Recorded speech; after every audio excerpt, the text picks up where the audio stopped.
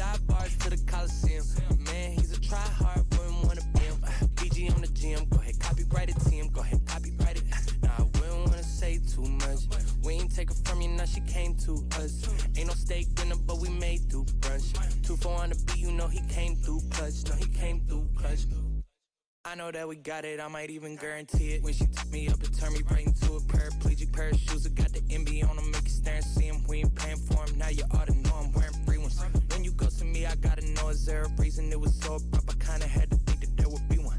Conversations out of state, they asking where are we from, I don't care about you. I got me a chick that's Caribbean.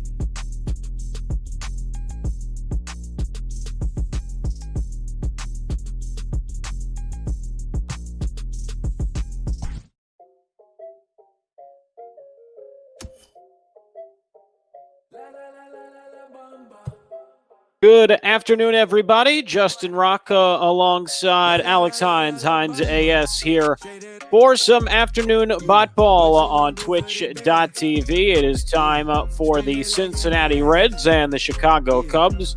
Game one of our abbreviated four-game schedule today. Justin Rock here with you. Joined alongside, as I said, Alex Hines AS. How you doing today, Alex? Good. Tired, have a coffee next to me, so hopefully that'll do something. But yeah, I'm eager to see if the Cubs can finally get right in the right direction before they head off to Toronto for the weekend series.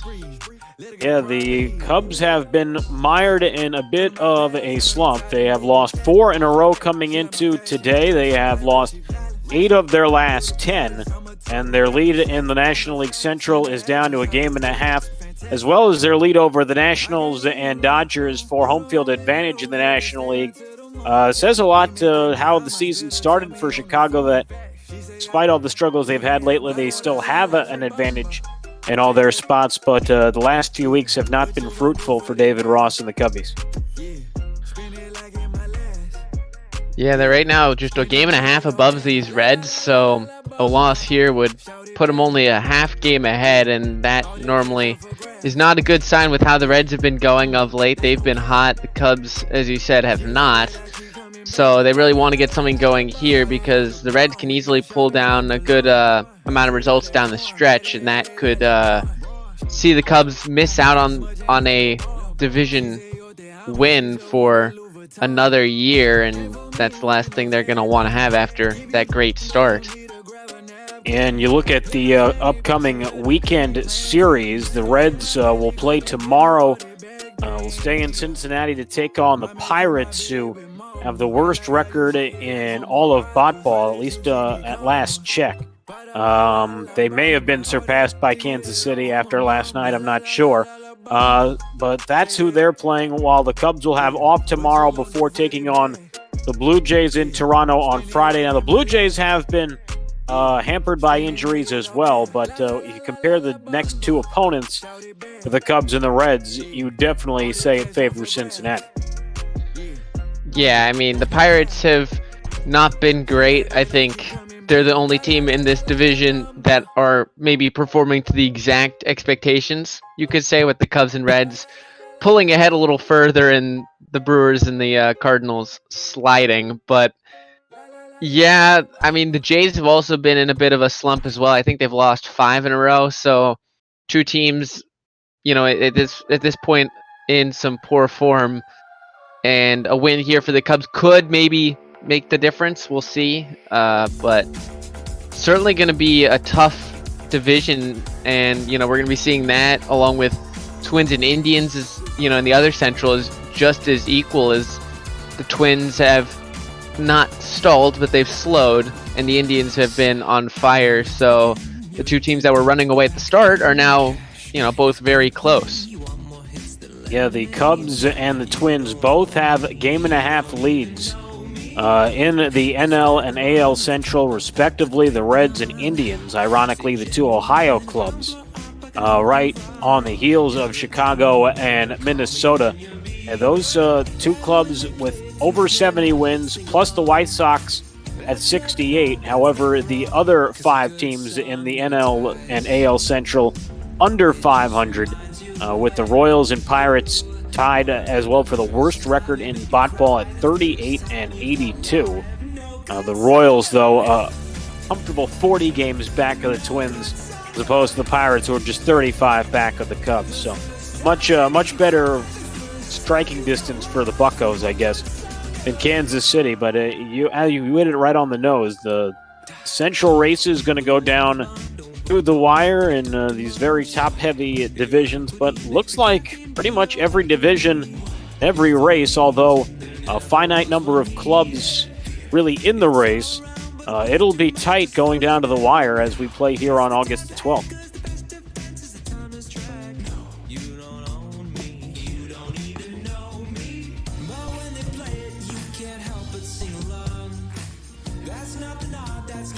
Just about ready for some baseball here on Twitch.tv. About ready to take you out to Cincinnati, Ohio, as the Reds and the Cubs play the second and final game of this brief 2-game midweek series. The Cubs, as you mentioned, losers of 4 in a row. Reds have won 5 straight coming into the day. A game and a half back of the Cubs in the National League Central.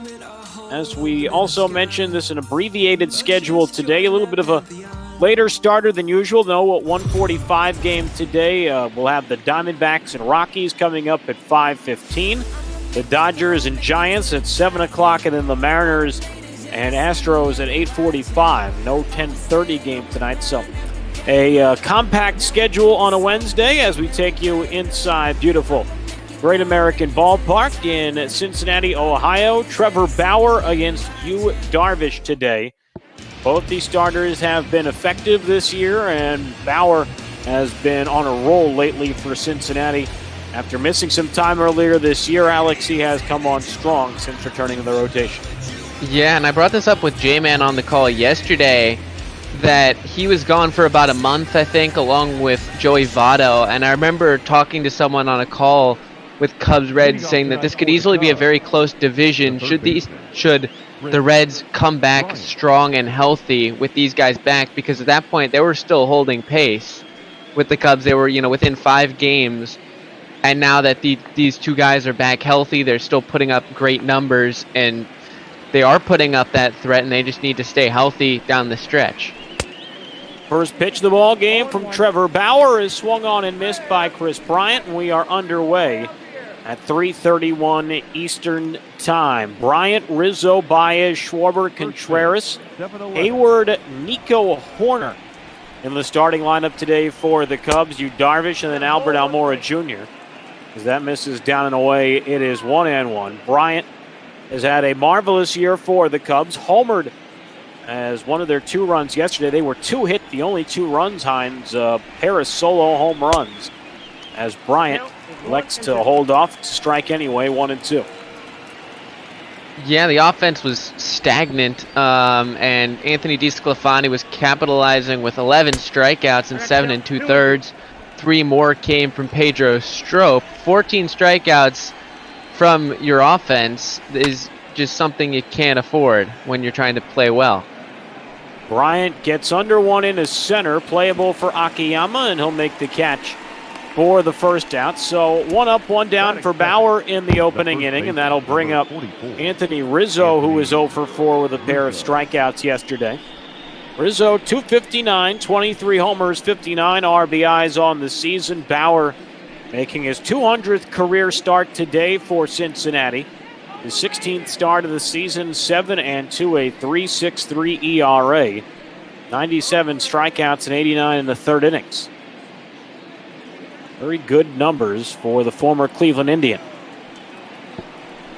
As the first pitch from Bauer to Rizzo is in at the knees for a strike. It is 0-1. Bauer, guy who the Reds acquired last year from Cleveland, 6'1", 205, just 29 years old, from Houston, Texas. The 0-1 is high, 1 ball and 1 strike. Bauer coming over last year in that 3-team deal with the Indians and the Padres and the Reds, as there's a strike 1 and 2. It's an interesting caveat when you go back and look at that trade prior to last year between the Reds and the Dodgers, that on the surface seems really lopsided in favor of LA now, as that's outside 2-2. The Dodgers got Josiah Gray, who's now a top 100 prospect, who subsequently traded to Kansas City in the Botball universe, as this grounded to shallow right. Senzel makes the play for the out, so 2 away now in the first. They got Gray and Jeter Downs, who the Dodgers then flipped in real life to the Red Sox for Mookie Betts. In exchange for Yasiel Puig, Alex Wood, Matt Kemp, and Kyle Farmer. But the Reds did flip Yasiel Puig in that deal to get Trevor Bauer. So in theory, that trade with the Dodgers did end up netting them Bauer. So you really look at it in all that context, Hines, not quite as lopsided as you originally thought, although the Dodgers do end up with Mookie Betts at the end of it.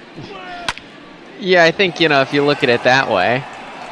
This is a fly ball in a deep left field and off the fence. Castellanos able to field and fire back in, but Baez in with a 2-out double. Well, it's nice to see the Cubs getting some offense that might not be a homer. And with the wind blowing out to center field, if I remember correctly, we might be seeing more of these. And just quickly, to finish up your point about that trade, I believe they also got Kyle Farmer, who's been a decent, backup player. So, and then it was Matt Kemp, and I forgot who the other player was that you mentioned. Yasiel Puig, or no, Alex Wood. Alex Wood. And Alex Wood, I believe he went back to the Dodgers in real life, if I'm not mistaken. So he turns out to be a little bit of a dud in that sense, but I think it's certainly not a bad trade for the Reds. I wouldn't say they won it, but they certainly didn't lose it either. If anyone did, it was probably the Indians losing Trevor Bauer for Puig. Well, that was the other interesting caveat in that trade. The Indians ended up with the most pieces of that deal. They were not anticipating signing Bauer long term, as he is a free agent at the end of this season. Cubs have a man at second and 2 out here in the top of the first. The 1-1 pitch is fouled off.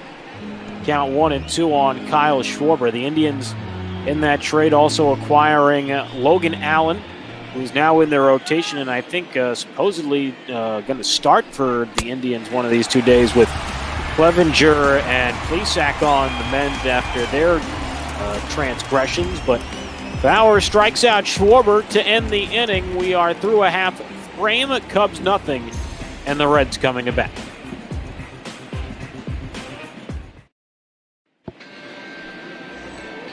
Yu Darvish on the mound for the Cubs this afternoon. Darvish has had a pretty solid season for the Cubbies, 7-7, a ERA just a tick under 4 at 3.99, and good strikeout to walk numbers in his, I guess now third full season with Chicago.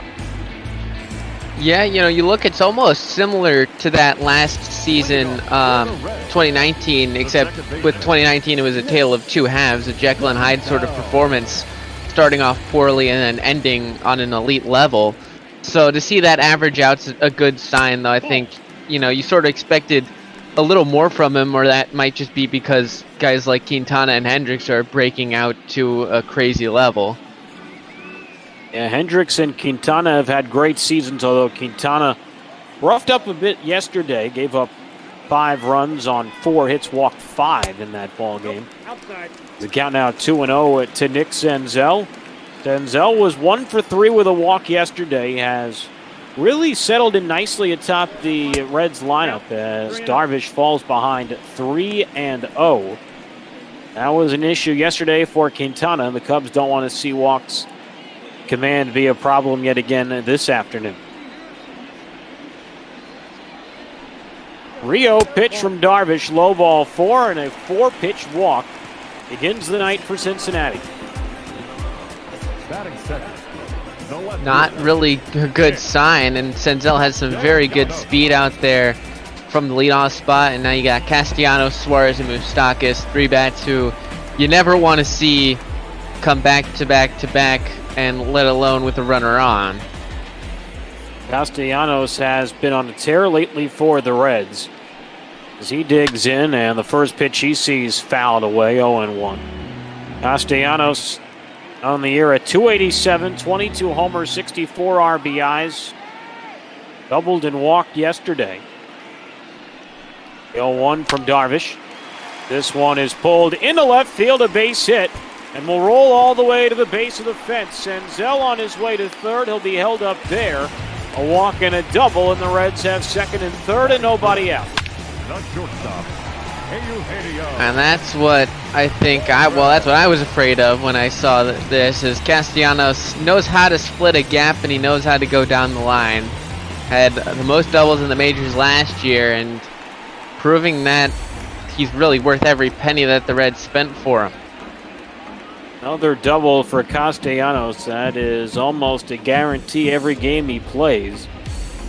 Castellanos now with doubles in consecutive games. The 2 games prior to that had homered in consecutive games. So he loves his extra base hits.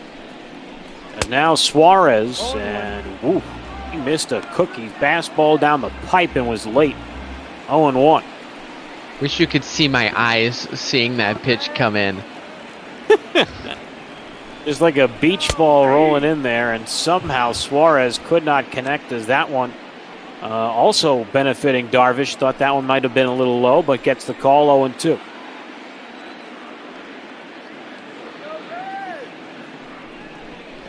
Righty offers, and Suarez pops it up into shallow right. Doesn't look like Senzel is going to tag with Hayward's arm, and they will hold the runners right there. So good job by Darvish to get Suarez on a lazy fly ball to shallow right field. It's a bit of surprise yesterday to see Suarez not hit against the Cubs, because he has done very well against them in the past and in this season as well. So that's definitely a big out, but now you still have to get Moustakas, and then after him it's Winker, he's been great. Jesse Winker has been hotter than the sun. Darvish would much prefer to face him with 2 outs as opposed to 1. As Moustakas takes low, and if Darvish isn't careful, he might have to face him with the bases loaded.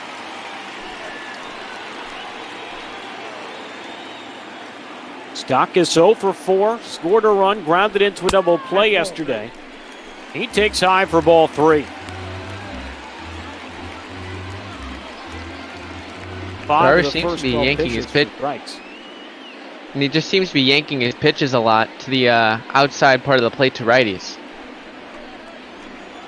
You try and hone in those mechanics of his pitching. But he gets a strike there to Moustakas up in the zone. It's now 3-1. Looks to be a pitcher's zone through the first couple batters here tonight.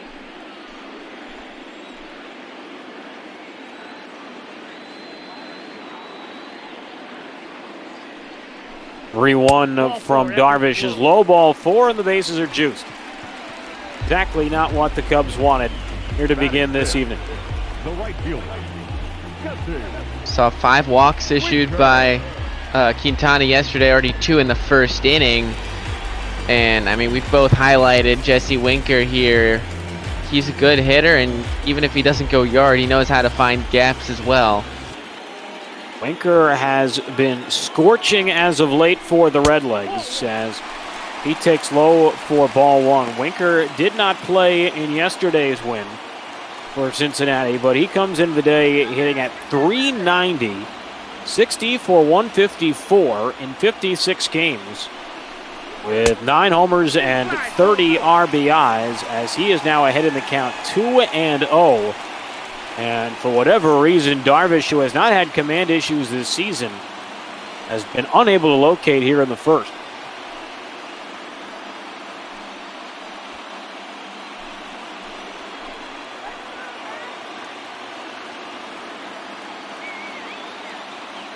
Comes the 2-0 offering from Darvish, and Winker decides to hack.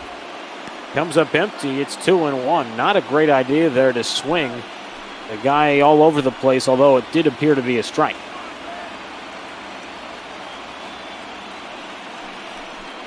(2-1). And Winker taking all the way, looks at strike 2. I think that's the pitch you'd be trying to, get there on a 2-1 pitch. You get a hard stuff up in the zone. Winker trying to hold up on the 2-2 and able to do so successfully. Tough break for the Cubs. But now the count full 3-2. Full count. 1 out. The pitch to Winker. Swung on and belted out into right field. Hayward going back, leaps, and it's over his head and off the wall. 1 run is in. Here comes Castellanos to the plate. The throw from Horner not in time. It's a 2-run double for Jesse Winker. He continues to mash, and the Reds take a 2-0 lead here in the first. And when bases loaded, 3-2 count against a good hitter like Winker, it's a lose-lose situation. You don't throw it in the zone, you're probably going to walk him, and if you throw it right there over the plate trying to get a strike, you're not going to sneak it by him, and now the Cubs are going to have to find the offense that hasn't really been there of late. Hayward looked like he had a decent beat on that ball, but was unable to come up with the catch. And the Reds almost unable to get any runs on that play with the log jam they had on the bases as Votto swings first pitch and pops it up. Almost barely in the infield. It's caught there by Baez. That's a very rare thing you see from Votto. A pop-up on the first pitch, no less. Talking to David Bell about it, looks like, because he doesn't do that often. What was it? Was it like foul pops that he hasn't done in years or something, where he just hasn't fouled out or something? Yeah, he hadn't popped up to first base or foul ground or something of that nature in his entire career prior to last year. One fouled away, 0-1, and there was a game I did, one of my earliest games I did here was a Dodgers-Reds game, and the person that was able to get Votto to pop up was Pedro Baez, and we were wondering if we were going to be able to see a Votto-Baez rematch and see if he could do it again, as Akiyama does exactly what we were talking about, a pop-up to first base, and Rizzo makes the play to end the inning, but Cincinnati scores 2 runs in the frame on the strength of 2 hits and 2 men left on base after 1, 2-0 Cincinnati.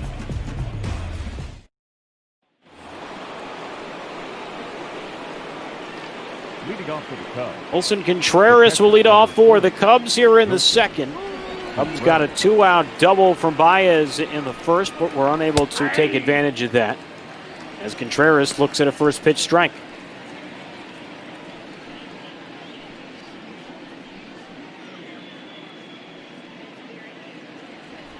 Contreras 0 for 3 yesterday with a strikeout, hitting .291. 17 homers, 48 RBIs as Bauer snaps off a breaking ball. It's 0-2.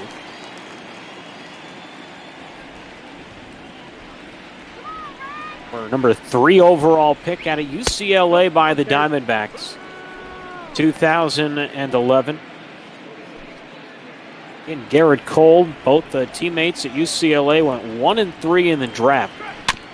Only the second time that it ever happened. Is that one a ground ball up the first base line, and Bauer a nice defensive play to get Contreras, who can run pretty well for a catcher. 1 out.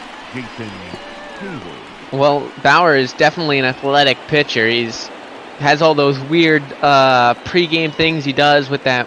I don't even know what to call it. The thing he just like shakes in his hand, and that whole crow hop pitching from the mound that he does. Certainly a great athlete.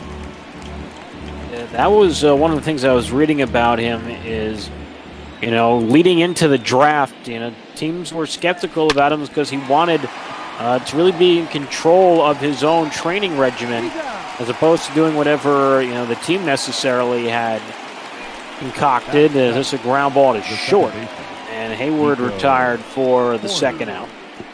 And I'll bring up Nico Horner, who was placed into the starting lineup for the Cubs earlier today. Horner 5 for 17 in 6 major league games this year, a homer and 5 RBIs as he was unable to hold up there. A strike, it is 0-1. Horner did not play yesterday, did pinch hit over the weekend. On Sunday was 0 for 1. 0 for 1 with a strikeout on Saturday, and did not play, I believe, in the game on Friday. Is the count now 1-1. But with Ian Happ struggling, Hines making the decision to bench him and put in the rookie Horner. Yeah, and unfortunate for Ian Happ on his birthday, but I guess he gets his birthday off. Normally, in most lines of work, that's a positive. I'm sure for him, he'd rather be playing, but over his last 14 or 15 says it all, really. As Horner late on that pitch, the count now even, 2 balls and 2 strikes. Yeah, Happ last night 0 for 3 with a strikeout. He was 0 for 4 with 2 Ks on Sunday, 0 for 4 with 3 Ks on Saturday, and 0 for 4 with 2 more strikeouts and an error in the field on Friday. So if for any other reason, just to give him a day off to clear his mind mentally, as Horner is able to run the count full.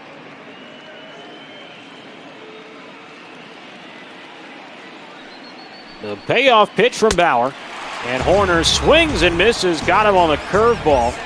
Totally fooled the rookie, and the side is retired. Bauer retires the Cubs in order after 1.5, 2-0, Redlegs.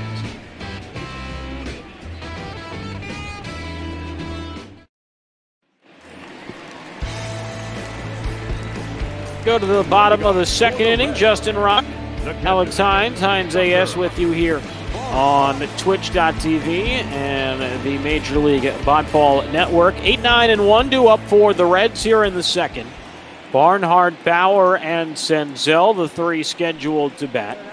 As the catcher Barnhart takes low, ball 1. Barnhart did not play yesterday, hitting at .241, 9 homers, 27 RBIs. Swinging a good bat as of late. A swing and a miss, it's 1-1. We've got 2 serviceable catchers, which is, something you love to have if you're David Bell or any manager. Him and Casale sort of platoon against righties and lefties, and, well, they're both doing very well. And right on cue, Tucker Barnhart able to drive one out to deep right field, and all they can do is turn and watch that one sail into the Cincinnati skyline. Way back there, Barnhart with his 10th home run of the year, and the Reds take a 3-0 lead here in the second.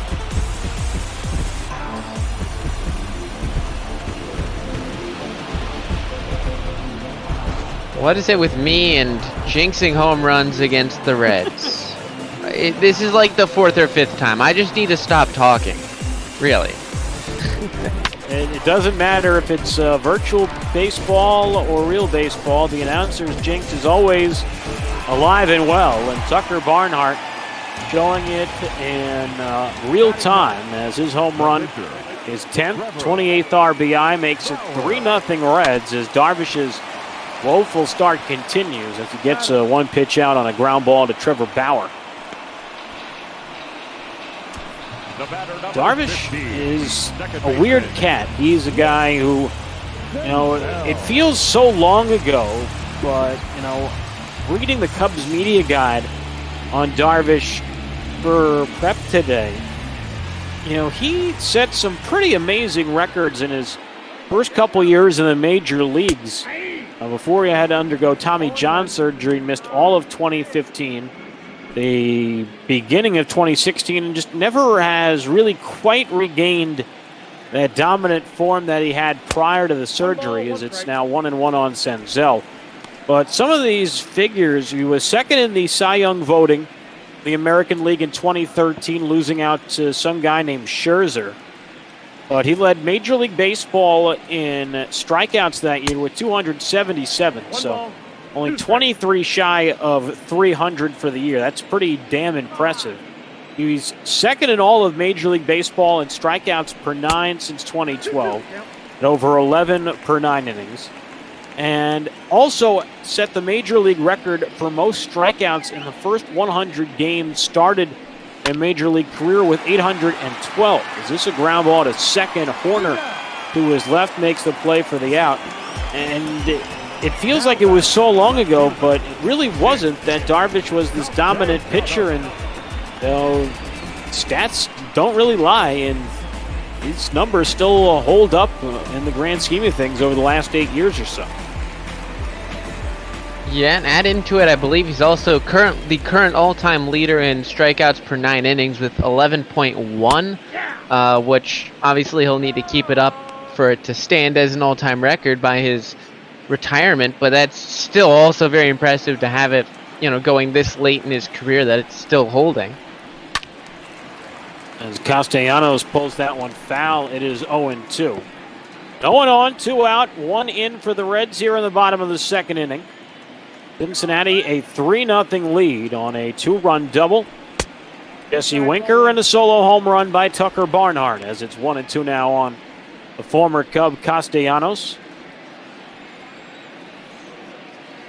Chicago electing to roll the dice with their guys, Schwarber, Happ, Almora, Jason Hayward in their outfield this year, as opposed to trying to re-signing Castellanos, who they traded for at the deadline last year from Detroit, as they'll stay alive at 1-2.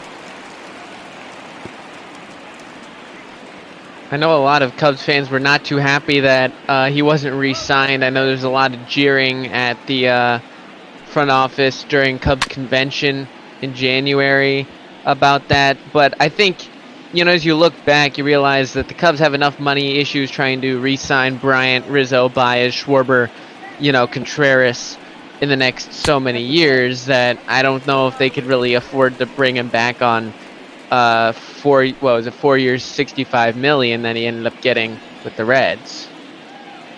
I have to go and double check what the ultimate financials were for Castellanos, as he's able to run the count full at 3-2. Darvish already up over 40 pitches now we play here in the second inning.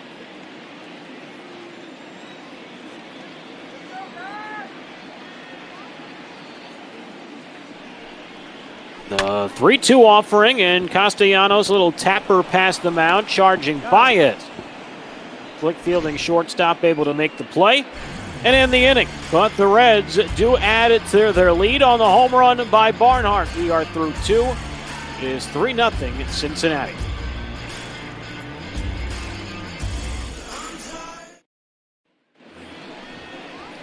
By the way, you were correct. 4 years, $64 million. That deal for Castellanos with Cincinnati back on January the 27th. as HOU Darvish steps in to bat and lead off here in the top of the third. And he takes a strike. It is 0-1. Darvish at the plate this year, 4 for 45. Resounding 4 for 45. 2 RBIs and 2 walks.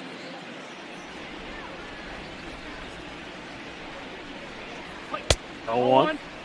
0-1 low, 1 ball and 1 strike. It's 1 low now, 2-1. Mentioned this an abbreviated schedule today. Coming up next, we'll have the Diamondbacks and the Rockies. That one slated to get underway at about 5:15 Eastern Time. Herman Marquez for the Rockies, Madison Bumgarner for Arizona. Jake Dean and Adam Gotkin will take over after we are completed, as Darvish can't connect 2-2. At 7 o'clock, it'll be the Dodgers and the Giants. Interesting game to watch, as that has implications on the two teams in this game, as Darvish strikes out to begin the third. Strikeout for Bauer. The Andrew Heaney for the Dodgers. Tyler Beede for the Giants. Cookie Eater. And Special Effects will have the play-by-play for that one. And then the last game will be at 8:45, not 10:30. Mariners and Astros. Boris Whitley against Marco Gonzalez. Brother Beard, Jordan Smith will have the play-by-play there. As the count now 1-0 on Albert Almora Jr. But that Dodgers-Giants game, Rockies-Diamondbacks too, also will have some impact on both the Cubs and the Reds, as the Diamondbacks and Dodgers jostling playoff positioning. These two clubs. I got 3-0. Sort of unfortunate that there are only 5 wild card spots for, well, 5 playoff spots, I mean, for 6 really good teams. One of those teams, probably between the Reds, Braves, and Diamondbacks right now for that wild card, someone's going to have to miss out. And it's unfortunate because they're all really good teams and they've all really proved themselves this year. 3-1 pitch is swung on and missed. It's full 3-2. And who knows, maybe it'll be one of the current division leaders that will drop out, although the Diamondbacks had led the NL West for a large chunk of the first half of the season before being usurped by LA, as Bauer rears back and uncorks his 3rd straight punch-out. And Almora down on strikes for the second out of the 3rd. Well, the Cubs were trying to avoid this again with that 14 strikeouts that they had at the plate yesterday, and already 4 through 2 2/3. It's not nearly as bad, but it's certainly not any better. Well, this is a sign of improvement, although the result isn't, as Bryant puts it in play. Flies out to center to end the inning. 1-2-3 go the Cubs. We go to the bottom of the 3rd. Reds up a field goal.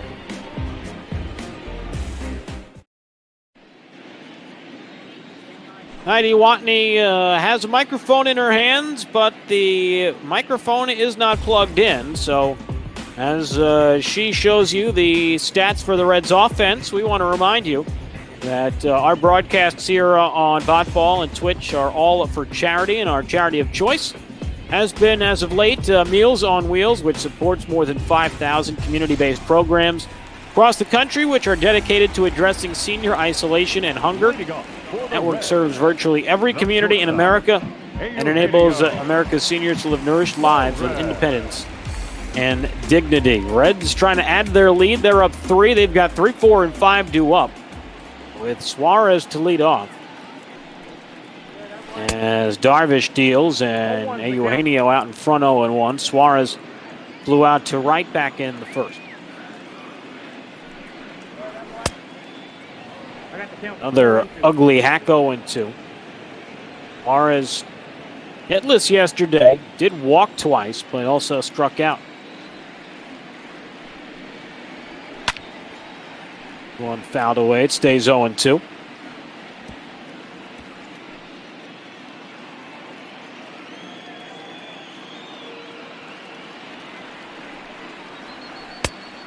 There's a breaking ball outside now. 1 ball and 2 strikes. Darvish, 6'5", 216 pounds, 33 years old, from Kobe City, Japan. Signed with the Cubs back in February of 2018, a 6-year deal that has him under contract through the 2023 season as he is able to strike out Suarez there. First punch out for Darvish, and maybe not a sign of better innings ahead for the right. Hopefully that can be the case. He's a strikeout pitcher, and when he doesn't get strikeouts, we see outings like we've seen from the first 2 1/3. So if he can get the strikeout pitch working, utilize all, whatever, 11 or so of pitches he has at his disposal. Yeah, the game only limits you to 5. Cutter, 4-seam slider, 2-seam, 12-6 curve. But the real Yu Darvish has much more than 5 in his bag of tricks. That makes it uncomfortable at bat for a hitter when you don't know quite exactly what he's going to throw next. 2-0 inside, and he falls behind Moustakas 3-0. Mark Moustakas on 5 pitches back in the first inning, too.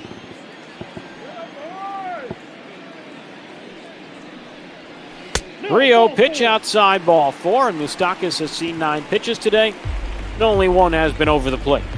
Up next from Cincinnati, the right fielder. At 50 pitches now through 2 2/3, that's not a good average if you're trying to get some longevity out of Yu Darvish. So we'll probably be seeing someone like Alec Mills or Edward Alzolay coming in around the 5th, I would assume, unless Yu Darvish can really turn some things around here. I have to imagine it'd be Alec Mills after Alzolay through an inning and 2/3 of relief yesterday, but that hasn't stopped hot ball managers in the past. As Jesse Winker digs in, and he swings and grounds one fair down the third base line. Cutting it off there is Schwarber. Winker 2 for 2. He has a 2-run double and now a single.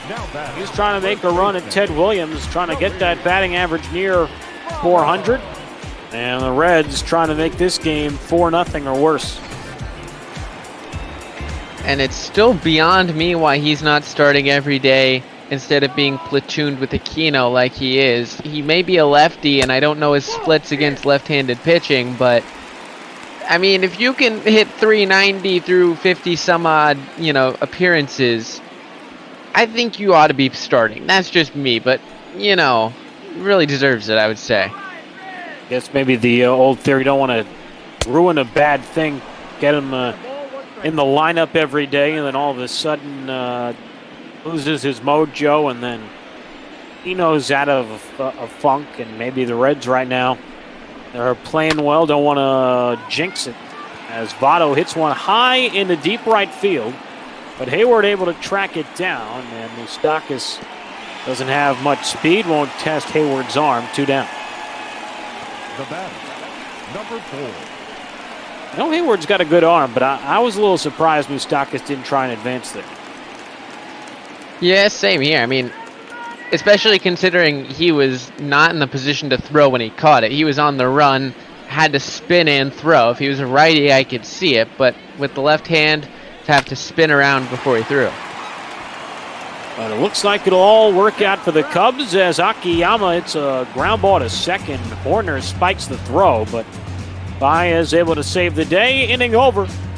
Cubs strand a pair on the bases after 3-0 Reds. Leading off for the Cubs, the first baseman, Anthony Rizzo.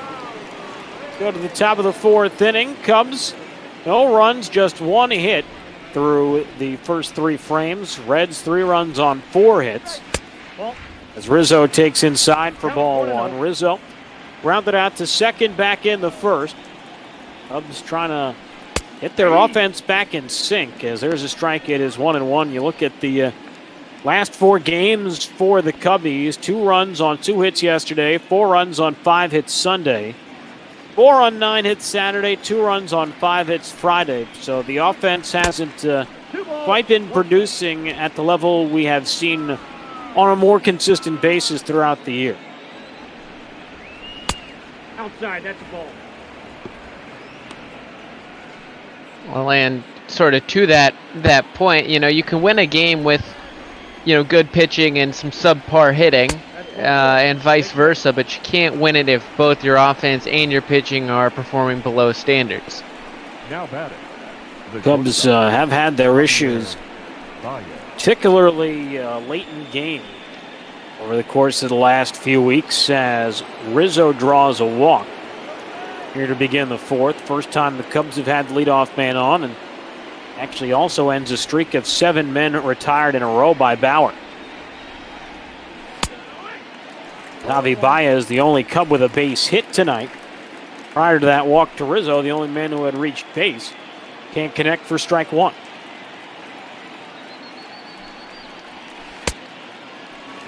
Now a wild swing and a miss at a slider 0-2. Not sure what Baez was looking for there.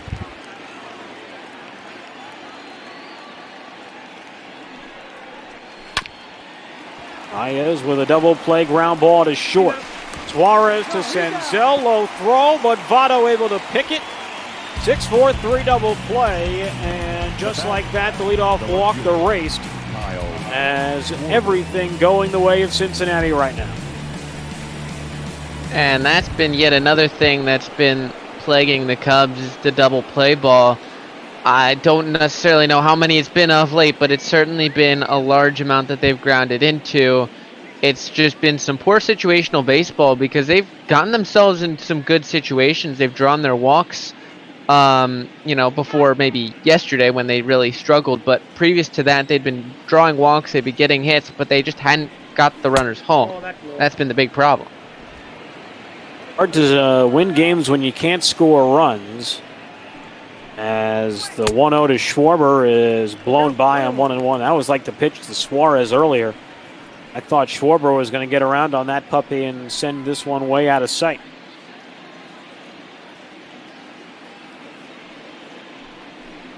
One from Bauer, and Schwarbs takes up and away 2-1. Righty comes home, and a swing and a miss there. Count now 2-2. Schwarber, an all-star this year for the Cubs. During the day, top 5 of the National League in walks, homers, and WAR. 2-2. And Schwarber swings and hits one high in the air, deep to right field, and all Winker can do is turn and watch that one sail high up into the right field seats. Number 34 on the year for Schwarber, 471 according to StatCast. And the Cubs are on the board. It's 3-1.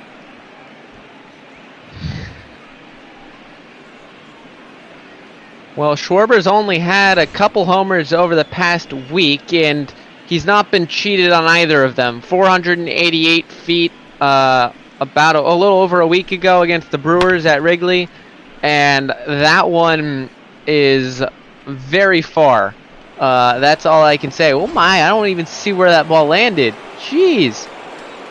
Like he got about halfway up seats in right field out there at Great American Ballpark, as Wilson Contreras takes a strike 0-1. I've seen one home run leave that ballpark altogether, and it was a shot, I think it was by Adam Dunn, to dead center back in the beginning days there in Cincinnati. But Schwarber, who has hit one out to right and out of the ballpark in Pittsburgh and in Chicago as well, trying to add another NL Central ballpark to his list. And if you had to ask me who's the one guy you knew that hit one out of Great American, I think Adam Dunn is certainly going to be the first guess by a lot of people, at least. He's, he hit some long ones, that's for sure. Yeah, he was not known for cheap home runs. When he got him, he hit him deep, and that was exactly what Schwarber did there, as Bauer able to bounce back and strike out Contreras to end the inning. But the Cubs get on the board here in the fourth, thanks to Kyle Schwarber, trying to send it back out to his hometown of Middletown, Ohio. Go to the bottom of the fourth, 3-1 Cincinnati. That has been one thing with Schwarber throughout his career. When he gets to go home to his home state of Ohio, doesn't matter if it's Cleveland or Cincinnati, he seems to always perform at a high level in those locations. Well, yeah, obviously the 2016 World Series is a good example, and that's coming off of not playing in the regular season since like the 5th game of the season.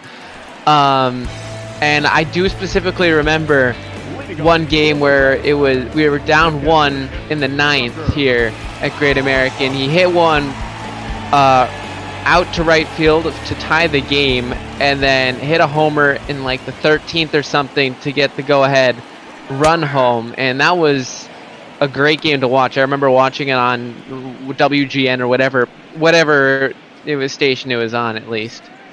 And I want to say that was shortly after he got called up to the big leagues as well, because I worked with him that year in 2015 with the Tennessee Smokies when he was a catcher. He was coming up as a catching prospect.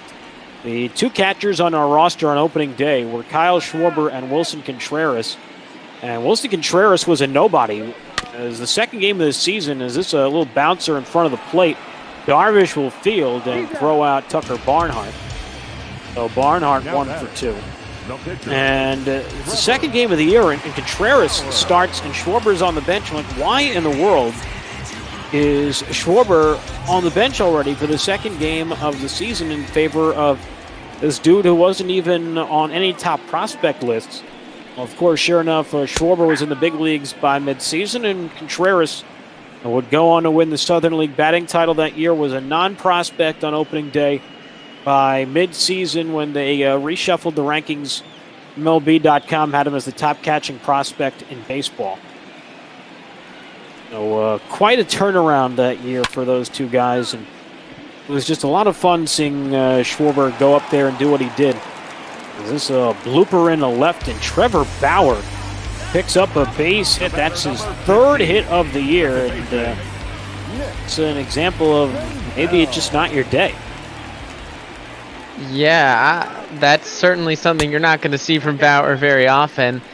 And just another weird thing I thought of with that was I remember when Trevor Bauer was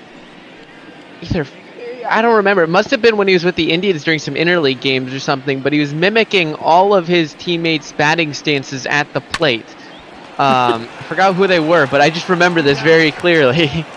Yeah, I do vividly remember that moment as Senzel promptly grounds into a 3-6-3 double play. We are through 4 in Cincinnati. The Reds lead it by 2.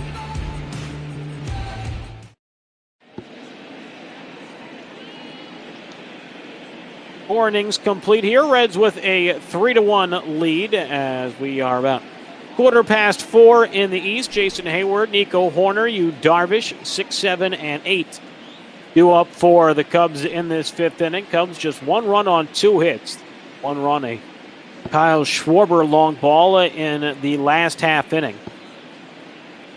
Talking about Trevor Bauer and his lack of offensive skills. That was just the 7th hit of his career and 73 at-bats.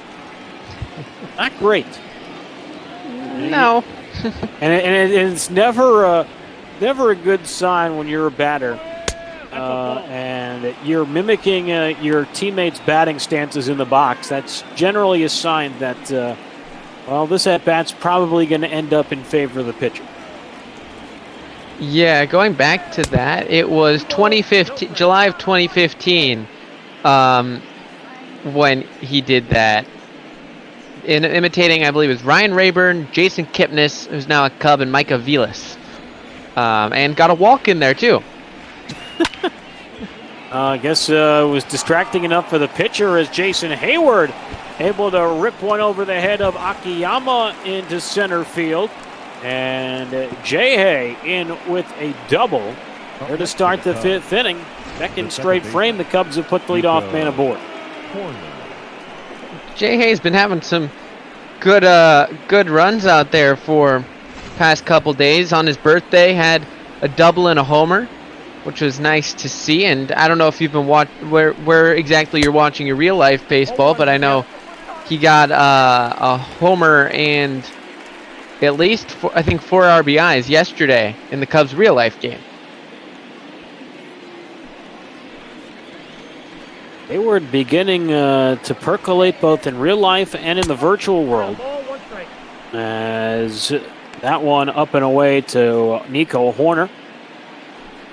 It is now 1 ball and 1 strike. Horner struck out his first time up in the second. And this one comes inside and hits him. On a slider, and it just backed up on him and caught Horner on the thigh. Sets up a double play, but if I'm the Cubs, I'd have to imagine Yu Darvish going to sacrifice here. Yeah, and of all the pitchers, Yu Darvish has been the one that struggled a bit with the bunt this ball season. So if you're David Ross, you got to hope he doesn't pop it up or bunt into a double play. That if you don't do that, that's a good sign. And the latter definitely a possibility as Bauer. This is inside 1-0. Bauer has all of a sudden begun to fumble with the strike zone a little bit here in the 5th inning.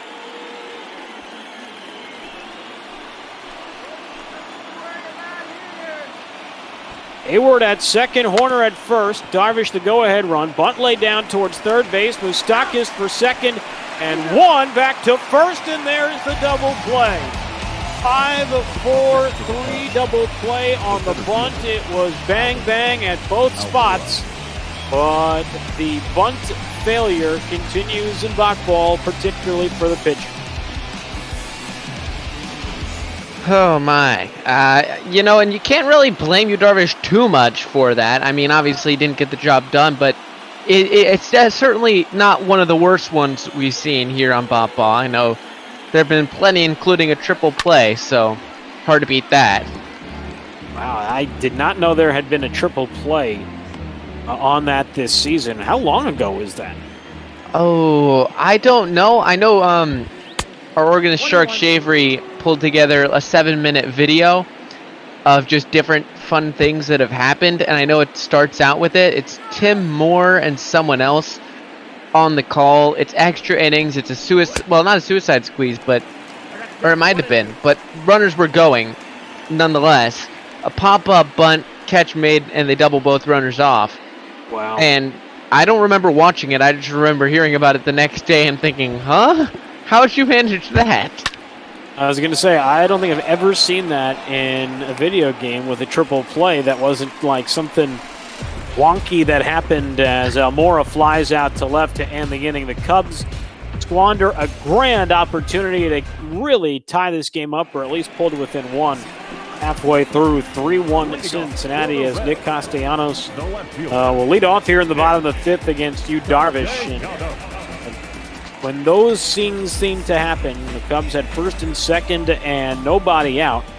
A bunt double play and then a fly out. It does always seem to bite you in the rear end rather quickly, so we'll see if the Reds are able to scratch anything across against you here in the bottom half of the 5th.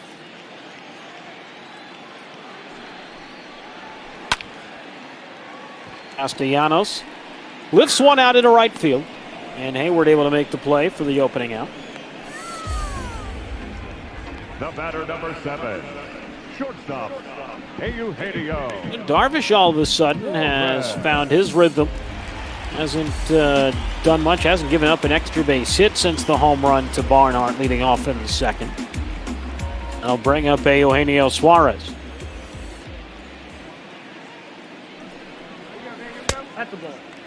One down and away. 1 ball and no strikes. Darvish, 4-time All-Star. All with the Texas Rangers, the 1-0. And unable to hold up his Suarez there. It's 1-1. Read about him, was on that 09 World Baseball Classic winning team for Team Japan.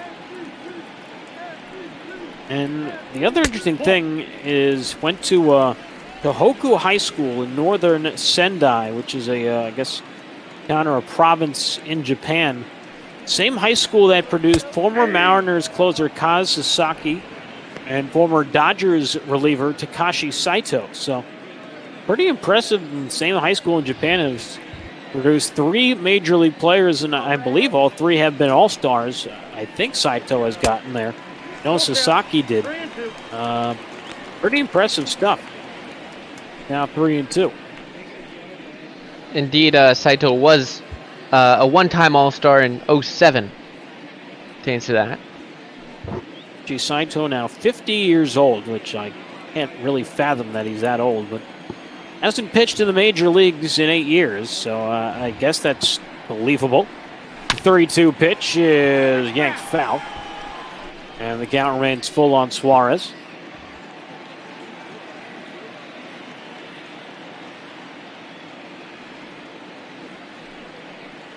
Another payoff pitch, and he lays off. Suarez draws his third walk of the series. He's on with 1 out here in the bottom of the 5th inning. Gotta respect the power and skill that you get from Suarez, even though he has been scuffling, and now maybe Moustakas will actually record an official at bat.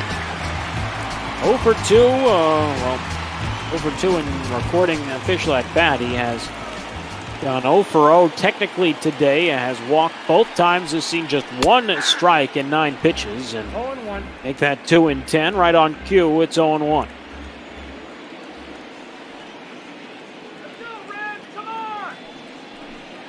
The 0-1 pitch. Inside, ball 1. High and inside, 1-1.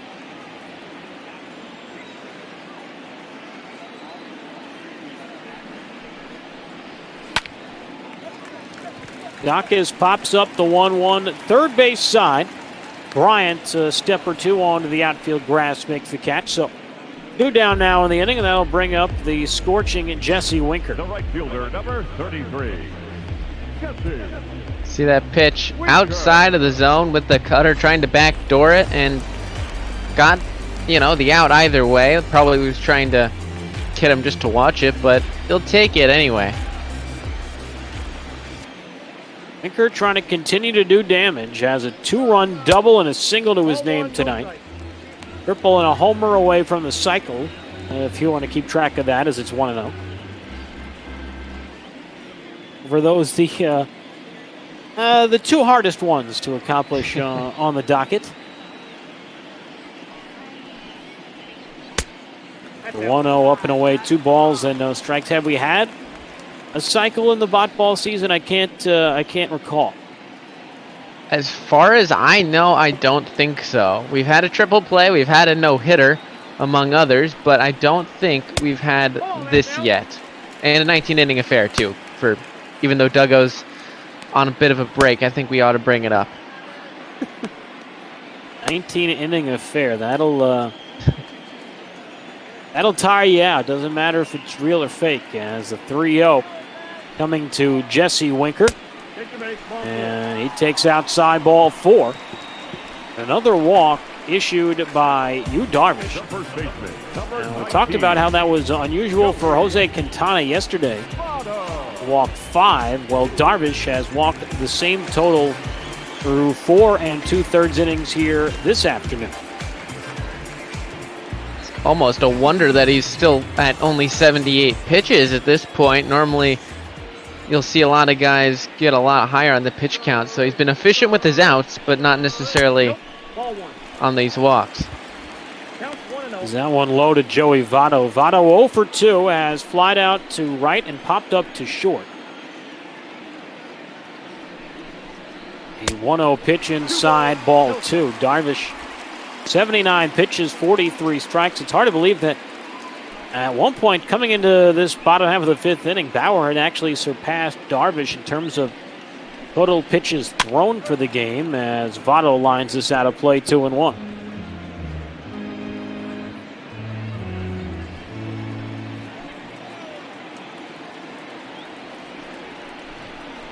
Two-one delivery inside for ball 3, and now Darvish in danger of walking the bases loaded with Akiyama on deck.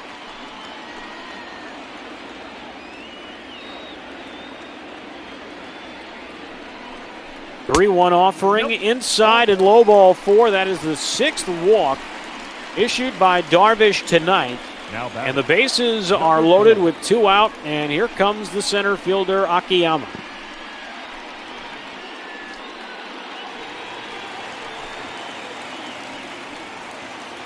Can't say I'm totally surprised here, as David Ross will come out of the dugout and take the ball from Darvish. Darvish has walked him loaded here in the 5th, and it will be a new arm in to face Akiyama to see who Ross brings in, and sure enough, it's a long man. It's Alec Mills. Number 30, Alec. Well, Mills has been good in his time out of the long relief role, so that's something good to see. One of the more trustworthy arms. He did blow the game on Sunday, giving up the walk-off homer to Justin Smoke, a wall scraper to the other side. That certainly is not where you expect Justin Smoke to hit them. Normally you expect him, you know, around the foul pole, around 450 feet. Akiyama 0 for 2 tonight, has flied out and grounded into a fielder's choice as Mills snaps off a good bender and gets ahead of Akiyama 0-1. Mills 8-5 in 52 relief appearances, 2.78 ERA, 82 base runners, and 71 in the 3rd innings. The 0-1, and another good breaking ball has him ahead 0-2. Wouldn't be too surprised to see him go back to it if it's been this effective. Might as well go with that. You got plenty of pitches to work with. Well, 3. Juarez at 3rd, Winker at 2nd, Votto at 1st. The 0-2 pitch. Struck him out swinging. Blew him away with the high cheese, and Mills comes out of the bullpen. He strands the bases loaded. The Reds have left 7 through 5. They hold a 3-1 lead. Leading off for the Cubs. Top of the lineup due up for the Cubs here in the top of the 6th inning. Bryant, Rizzo, and Baez. And what a job done there by Alec Mills to get out of a very delicate situation there in the 5th. And, I mean, to do it on 3 pitches, I held my breath there, I will admit, on that fastball, because that one did look a little more hittable than some. Bryant swings at the first pitch and flies out to left. The first baseman, number 40. One down now here in the top of the 6th inning, and that'll bring up Anthony Rizzo as we take a look at the Reds Road to the Show report. AAA Louisville defeating the Syracuse Mets 4-1 yesterday. Josh Van Meter has played very well. Could get some time at the big league level. And then AA Chattanooga. And my boy Stuart Fairchild played with us in the Daytona Tortugas last year. Finished last year with AA Chattanooga. And playing well for the Lookies as of late.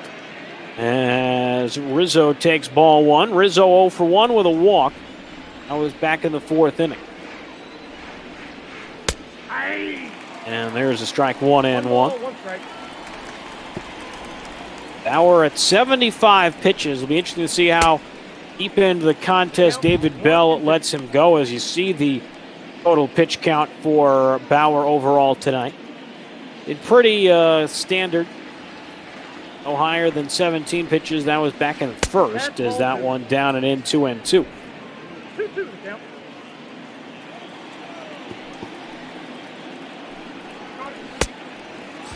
And Rizzo can't catch up to the high fastball.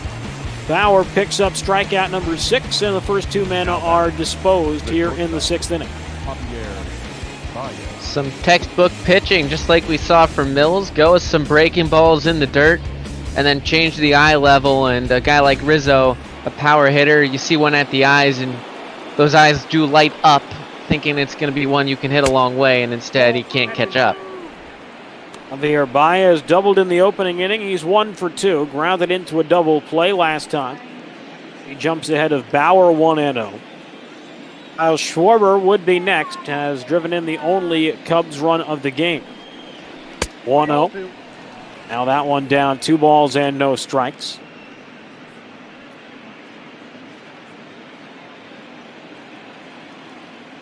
The interesting thing about Trevor Bauer and the Reds is Bauer, we mentioned his propensity for his own workout routine and the long tossing and the use of those cylindrical rods that he uses to warm up and get himself prepared before and during each start as the 2-1. Has fouled off in the box 2-2, but early in his career, he was training at the Texas Baseball Ranch And there was a seminar given by a guy by the name of Kyle Body, who worked at a place called Driveline. The name is more familiar now as the count now full to Baez 3-2. Well, of course, the Reds traded for Bauer last July. But this offseason, they actually hired Kyle Body as their new director of pitching initiatives and their team pitching coordinator. And Bauer was Driveline's first major league client, so could end up being a long-term marriage between Bauer, Body, and the Reds as he strikes out Baez, looking to end the 6th. He's punched out 7, leading 3-1. Leading off for the Reds, the catcher, Tucker. 8-9-1 due up for the Reds here in the bottom of the 6th inning against Alec Mills, Barnhart, Bauer, and Senzel. And it'll be interesting to see what David Bell does with the on-deck circle. And will he send Bauer up to hit for himself, or will he bring up a pinch hitter? Bauer at 84 pitches through 6 innings.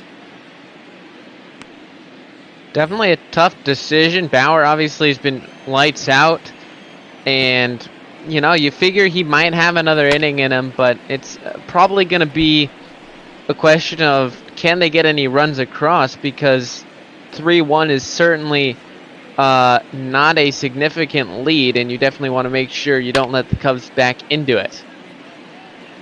This one fouled out of play 1-2, and that was the thing. When I was watching the Yankee game last night. I had the 10:30 game, so I was able to catch most of that game before it concluded. But Aaron Boone pulled Aaron Judge in the bottom of the 6th inning. He sent up Mike Talkman to pinch hit for him. A 5-run game as Barnhart lines a single in the center. He's 2 for 3 now. Now makes the decision with Bauer a little more interesting. It can send him up and bunt Barnhart into scoring position here with a 2-run game. But took him out of the game. They said there was, it was just to give him some rest. The Yankees ended up holding on to win by 3. It was an interesting decision made there to take him out of the game, and apparently has some tightness in his leg as Bauer lays down a bunt for 1, back to first, double play. So, well, we saw the Cubs a few moments ago bunt into a double play with their pitcher, and the Reds immediately return the favor in the next inning. See the highlight on Alec Mills here is he does a great job to cover first base, and I mean, Rizzo has always been known for that bunt defense ever since he started doing the thing where he stands up, in line with the pitcher's mound, only 50, 60 feet away from the batter and just charges like crazy. Now Rizzo, I love the way Rizzo plays defense on bunts. It is right out of the, you watch old footage of Keith Hernandez playing first base with the Cardinals and the Mets. That is right out of Anthony Rizzo's playbook. And I'm sure a lot of that came from watching Keith as a kid growing up, and highlights of that nature. As that one high, 2-1. But Rizzo, a tremendously talented defensive first baseman, and I love his bunt defense. And some of my favorite moments the 2 summers I worked in the Cubs organization were just watching him make plays at first base. And I'll never forget watching the moment and made that catch while standing on the tarp, leaning over the railing at Wrigley Field along the first base line. He is a great defensive first baseman. Yeah, and the fact that he did that twice. He did one on the tarp, once on the ledge, both against the Brewers, coincidentally. But, man, he's just so fun to watch on offense and defense. As Mills strikes out Senzel to end the inning, so the leadoff single does no harm as the bunt double play quells the rally. We go to the 7th, 3-1 Cincinnati. That was the funny thing with Rizzo, was that with those 2 plays, he did them in back-to-back years. Those 2 plays along the first base side at Wrigley, as Kyle Schwarber will lead off here in the top of the 7th. Justin Rock, Alex Hines, joined now by Shark Shavery, returning to the booth here on a Wednesday afternoon. How you doing, Shark? Oh, not too bad. How about yourself? Can't complain. can't complain here on a Wednesday afternoon. I think had some rain roll through here in New Jersey, but we are indoors, so we are all good. As you see, the Reds bullpen up and throwing. Rysel Iglesias, Lucas Sims. As Bauer stays on to start the 7th inning. 1-0 fouled away. 1 ball and 1 strike. It has been a closely contested game so far. Mostly pitching dominated. Cubs 1 run on 3 hits. They have left 2. Reds 3 runs, 6 hits. They have left 7 as it's now 1-2 on Schwarber. Shark, did you bring the offense with you? I could use some right now. I hope I brought the right kind of offense. It seems to come in the bottom of the 7th usually. Oh, no. And that doesn't do Hines any favors as Schwarber strikes out to begin the 7th. You see, Shark, both of us have a habit of having a lot of things go against us that we're, when we're good at it. I'm good at jinxing things, and you're good at bringing offense, but we can't seem to do it on the right team. I apparently need to show up to more home games for the teams I like, but the schedule seems to be funny like that. It does seem to end up working out that way. It's down now 0-1 on Wilson Contreras. I want high 1-1.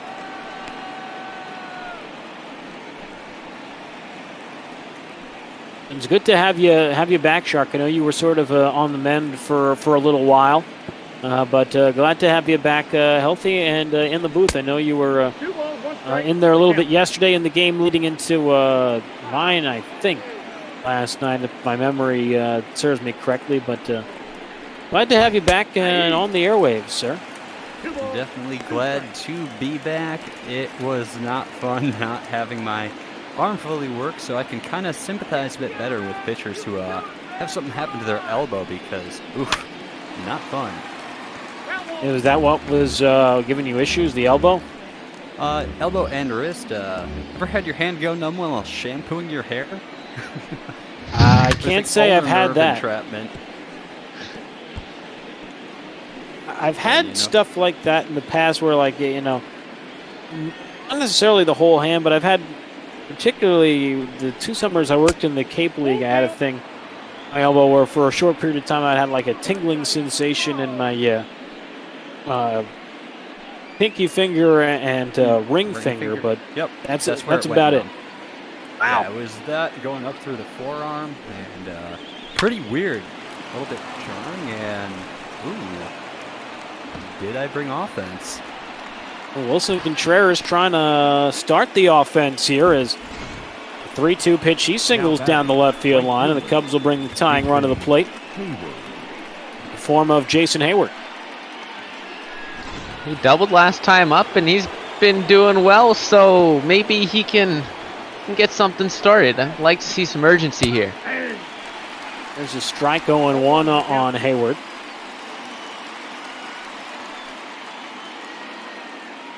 Trevor Bauer's creeping up there towards the century mark. Yeah, assuming this will be the last inning we see him. I'd have to imagine so, as the count 1-1, and depending, I guess, on what happens here, Hines, feel free to give your thoughts too. I'd have to imagine we may not see Bauer finish out this inning, depending on what happens. Yeah, it's very possible we don't. The Reds do have a capable bullpen. Runner going, the throw down by Barnhart, and they got him. Contreras caught stealing. What a little flat-footed going on the pitch there. Barnhart just able to get him on the tag there from Suarez. All right. I gotta assume that was a hit and run.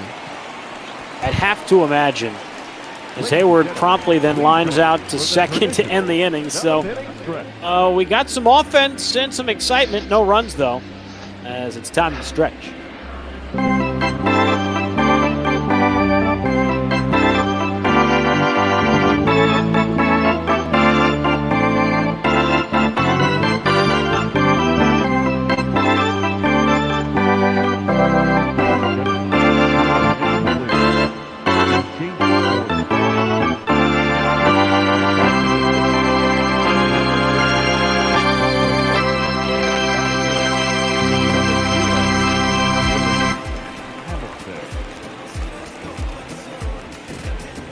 Wonderfully done. A fantastic rendition of Take Me Out to the Ball Game. Shark, thank you so much for that. We appreciate it.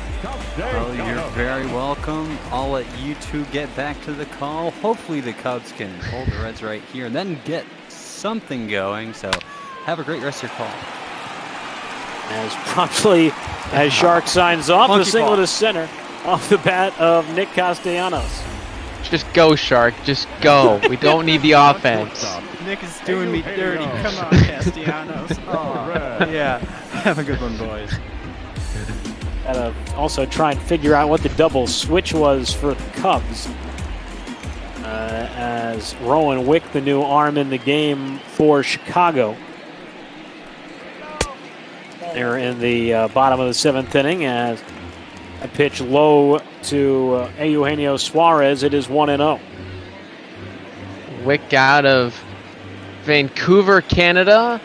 Got a good fastball coming in around 97 or so, and then a good curveball, but only downside being those are really his only 2 pitches. So if anybody can select one of them and drive them, that could be problematic. An ERA under 3.5 as this one grounded under the glove of Horner into right field for a base hit. I guess Hayward was the man who came out of the ball game there as a righty throws that back in from right field. My guess is that is David Beede out there in right, or maybe Cameron Maven, I'm not sure. Looks to me like potentially Billy Hamilton. I think. I know David Ross has done that a couple times, throwing him out in right. Is this a ground ball to second? Diving play by Horner to his left, and he starts a 4-6-3 double play. What a play by the former Stanford Cardinal. Now back, the right fielder. Woo!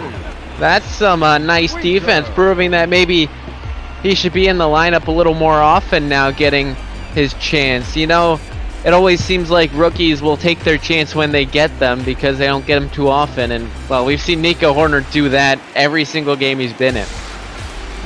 Done it in real life. He's done it in bot ball. Saw him thrive towards the end of last year as the Cubs tried to save their playoff push. As now Jesse Winker will be in charge of trying to get this run home from third base. Jesse has continued his impressive run average up to 397 with a 2-for-2 today. A 2-run double, a single, and a walk to his credit as Winker takes low, 4-1.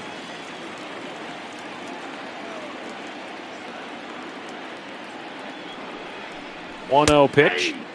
On the inside corner, a strike, 1-1. The final lines, the Cubs' arms today, Darvish 4 2/3 innings, 3 runs on 5 hits, all earned, 6 walks, just 1 strikeout in this ball game. As that side 2-1 now to Winker. Also gave up a home run, while Alec Mills out of the bullpen for the Cubbies this afternoon did a pretty decent job. Ending in a third, no runs, 1 hit, no walks, 2 Ks. And he's just been so consistent. I mean, it's always concerning when you have to go to the bullpen early and your guys don't get the job done. But if Mills can do that a little more often, you know, I can definitely see him making, well, in real life he already has made the rotation, but I could see him making a run in this virtual world if there was a season 2 for the rotation spot. As the count now goes full on Winker, 3-2. Joey Votto in the on-deck circle for Cincinnati. Payoff pitch, and Winker takes outside. He is on base for the 4th time tonight, and they are runners on the corners for Votto. Good pitch, just a little bit outside. And honestly, I don't know whether I should say that that's a good or a bad thing because, you know, given how he's been swinging the bat, it might actually be a better thing that you just walk him with Votto up, but I don't know. I have a habit of having to eat my words when I say things like that. Votto has been hitless tonight. 0 for 2, couple of pop-ups and a walk as he takes a strike, 0-1.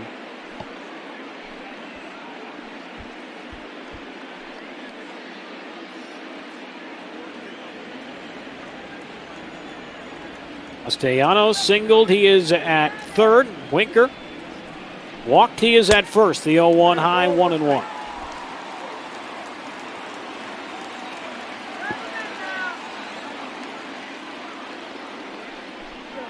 He's 1-1 pitch down and in now. 2 balls and 1 strike. Wick last pitched on Saturday in the 2-run loss to Milwaukee. Did not allow a run. Walk and 2 strikeouts as he now falls behind Votto 3-1. Dangerous count, dangerous hitter, and Akiyama has proven himself in other games, so be careful. And Wick not going to fool around with Votto there. Try to make him get over anxious and chase a 3-1 pitch inside. He does not. And so the sacks are saturated with red legs for Shogo Akiyama. That'll be all for Rowan Wick as Ryan Tepera be the latest arm summoned by David Ross. Tepera's been a decent arm out of the pen. Maybe not, you know, the greatest, but certainly a guy who can come in and get the job done. Looking to bounce back after, you know, having an ERA right around 5 last year.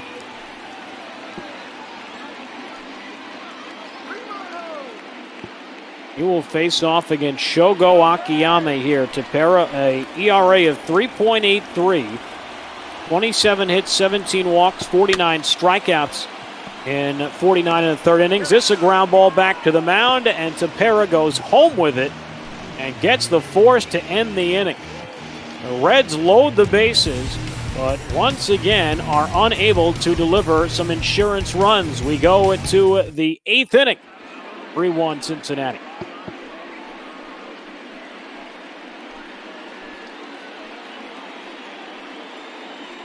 Your attention, please.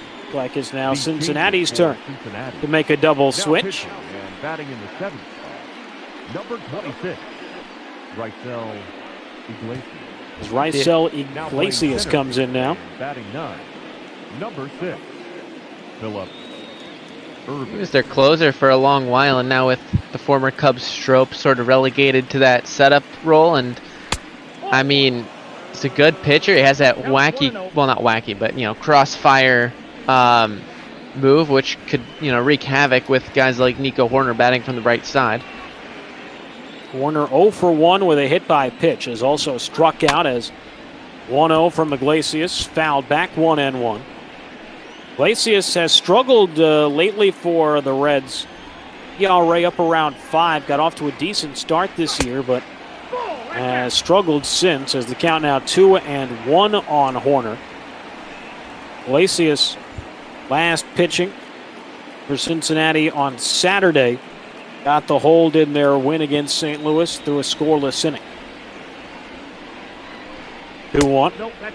Low now, 3 balls and 1 strike. And you were right, it is Billy Hamilton who came in for Jason Hayward. He is on deck. This one fouled away, now full 3-2.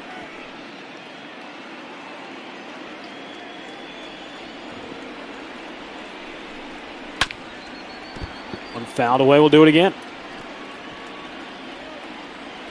Good sinker from Iglesias, and good job from Horner just to foul it off.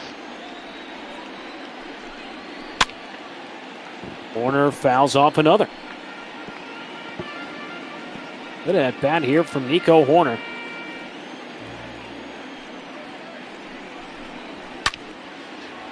This one driven out towards left field, and another souvenir as he stays alive.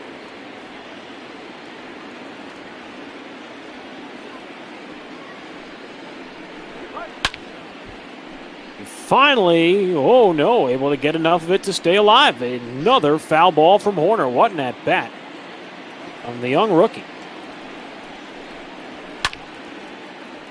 Now this one is skied out towards right field. Going back is Winker, and this one is off the base of the fence and over the wall for a ground rule double. What an at bat for Nico Horner, as on the 10th pitch, he is able to deliver a 2-base hit to bring the tying run to the plate.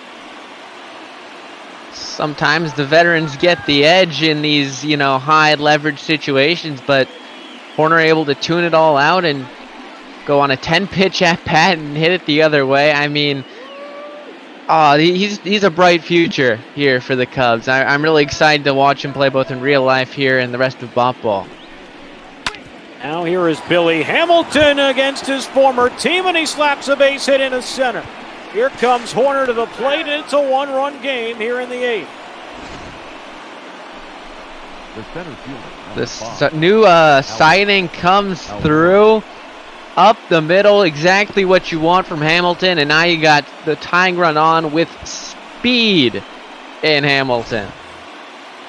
Hamilton on the season for the Cubs and the Giants, 10 for 14 in stolen base attempts. As this one line by Almora in his center, a base hit. Raisel Iglesias is throwing batting practice right now, a double and consecutive singles. And his struggles this year continue. The Cubs have the tying run in scoring position. The go-ahead run at first, and still nobody out. Well, I remember a game that I was on the call for back in May. Iglesias with I believe it was a four or 5 run lead, gave up a homer in the 8th, gave up 1 in the 9th before Strop came in and gave up 2 homers for the Cubs to walk it off. So they've had some good success against both him and their closer, Pedro Strop, who we see warming up. And Robert Stevenson, and I think it's almost about time for the Reds to make some changes to their bullpen and maybe slot Stevenson and maybe Amir Garrett into the setup roles and send Raisel Iglesias to some lower leverage situation, as his ERA now over 5, I'd have to imagine, after the run he's already given up in this inning, and in danger of not only blowing the lead, but potentially surrendering a deficit to his club as well. 1-1. A wave and a miss there from Bryan, and he jumps ahead 1-2.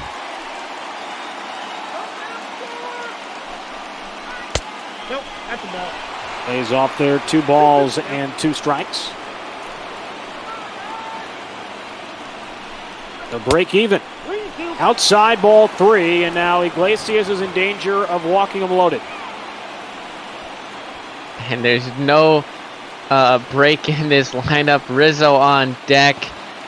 Just need to get something to the outfield if you put it in play. A bring off pitch line drive right field, base hit in front of Winker. They're going to send the tying run to the plate. Sliding in head first is Hamilton, and the Cubs have tied it here in the 8th. The first baseman, number 44. Woo! 4 straight hits from the Cubs. You know, we were talking earlier about how they need to get better in situations with critical implications to them, and well, they're doing something now, I think. That'll be all for Raisel Iglesias. He does not record an out. And Amir Garrett will be left to try and clean up the mess. Iglesias is the second time I've seen him pitch this year. And the way it keeps track of the stats, 1 inning combined so far, 6 earned runs on 7 hits. A walk and 2 home runs. So I think this should be the last game for him as a setup man for Cincinnati. Don't know who's in charge of the Reds roster, but I think that's something that David Bell and his staff needs to sincerely consider down the stretch as Garrett quickly jumps ahead of Rizzo 0-2. They're going to get the matchups with Rizzo and Schwarber, but still got to be careful.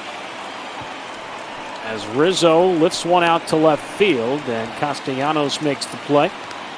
I'll advance over there at second base. The batter, the shortstop, Javier Baez. So 2 on, 1 out. And that'll bring up Javier Baez. So I guess in theory, Sharp did bring the offense. He was just a half inning later than usual. Well, that you know, I'll take a little delay on it. You know, it gets the job done. And I don't know if he's still watching in the Twitch chat, but Shirk, you've done something. The 1-0 count on Javi Baez as this one fouled away 1-1. Reds will have 8, 9, and 1 due up in the bottom of the 8th inning. Now Amir Garrett trying to keep this tie. 1-1. Swing and a miss. Baez chases there.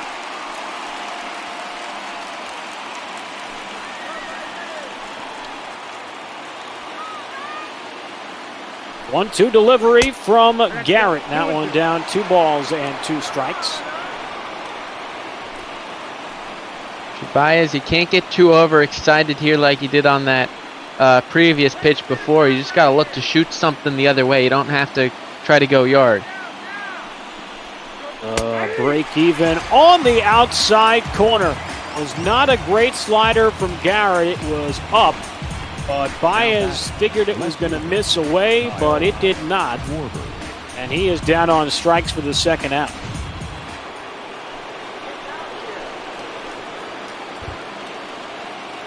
Now it's up to Schwarber, who homered for the Cubs' first run. And this one is pulled foul 0-1.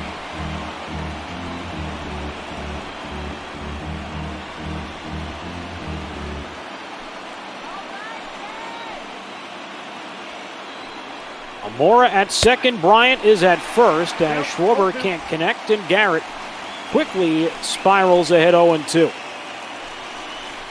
0-2 pitch, and, good spot, but Schwarber able to lay off. Garrett's got a good fastball and a good slider. He can get you out with either one. We've seen that, so a lot to think of for Schwarber. Chance to give the Cubs the lead, but Garrett able to snap off a slider and get the Reds out of further trouble. But the Cubs get 4 straight hits to begin the inning and tie the game. We are through 7.5, tied at 3. Cincinnati. Leading off for the Reds. Looks like Ryan Tepera will stay in for the Cubs in the bottom half of the 8th inning against 8, 9, and 1 in the Reds' order. As the Cubs with 2 in the top of the 8th inning to tie it, Billy Hamilton and Chris Bryant with RBI singles as Barnhart fouls it off 0-1.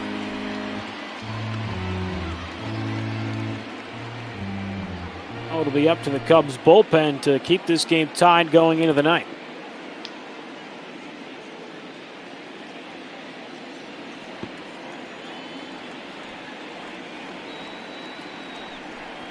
Here's the 0-1. And Barnhart can't connect on that breaking pitch. 0-2. You see the Cubs bullpen double barrel action with Jeremy Jeffress and Brandon Morrow.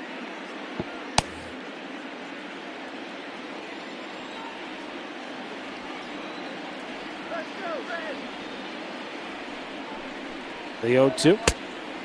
Low and outside. 1 ball and 2 strikes. Cubs, or actually the Reds made a double switch last inning to bring in Iglesias. So it is not the pitcher spot due up next. We are not sure what the double switch was. Did not get that information, so we will really be able to determine it as soon as this at-bat comes to its conclusion as Barnhart runs it even.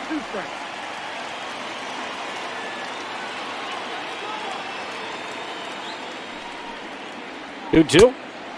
Struck him out swinging. Slider on the inner half, and Barnhart retired for the first down here in the 8th inning.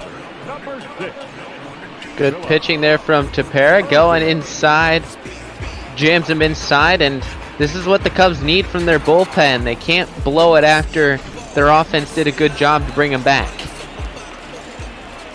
Philip Irvin is the man who had entered the ballgame. My guess is he's in for Akiyama in center, as he swings and flies that pitch to right, and just like that, Irvin retired for the second out. The batter, number 15, second baseman, Nick Senzel.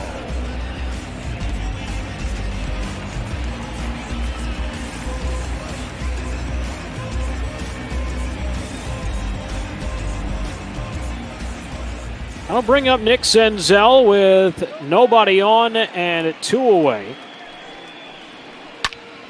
This one fouled away.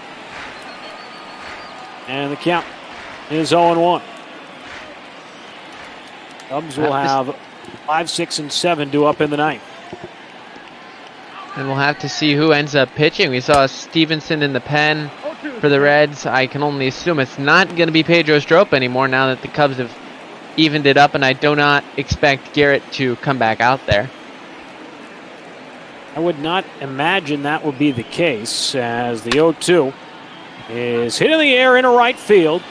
But this will stay in the ballpark for Hamilton, and he will make the catch to retire the side. 1, 2, 3 go the Reds in the ninth. Or in the eighth, I should say. We go to the ninth. Tied at 3.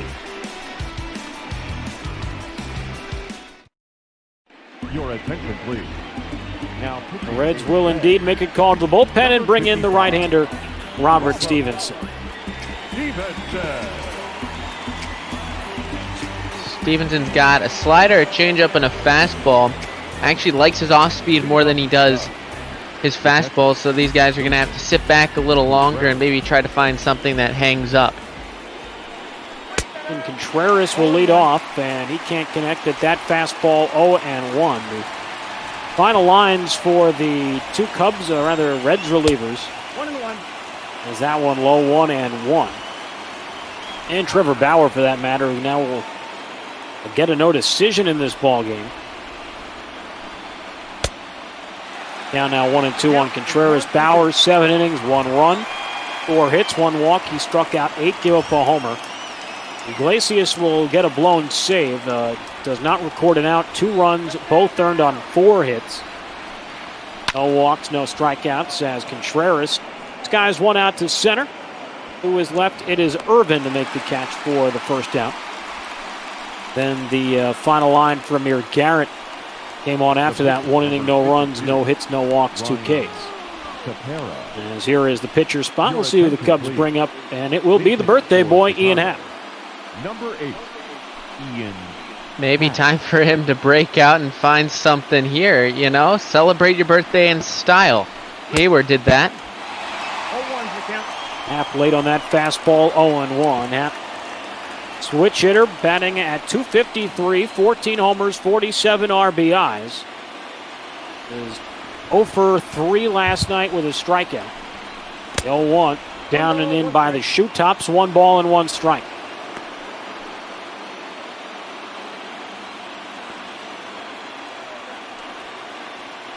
One pitch. Outside and low, 2-1. Stevenson, guy who may end up being in that setup role for the Reds before too long. Pitched well as of late. Last through on Friday, got the 4-inning save. 4 shutout innings in a 14-2 win against St. Louis. As Happ with a drive out into right field, looking up, and on his birthday, Ian Happ gives the Cubs their first lead of the day. A solo shot from Ian Happ, and it's 4-3 in the ninth.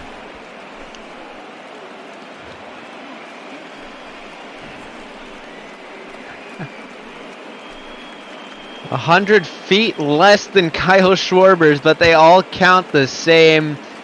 Happy birthday, Ian Happ. And wow, that, got to catch my breath now, actually. 15th home run of the season for the Pittsburgh native, Ian Happ. He played his college ball in Cincinnati, so a little like Schwarber in terms of a homecoming. And a similar result as a huge home run gives the Cubs their first lead of the day, and that means we'll see Dan Winkler in the ninth.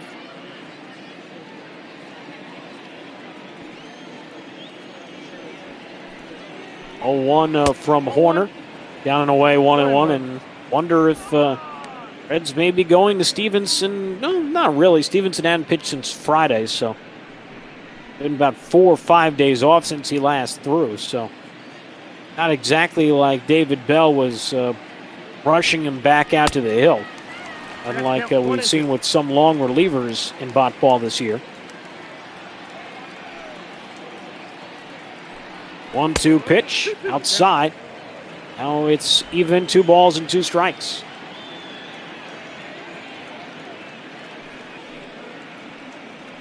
Break even. Got him swinging. Blew him away with a fastball up and in. Stevenson as his first strikeout. 2 away now in the ninth, and that'll bring up Billy Hamilton.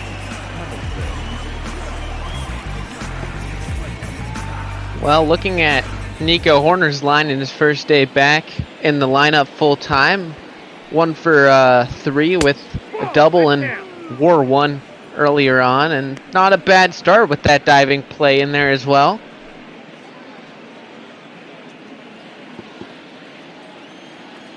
Hamilton has had a tremendous impact since that double switch as he takes inside for ball 1. He singled, drove in a run to make it a 1-run game in the 8th, and then came around to score on the Bryant base hit as the tying run later on in that inning. Now the Cubs have the lead as he takes a strike, 2-1. It's the place where it all began for Billy back in Cincinnati. So Hamilton returning to the place where he began his career, coming through in a big way in the 8th, and then Ian Happ, who went to college in Cincinnati, doing it in the 9th. This hard liner to short, fielded on the hop there by Suarez, and they will get the speedster to end the inning. But the Cubs take the lead for the first time today as Ian Happ's line drive just barely able to get out to right. Bottom of the 9th coming up. Reds need a run to keep it going. Your attention, please. Now pitching for the As Cubs, we surmised, Dan number Winkler 23, on to try and finish it off here Winkler. in the bottom of the 9th inning. He's been lights out. ERA way under 1, the whip way under 1, and got 34 saves. That's, I believe, he only has 36 career saves, if I remember now, with the 34. So maybe he wasn't a closer before. Maybe he should have been. Winkler, guy who always had high marks because of his stuff, but couldn't stay healthy. Had been in the Braves organization for a number of years. I believe he was a Rule 5 pick. And injuries, I think, had limited him that it was a year removed from when he was taken in the Rule 5 draft, and the Braves still had to carry him on their active roster to fulfill the duties of that Rule 5 selection. Because he hadn't been healthy enough to be on the active roster as Castellanos rounds out to short, and the Cubs get a big out number 1 here to start the 9th inning, and that'll send up Suarez. Well, we saw, you mentioned, the Cincinnati connections for all the guys doing well. For Winkler, it's a an Illinois connection. He was from Effingham, Illinois, went to college at Parkland Community College down in Champaign, Illinois, down in central Illinois. So he's had some Illinois blood in him, and now he's back with the Cubs. Had a fantastic season, 5th in the National League in saves. Has only blown 3 of his 37 opportunities as Suarez takes outside 1-1. This is the opening game of our 4-game schedule here today, abbreviated schedule on this Wednesday.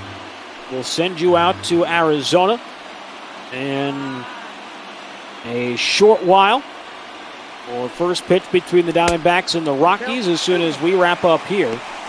Is that one high, 2 balls and 1 strike. German Marquez for Colorado, Madison Bumgarner for Arizona. Jake Dean will be on the play-by-play for that one. Joined alongside Adam Gotkin as a 2-1. High and tight ball 3. Mike Moustakas would represent the winning run should Suarez reach, is on deck. 3-1 offering. And Suarez rips this one through the left side, and the Reds have the tying run aboard. You're in the bottom of the 9th inning. Certainly the part of the order they wanted up. Castellanos couldn't get anything done, but Moustakas does have 2 walks. He's been patient, so you never know what can happen with some late inning magic. Winkler, a guy with excellent command, just 10 walks in 42 innings this year.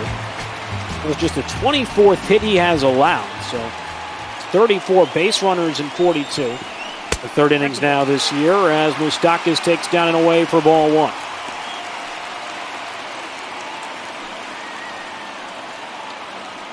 See on the graphic that the Reds have grounded into 3 double plays. I'm sure Winkler and David Ross would want one more. 1-0. High and away. 2 balls and no strikes. That is the third time today in 5 plate appearances Moustakas has started to count 2-0. He grounded actually into a double play his last time up. 2-0 pitch. And he was looking to put an end to that ball game right there. Can't connect 2-1.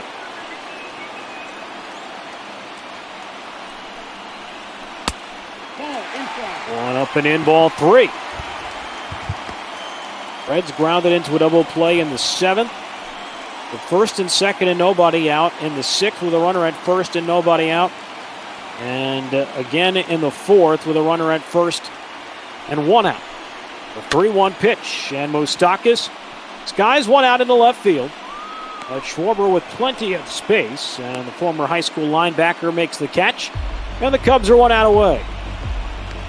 Now batting, the right fielder, Jesse. Now Jesse Winker, though, he's been crazy good. It has been all Jesse Winker tonight. Has reached base all 4 times. 2-run double in the 1st. A single in his 2nd at-bat back in the 3rd inning. Since then, a pair of free passes. Tying run at 1st, he's the winning run, and Winker takes low, ball 1. Shark pointing out Winker against Winkler. Whew. Winker pops it up, and Winkler might be ready to hand him that L. This ball game is over. Cubs win. Cubs win. Kyle Schwarber making the catch on that lazy fly ball to left off the bat of Winker. And the Cubs down 3-0 after 3 innings of play. Battle back with 1 in the 4th, 2 in the 8th to tie it, and an Ian Happ home run on his birthday. A pinch hit shot at that. Able to come through and give the Cubs a win. They take it 4-3. They split this brief 2-game series, and they have just a slight bit more full breathing room as they are 2.5 up on the Reds as opposed to being a half game ahead had they have lost. Ooh, and that's going to be a big sigh of relief and some happiness back in Chi-Town. It's finally good to see the Cubs offense with some fight laid on, mixing with that pitching. So, good signs. For the Reds, Take you back through the game that was. And it started off strong early for the Reds. The bases loaded, 2 out. Jesse Winker had this 2-run double over Jason Hayward's head to put the Reds up 2-0. And then hitting off in the bottom of the 2nd, the first of the jinxes in this ball game, Barnhart a home run down the right field line made it 3-0. and remind you to please drive home safely. That would be the last run that the Reds would scratch across in this ball game. The Cubs offense springing to life with a bang as this 471-foot clout by the Ohio native Schwarber got the Cubs on the board all the way towards the back of those seats in right field. But Trevor Bauer was on his game tonight for the Reds. He struck out Schwarber at the top of the 7th inning. He threw 7 innings of 1-run baseball, and you thought the Reds were well in their line to a win.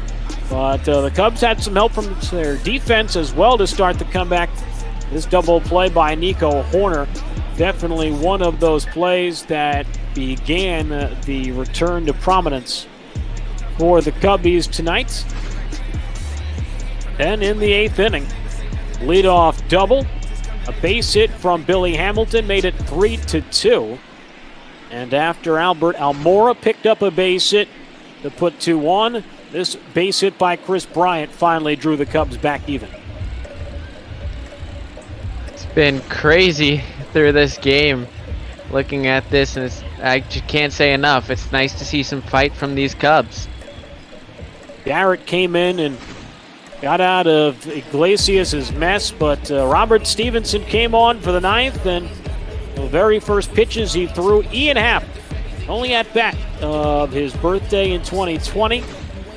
Results in a pinch hit go-ahead home run, and then Dan Winkler, 1-2-3 in the 9th. He gets Jesse Winker fly out to left field as the Cubs take this one A final of 4-3. Cubs with the win, improved to 74-47. Reds dropped to 71-49. Winning pitcher tonight is Ryan Tepera, improves to 5-3. Losing pitcher is Robert Stevenson. He drops to 4-2. The save to Dan Winkler is 35th on the year. That now ties him with Pedro Strop and one other for third most in the National League. No decisions for Yu Darvish and Trevor Bauer of lone save for Raisel Iglesias today. And Hines, a really exciting game down to the wire. Any final thoughts as we put this one to bed? Well, I'll just say that in the past month, I've been on the call for, I believe, 5 games in which there was a player celebrating a birthday. Brandon Morrow's shutout inning collected a win in relief. Keston Hiura against the Cubs, unfortunately, had a 2-homer game. Rizzo, the odd one out, with an 0-for-4. Jason Hayward, a homer and a double, 4 RBIs. Ian Happ, pinch hit homer. So if any of the Bop Ball managers are watching, if it's a player's birthday, I don't care if they're hitting 150, put them in the lineup. Never know what could happen, and that's the beauty of baseball. As we welcome in Jake Dean and Adam Gotkin to the booth. How you guys doing today?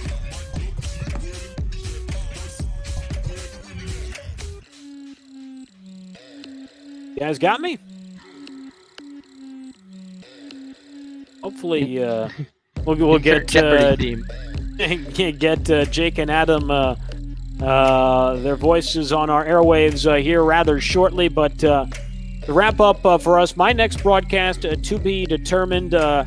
Hines, I know your next one coming up on Friday with EB from Toronto. That'll be Bot Ball After Dark, 10:30 Eastern Time. The Cubs and the Blue Jays. That'll be a good one. John Lester against the fireballing youngster Nate Pearson, as the Cubs will go an off day tomorrow before shipping off north of the border. As then we get ready for the Rockies and the Diamondbacks. The Rockies trying to usurp Arizona. Diamondbacks the day 3 games back of the Cubs for the top NL wildcard spot, a game and a half back Can you hear me now? the Braves for the final, or rather the top wild card spot. As we are joined now by Jake Dean. Jake, how you doing, buddy? Dude, it's been good. I've been off for a couple weeks, so good to be back on the stream. I think I'll be riding solo here today, so getting put right back in the fire on my first game back. Well, we will be ready to hand this one off to you, and it should be a fun one. The Diamondbacks getting some help with the Reds losing today to the Chicago Cubs. As we mentioned, Arizona entered the day 3 back of the Reds for the number 1 wild card spot, a game and a half back of Atlanta for the second wild card spot. So it'll be a fun one tonight, Arizona and Colorado. So for Alex Hines, I am Justin Rock. The Cubs rally and beat the Cincinnati Reds 4-3. It's now time to send it out to Arizona, the Diamondbacks, and the Colorado Rockies in NL West Showdown. Jake Dean, take it away. All right, well, thank you, and welcome back to D-Backs Baseball. Duggo's not with me here today, but good to be back on the stream. We have the 54-66 Rockies heading to face up against the second-place team in the West, the D-Backs at 68-52. Should be a good one. Herman Marquez, who no-hit the Diamondbacks earlier in this Bob Ball season, versus the ace for the Snakes, Madison Bumgarner.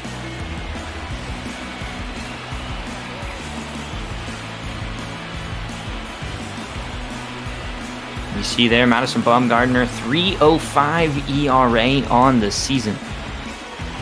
Been a pretty big part of the Diamondbacks' success, unlike in real life where he has done absolutely nothing. Leading off for Colorado, the right fielder, number 19, Charlie Blackman.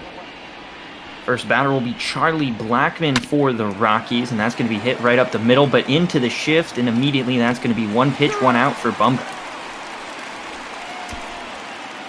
Batting second, the first baseman, number 9, Daniel Murphy. Daniel Murphy, he's had a really nice season so far. 304, 51 RBIs. A little bit of power. No part of this core here for Colorado.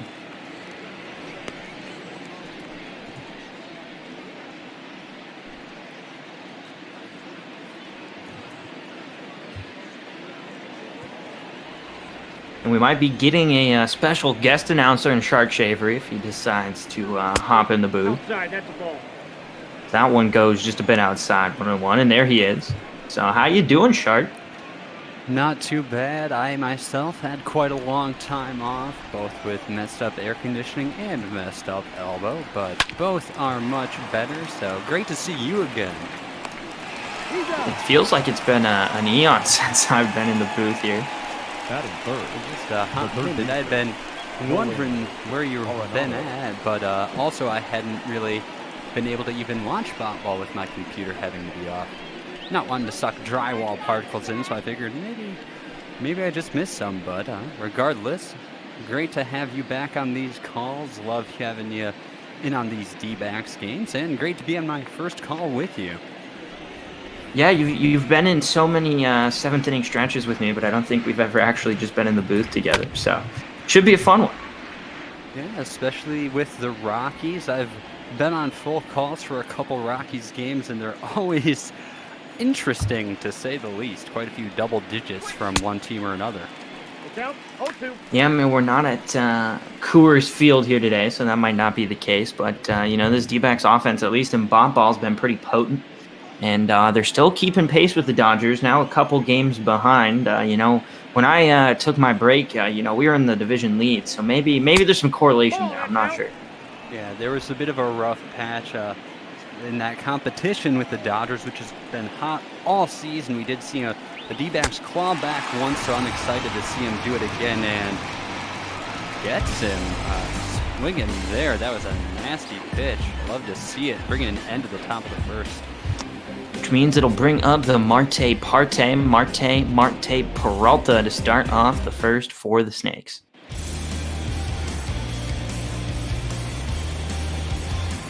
Herman Marquez will be the pitcher, 6-10 record, 4.14 ERA. The whip right around average, the walk's pretty low, the strikeout's high, but people have been getting contact against him, and that's been his biggest issue so far. But no-hit the Diamondbacks earlier this bomb ball season, so we'll see what Marquez brings today here at Chase Field. Starling Marte will be his first challenge. Marquez, not too shabby. As I said, had the Diamondbacks number. That's there. Swinging for strike one, bringing the count to 0-1.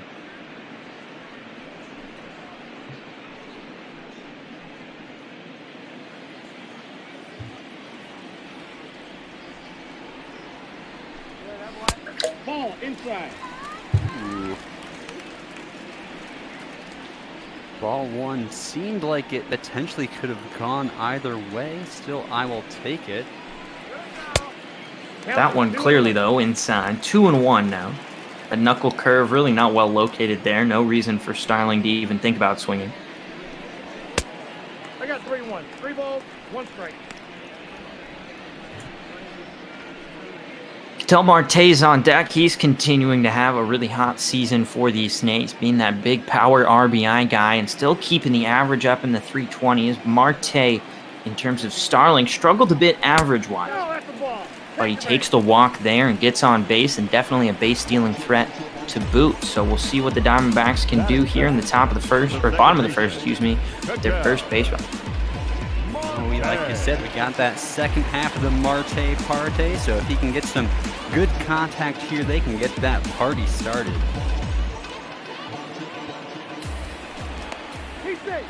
Throw back over there, worried about that speed.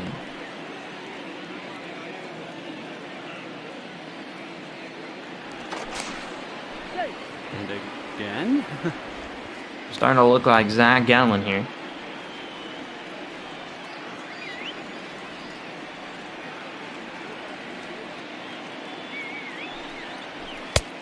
Ooh, big cut, but not going to catch up to that one.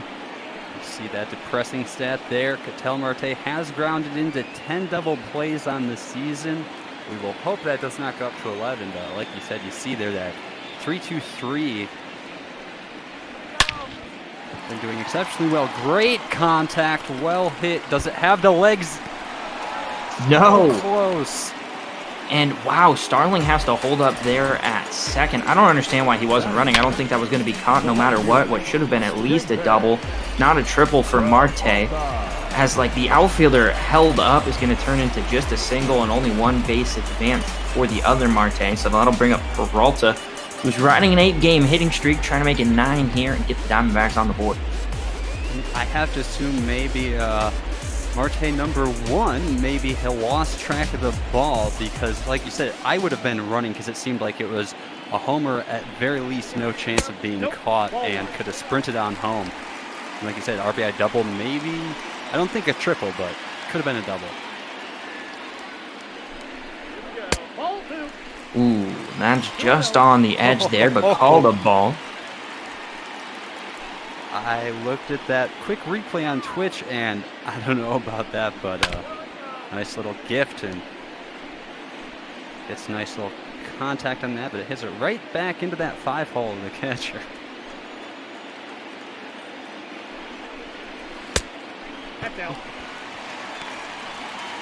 James McCann's on deck. He's been a great addition via the trade here in the Pop Ball universe.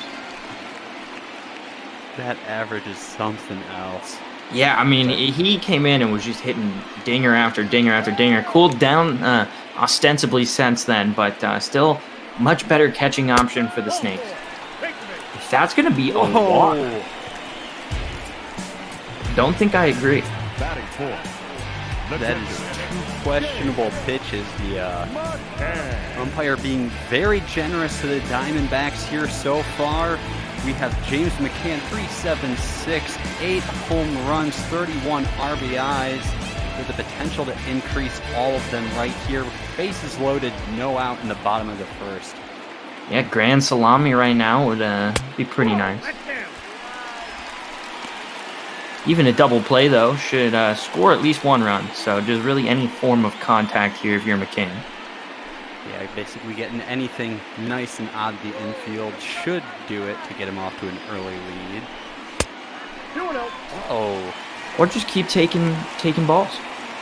Marquez really struggling to find a rhythm. This is going to be his 15th pitch of the night without recording a single out. Ooh, and that does look to be the double play ball, but it will get the run home, so 2 down now. McCann gets the run across at home, will not be credited with an RBI, but the runner will advance to third. So the D-backs still have a chance to tack on another, but they take an early 1-0 lead. SFG, that's Starling coming across Cattell, making it to third. Peralta thrown out, as is McCann. So as unfortunate as that double play is, it is nice to at least now be playing ahead with that runner only 90 feet away, as we see Seth Beer hitting .421 on the last 5 games. Yeah, that's good. I'm with it. I'll take more of it. It's all right. Yeah. Ooh, that ball is hit hard, deep out to center field, but it looks like it's playable, and it's not. Oh my, that's going to bounce over, score a run. That's going to be a double there for Seth Beer. It looked like he had it in his glove instead, though. That's just going to go a little bit too far, and the rookie keeps chugging along this season. Yeah, alcohol sales definitely being allowed in this inning, so Beer gets some nice action going. Snakes double their lead. We see Christian Walker coming to the plate with a runner in scoring position and 2 away.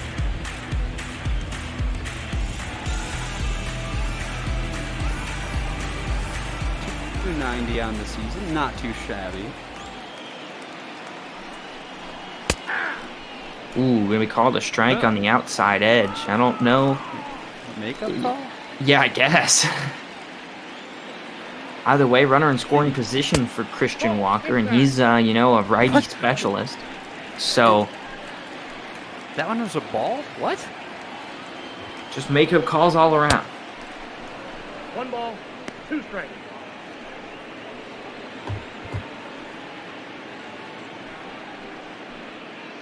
20th pitch of the night for Marquez. 1-2 the count with 2 away.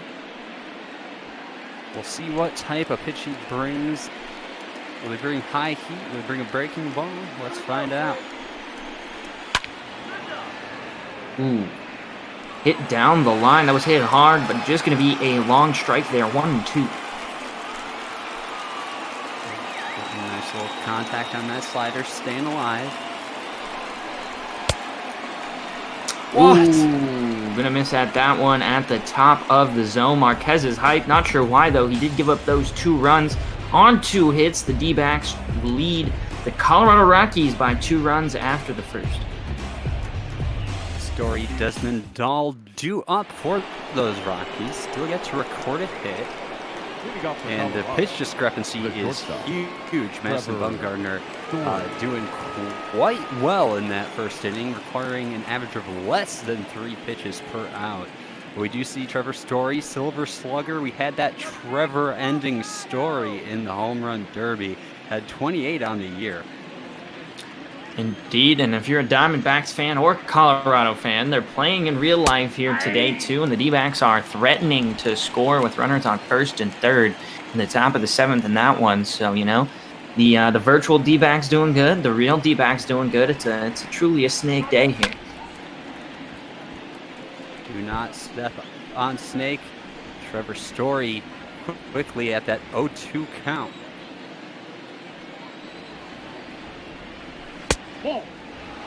Ooh, that's going to miss badly inside. Bumgarner, you know, relies on those breaking balls, really, especially with the fact that his fastball's not all that fast, and it seems to be getting slower as he ages, only just 30, but the velo on that fastball already starting to head down, and that one's going to be roped out to right field. Oh, almost a beautiful diving play.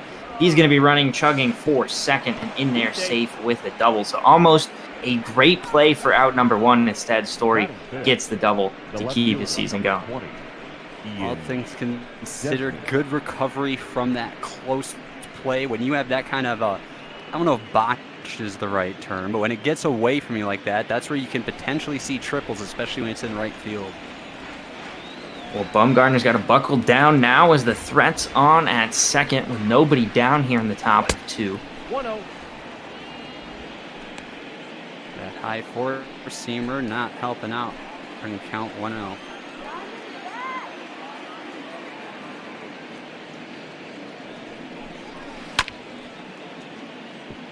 Ooh, foul just down the line, 1-1.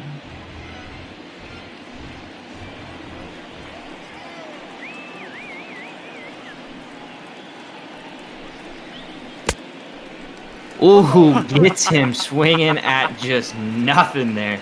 That's an Ian Desmond swing if I know it. And it's a 1-2 count. That curveball just had him in all sorts of knots.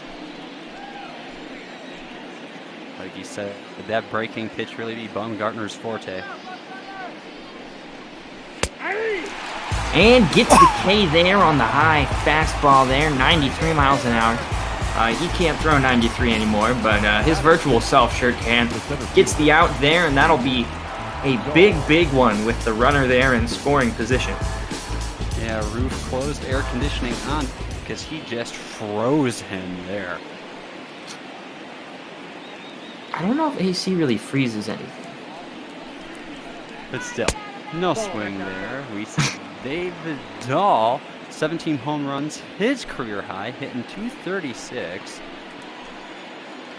Yeah, not a power guy. You know, 17 home runs, not all that impressive. Especially not for a career high, as that one's going to be hit right up the middle. Quick out number 2 there, as Walker's able to stay on the bag. So Bumgarner continues to deal here today. He got 5 outs on just 18 pitches. And holding that runner there, since it, you know, hit right into that shortstop territory. You get Ryan McMahon coming up to the plate. Himself not doing too shabby. I believe a 2.64. Yeah, there it is. That one's going to be high and outside.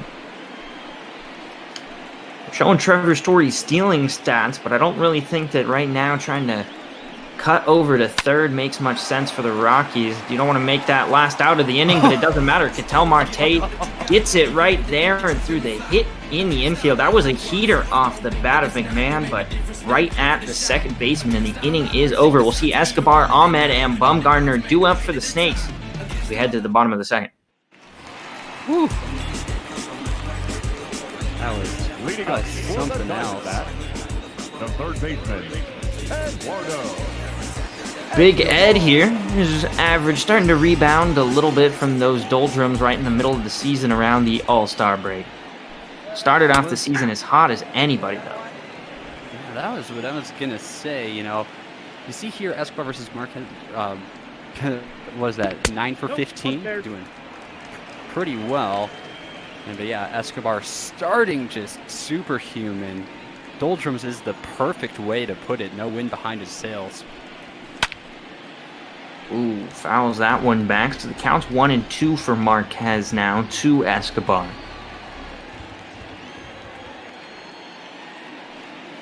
Marquez, you know, really hasn't been having that great of a season, but he just threw a gem early on in the season. Doug and I were in the booth for that call. And, you know, the Snakes had no answers to him back at that game at Chase.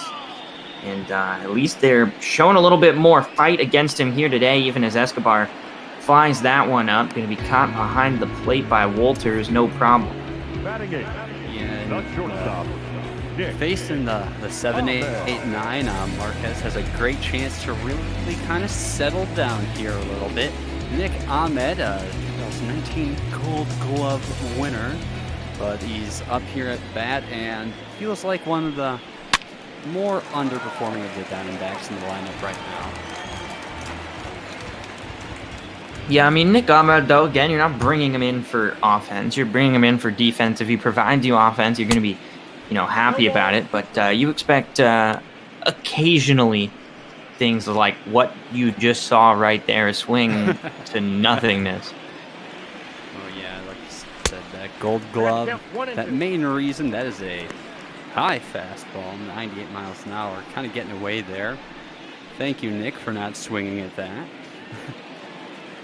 Yeah, that defensive prowess really hold them in there, and we've seen some great things from Nick at various points of this season, but that is not one of them. You know, and early on in the season, it looked like we kind of brought some more power to his game, but the answer to that is no. Used a bit of his juice, not able to sustain it, but at least we were able to witness something kind of nice early on. We see Madison Bumgarner here, you know, 2 out, no on, no chance to do any sort of bunting. At least one would certainly hope so. Hey, ball pitchers have surprised us before with their bunting strategies, so, you know, don't get too far ahead of yourself. Oh no, I've seen crazy things, and not exactly able to check swing there.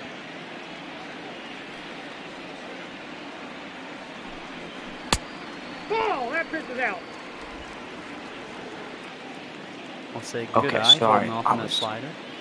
I was just watching one of the weirdest baseball plays of all time in the real-life D-backs game. I think they just... I got it. Hold up. 2-2-2, bottom of the second. Arizona up 2-0. These deuces are wild.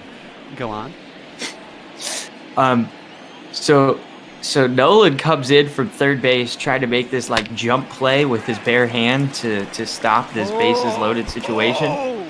As Bumgarner almost gets a pitcher bomb there, and he just misses it. It was kind of beautiful. If anyone wants to see a funny play, go watch.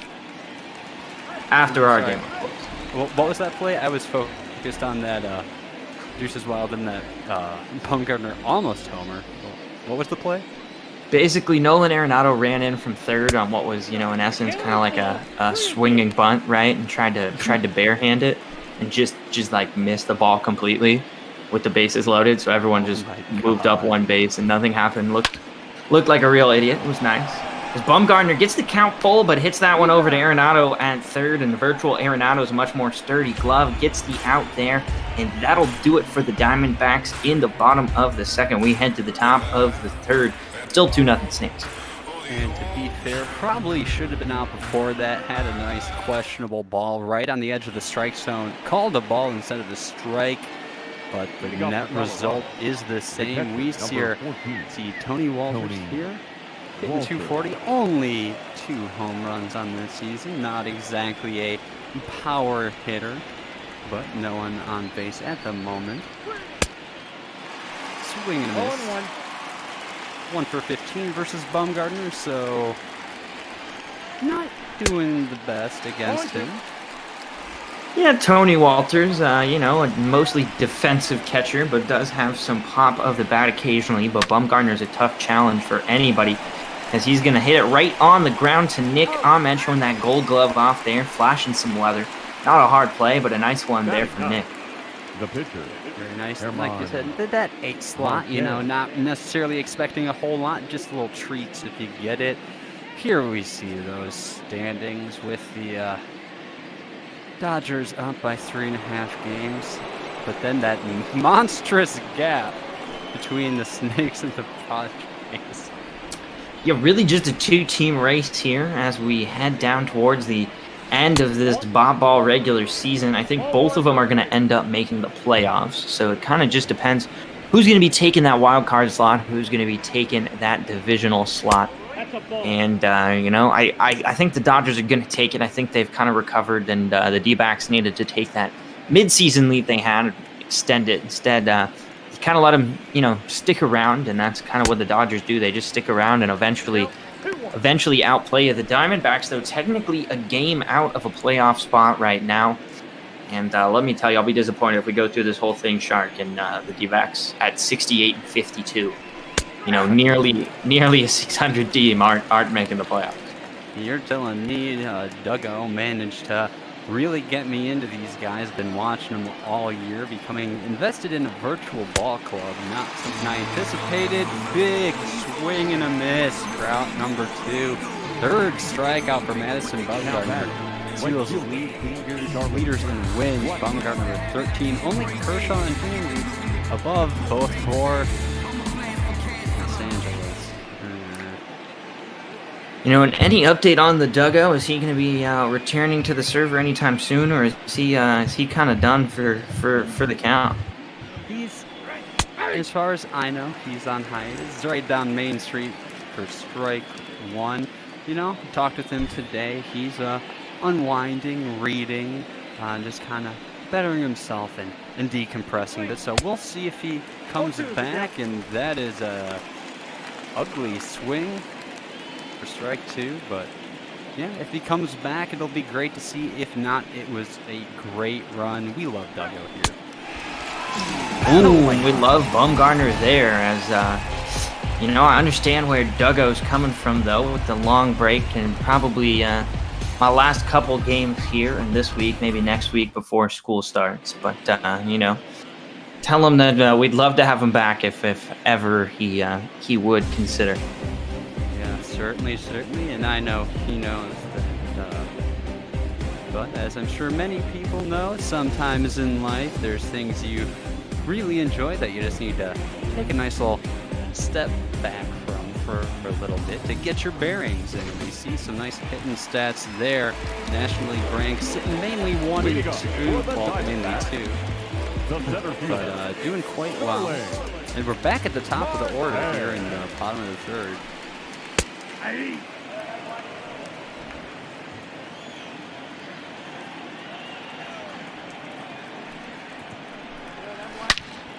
Ooh, drilled on the knuckle curve. That's going to extend the lead by 1. Starling Marte getting it done for the D-backs. Wee woo. That's all I got to say about that. 408 feet, 100.4 mile per hour exit velocity. Beautiful solo homer from Marte, number 1.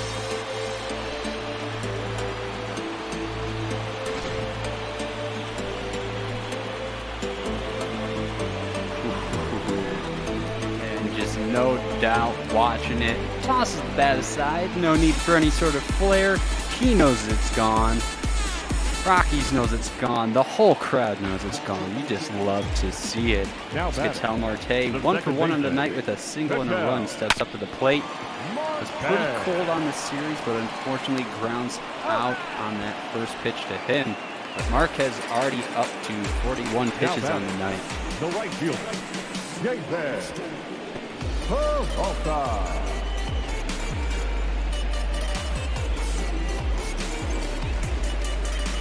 Feels good to be in the booth for Diamondback dingers again. I feel like it's been a hot second since I've been able to see one. It's been a hot second since I've seen one as well. David Peralta now at the plate. Freight train. Choo-choo. I would love to see him chug along, extend that 336 average. Man, just... Yeah, I mean, he spent so long on the bench with that, I think, month-long injury. The Diamondbacks still somehow able to keep it going without him. That was rough. And speaking of rough, maybe getting a little bit too underneath that ball. An easy little fly ball. Caught for out two. Marquez really changing things this half inning here. I think only 3 pitches so far, getting 3-4 pitches, 2 outs. So let's see if McCann can really turn this inning around for the D-backs. 1-0. Takes that first pitch inside. His first at-bat had a double play ball that did score the first Diamondbacks run, but kind of killed the momentum of that inning. It certainly did. Last game hit 2 for 4 with a home run in it, so doing pretty well, all things considered. But certainly that double play pretty rough, but you know, getting a runner across, setting up the runner on third, which then I believe Seth Beer managed to hit across. Indeed, Seth Beer with that nice double out to the right center field wall. McCann in a perfect position to walk here. We'll see what he does. Takes a strike, so he had the red light on there. I don't know why you have the red light on 3-0. I feel like that swing away, and if he had, that might have been over the fence. Only takes another strike, and all of a sudden it's a full count now. 2 fastballs back-to-back at 97 for Marquez to get those 2 strikes. And just a lazy fly ball. That'll be out number 3. That'll do it for the third. The Diamondbacks tack on a run on Starling Marte's home run. We head to the fourth, 3-0. A nice lazy Susan there to end the inning. I don't know. There's nothing lazy about that one. Nothing at all. Only thing lazy being him leaving the plate, as he knew there'd be a trot around the bases. Daniel Murphy. First pitch in this inning is a strike from Bumgarner.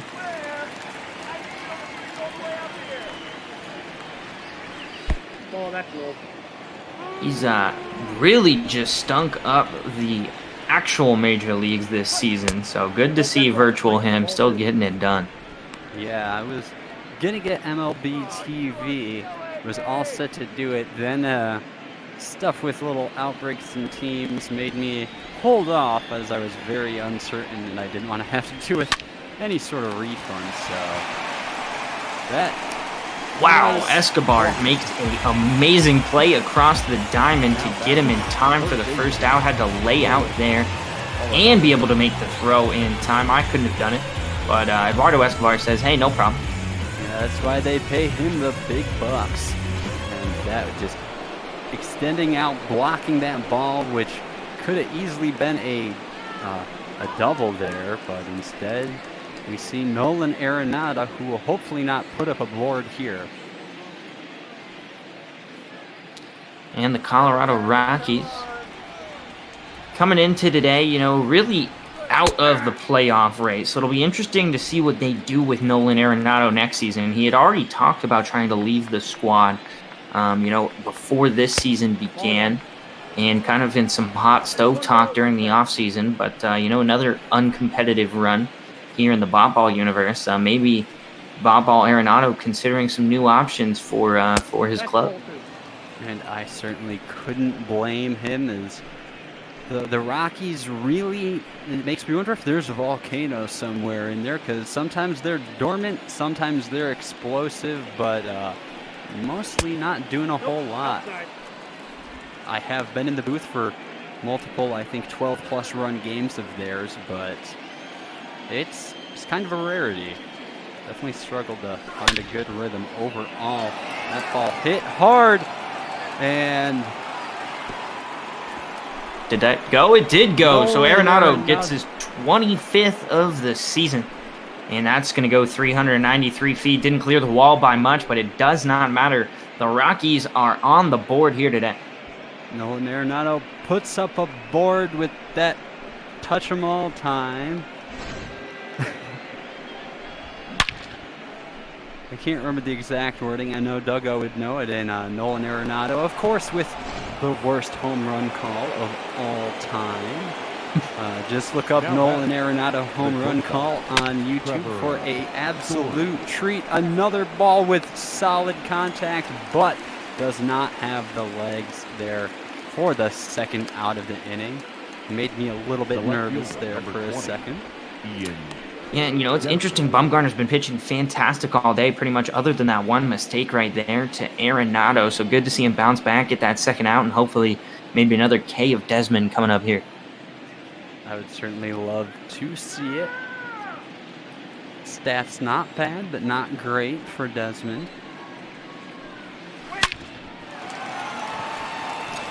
Oh, just going to get by there on the right side of the infield. So Bumgarner letting up a little bit more traffic this inning. But, can't expect him to be perfect in every regard. And we'll see if he can battle back, get the third out here. Still not much danger. David Dahl, 1 for 5 on the series. Had that ground out in the second. Swinging for the fences, but no contact made. Strike one.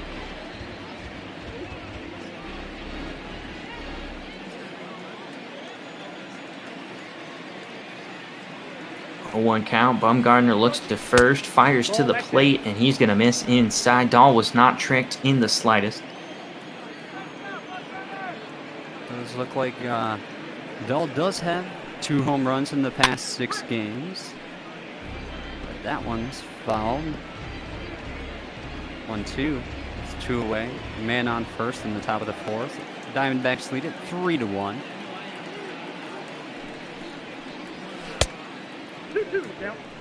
Just a bit low there and outside for Bumgarner. So now it's a 2-2 count. Want to see him get aggressive here, try and get Dahl out on this pitch. Instead, he's going to throw one outside, bring the count full. And it's interesting. I was going to ask your opinion on the adage I've heard, but apparently not many have, which is never swing on a 2-2-2. And of course, it's thrown for a ball before I can ask. Well, that one's going to be grounded up the middle. Nick Ahmed charging, makes the play in time. Walker shows it to the umpire, and the Diamondbacks are out of here, but not before Nolan Arenado sends one deep, a line drive home run to the pool deck out there in right center field. It's 3-1 Snakes. And I think before he even hit that, I mentioned I didn't want to see him put up a board. Maybe a slight jinx there. Heidi Watney calling me out on that, saying I did in fact jinx it. Sorry, Heidi. Starling Marte, who's got a home run so far on his record today, trying to get a second one right here. Would certainly love to see it. It would be a great response. Oh wait, he's not up. I don't know why they're showing him warming up when we're in the middle of the order. Yeah, a little bit questionable. He said Seth Beer, 1-for-1 with the RBI double on the night. Thought it seemed a little early to return to him. Yeah, I wasn't going to question it, but well-coded game. San Diego Studios for you. Ooh, that one's going to be called a strike there. 98 miles an hour. The count is 1-2. Marquez still able to bring the heat over 50 pitches. That one gets away from him, the knuckle curve.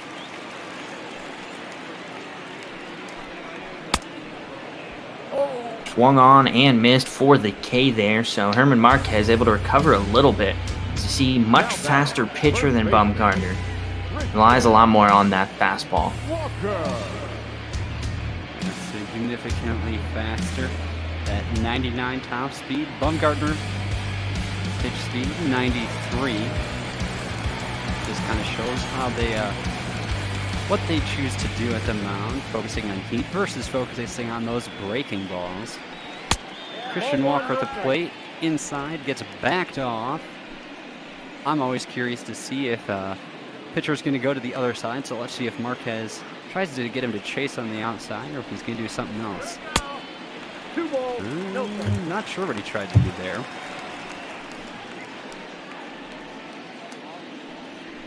A little bit questionable of a high ball from there for ball 2.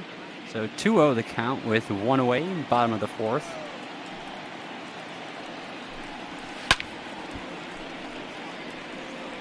Fouled for strike 1. And how are the D-backs doing in real life? I'm not able to have that game on right now. Oh, well, they just scored like 7 runs in 1 inning, so that was fun. Oh, really? You know, overall, I'm not doing too good this season, but today, you know, they're having a banner day. Great to hear. So 2-2 pitch in there, and swung on. Okay. Tries to advance on top ball, but nope. Second out of the inning, as we see Eduardo Escobar stepping up 0-1 on the night.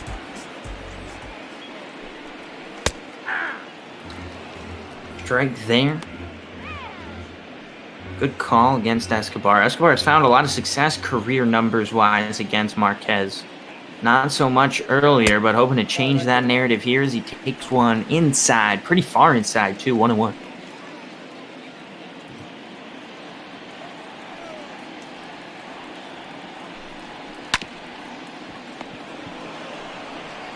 And that one's going to be an easy play for out number 3. So we're through 4 here from the desert. The Diamondbacks holding on to a 3-1 lead. Both teams with 3 hits, no errors. We head to the top of the 5th. McMahon, Walters, Marquez.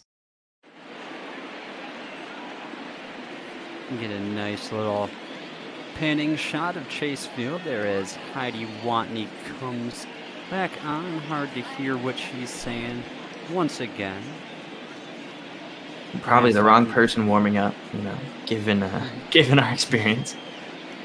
Presumably, maybe apologizing for the mistakes of the AV team, which seems to be lacking this year in the Boball universe. Leading off for Colorado. As you said, Ryan McMahon with a line out in the second, stepping up to the plate. 264 average with a 3.43, I believe, on base. Kick in the pitch by Bumgarner. Another miss there, not even close to the zone. That curveball there just, you know, broke and kept breaking. Ooh, but a much better one there. Gets the swing and the miss from McMahon. Much better, and Bumgarner historically really having McMahon's number. Feels like just needs to do what he's done in the past, and it should be an easy out. That one's going to be fouled back, so just one more strike needed from Bumgarner to record the first out here in the 5th.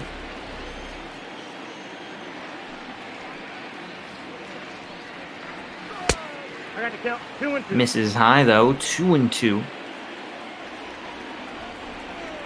Yeah, that four-seamer feels like the four-seamer hasn't necessarily been the most effective tonight. That one would have been a strike, however, already 2 strikes, so count still 2-2.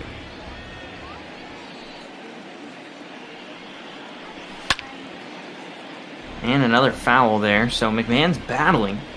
Bumgarner hasn't been able to find that pitch to get him out. Maybe a curveball here can do it. I would certainly hope after a couple of quote-unquote heating pitches. Ooh, okay. Just barely gets by the outstretched hand of Marte, gets past Bumgarner, just goes right up the middle there for a kind of slow rolling single. Yeah, and very slow rolling. After really battling, does manage to get that contact and just sneak it right on by. And now we see Tony Walters up to the plate. Be an excellent time for double play ball. Already got Walters out on a ground ball here today. And gets that first pitch in there for a strike.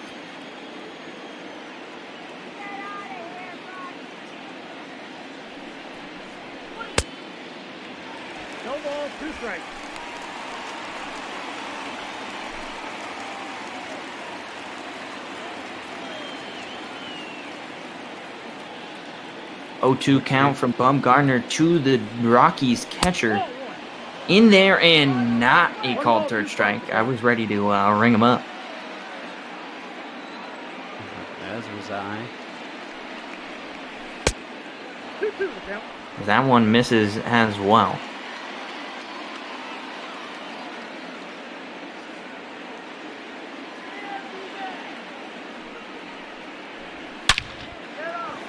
Ooh, that one's hit high and deep. Going back, and gone. This is a tie ball game.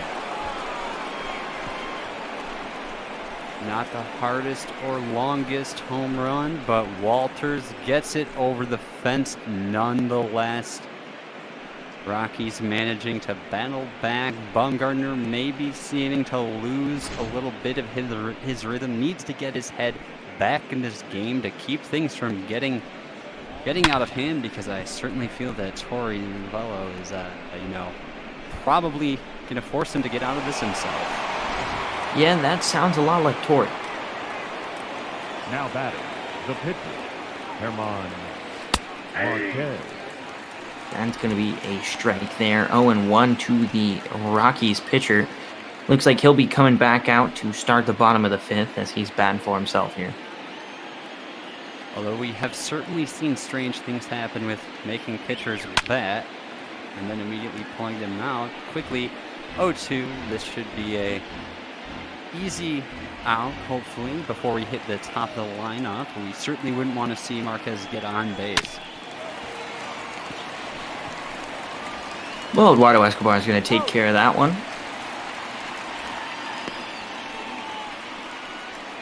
Now batting, right fielder, Charlie Blackman.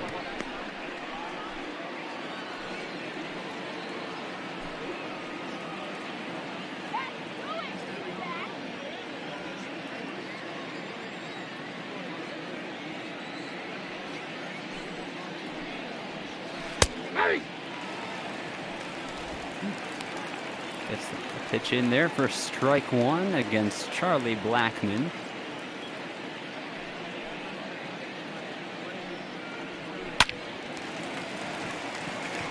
Ball hit high, but not far for out number 2. The first baseman, number 9, Daniel Murphy. Daniel Murphy, 2 ground outs on the night. Stepping back up to the plate with 2 away in the top of the 5th. Game tied at 3 here at Chase Field.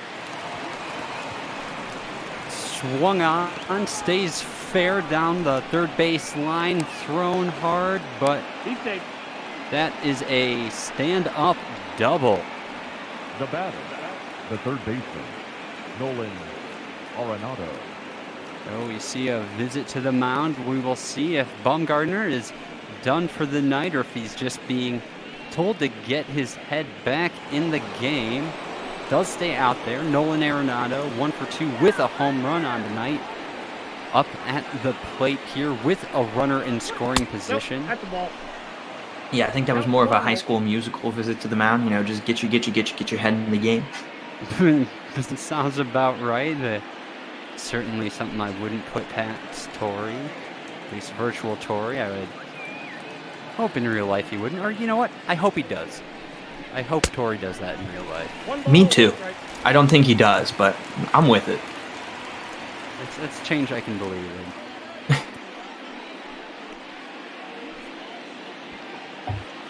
Last game, Nolan Arenado did pretty well as well, managing to get a triple, really helping out his slugging percentage these past 2 games.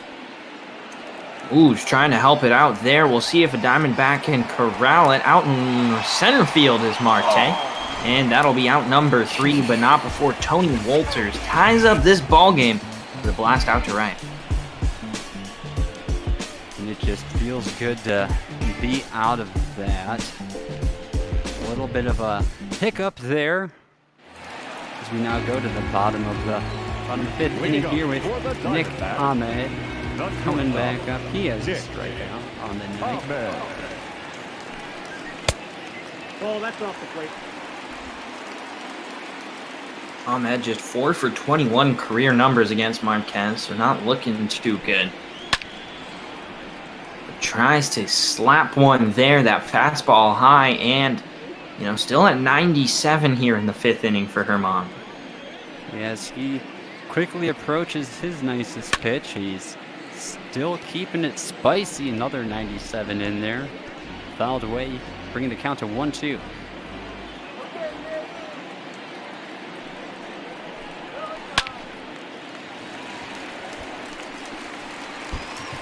And stays fair. Coming into second. And that is a stand-up double for Ahmed. Nick showing that he does have that offensive ability. His 25th double on the season now. So slick Nick getting it done with the extra base hit. I love to see it. I think we all do, as Bumgarner looks like he's going to bunt here as he pulls it back instead.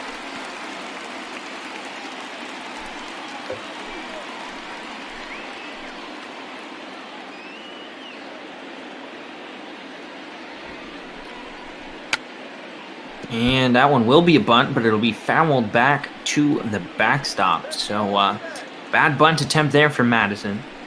And Marquez passes nicest pitch of the night. That is a bunt there. Sacrifice works to perfection. One down, but the runner easily able to advance to third. And, I think that's overall a pretty nice call there. Yeah, we'll take it. It was at the very least effective. Getting that runner 90 feet from home plate with only one away at the moment.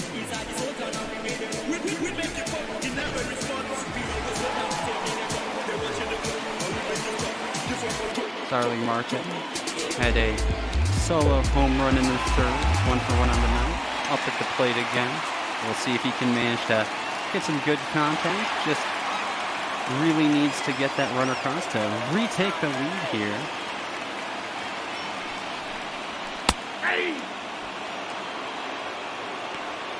That first pitch in there will be a strike, but he does have a 319 average so far this season with runners in scoring position, so definitely been more clutch than he has been consistent offensively. CHI Gonzalez warming up in the Rockies bullpen. So, like I said, we'll see if they do, in fact, move away after this. Definitely creeping up their pitch count. Wouldn't put it past them. Have to assume if Marte manages to get something done, that Marquez would be done. But we shall see. Ooh, nice pitch there. Wow. Yeah, it just looks like he was not ready for that one to come across the zone. Wasn't ready for that one either. He's going to go down on strikes, and that'll be 2 down with the runner still over there at third. Fifth strikeout for Marquez on the night.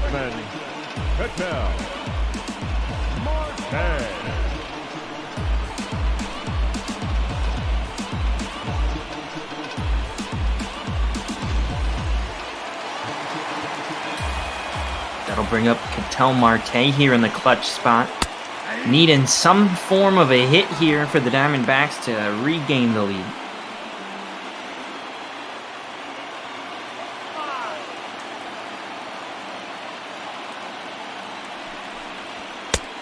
Look out, 21.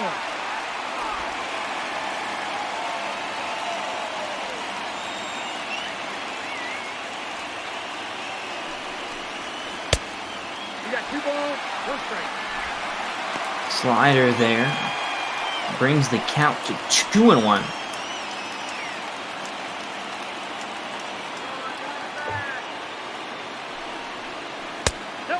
And that one's going to miss as well, so Ketel may be thinking walk here, but I'd rather have him think hit. I know David Peralta's on deck, but I think Ketel's your best hitter and your best bet to get this run in.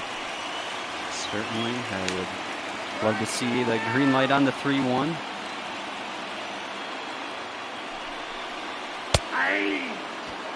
Ooh, no green light, and that'll be a strike, so it's a full count.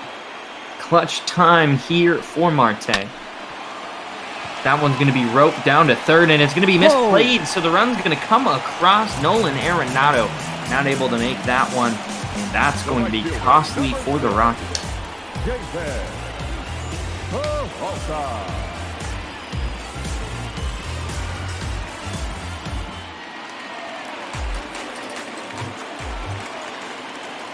So now the freight train comes up. 2 down with the Diamondbacks, a 4-3 lead. David walked back in the first, 0 for 1 on his day. Finds himself at bat with a runner at first. But really the damage has been done here if you're the Diamondbacks. You're just happy to get that lead back. David swings through and misses on that one. 2018 Silver Sluggers. I'm sure many of the Diamondbacks faithful will be well aware of. Get some contact on that as it stays fair down that right field foul line. Yeah, interesting. I thought they might send Kittel there. Instead, they hold them at third. And now there's 2 runners in scoring positions for the Snakes here. And Herman Marquez's day, he's got to be nearly done as he faces James McCann. Certainly. I'm kind of surprised to not see him pulled already. Hard to tell what exactly they are thinking here. Certainly with 2 away, you don't want to mess this up as the Snakes have already managed to go up. So 2 in scoring position, 2 away. And 2 more runs going to come in on that one. No! They're going to hold him there, so just 1, and the throw was offline. So would have been a good decision to send him, but McCann continues the hit parade here with a single. It's now 5-3 Diamondbacks. Perhaps questioning his speed and assuming that the throw would be more on the plate. But again, I kind of do agree, a little bit of a weird decision to not send the runner, and we do see visit to the mound. Hand in the ball, a pad on the rump. Bud Black making a change indeed. Herman Marquez didn't look too sharp here today. And we'll see CHI Gonzalez coming to replace him. 5.54 ERA on the season. And, you know, pretty much equal numbers versus righties and lefties. So I guess a versatile kind of both-sided pitcher. Only issue is, you know, he hasn't been getting the outs he needs to in general. Doesn't matter who he's facing. Indeed, and first pitch high, so Arizona now up 5-3. Marquez potentially on hook for 2 more earned runs if CHI can't get this one put away. Ooh, swing and a miss there. Looks like he fouled it off to himself.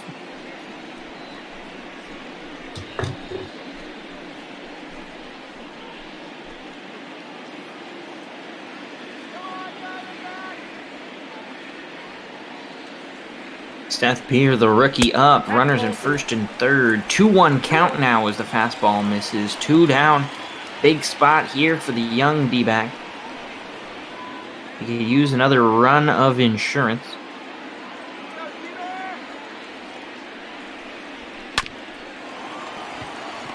Ooh, and that one's going to go just not far enough, as that'll be fielded over there by McMahon. The inning is over. The Diamondbacks get 2, regain the lead 5-3. We're through 5 from the desert here at Chase. It's 3 runs on 6 hits for the Rockies, 5 runs on 7 hits for the Snakes. Story, Desmond, and Dahl are going to be visiting the plate at the very least. We have the Trevor entering Story here. Had a double back in the second, 1 for 2 on the night.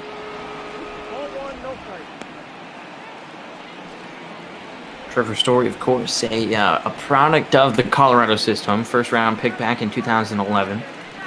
You know, was kind of brought up as the replacement for Tulo. And he's been great for him, but he's going to foul this one to the third base side. Escobar underneath it in foul territory, and that's out number 1. Up next for Colorado, the left fielder, Ian So now we see Ian Desmond also 1 for 2 on the night. Had a single back in the 4th. Rockies really do need to get something going here if they want to crawl back. They're very, very capable of doing so. Ball, that's out. And that is a ball. Okay, yeah. Nice squirrely strike zone, as is par for the course tonight. At least he's inconsistent with his calls, so that's a no doubt ball there, though. So 2-0 the count. Count 3-0. And the 3rd ball quickly in there, so 3-0. Not ideal. Got David Dahl on deck. Feel like I've seen him hit some bombs this year. But man, just send a 4-seam right down Main Street, bring it to 3-1. Don't know why Desmond didn't swing on that one.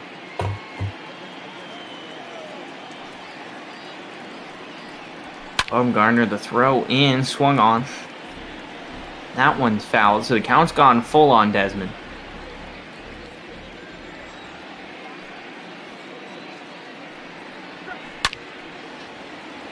That one's rocketed, but rocketed foul. As we see a full count, we'll see what type of pitch Bumgarner goes with. Foul.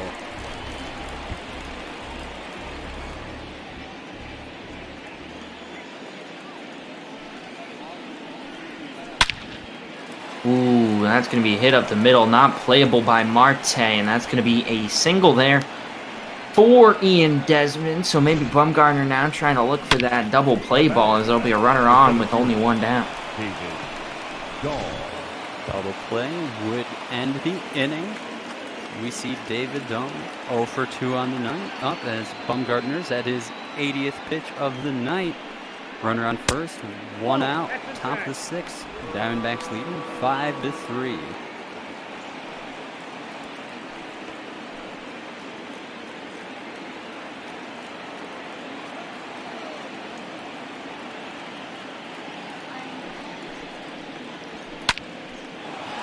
That ball's going to be hit out into left field. That's going to get down. The runner's headed to 3rd. I don't think he's going to be able to cut home. And indeed, he's going to have to hold there, but there's only 1 down with 2 in scoring position now for the Colorado Rockies. Far from ideal here for these Diamondbacks. Gonna hope to see a little bit more poise from Bumgarner, who is still out there. Ryan McMahon has a single already on the night, up to the plate. Fouls that one. That would have been 2 more across if that had managed to sneak by.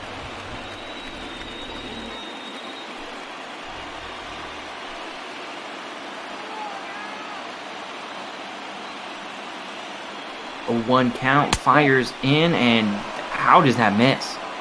I don't think it did. No, not even close on the replay. Just a very bad call. I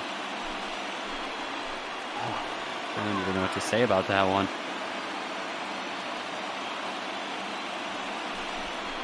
Well, we'll say nothing, as that one's going to be called a strike, 1 and 2.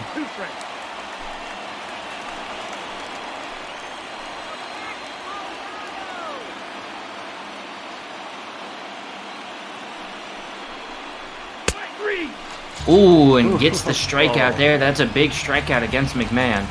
Fantastic. The catcher, number 14. Now I see Tony Ralters had that 2-run shot in the 5th, which helped the Rockies get that score evened up. Diamondbacks did manage to take the lead again, but certainly a threat here tonight. Oh, that's out. Well, historically, not the best with runners in scoring position.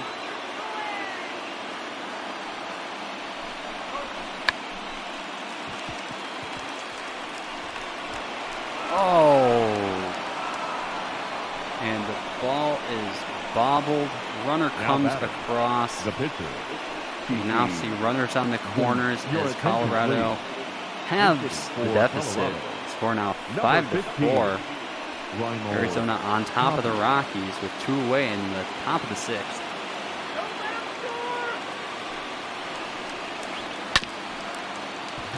Ooh, that looks like a nice double play ball, though they only need 1 out, and 1 out they will get. So the run comes across, but it'll just be 1 for the Rockies. The Diamondbacks keep their lead as they head to the bottom of the 6th, 5-4. Walker, Escobar, Ahmed going to be coming up to bat here. Ladies and gentlemen, And I fully your attention, expect to please. not see Bumgarner Now, again for the this game. We see Brian 29, Shaw coming in for the Brian Rockies. Has the Shaw. 2-3 record, 10 holds, pitching 58.1 innings out, 4.63 ERA. Pretty Leading up close for the average Diamondbacks, when you compare the right-handed the first baseman, to the left-handed batters. Walker.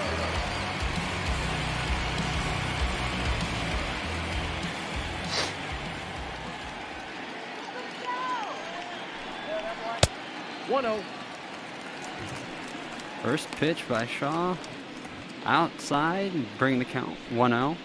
Walters versus Shaw, historically 1 for 6.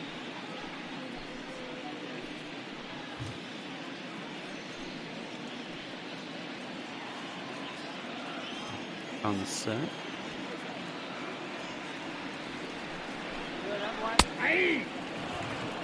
In there for strike 1. Slider, 84 miles an hour.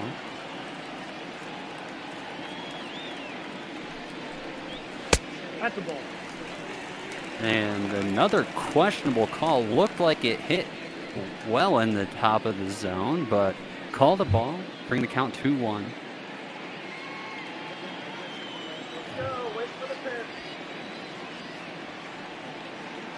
Christian Walker once again getting a face-off against a right-handed pitcher here who he's hit far better this season and showing a good eye right now.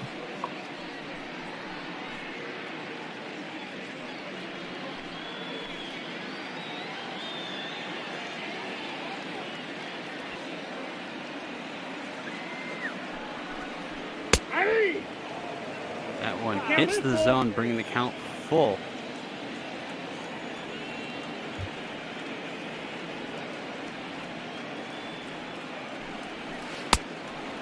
Swing and a miss. So Christian Walker strikes out. The third baseman, number 5, Eduardo Escobar.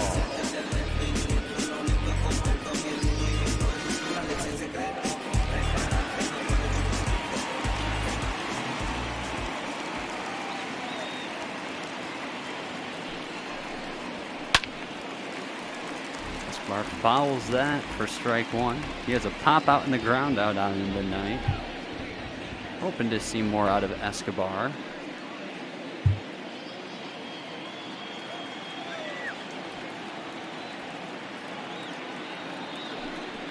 A 1 count, fires in. Escobar tries to hit that one deep, but it looks like it's curving foul. Indeed, looks like he managed to slice that one. Bring the count 0-2. Nope, that's inside. For the ball.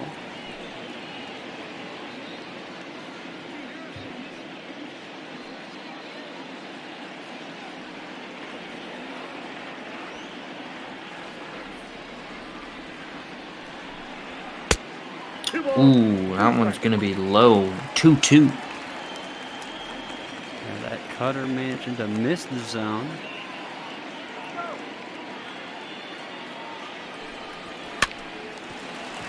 Oh, and he's going to hit it against the shift. That's pretty funny. Nothing they can do there, and Eduardo finds himself on with 1 out in the bottom of the D-back 6th.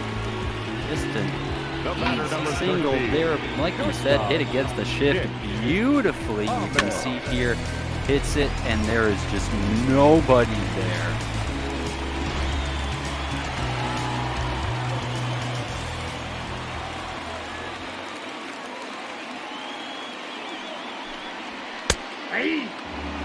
That one sneaks into that outside bottom corner for strike 1. Nick Ahmed does have a double. I would love to see it. A double could potentially double the Diamondbacks' lead here, as they are up 5-4, bottom of the 6th. 1-1. 1 on, 1 out, 1-1 the count.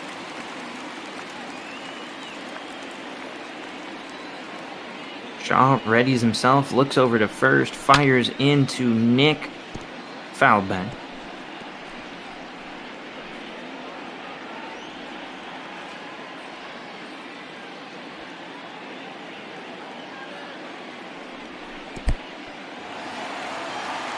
That one's going to get by him, going to allow an advance to second. So the double play ball's gone, which is pretty big here. Big it is indeed. Scores decision, a wild pitch.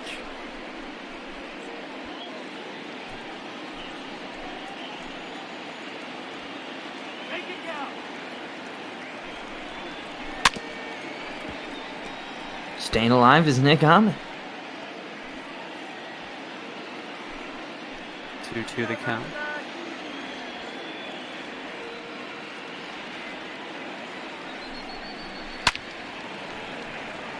Swung on, hit foul, staying alive, still 2-2. With that runner in scoring position, and only 1 out. Anything hit into the outfield could easily get a runner across, however, missing it, strikes out, so the second strikeout of the night for Brian Shaw. Madison. Bumgarner. Your attention, please. Pinch hitting for the Diamondbacks. And the beautiful, the one, the only Tim Castro coming into bat here for the Snakes. See if he tries to lean into any of these.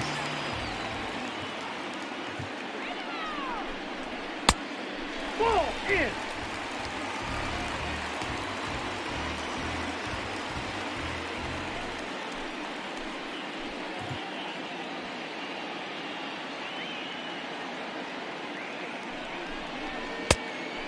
Ooh, just a bit inside. Good eye there from Timmy Lowe. I love to see Tim LeCastro in. Fastest man in baseball. You don't love to see his average right now, but I like this 3-0 stance he finds himself in. Guaranteed there will be a man in front of him if he does reach on a walk, but we shall see how he responds if he has a green light. He does not, but that is in there for a strike, catching the bottom inside corner. So 3-1, 2 away. We'll see again if Tim LeCastro is gonna swing on it, watch it, or potentially lean in. And he watches it right down the middle,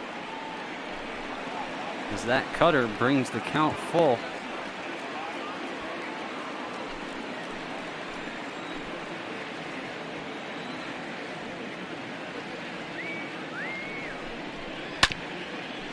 Ooh, staying alive is Tim LeCastro. The Diamondbacks here in this inning doing a good job just battling off those foul balls.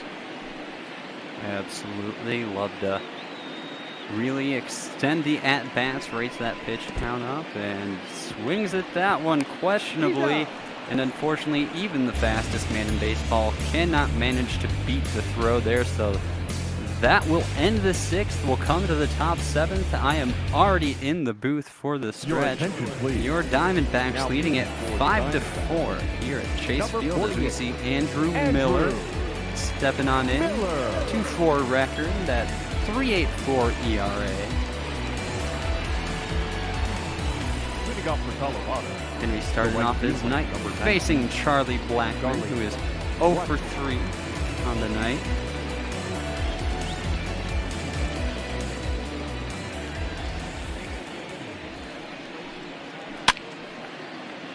Ooh, that one's going to get skied up there. Escobar running.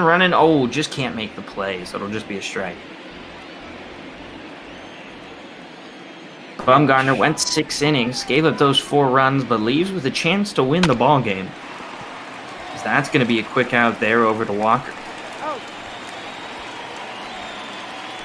The first And pitch, shout number out to 9. Barry Basher in the Daniel chat. In real life, it is 13-6 Snakes right now. Kind of the type of game I would expect to see, at least in bunt ball, out of these two teams. Yeah, well, you know, hold your breath, though. This Diamondbacks bullpen in real life, struggling to get some outs here in the 8th. So they've already given up one run, and might be giving up another one right here. Who's up at the mound for the D-backs in real life at the moment? Well, it was Hector Rondon, but Junior Guerra just got brought out, so maybe he can hold down the 4th. You didn't roll your R there. Guerra. One ball, one strike. And that ball high brings the count to 1-1, one away. Don't forget, viewers, that the Twitch stream here today will have 2 more games. It's a shortened schedule here today, just 4 on this Wednesday. Started out with the Cubs at Cincinnati, which, you know, was a close one to the end there. And then there was this game here between Colorado and Arizona. Continue with some NL West action after the Dodgers head to San Francisco with Cookie and Special on the call. And then the final game tonight will be at the 8:45 p.m. Eastern time slot. Brother Beer, Jordan Smith, Houston headed to the Pacific Northwest to take on the Mariners. And as always, we're raising money for charity here today. All of your donations, all of your subscriptions goes to Meals on Wheels. 3 balls, 2 strikes. That's going to be considered outside ball 3. I don't agree. It's par for the course for the night. Full count. 1 out. Top 7. Swung on, fouled away, and like you said, Meals on Wheels, really an important charity, especially in these times, whether it's through Twitch subscriptions, Twitch bit donations, or just donating to PayPal. It will all go to charity. Of course, we also encourage, if you wish to do anything else, to donate to a charity of your choice, just to help those in need. But that is out number 2 now. So we see Nolan Arenado stepping up to the plate. Solo homer back in the 4th. The only action he's really gotten this night. 0-1's the count. Swinging hard at that 2-seamer for strike 1.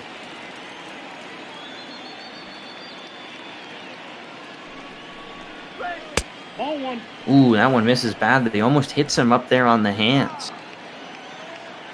Almost, but still not. So Ball, that's just out. we see another ball. Kind of low and outside.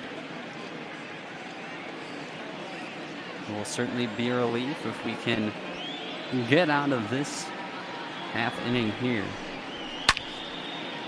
Nolan Arenado hitting that one foul. 2-2-2. Will he swing?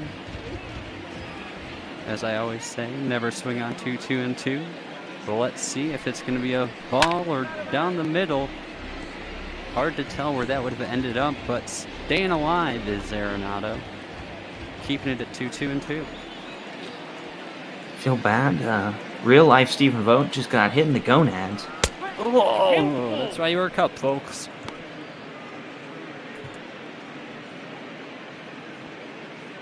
An excellent word choice, I have to say. Yeah, I just feel bad for the man. I turned over quickly to see what was going on. I was like, ooh. R.I.P. Going on here is another pitch hit foul. So 3-2, 2 away with no one on. Ooh, that one was roped, but roped foul. So 8 pitches at this at bat. Yeah, that's the wording. Really extending the pitch count here, really.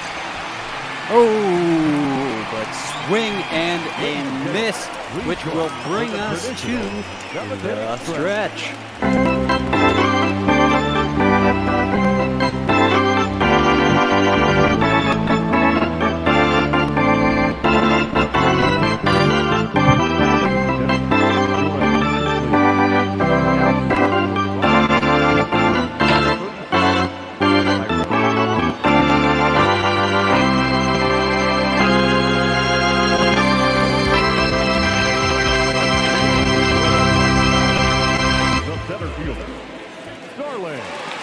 Another excellent performance there, Shard.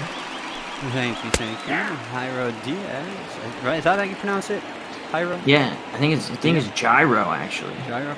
Anytime I see an H, Gyro. it's hard to tell. But Diaz up at the mound, quickly up 0-2 against Starling Marte. He's facing the top of the Diamondbacks order. And so far, doing quite well. Swing and a miss. 3 pitches, 3 strikes. The batter, number 4. First strikeout on the night for Diaz. It's hard to ask for a much better start to your appearance than that. We do see Wade Davis and Jake McGee warming up in the Rockies bullpen there. As Ketel Marte steps to the plate, 2 for 3 with 2 singles, an RBI, and 2 runs. Having himself quite a night.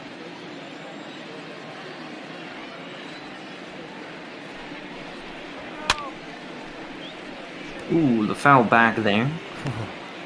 Luckily getting far enough away that it's not caught by, who's the catcher? Walters back there. Walters? Yeah. Had to look at my list. I unexpectedly in this game, so fortunately I did manage to screen grab the lineups for everyone. I'm not as familiar with the Rockies as I am with some of the other teams we have here. But 1-2 the count. Ooh, that one's going to be drilled on the line, but instead going to be a quick play there, so Marte goes down on 3 unassisted. And we have a raid, a certain Kamish LB, Party 7. Thank you so much for rating us here at ML Botball. You're watching the Arizona Diamondbacks play the Colorado Rockies in Chase Field. As you can see, currently 5-4 Diamondbacks on top with 2 away in the bottom of the 7th as we see ball 1 against Freight Train David Peralta.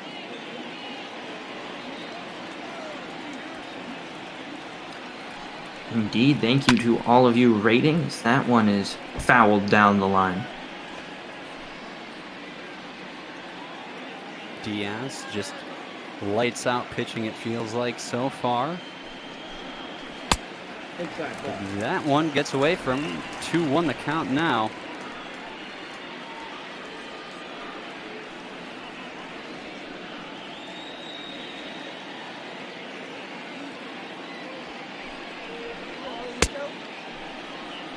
Ooh, they're going to call that a strike there. So David Peralta did go. It's a 2-2 count.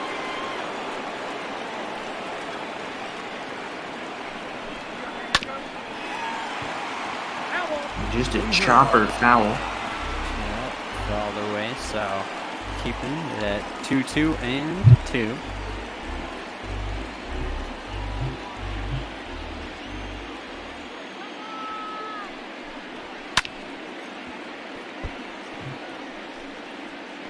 Another ball fouled down the left field side.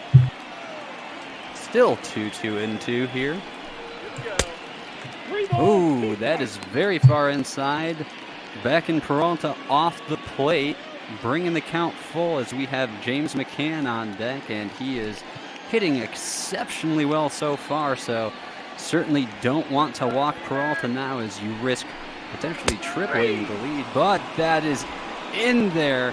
Four-seam fastball, 97 miles an hour, getting that strike 3, looking, ends the 7th inning. However, the Diamondbacks still up by 1, now 5-4. We see Yohan Lopez coming in for the Diamondbacks, a sparkly ERA of 1.57. I got to hear your take on Yohan. I mean, Yohan is just a great fastball thrower there. Great addition, young gun in this D-backs bullpen, and I really appreciate what he's been doing for the Snakes. He's been impeccable, and we hope to see it continue. In that first one is in there for strike 1 against Trevor Story.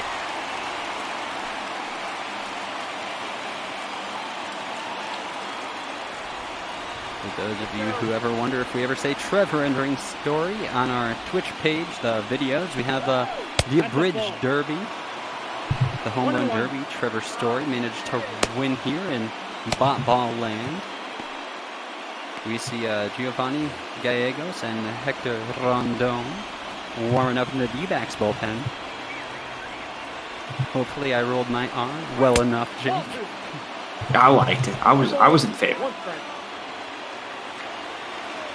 I'm less in favor of this count, though. 2-1 from Lopez this story. And a tough call. Very tough.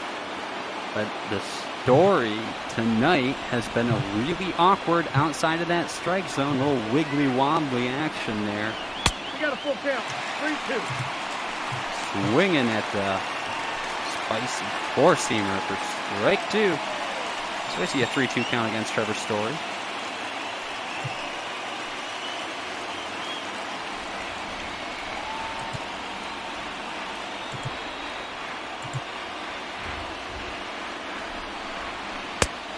Nope. Ball four. Oh, but he manages to walk him. The left fielder, number Quite 20, unfortunate. Desmond. Does set up a double play opportunity. However, would not end the inning here, as we see Ian Desmond coming up, who does have 2 singles so far. 2 for 3 on the night. 2 for 4 on the series.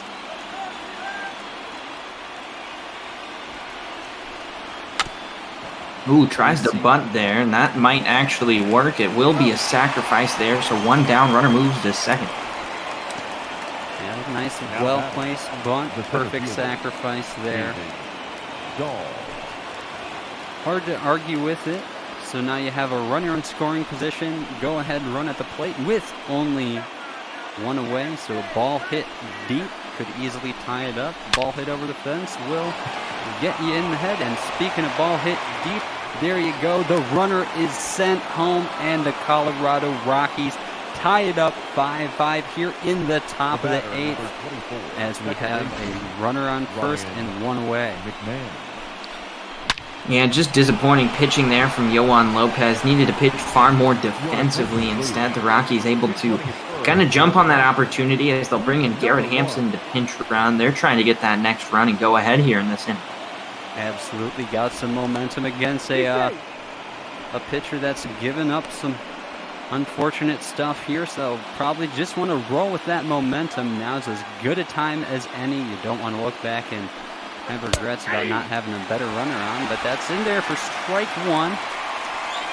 McMahon not great this series. 2 for 9, 1 for 3 on the night. He does have a single, but not exceptionally well this series. Yep, that ball went out. That's outside. 1-1, 1 on, 1 out.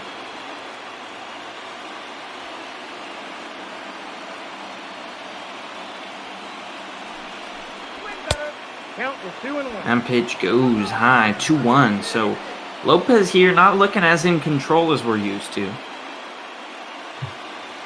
Certainly does seem a bit uncharacteristic. ERA may be going up a little bit if he does not manage to get a rhythm going. The runner tries to steal, does manage to get in there safe. So just like that, with only 1 out, we do see another runner in scoring position for the Rockies, as the count is 3-1. You have to assume there's a green light for McMahon to swing away. Yeah, and I think right there what you just saw is that, McCann really needs to get those throws to the right side of the bag there. I mean, that throw was pretty much on time, just not on the proper side of the bag, and no chance there for the tag, but a beautiful shot there over the K for Yohan Lopez. Nice job staying calm in the face of a little bit of adversity. Managing to get that strikeout looking after having that 3-1 count and having the runner advance. So Tony Walters, home run, single, 3 RBIs, 2 for 3 on the night. Hitting that one high. However, I believe Seth Beer is there, correct? Yes. So The pitcher, number 37. the runner does come across, Diaz. bringing the Rockies up 6-5. So Oh, wow, that wasn't a catch. I thought that was a catch out there. I did too. The angle that we were provided in the booth looked exactly like a catch, so I do apologize. Hector Rondon coming on in for Yohan Lopez. Quite unfortunate performance there after historically good. Rondon with a 3.46 ERA, just a 3.4 record. Pinch hitting for the Rockies. Number 6. And we see Alex Killerov coming in as a pinch hitter. His average is 196. I've seen this a lot. Like, pinch hitters with not good averages coming in. Curious what your thoughts are on this. I don't know. They gotta have better options on the bench, one would think. But, you know, Bud Black says, hey, screw it. We already got the lead. Ball, that's too high. Yeah, it's interesting. Not familiar with the depth that the Rockies have, unfortunately. But we'll see if this decision pays off. 2 balls, 1 As that is in there, potentially backing him off. Let's, as I need to always say, see if he comes across to the other side of the plate after trying to nudge that batter a bit further away. He does indeed. That one's drilled to third. The out there, but not before the Rockies battle back to take this one away from the Diamondbacks. They're going to have to recover here at the bottom of the 8th. Yeah, Killerov just lucky that there were 2 outs, because that would have been an easy bang double play if there had been fewer outs. We see Garrett Hampson in at center field there. Now pitching for Colorado. Number 50. And Estevez on the mound. Charlie Sheen at the mound. He's got a 1.3 record. 4.85 ERA. Fairly even when it comes to averages versus righties versus lefties. James McCann up at the plate for the Diamondbacks, who find themselves down now in the bottom of the 8th. But any runner or any batter up is the tying run at the plate. Oberg and Jake McGee up in the bullpen, so they got both righties and lefties going. Rockies want to make sure that this lead stays there, so it looks like they're going to be pretty aggressive, although Estevez does need to face his prerequisite 3 batters. Yeah, that 3 batter minimum rule really does change that dynamic of pitching. Because if you manage to get yourself in a hole after 2 batters, you still got to face 1 more. We see the 2-0 count. That ball's hit more high than it is long.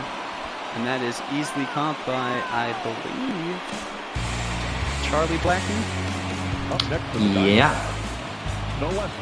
We look at our starter comparison here. Both of them, gave up quite a few earned runs, but Mad Bum able to last 2 innings longer, and really looked like the Diamondbacks were going to be able to hold it down. But ever since then, the D-backs bullpen's had a little bit of issues closing this one out. Issues indeed. Seth Beer up at the plate. Alcohol sales have ceased here at Chase, so let's see if Beer can still manage to accomplish something good. As I believe that was a 99-mile-an-hour 4-seam. Ooh, and just a chop ball there. That's going to be caught on the run by McMahon, and that's going to be in time for the out. Looks like you need to stretch nice up high to get it, but puts runner away. Beer going down. Like I said, alcohol sales ceased, so not seeing as much Beer. So 2 outs in the bottom of the 8th as Christian Walker, who is 0 for 3 on the night, comes up. He struck out in the 6th. We're hoping that he can do something, as these Diamondbacks need to get at least 1 more run in their next 4 outs if they want to win this game here.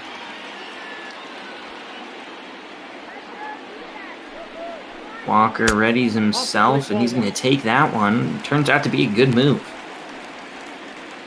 Oh, triple digits. Charlie Sheen. Oh, Carlos. Every time I see Carlos Estevez, I will always have to call him Charlie Sheen. And for those of you who don't know, Charlie Sheen, born Carlos Estevez, Yeah, uses a stage name. Brother of Emilio Estevez. When father Martin Sheen took his stage name, Carlos took cue from that. That's some random tangent stuff for you.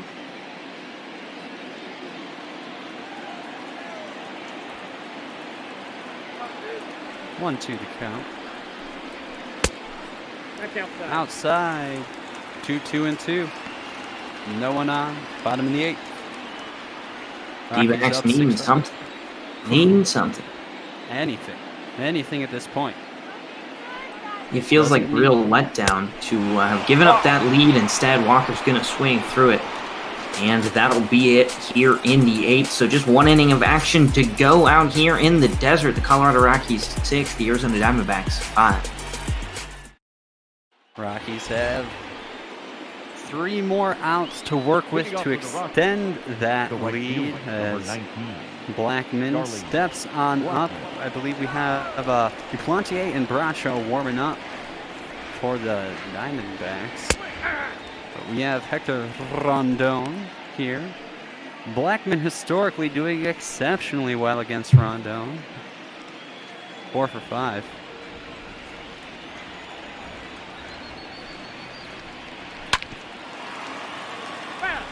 Hits that one hard, but hits it foul. 0-2.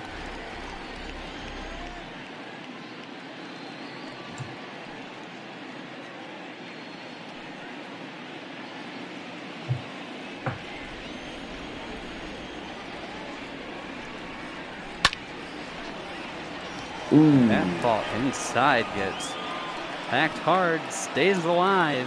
How did he make such good contact with that ball? I just don't understand that. That man must play cricket on the side, as that one is hacked away towards the other side. Still 0-2. Yeah, I feel like it wouldn't be that hard for an MLB player to go rip some cricket. That one's gonna be a fair ball. What? Yeah, it looks like it just hit inside the third base bag, and wow, thankfully he's slow. And that exceptional hitting continues. Rondon versus Blackman. Now batting. The first Blackman now 5 for 6 Daniel against Rondon. Just really able to figure him out, and you see that ball just perfectly placed. Stay in fair as long as it needs to, get into that left outfield corner. Easy double. Daniel Murphy now up. Fouls it away, 0-1.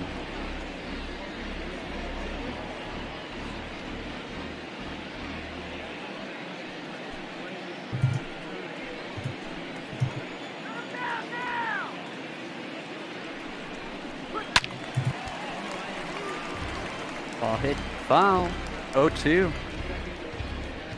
So Daniel Murphy shakes his head. He feels like he should have had that one, but he did not in the end. That one's going to go just a bit outside.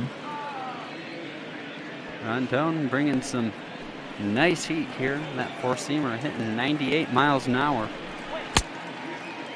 And a swing and a miss, and he does not make it. Yeah, that was a pretty bad miss. Yeah, not good. First strikeout for Rondon. Runner stays at second. I don't know, when you're swinging after the ball's already hit the dirt, that's a problem.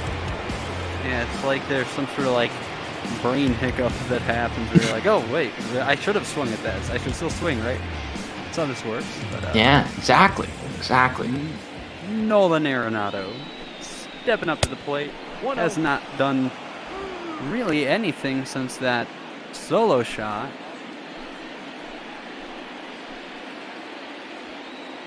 But he represents still a threat here. Count quickly getting to 2-0. All things considered, you'd rather walk Arenado than let him blast it over the fence. And is Rondon doing the intentional walk? You don't want to do that with Trevor Story on deck. Yeah, it doesn't get much easier. That's the issue.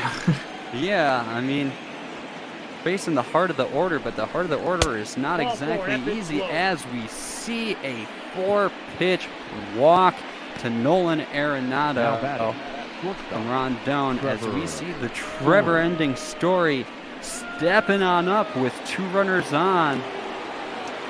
Only 1 out. So even if he hits it far, he can still get a man to third, if not farther. Best case here for the Snakes is a quick double play ball, and then they try and rally in the bottom of the 9th, but it's not looking so good here for the D-backs after leading for most of this baseball game. Yeah, they really did kind of just, I don't know if I fall apart, maybe almost feels too strong, but still they did kind of fall apart a little bit. Like you said, leading a bit, but Rocky's clawing back. Story hits that one foul. 1-2 the count. You do have the double play in multiple locations right now, so. Ooh, swing and a miss from Trevor Story for out number 2 in the top of the 9th. Rockies still on top, 6-5, but hoping to extend it by however much they can to get a nice little cushion to work with, as the Diamondbacks certainly are quite capable of getting runs scored. Let's see if Ian Desmond, 2 for 3 on the night, can manage to help these Rockies out even more. That ball is high for, I think high? My screen freaked out a second. Regardless, ball 1. And that is right in there for strike 1.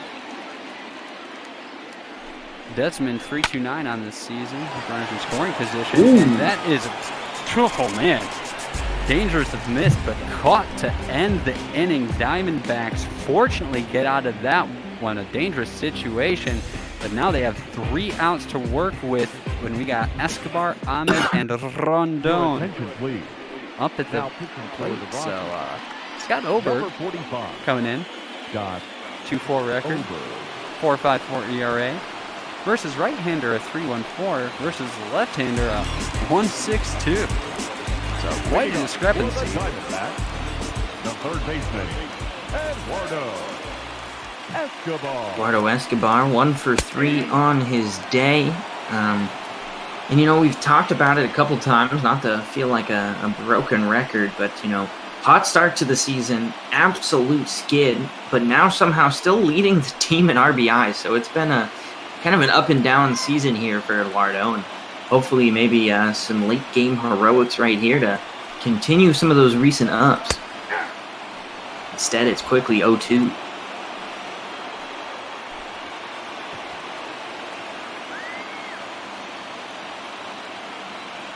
The third pitch from Oberg incoming. Let's see what he brings. And that is a ball in the dirt. That changeup nowhere near the zone. Good eye from Escobar, not swinging at that.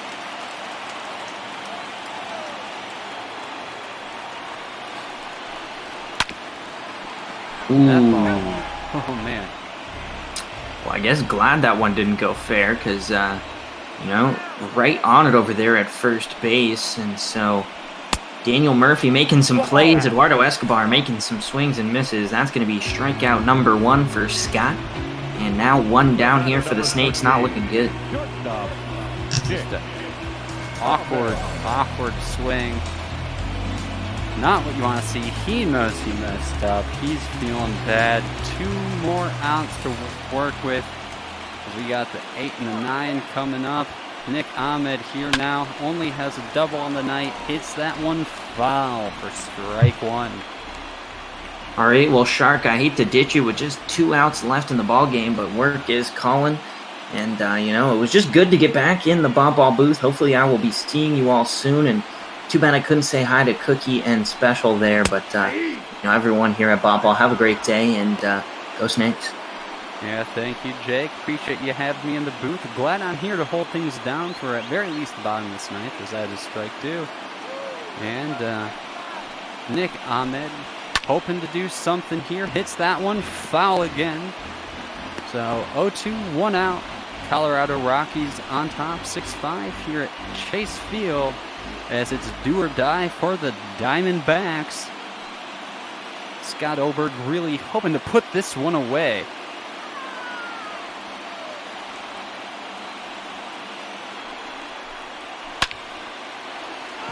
And that ball is hit, but not far enough, as I do believe that is Charlie Blackman with the catch, if I'm not mistaken. Your attention, please. Unplanned game for me, so I do have the lineup here, but didn't get a great chance to study it before the game. But we see Ildemaro Vargas pinch hitting. 295 average, just one home run, but Diamondbacks trying to do anything they can to even this up, to either extend the game into extras or ideally take home the victory with a walk-off. We are at 0-1. That ball just misses on the outside top corner there. So 1-1. That's ball 2. That ball in the dirt for ball 2. Slider missing the zone by a mile. That ball right down Main Street. Hit foul. 2-2 and 2. Bottom of the ninth.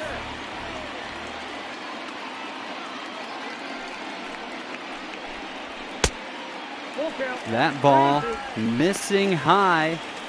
Brings the count full as Starling Marte, representing the go-ahead winning run, is on deck. Should Vargas manage to reach. So potentially the last pitch of the game. In there, and that ball is hit up. Does he beat the throw? He does not. The Colorado Rockies managed to win this close one over the Diamondbacks 6-5. A real nail-biter here at Chase Field, and the Rockies are excited. The Diamondbacks really have to be feeling bad about this one, as they are really trying to still get into the playoffs. The Dodgers managed to take that top spot in their division, and this is just a real rough loss for the Arizona Diamondbacks, who have had kind of a roller coaster of a season. They started off 8-0. They managed to fall a bit behind. They managed to overtake the Dodgers. The Dodgers managed to fight back. The Diamondbacks now in that position where they need to claw their way up, and this is not what you want to see in this scenario. So we will hopefully be getting to highlights soon, as you see Tony Walters is your player of the game. 3 for 4 with a home run and 4 RBIs. Jairo Diaz with the win. We go now to the highlights. You see McCann here. He grounded into a double play. It did bring a runner across in the bottom of the first. So 1-0 Arizona after that. We remind you to please drive home safely. Really lingering there on the pitcher for some reason. Here we see Marte with a homer to left. Good 408-foot shot. He didn't doubt it was going over the fence. He was nice and calm coming off the bank. So that brought the Diamondbacks up 3-0. And here you will see Murphy grounding out a beautiful stop there by Eduardo Escobar. It's a great play. Here we see Nolan Arenado with a good homer to center. Just 393 feet, but that is all you need in this field in that part of the park. That brought it to 3-1. And here we see Walters with a 388-foot shot. 2 RBIs. This one tied it up in the top of the 5th, and this really was the turning point of the game. The Rockies managing to really even it up and send a message. Here you see it was tied up again in the top of the 8th. Dahl lined it left for a single, getting an RBI. And here we see Walters again hitting left for a single. The go-ahead run. And after that, nobody else would score. We see Desmond lining out to second. That one ended a threat. However, it was not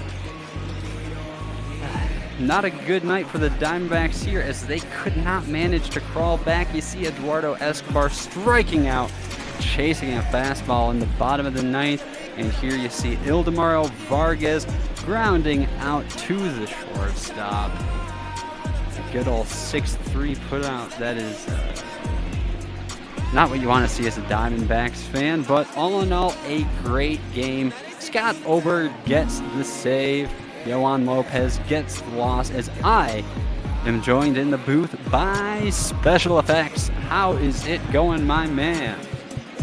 It's going pretty darn well. I mean, being a Dodgers fan, I like seeing our main competitors, the Diamondbacks, losing a game. So, great outcome there for the Rockies and for the Dodgers. And, I don't think the Snakes played too bad, just didn't shut down the game when that mattered.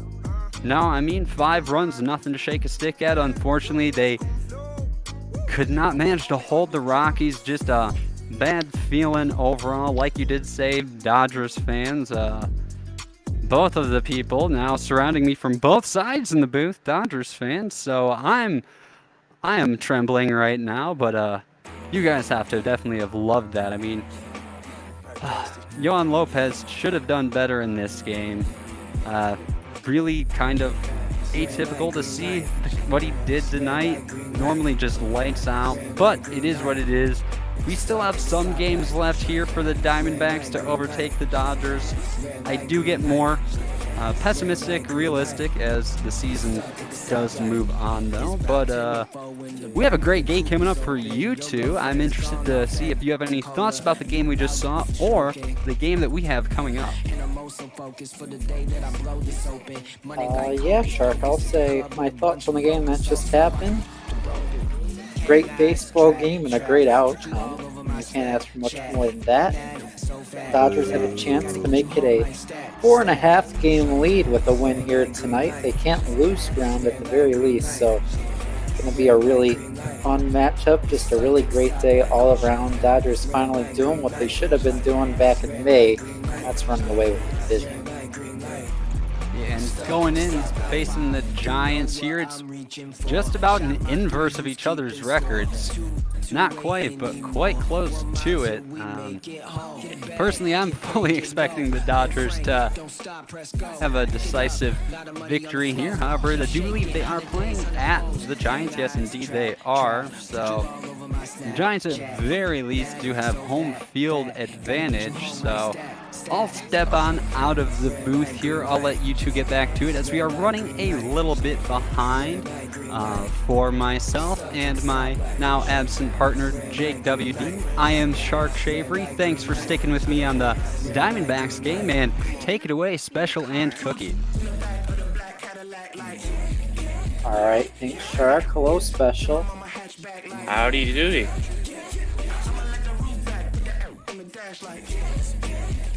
I am typing in our Discord right now because the Dodgers lineups and the Giants lineups too look about as wrong as they can get.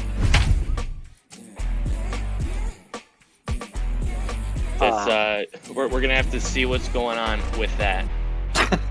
But hey, we got Dodger baseball, as Vin Scully once said. It's time for Dodger baseball. The first place Dodgers, the, I think, last place Giants facing off today. That would be correct. Oracle Park.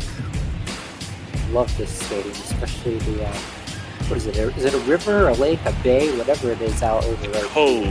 McCovey Cove. I love McCovey Cove. It really is a beautiful stadium, and it just sucks that I was talking about this with Brother Beard just the other day, but the names keep on changing on me, and it just, it used to be AT&T Park for the longest time, and then just, I think it was last year was the first time it became Oracle Park. So obviously it's all about the money, but would just love to see some consistency, I guess. What always trips me up is it's called Oracle Park. It sounds like Orioles almost. So whenever I think Oracle Park, I think the Baltimore Orioles. I don't know why. Doesn't help that they're wearing orange and black today. That too. So the Giants will, they're on the field. The Dodgers all-star right fielder Mookie Betts is going to lead it off. First pitch going to be hit. That's a line drive. That's it high and deep. That ball is gone. Left field, a lead-off home run. First pitch of the game, number 24 on the season for Mookie Betts, and the Dodgers have a 1-0 lead.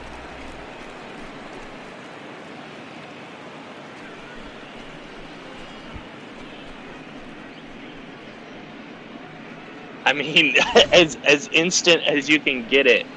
First pitch of the ball game, and Mookie Betts unloads. And I mean, you could make the argument now that the Giants have never been even tied in this ball game. The Dodgers have had the lead since the first pitch has been delivered. I mean, boy, special. I was about to say first pitch at 7:11 p.m. 4:11 local time, and I couldn't say that because it kind of tripped me up. I wasn't expecting that, but I mean, I don't know why I wasn't, because Mookie Betts is an exceptional hitter. It's 1-0 Dodgers, one pitch in. We'll see if Max Muncy can make it 2 for 2. We'll take ball one instead. And well, Beede not coming in with the most exceptional numbers on the season, and you can tell why after leaving that pitch. Wasn't even in a bad spot, just kind of a little bit too much over the plate on the low inner half. But Mookie just able to turn out in front of it like Muncy tried to do right there. Nice job for that one foul. Muncy been a great hitter this year. Love seeing this guy play. With the righty on the mound, he'll be playing second base, and he's going to hit a high, deep drive. That's going to bounce off the base of the wall. He's heading to second. He's going to hold up there. Stand up, easy stand up double for Mookie Betts. Max Muncy. I know what I'm saying. And boy, if you're Beede, you gotta kind of recalibrate here. This is getting away from you quick. You don't want to be out of this game before you get an out. Well, and to make matters worse, you're now facing the half-century man himself, Jorge Soler. So I don't even blame you for thinking maybe Mookie was still up at the plate. There's only been 4 pitches, and already we've seen a home run and a double that just missed being a home run by about 10 feet. So Soler's going to follow back a curve. The player of the month in July, and boy, this guy is probably more of our player of the year so far, right up there with Yordan Alvarez for just one of the best all-around guys so far this year. Coveted at the deadline, comes to the Dodgers, gives their outfield a big boost. Immediately enters the NL MVP conversation as well. Well, the only thing I'm a little bit disappointed about, and I'm not too disappointed because I am a Dodgers fan myself, but now we're not going to really have 2 contested of MVP races unless, I'm not so sure about that call for strike 3. But, unless someone gets injured or someone else really starts to pick things up, it seemed like Soler and Alvarez were going to be the 2 fighting for the AL MVP crown, whereas, now one of them gets shipped off to the other league, so you can pretty much write it in. Still a chance for some late surges. About 2 months of baseball left to play, but we are 4+ months into it now. So like Special said, a questionable strike 3 called. Tyler Soler, Cody Bellinger's up now with a runner on second, 1 away. This is a guy Special. A big reason they had to go after Soler. Bellinger hasn't been the MVP he was last year, so dribble this one through. That's going to be a base hit, and that's going to score a run. Nice job to throw to second, hold Bellinger to first there by the center fielder for the third baseman, Giants. Yeah, and you say Bellinger's not been his MVP type. It's pretty hard to live up to what he did last year, but even still this year, he's not being any slouch at the plate, batting average around 250, and got those homer numbers up as well as the RBIs. So definitely does help that Jorge Soler is able to solidify the middle of this batting order, especially when guys were struggling earlier on this year. And that's really what you got to think about is the fact Bellinger's numbers look pretty good now, but at the end of May, he was right at the Mendoza line with limited power. It was nasty. I think he was a AAA guy. It really come to form. Justin Turner hasn't been the same since he's come back from injury, but there's going to be an error by, is that the Panda playing third base? Batting fifth, the first base. Maybe? I don't believe so. Doesn't seem to be the right complexion, we can say. Well, whoever was at third completely misfired that to second. What could have been a inning double play instead becomes runners on first and second for Jock Peterson, our first baseman tonight.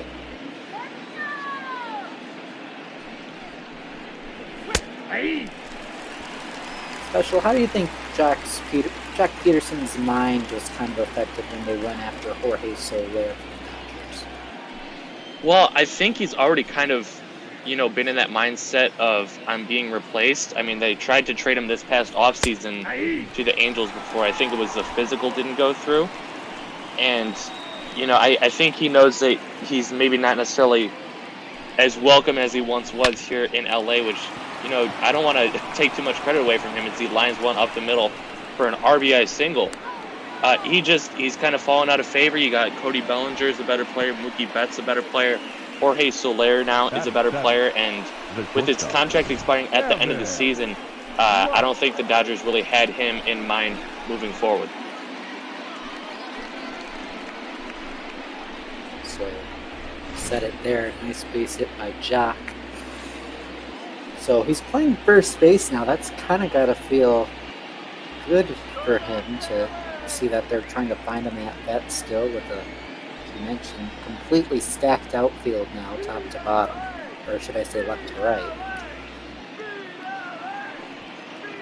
Evan Lux on a 9-game hit streak, playing short. Be batting now. Rookie of the Year in the NL you're looking at right now. I'm saying it for months, and it's just becoming more and more certain as time goes on. Yeah, he's definitely been living up to that so far this season. 260 with pop. And a lot of teams would be batting a lot higher than 7. He's going to get this one past to diving first baseman, and that's going to load the bases. So Dodgers 3 in, 3 on, and just 1 away. And Will Smith, The catcher. power threat, is going to try and get something going as Lux' hitting streak hits 10 games. Double digits, and that's what's going to happen when you're playing as hot as he is right now. You're just going to find holes. Wasn't the best of contact. The launch angle obviously was more of a, a depression angle. But if you can find a hole, then that's going to raise that batting average, and the team's going to appreciate what you're doing. Yeah, Special, that's what they always say, isn't it? Put the ball in play, don't leave the bat on the shoulder. So put the ball in play, good things will happen. It's Will Smith. Was grounded into 11 double plays, but I wanted to focus on the fact he's batting up about 380 for his last, 5 games they said? 6 games, something like that? It's got I think 230 on the year. Yeah, I think it was the last 5 games, but he's been hot of late and should only get better playing against these Giants who, let's be honest, are not contending for a postseason spot this year. That's a ball. It's hard to feel bad for the Giants after they won 3 titles at the start of the 2010s. Those even-year teams just seem to be elite, but their Ace Madison Bumgarners now in the desert, and the rest of their teams either aged or disappeared. So it's rebuild, retool time out in San Francisco, and it's been a while since they've been able to topple the Dodgers. Well, since anyone's been able to topple the Dodgers, to get to the top of that NL West. So he will walk in a run. Smith works a walk. Batting 9, the pitcher, Julio. And I mean, I can't really give any analysis as to what Beede's doing wrong, just because he seems so wild out there on the mound. He's either throwing it right down the middle or he's completely missing the strike zone. So, you know, I'd love to give him some tips, but I just wouldn't even know where to start. So Julio Urias is going to come into bat, pitcher. Kind of surprised he's in the rotation. He's going to rip this one to third base. That's knocked down, but there's not going to be a play. It's an RBI base hit for the pitcher. It's 5-0 Dodgers with the bases still loaded. Yeah, you were saying Urias maybe not supposed to be in the rotation, but at the very least you can keep his bat. And wow, that is, I don't want to say that's undeserved, but that seems like a very quick hook out there for the guy on the mound. So the day is done with Beede. He allows 5 runs on some number of hits, but the line isn't even closed. He's still responsible for 3 runners. There was that error. I'm not sure how many are going to be charged to. I think it would probably still be the vast majority. Sean Anderson's going to come into pitch here in just the first inning, and especially you got to think he thought there was probably a few innings before he'd have to be warming up out there in the bullpen. I don't even know if he got a chance to warm up. They might have just called in and said, hey, you're pitching now. I mean, hey, honestly, he might have just been, you know, starting his new pack of bubble gum out there in the bullpen, and all of a sudden he's got a pitch with bases loaded, 1 out, down by 5, and face a guy who's already homered in this inning. So 1 pitch, 1 home run for Mookie Betts. Now the second pitcher he's faced in the inning. Ball 1 high. Close pitch.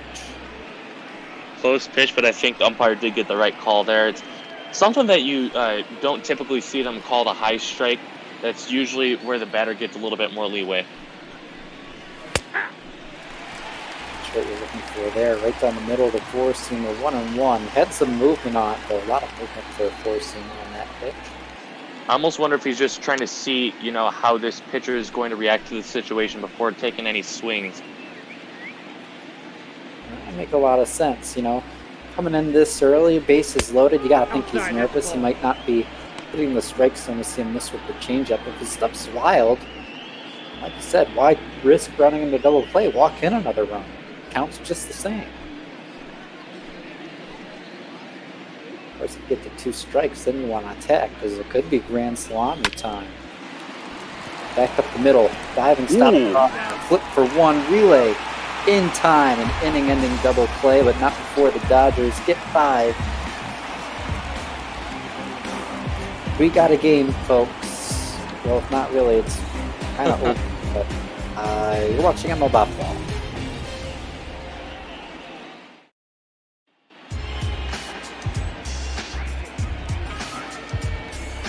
Well, we're going to see Julio Urias, who's kept his spot in the rotation despite the addition of Andrew Heaney. And, I mean, he's got the great numbers, 3.73 ERA. The thing I really like to see is that 1.19 whip. If you can get it below 1.2, especially at his age, that's what you really like to see. Keeping the base paths empty and getting those outs right away. Jalen Davis to lead it off. Special, I took a break. Today we kind of had to throw in an emergency Dustin May start against the Diamondbacks. We see a ground out, 1 pitch, 1 out. Evan Longoria, the All-Star, coming up to bat now. But who's with Kershaw, Buehler, and Heaney and Urias now in that rotation? Who's in that last spot? Is it Wood or May? I think we have kept May up here just because he's got the... no, actually, no, I take that back. It's Alex Wood that's been up there. Just because they didn't want the pressure to get to him going down the stretch. I'm going to double check that with you right now, but I'm like 95% sure that it's Alex Wood. And yes, it is Mr. Alex Wood, another lefty. Count 1 and 2.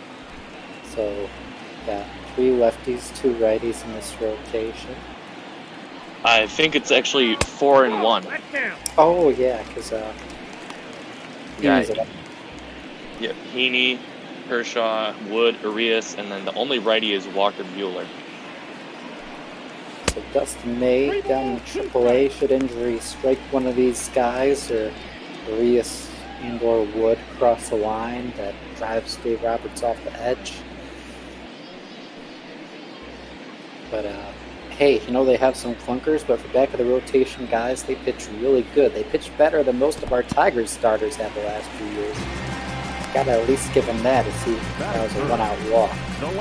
Jordan Zimmerman had something in my throat there. I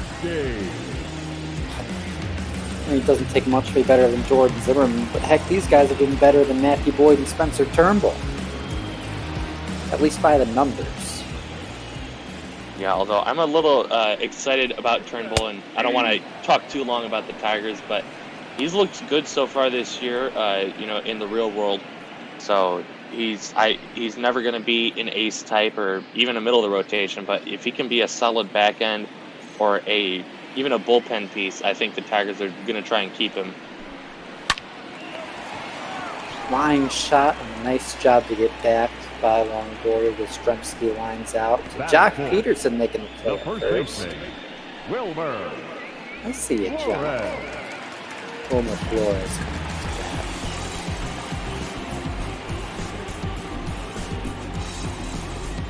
Chat. Looking away for a bit, come back to this. Well, be glad you came back now. There was a 5-0 LA with the bases loaded, 1 out. Starter Beede was pulled after just getting the 1 out. So, yeah, it's a good day to be a Dodger fan. To say that. Fouled off by Flores. Well, we should be cautious with this because I can't remember exactly what day it was, but I want to say these Giants have come back from a similar type deficit. So that's going to be a nice play off the mound by Urias to end the inning. Never say never. That's what we always tell our friend Mo. Like to say, Urias makes the play. We're heading now to the second inning. 5-0 LA. 2-3-4 coming up. See Soler Bellinger. Leading off for the Dodgers, the second baseman, Max Muncy.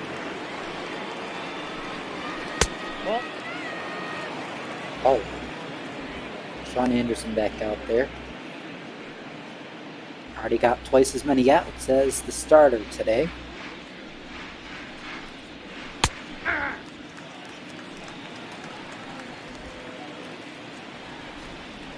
And I'm sure Beede was very appreciative of that double play too. Not make his day any worse by the numbers.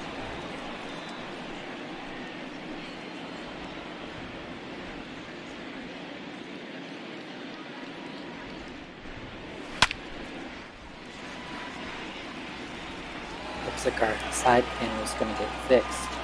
EB, if you're listening to this, the Giants looked pretty messed up too. If you're already working on it. 1-2, Messi's going to tie. You can count. It's 2-2 count in inning number 2. Not quite deuces wild yet, but we're getting there, Snatch. We're getting there.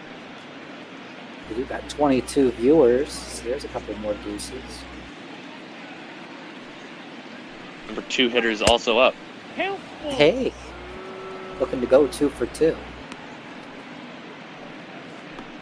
That's what the count full though. He'll take 1 for 1 with a walk. 2 for 2 in on-base percentage terms. Hey. 2. Yep.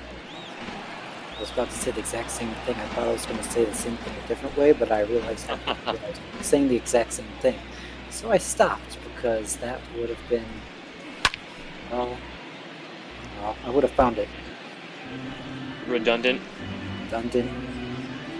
Maybe rude to you to say the exact same thing, like I'm taking credit for it, even though you just said it. Wow. Once he breaks out. Now back. Their highest team ERA leaderboard, Giants 4th highest in the National League.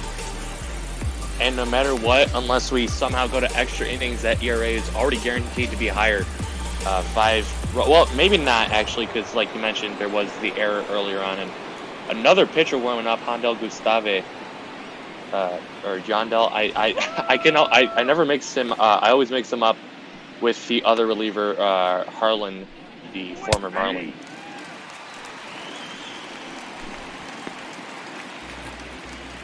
Pirates far and away the worst ERA. It's up over 5. The next closest was well under 5, so 4.8. Sucks to be a Pirate fan this year apparently, but hey, they're getting rocked for rocker, as the prospects kids would say. As Solaire's going to bounce out. Nice charge and play by a third baseman. And if it's any consolation, the Pirates actually did come out with a win in yesterday's ball game. So, granted, they were playing the Cardinals, who aren't doing too much better, but a win is a win. Doesn't matter who you beat. At the end of the year, when they look at your record, they don't say, "Oh well, Dodgers are 162, but." The only teams they beat were the Giants and the Padres. No, doesn't matter. You can lose all your games to the Diamondbacks or the Yankees or whoever you want. Doesn't matter. This one's a win. This is a loss. Just gotta get those wins. 2-1. Cody Bellinger. I guess that head-to-head record does kind of come into play with the tiebreakers. Yeah, typically that's how they end up doing it. Deep fly ball. Back track wall, leap, and it's gone. Cody Bellinger, home run. One pitch away from ending the inning clean, and 1-2-3 to boot, but Cody Bellinger gets a solo home run to one of the deepest parts of this ballpark, and we're going to show you a little replay in just a bit. But take a look at this hit right here. He drives from his back leg, gets the bat underneath the ball just a little bit to drive that launch angle up, and sends it out, not quite into the seats, but over that wall, 99 miles an hour. Yeah, this is one of the deeper ballparks. Now batting, third baseman. In baseball, especially out in center, that right center gap too. It's kind of right sort of where he hit it. Like you said, not quite the deepest part, but an impressive shot. Makes it 6-0 LA. Justin Turner reached on the error.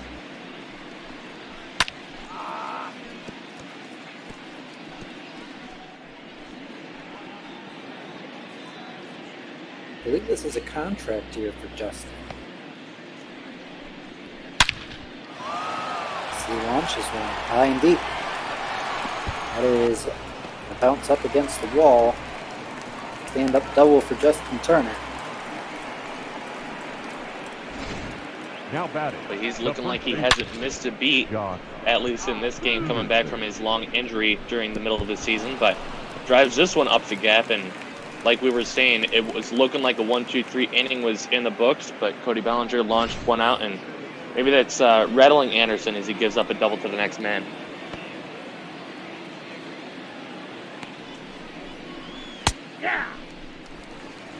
So we'll see Sean Anderson home run double. Can he settle down, get Jack Peterson?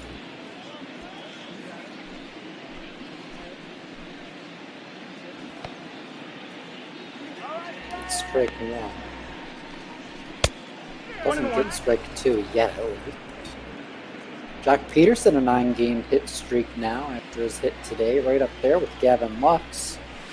He hit back-to-back in the lineup, too, so you can bet that hit streak combo's driven in some runs. Got these Dodgers on the roll they're on. Peterson's going to pop out, though, to end the inning. Cody Bellinger provides the big firepower. Justin Turner adds a little bit of sparkle to follow, although that isn't capitalized on. 6-0 Dodgers heading to the bottom of the second here on ML Bopball.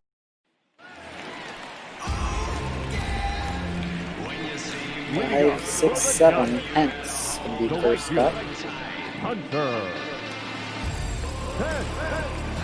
Yeah, earlier on you were talking about those postseason runs in the even years by the San Francisco Giants, and Hunter Pence was always a big part of them. Took a little vacation, you could say, away from San Fran, but looks like they want to bring him around to the tail end of his career.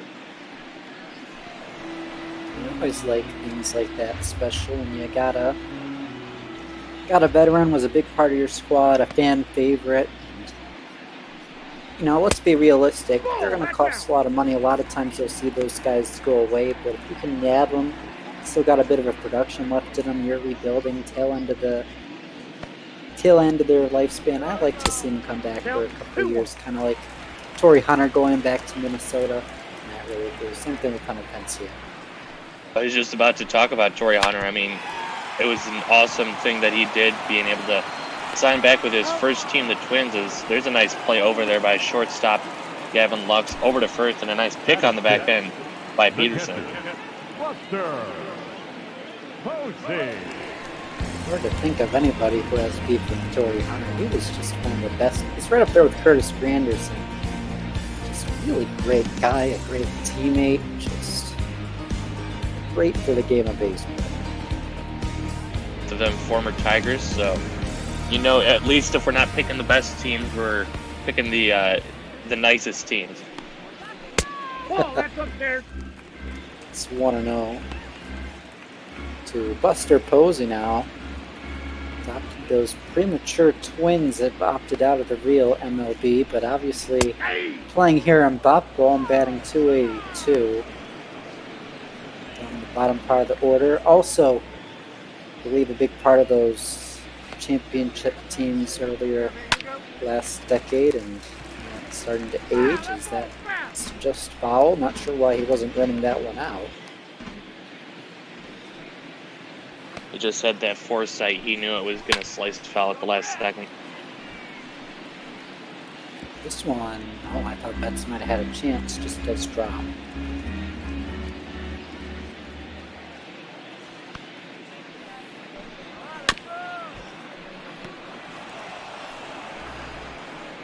Love me some more. 1-2.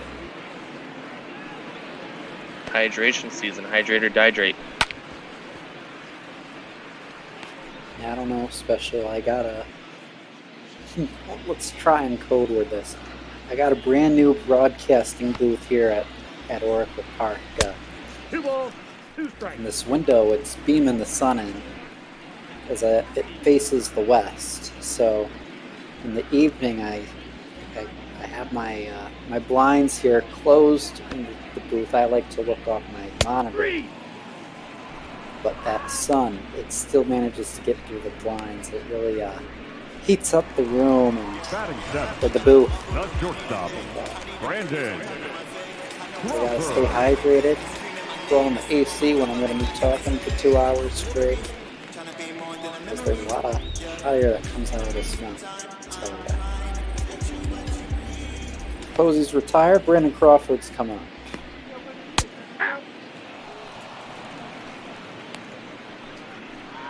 Urias special. What a day he's having up now. Obviously still early. Only gotten 5 outs so far, but looking sharp. Yeah, he's not really missing too much with his pitches, and if it is out of the zone, it's been intentional. No balls, 2 strikes. See that one way down, way chased by Crawford. He will way chase that slider too. That'll do it here in the second. 6-0 Dodgers. They tacked on a run in the top half. San Francisco still yet to respond. Heading to the third. Dodgers looking for more cushion here on them about the Twitch TV.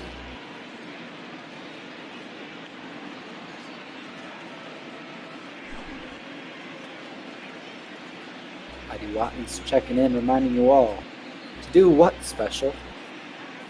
Well, we are requesting that you can donate to Meals on Wheels, our charity of the week and pretty much of the entire thing. We had been rotating, but up until recently, it seems like Meals on Wheels was getting a whole lot more support, so we decided to stick with that, especially with this pandemic. But support more than 5,000 community-based programs across the country that are dedicated to senior isolation and hunger. This network serves virtually every community in America and enables American seniors to live nourished lives with independence and dignity. Looks the line out. Yeah, nice to see the scrim getting back to our roots. We raised for Meals on Wheels for almost the first, I want to say, It's about 2 months we raised Meals on Wheels, and we switched to the rotation. Supported all sorts of things, kind of diversity efforts, not only for race inclusion, but also LGBT. Talked about mental health. And, well, we've kind of settled back on Meals on Wheels as the pandemic's picked up in a lot of parts of the country, and it's a deep fly ball. I think that's off the glove of the left fielder. Looking like a triple for Will Smith. To see if that's a triple or an error depends on what the official scorekeeper has. I'm going to give him an error personally, and that's what it looks like is going to happen as well. Good swing by Will Smith. If it was maybe in a bit of a smaller park, that could get out of here, but I really think Yastrzemski has to come up with that one. Yeah, it's a tough play running to his backhanded side, but still, if he got the glove on it, you should pretty much be squeezing the glove as well. Tough error. Oh, that's out. But, just what it is. Julio Urias now going to have that runner on third. It's 1 for 1 on the day. Already has an RBI.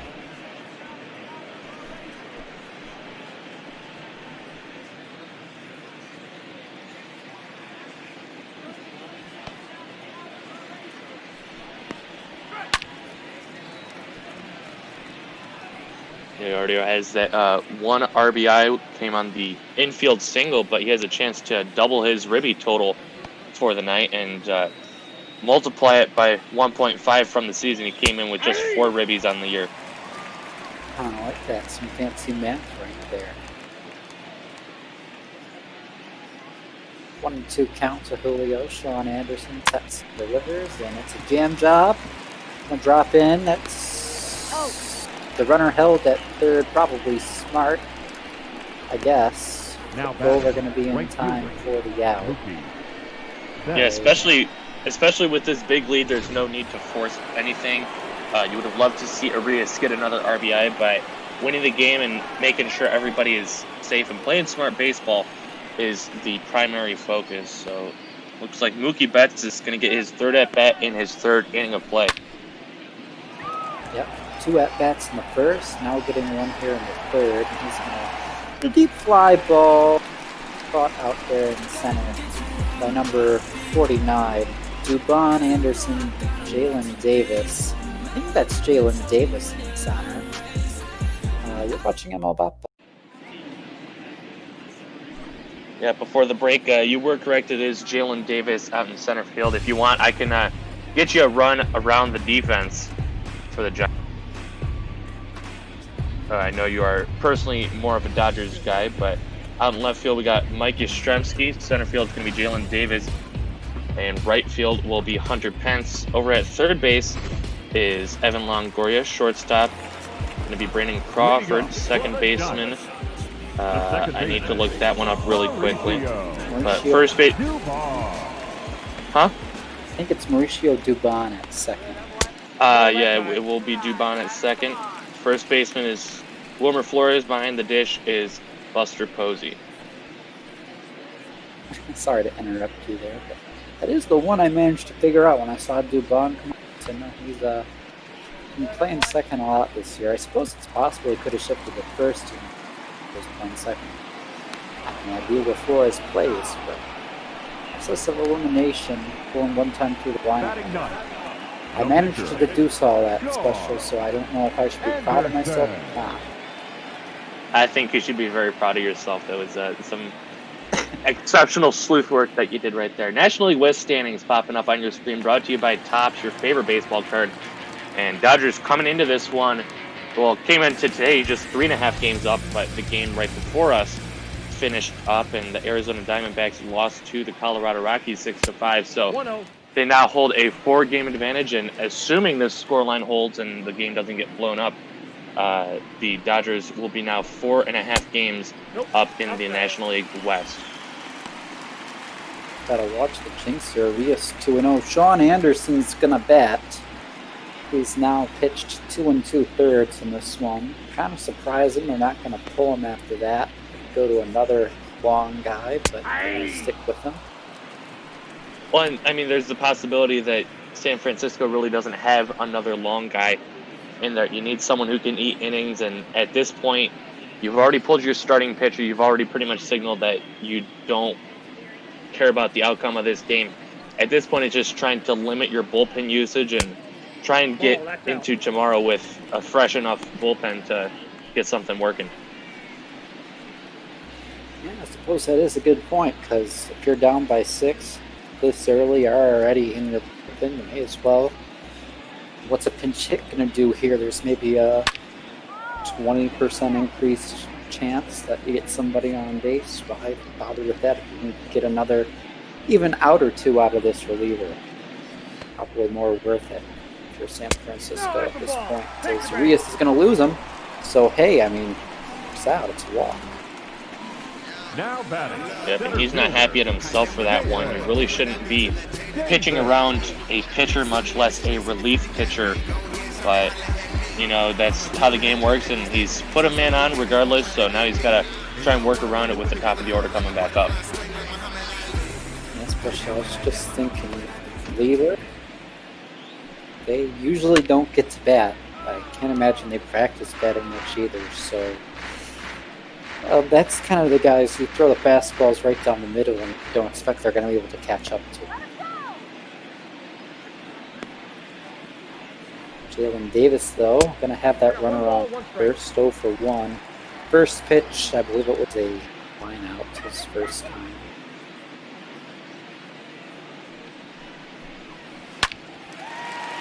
Oh, slice this one opposite way, going to drop it in front of Mookie Betts. It's a base hit. And put runners on first and second. Maybe something going here for San Francisco. At the right part of the lineup, too, and that's going to be the first hit for the Giants tonight. Nice solid swing here. Doesn't do too much with it, just slaps it the other way for a base hit.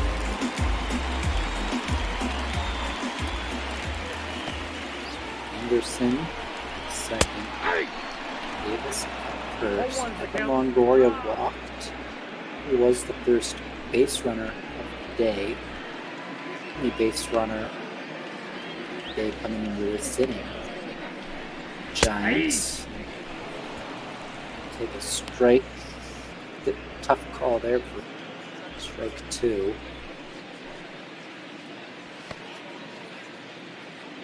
Longoria drafted way back in 2006. He is an old boy now.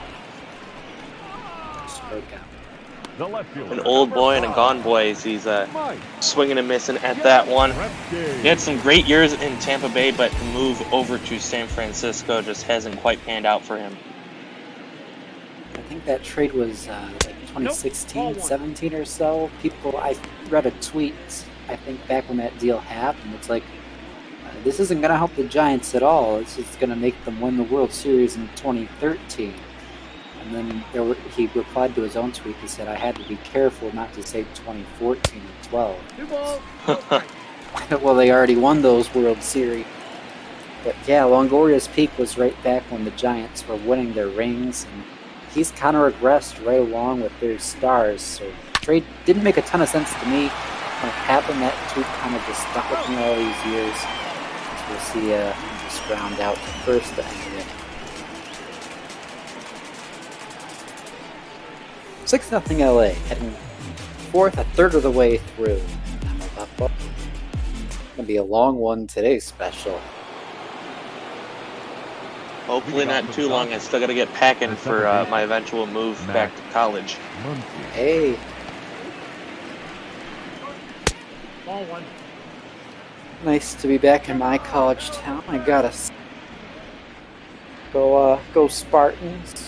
Even without football, we still exist, I suppose. That's always a good thing. Well, I suppose, special, if you think about it, this is a very arbitrary concept. You know, do we really exist? What does it mean to exist? Well, I think the fact that you're able to question that kind of answers your own question, because personally, I think existence is not only being, but also being able to interact and pose questions and that kind of things. Not to say that, inanimate objects don't exist, but if something can interact with it or pose questions unto it, I think that also, creates existence.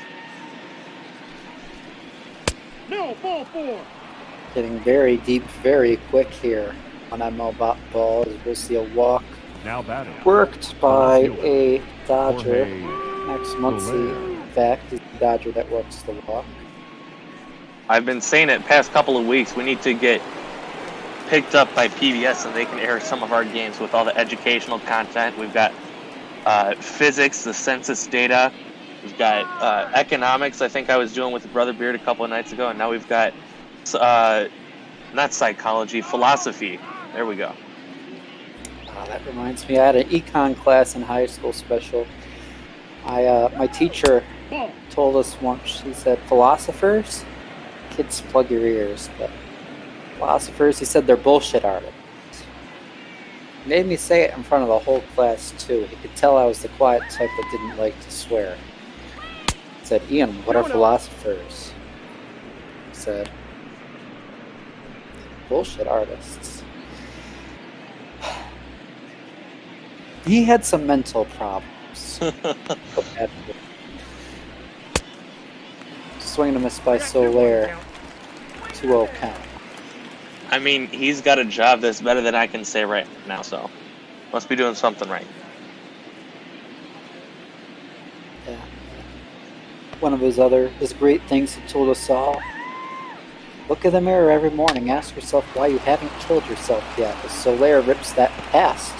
Flores at first base. First to third goes Muncie. You got runners at the corners. Nobody out.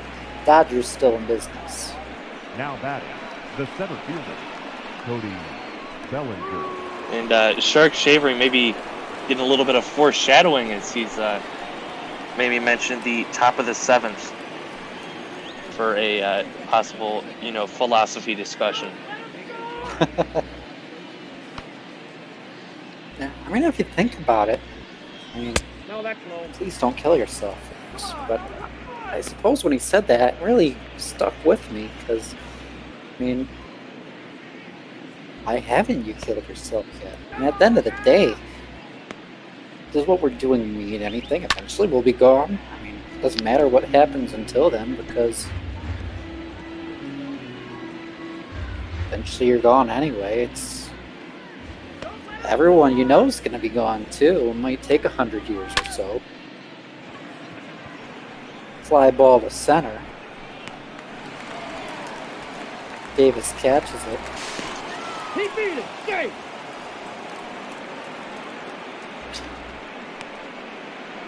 I guess it comes down to any spiritual beliefs you have, and just understanding that you're happy, or you can be happy. And just enjoy life, making friends, watching baseball. Well, I like to think once you're gone, there's no more baseball. So that's why we got ball for you. Try and lighten the mood after the "why haven't you killed yourself yet" morningly discussion. Do occasionally send pictures of myself looking in the mirror to kids I had that class with, though, to remind them all what he taught us to do.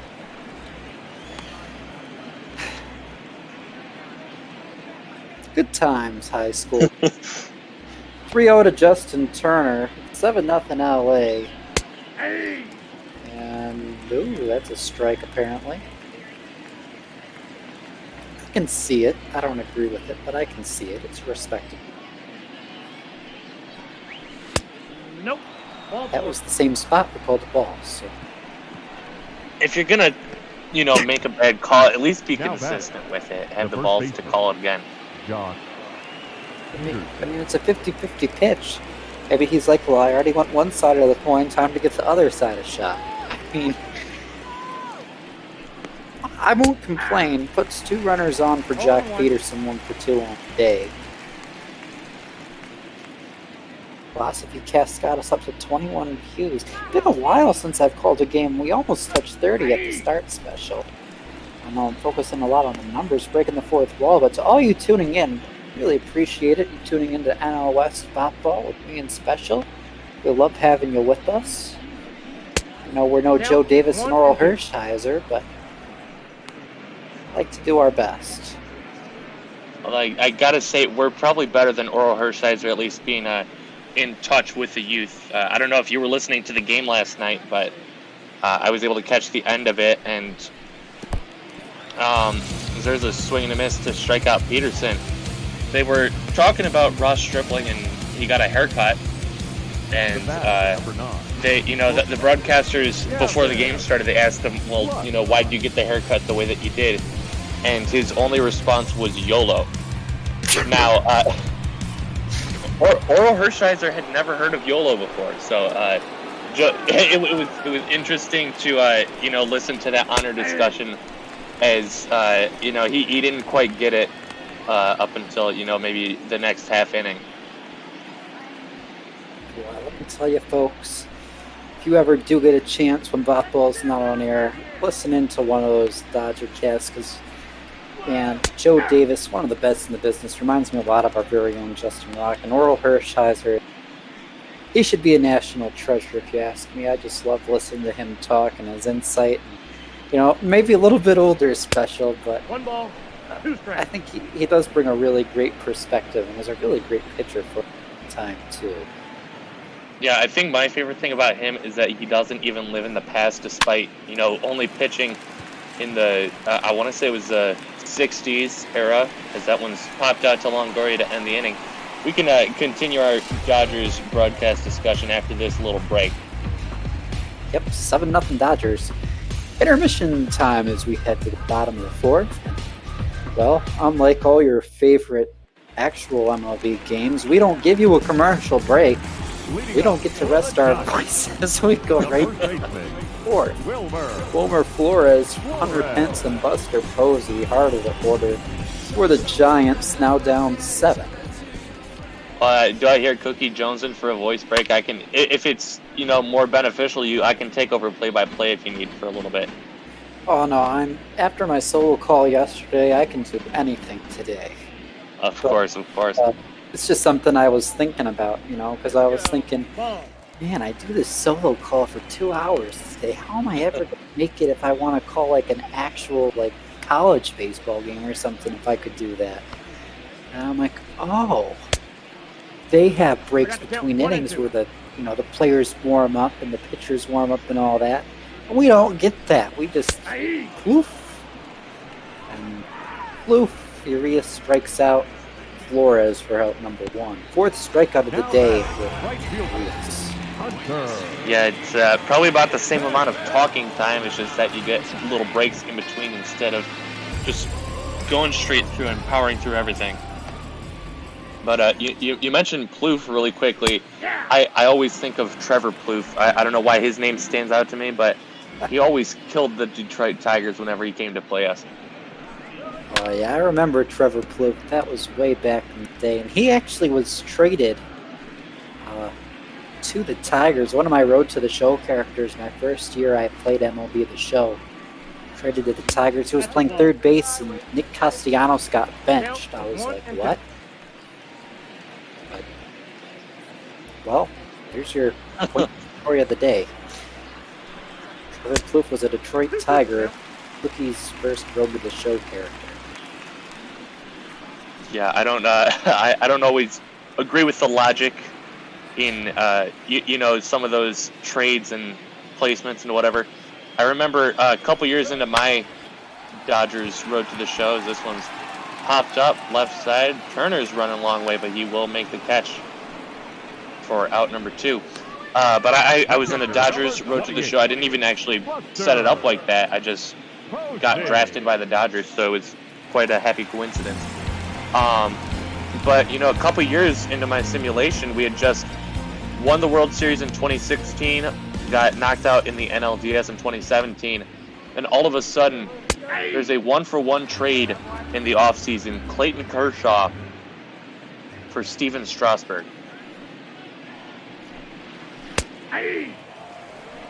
Like Well- I'm not doubting the equal talent between those two guys, but I just don't. I didn't see why, either team wanted to accept that deal. Another strikeout for Urias, 2 down here in the or 3 down here in the third order there, so I can actually see when we've gotten all 3. I'll give my response to that as we head to the 5th stop up 7-0 LA. Urias looking sharp.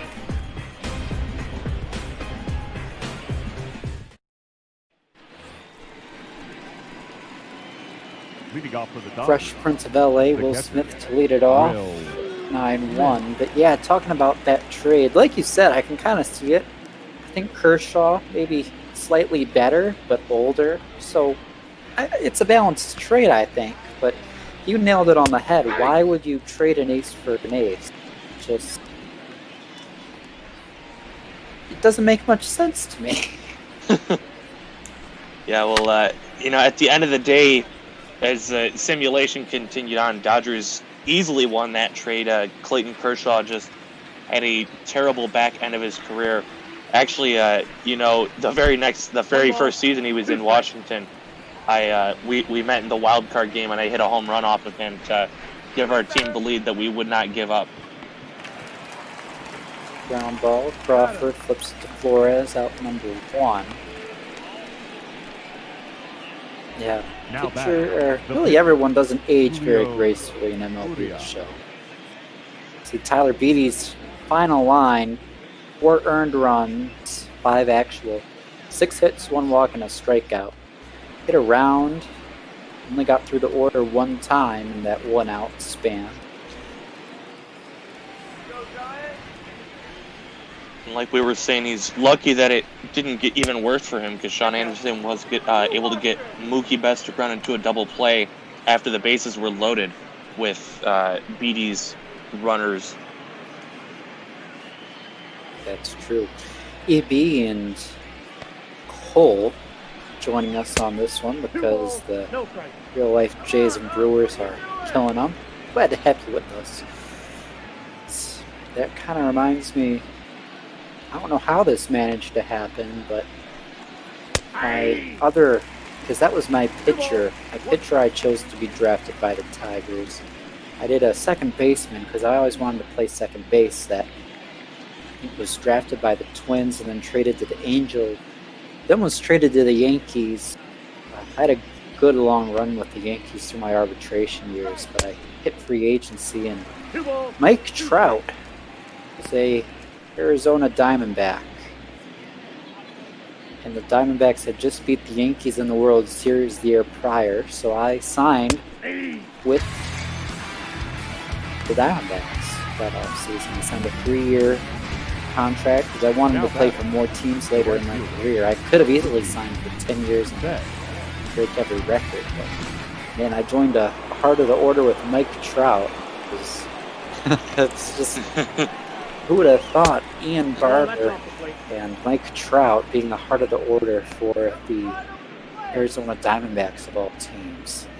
The fake, probably right about 2021, 2022, about when that save started. So. Wild stuff, as Mookie Betts is gonna, not drop that one in. What a play by Davis.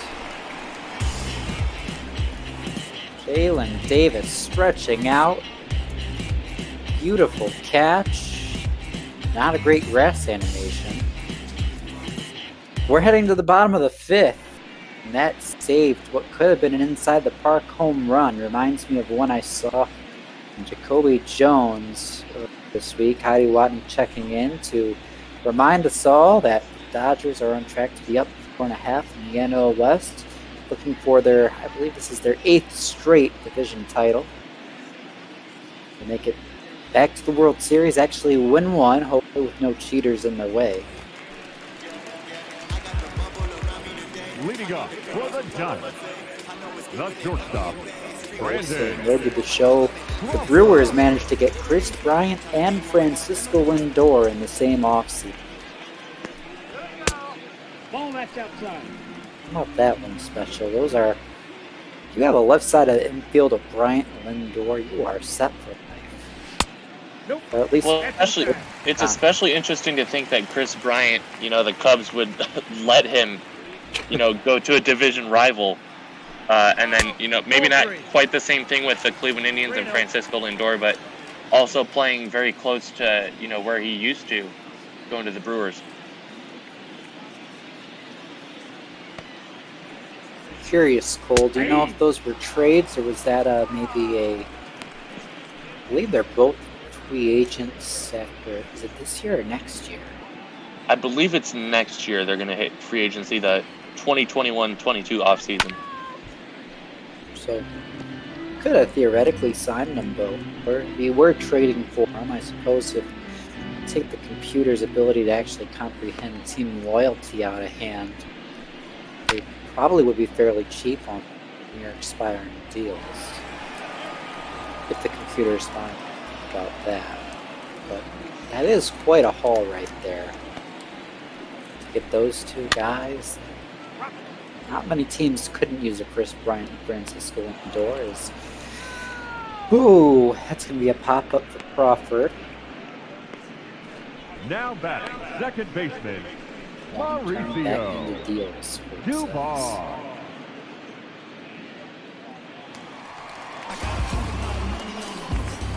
Mauricio Dubon, though.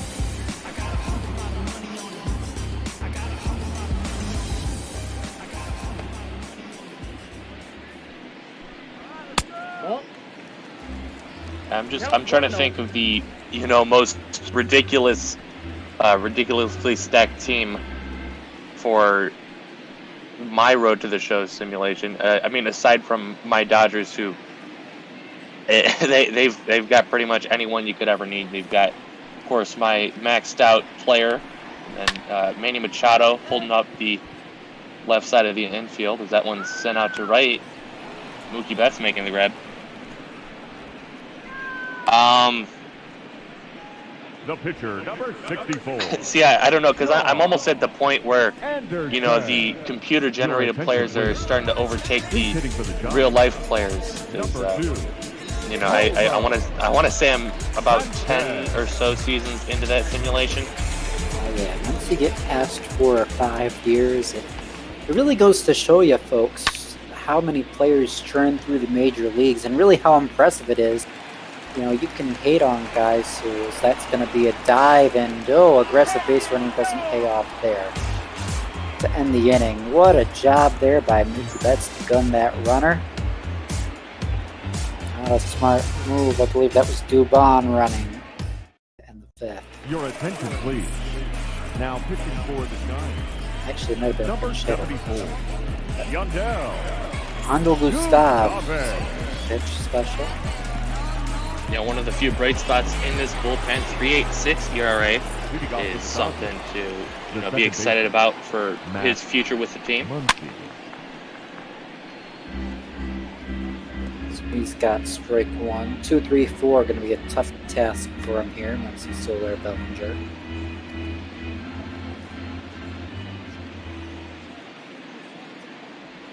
Encourage you all to stick around after this one, folks.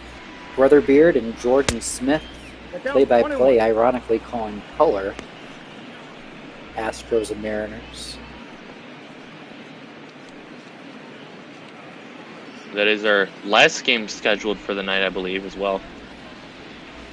Yeah, the 8:45 time slot. Our times changed for those of you who missed it. We reduced our schedule size, and basically all the time slots you know and love are pushed up 15 minutes. But no more 12:15 game. The earliest we start now is 1:45. There's some days this week we're not even starting until the 4:45. No, 5:15. 5:15 will be the time slot for the first game. I believe that's tomorrow even. Twins Red Sox at 5:15 will be the first game of the day. Now batting, the left fielder, Jorge Soler.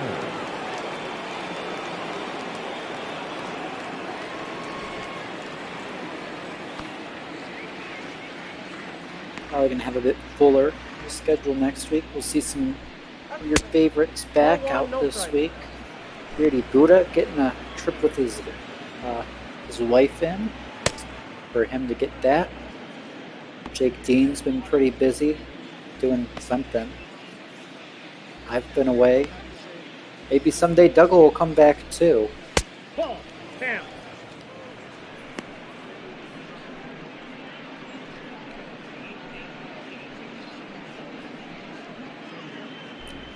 Maybe we can start a change.org to get Douggo back. For real. We send him the petition. To see how much we all love having him here. 2-1 to Jorge Soler. I gotta say, Special, this isn't a knock on you, me, or anybody else, but man, since Douggo's left, at least to me, it's kind of felt like, and he's not gone forever. It's just taking a break, but it feels like, you know, there's a bit of a hole in the locker room, you know. Very empty feeling for all of us. We all love Douggo. He's definitely just one of the favorite broadcasters here, one of the most requested broadcasters here. And at some point, though, you know, personal life has to take precedence. And, you know, Douggo was starting to think this was getting a little bit too in the way of his personal life. So, like you were saying, I'm sure he's going to be back, but he's got to have some time for himself now and again. So there strikes out. It really was impressive. I mean, I can relate to this too, because me and him have both been going since game one. I've been, on average, calling about 5 games a week. Douggo, more often than not, was calling 6 or 7. So when you do that for 4 months, it really takes a toll on you. So I can't blame him at all, especially now with real MLB back. And, you know, as much as we do this because we love it, we do love looking over and seeing that number 2, as stupid as it sounds. But, you know, when it's Douggo, me, you know, when we're used to seeing 20-something, 30-something, sometimes even 40-something people watching, nice 3-6-3 double play to end the inning for the Giants. I'll leave my thought there, because that play deserves your recognition.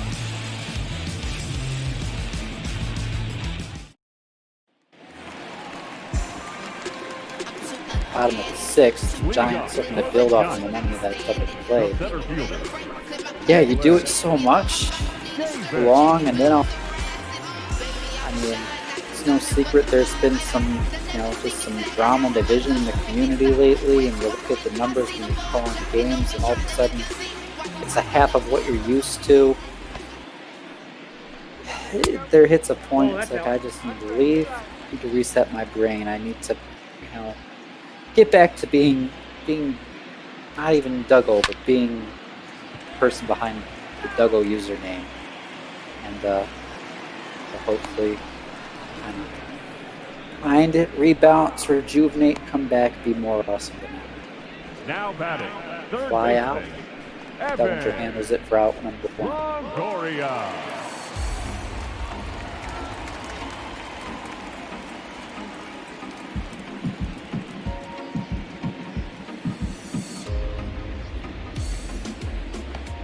Stress of it too. I don't think a lot of people who don't call these games know this. Although I suppose pretty much anyone watching it this has called games before. But there's almost a little bit of an edge you feel all day, making sure you're ready, making sure is the game before me going to go late? Really? Am I going to forget the game? Am I going to get to the game on time? Is my partner going to show up, or are they going to cancel it in a second? That's nothing on you, Special, because you don't cancel at the last second. But there's some people who do. So there's just all these things that kind of run through your mind. It almost takes you the whole day, and especially do a lot of prep work. I got to count 2 and 2. It eats you. Nice thing.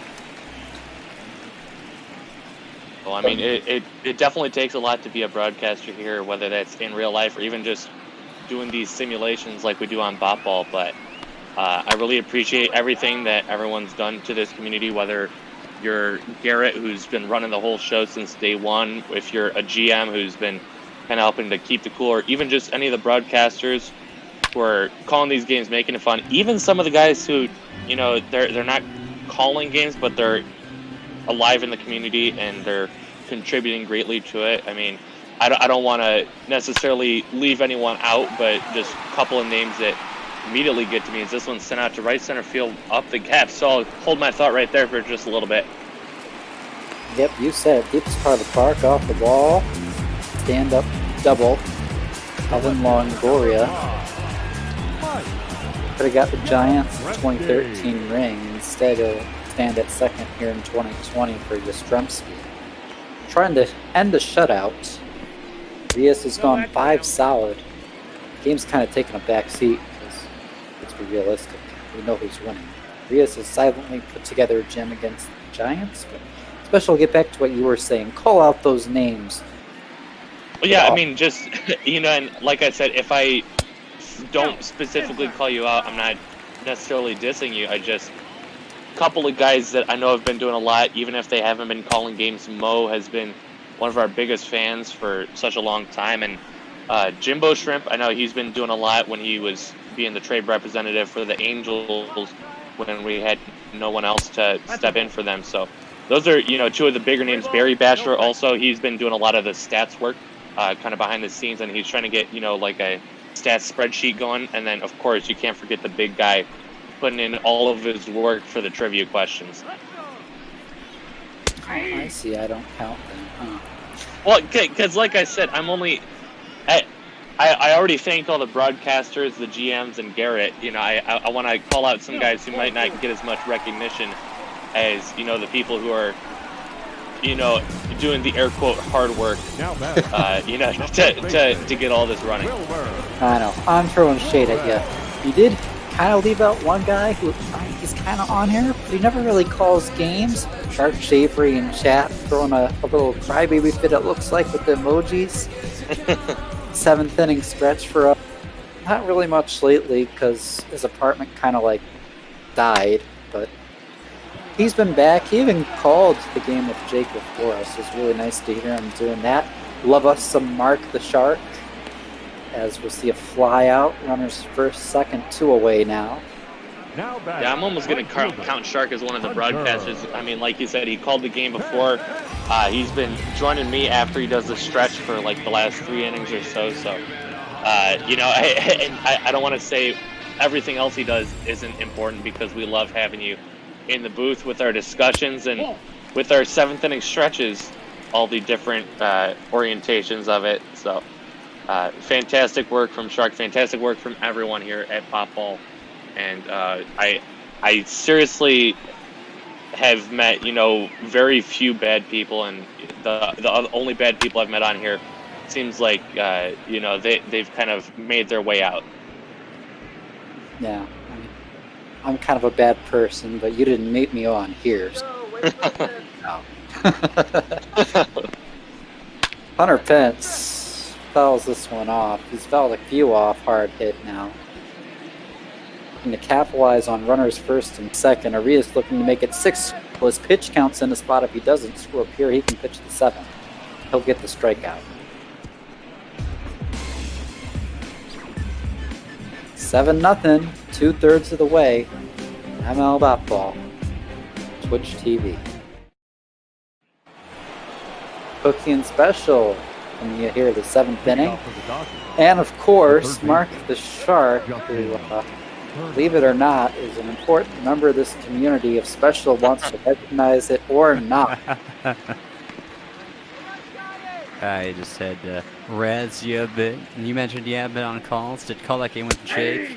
Did have that physics cast with Mike and TARDIS sitting there being confused. I will be in the booth with at very least TARDIS again on Saturday. So that'll be quite fun. If Mike is able to show up, we might have physics cast round 2. And interesting. We got, something. It's aggressive base running pays off for the Dodgers. Up next for the So that is Henson right. Just screws up, and let's Turner get to second. That bounce, and you knocked it down, but it's supposed to go into the glove. It is hypothetically supposed to, but mentioned in the chat, put a pin in it. Philosophy. I heard a little bit of philosophy talk. It was pretty fun. Fan of philosophy, psychology, sociology myself. All that kind of stuff. The mind. Okay, so Shark, why should we not look in the mirror every morning and ask why we haven't killed ourselves yet? Well, I think in a way it's the idea that you shouldn't necessarily be dwelling on that as long as you're kind of, living your life to the fullest. I get the sentiment behind it. He's behind that. Well, that's so. Oh, that online throw from Yastrzemski gets Turner by a mile. But, well, the throw wasn't online, so aggressive base running by Turner, thinking 2 out the box. Would have got gunned if Pence had any idea how to get a ball into his glove and right. If Yastrzemski had any sort of accuracy with his arm, he would have been gunned out at third, but he's standing at third now with 1 away. Yeah, I would say the whole looking in the mirror, you can reframe it as look in the mirror every morning and remind yourself why you're getting out of bed and what you got going for yourself. So it's the idea that you can just reframe it, and I think that's a very big psychological kind of aspect that you can do with two things that theoretically mean the same thing, but the way you frame it can hold a pretty big weight. What happens when you wake up and you realize there's no reason why I got out of bed this morning? Because ultimately, all I got out of bed this morning to do dishes, clean my bathroom, and a baseball game. So you got out of bed to make your living space more comfortable because you're spending a lot of time in said living space and you want it to be pleasant, and because you had a fun time with some friends to do. It's about that, just figuring out how to frame any little thing you do. Even if it's not much. I mean, I don't do much of anything these days. Not working, basically kind of have bop on music, but you get out of bed and figure out what the reasons are. Even if there isn't anything immediately apparent, you can kind of invent those reasons. It can be, I got up to go out, take a walk, get sun. I can get up to do this, that, the other thing. It's just about kind of finding the things to do. Yeah, but you see a nice base hit, make it 8-0 LA. Jeez. By, who's that? Watts? Smith? Somebody did it. Now that's Gavin Moss. The catcher will. Oh, Shark, then you can ask, well, why does it matter if I make my living space more comfortable? Because at the end of the day, I mean, my living space doesn't matter. Well, I would argue at the end of the day it does matter because... That's a ball. I was just going to say, I mean, well, let's frame it this way. If this is all there is, then shouldn't you make it as comfortable as possible? Because I would argue that your personal happiness, well-being are important, and having a cluttered, messy space kind of weighs on you, can bring you into negative thoughts, and having a clean, organized space can bring you into positive thoughts. So the idea is making the most of the time you have, and part of that is, having a clean space and feeling good about where you're at, regardless of what you're doing otherwise. Gosh darn Shark, just put a positive spin on anything. I'm out here trying to... And I'm a very pessimistic person. I just, with philosophy, like to introduce that positive thinking. See, I try and... I'm a very pessimistic person, too. And I'm happy to be alive. Detroit, shout out to Detroit sports. Hey. There we go. Yeah, I think after dropping 2 or 3 to the White Sox in real life, Detroit sports are right back about where they should be. And seeing the #1 draft pick in the NHL going to a team that's like doing amazing. Speaking of amazing, did you see that barn burner last night? I think it was Lightning Blue Jackets. 5 overtimes. I thought they were going to surpass the Red Wings in Mud Bruneteau versus the Montreal Maroons for a bit, but nope. Ended in the 5th overtime. Absolutely demented game to watch. Yeah, that's postseason hockey for you. No shootouts. I do drive. First. It's an out. Everything, Shark. Now what was that? The what were you saying? Julio. I think you said it's the... Well, I don't really remember what I was saying. No. Okay. Special, what do you will want? happen. Well, I mean, going back to the Detroit sports context, I think the thing that really sticks out to me is we've got 4 major sports teams, and with all this pandemic, they've had to shorten seasons, and they've had to kind of expand the playoffs or who can come back to play, and that's going to hit Urias as Now batting. The right Send fielder. Lang both benches after that one. Bet. Ow. Right on the But glue. yeah, so with all these extra teams getting into the playoffs or coming back for the restart or whatnot, I don't think any of those 4 teams are really in a position to qualify. Pistons didn't get to come back, the Red Wings didn't get to come back. If for some reason the NFL season, they did a expanded postseason, Lions were 3rd to last this past year, and then the Tigers finished in dead last in 2019. Tigers might manage to sneak in if they can not have what's been happening as of late happen. I had a glimmer of hope for a little bit. Seemed to do well with that one 5-homer game, for instance. That was maybe a little bit of a tease. Mookie and gonna go yard. 3-run bomb, his 2nd home run of the ball game, number 25 on the year. Both him and Cody Bellinger hit that number 25 mark tonight. It is 11-0 Dodgers here in the 7th.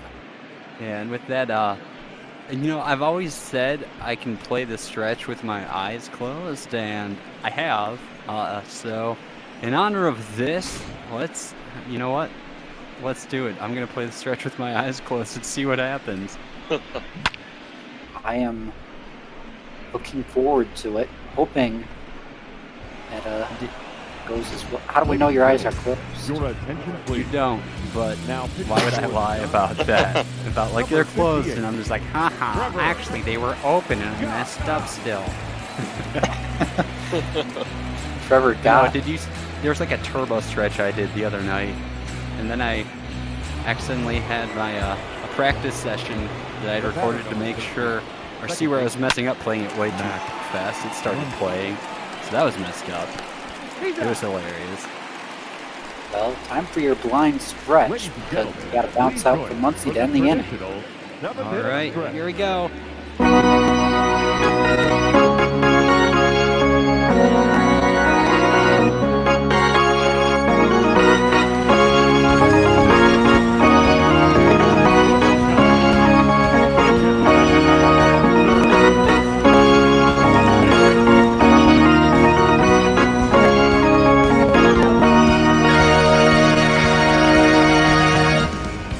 You really opened up a can of worms. See, I know you're not above getting me with that. I didn't think you were gonna bring Cookie into all this though. He's a Dodgers fan. These Dodgers need to be taken down a notch. I feel rickrolled. Oh man. I was trying to figure out how to set that up in a way where it's like, no, this isn't gonna be the rickroll, because I know Special's always kind of half expecting it at this point. It's almost a tradition for me to mess with it, try to say I'm going to do something different. I was like, when you first started, I didn't realize what was happening. I was like, he's blind. Is he like trying to figure out his hands are to start the stretch? And then it just kept going, and I'm like, oh boy. Oh yeah. Yeah. Well, feel free to stick around if you want, Shark. Yeah, sure. Might as well. You don't want to stick around, but No, I have literally nothing to do. All I'd be doing would be practicing, probably roll out the barrels, trying to get that nailed back down after my arm is healing up, and I realized that a lot of stuff I had muscle memory for before is a little bit sloppy. I was literally doing that the entire game before, and then look up and see the Dodgers creeping up the scoreboard and feeling bad about myself, and That's ball 2. The Dodgers managed to get even more. I bring home runs with me. That seems to... Let's see if the Giants can bring home runs. I would love to see it. It'd be a hysterical comeback. This is not going to happen, but I'd like to see it. Well, Shark, you're so,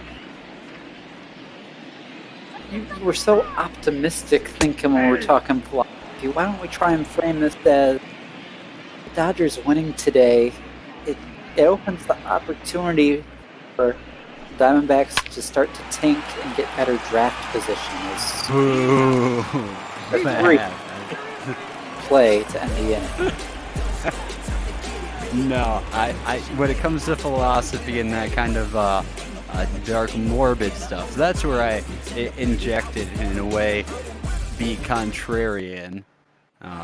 Which I think is an important aspect of philosophy, is to be contrarian. So if you had been very positive, I may have gone the other way a little bit, just to balance it out.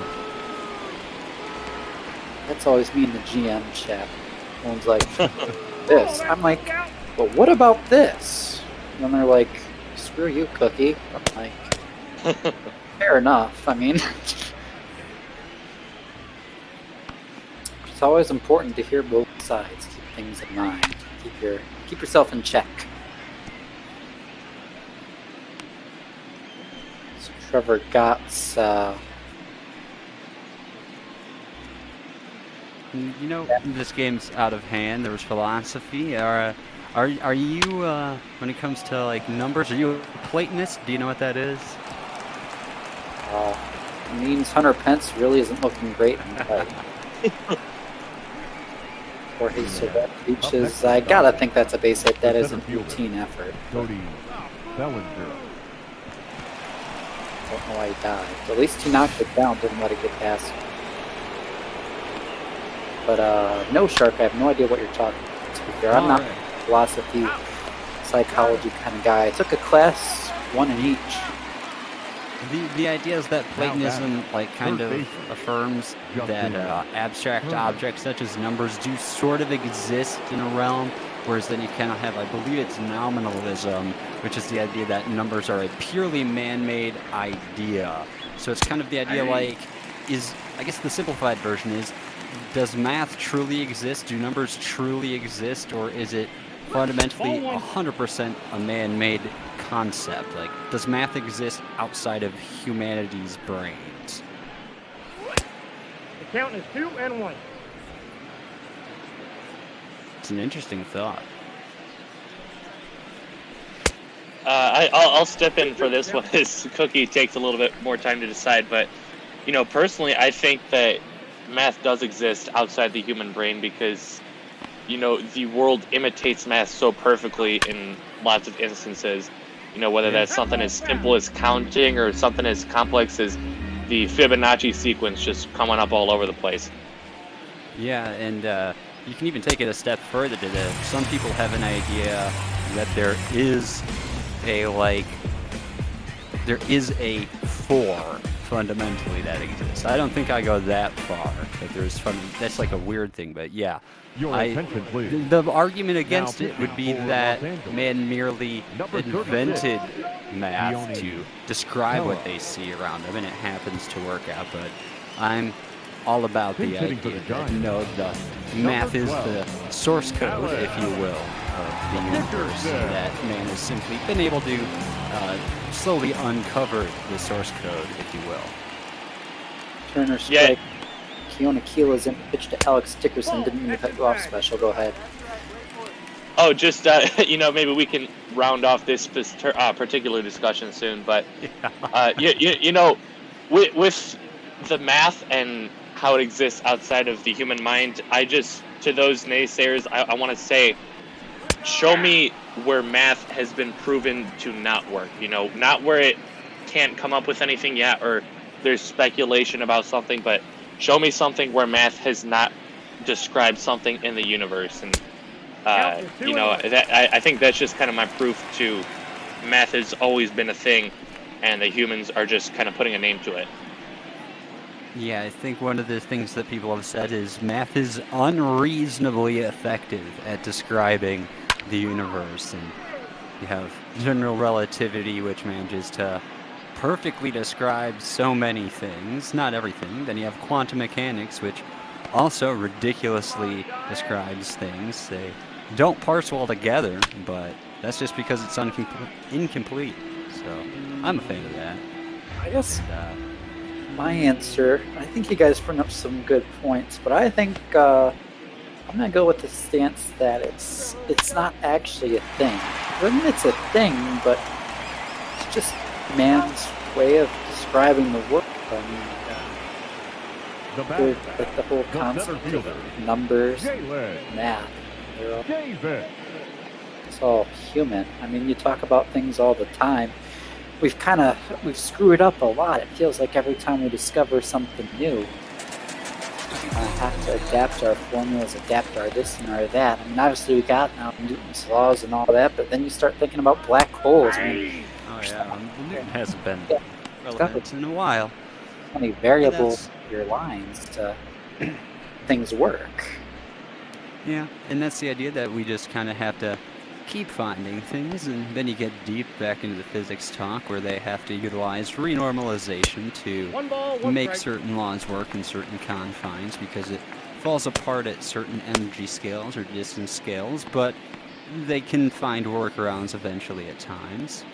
And I'd like to think we just have yet to advance that far because the universe has no obligation to make sense to us, and yet he's managed to make sense of so much of it. Unfortunately, the Giants can't seem to make sense of what to do in this game here. To bring it back around. Yeah, Keela, the acquisition from the Pittsburgh Pirates, the sole bullpen piece picked up by the Dodgers. There were thoughts, well, I'll say, as a Dodgers trade rep, I wanted to go for Justin Wilson. I wanted to go for Dylan Betances, but we ended up going for Andrew Heaney and Soler instead, which I think are bigger areas of need. But Keela's done a nice job to supplement that bullpen that was already, I mean, one of the best in the league. Turner flips it to Peterson, out number 2. Yeah, big reason you couldn't get Justin Wilson either was because I already snatched him up when I was representing the Braves. And I got to say, that was probably one of the hardest things that I had to do. I was both a Dodgers and a Tigers and also a Braves trade rep, so you know, a lot of times I could work together in some tandem. You know, I was talking with Cookie a little bit about some potential Tigers Braves trades, but then on the other hand, you know, we had to compete for Justin Wilson or Andrew Heaney. That was another guy I wanted with the Braves, but you know, Cookie was able to snatch him out of my fingertips. It was a really interesting day when all of a sudden I was no longer working with Special. He's like, yeah, I can't help you anymore. I can't negotiate against myself. So I'm like, oh, okay. So I kind of... Special did a great job. I've been busy with stuff. Now picking for the number 50. I just kind of had to throw back on my GM cap, and I went, hey, I'm getting Andrew Heaney. I know the Braves are talking to you. I'll give you whatever you want. What's it going to take? I was like, I hear this is the deal. Let me know if it isn't enough, because I will raise my bid until it is enough. See, and honestly, I'm a little bit upset too, because, you know, I thought I was able to outbid you, but, you know, I made some other offers, and Jimbo Shrimp, he just said, you know, I don't think you can offer me anything that's going to beat what the Dodgers have put on the table. And, you know, I think the Dodgers did make a really great offer. You know, DJ Peters, Tony Gonsolin, and who was the last piece again? I don't know. I think it was another one of those G pitchers. I have so many of them. Yeah. Should be in the league trade announcements somewhere. Edubray Ramos, that's right. Oh yeah, the AAA close. Strikeout. Nice job there by pitcher. And here we're in number 9. Yeah, we are. Yes. Nearing the end. Let's see if the Dodgers can get some cushion here. Yeah, they need game. They're only up by 11. I mean, if this home was run, a 2-point and a field goal away. Yeah, I was gonna say if this is Touchdown. That's a home run. I was gonna say if this is football, that's not necessarily too big a lead to be taken into the final 5 minutes, but yeah, baseball you can almost write this one off. I'm trying to think, how could you get to 11 points? Maybe a touchdown. You get out a couple of ways. Goal, maybe a touchdown going for one, and then a couple safeties. I mean, That's the fun way. You could have 4 safeties in a field goal. oh, You could have a. You could have 5 safeties and then return an extra point, but then of course the other team has scored. if you get 5 safeties and return the extra point, that's Oh, is extra point 2 or no? It's a 1. Isn't well, it? the extra point's one. But if you take it and then return it, that counts as a 2-point conversion. Now batting. I thought it was. Catcher.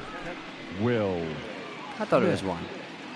It's 2 points, so I think you might be referencing the Scorigami video that John Boyce put out with SB Nation, but if you're able to take it back, then it is 2 points, but if you are able to get a safety Oh, that's on a right, the conversion 1 point attempt, safety. then it's just the 1 point. That's right. My brain's all scrambled. I should know better because I watched Michigan return an extra point versus Michigan State at Spartan Stadium. It was great. Half of them were Michigan fans that game.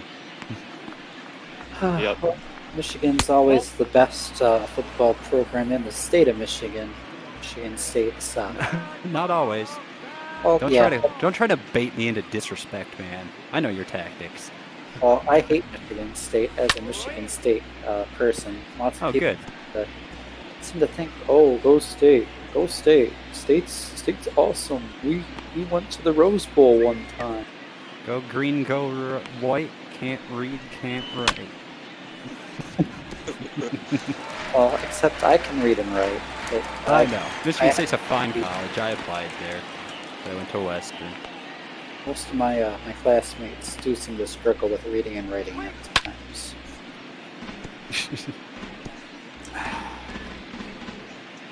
It's okay. I think the one thing we can agree on is that State College down in Ohio is no good.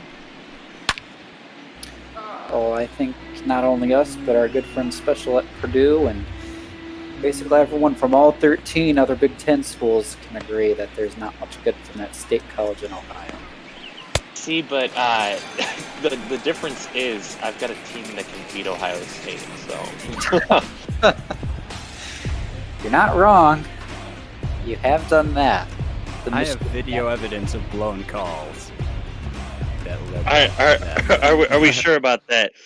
Oh yeah, no, there was a game where Michigan or Ohio State was. No, I know the one you're talking about. I know the one you're talking about. I'm just I've not been convinced by the arguments. I'm not saying that there's nothing there, but I just don't see it being overturned.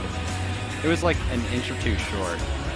So I don't know. I'm salty about that still, but hey, we still have had a great run against them for a while, and it's part of what makes rivalry interesting is when there's long stretches. That way, when the tide turns, things can change. And Urban Meyer's, a hell of a coach. Had some questionable stuff that he behind the scenes, but football-wise, up there with the greats like Nick Saban, Bo Schembechler, Woody Hayes. Yeah, props to him. Ryan Day has stepped up and done even better, so yay. The only time I was glad Ohio State won was the inaugural playoff, showing that the Big Ten had relevance when everyone was talking about how great the SEC was. I'll always root for the Big Ten in the playoffs, because seriously, screw the SEC. Sorry if anyone here roots for the SEC, or the ACC too. I don't like the ACC. ACC sucked except for Clemson, and then their basketball was really good. Yeah. Well, but even then, I like Big Ten basketball better, and we're biased, but hey, you've got more competitive teams. Yes, maybe the better teams are in the ACC, but there's a lot more competition coming out of the Big Ten. Big Ten is the best conference. You can't convince me otherwise. Football, basketball, we have it all.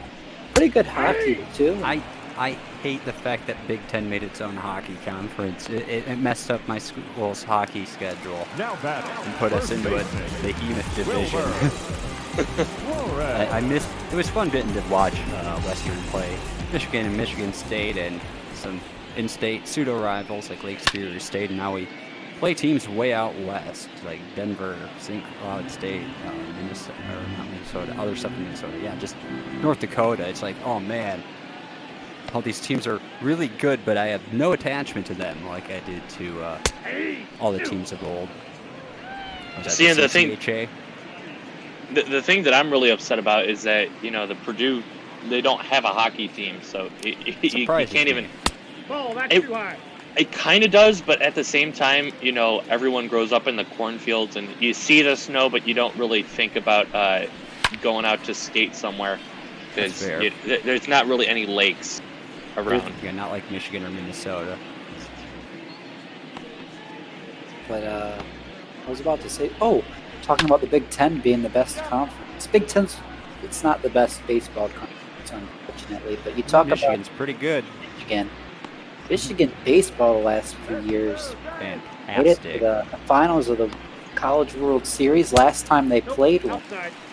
They pulled off a double suicide squeeze, too, getting 2 runners home. I don't think I've ever seen that. Love the work Coach Eric is doing. The Wolverines.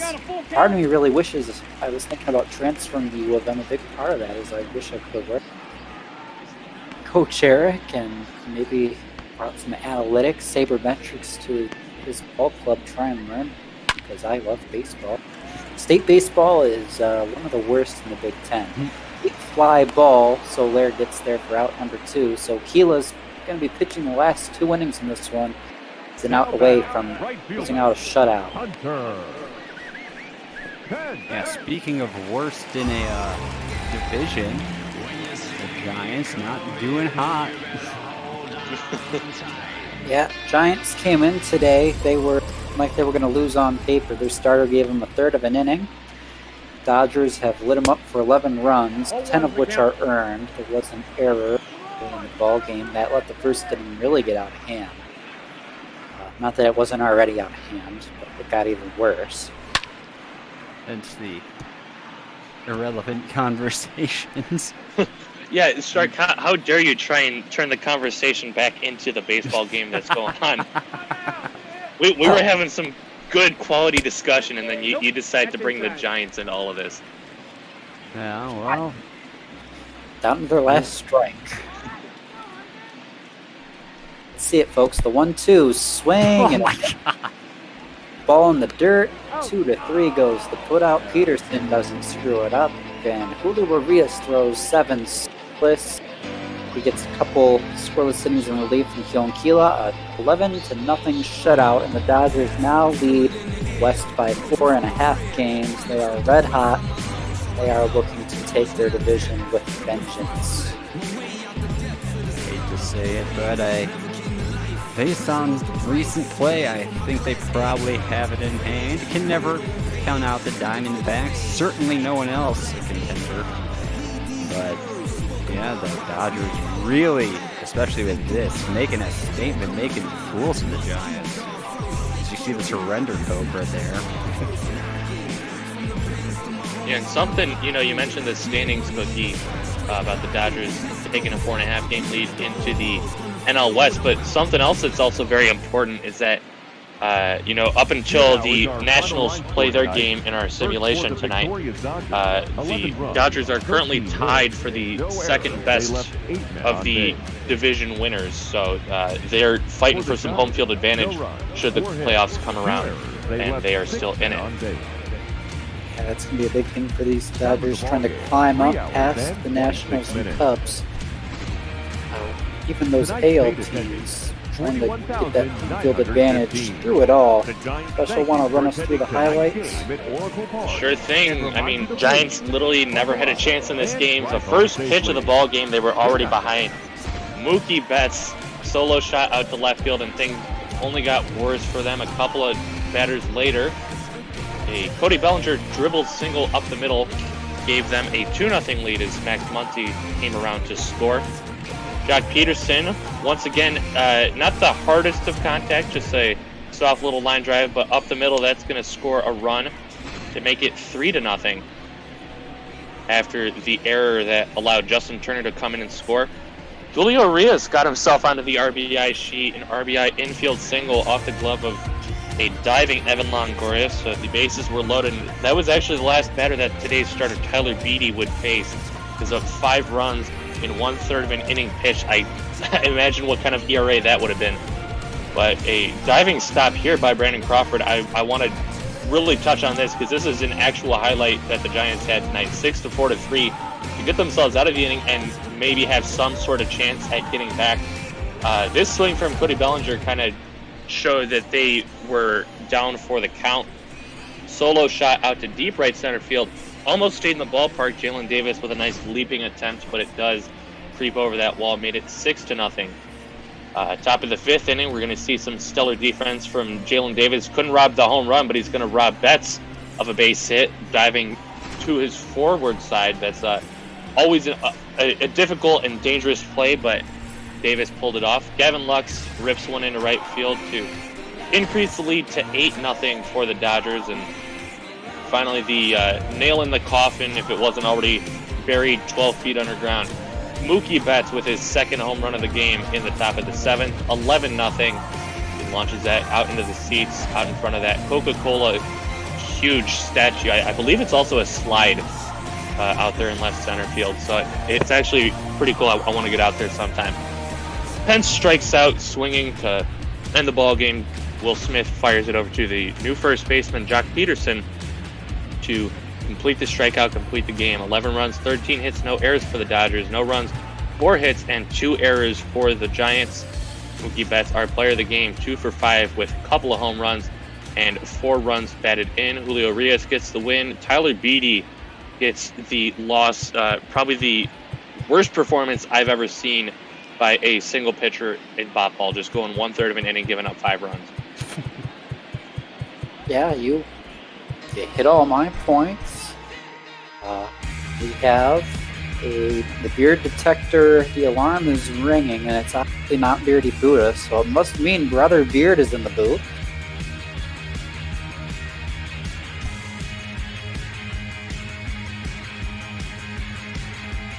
Can you hear me now? Wouldn't be a Beardcast without some technical difficulties, would it? We can hear you now.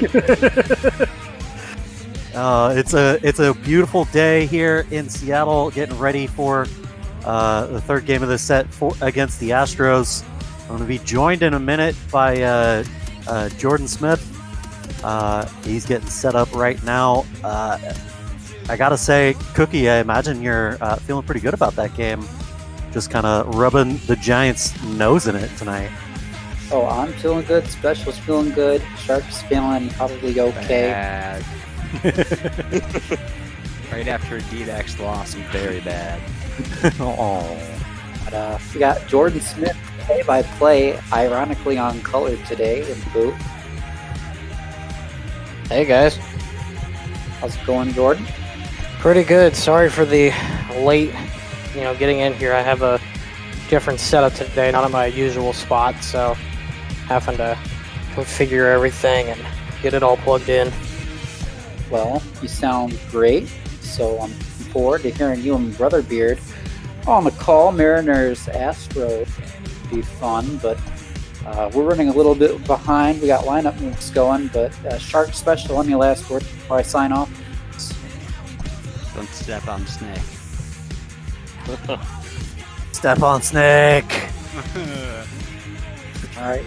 Well, for myself, Shark and Special, thank you for tuning in to Dodger Baseball. Dodgers winning 11-0. We'll be back sometime. I'm off schedule for the rest of the week. Shark will probably give you a stretch and just a few innings. Special will probably call something.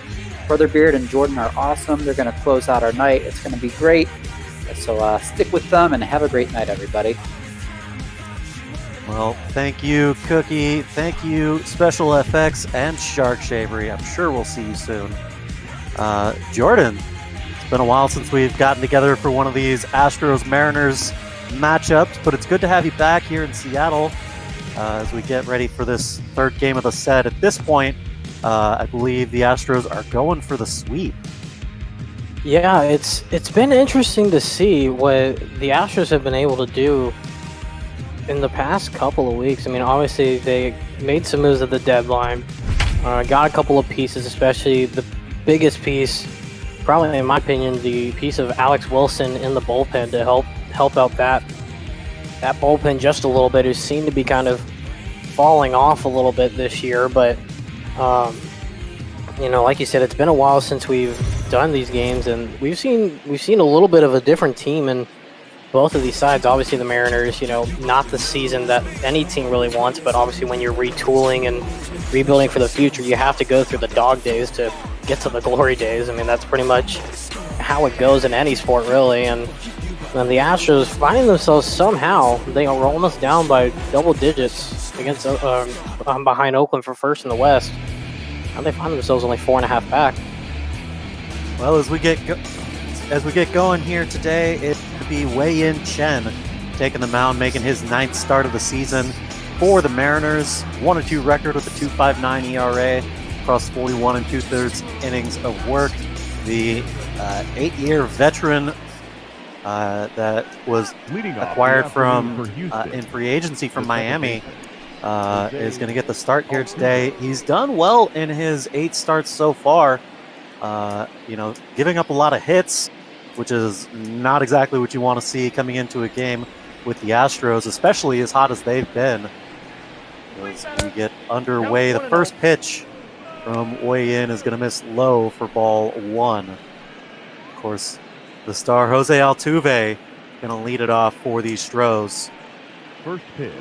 See there, the Mariners sitting in last place, 48 and 73 in the West. As Jose is going to chase this one. It's going to get underneath his bat. The off-speed pitch, 1-1. Yeah, and you mentioned it with Wei-Yin Chen. He's had a pretty good season so far. Obviously, the hits he's allowed is a bit high, but other than that, he's had a pretty good year. He's only 3 decisions so far on the year, but he's had a fairly good 2020 for the way that this season has gone for the Mariners. He's really been a big bright spot for them this season. Well, we got a foul ball off of that last pitch, so a 1-2 count to Altuve now. Another foul ball there. Making good contact off of the early pitches from Wei-Yin. We mentioned before, it's a beautiful day here at T-Mobile Park. The roof wide open as it's some getaway day baseball here in Seattle. Another foul ball here from Altuve. A nice little battle brewing to start off the ball game.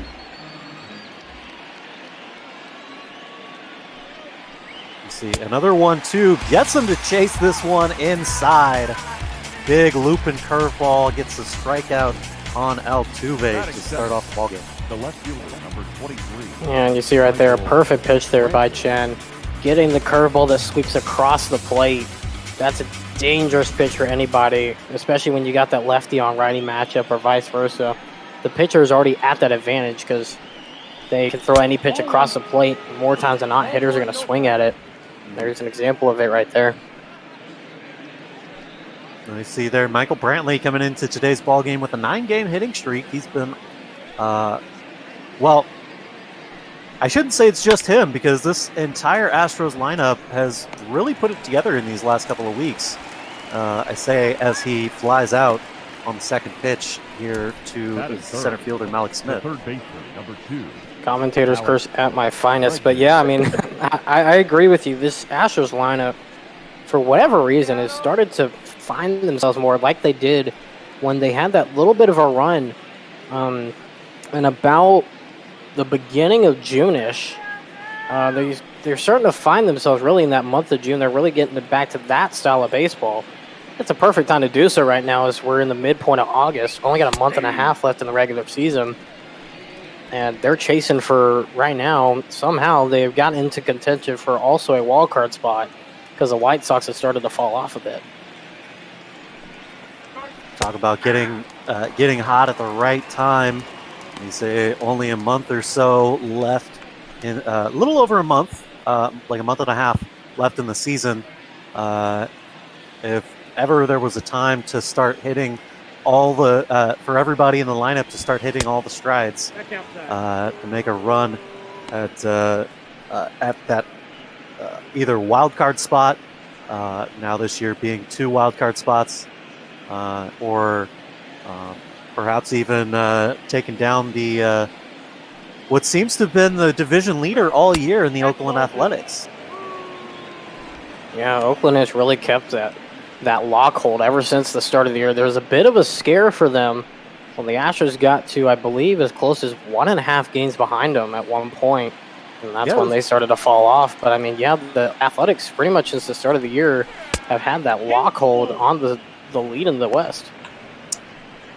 For more days than not, obviously, I would like to point out that there was a time in this season where the Mariners were in first place in this division. we were 4-1. It was the very first week of the season, but there was a very short period of time when the Mariners were out in front. So we get Alex Bregman grounding out to second baseman Austin Nola in the shift there for the third out. 4-3 for the putout as we're through the top of the first. We head to the bottom as Seattle's going to lead it off. Get a look at the pitcher for these Astros. What can you tell us about Forrest Whitley?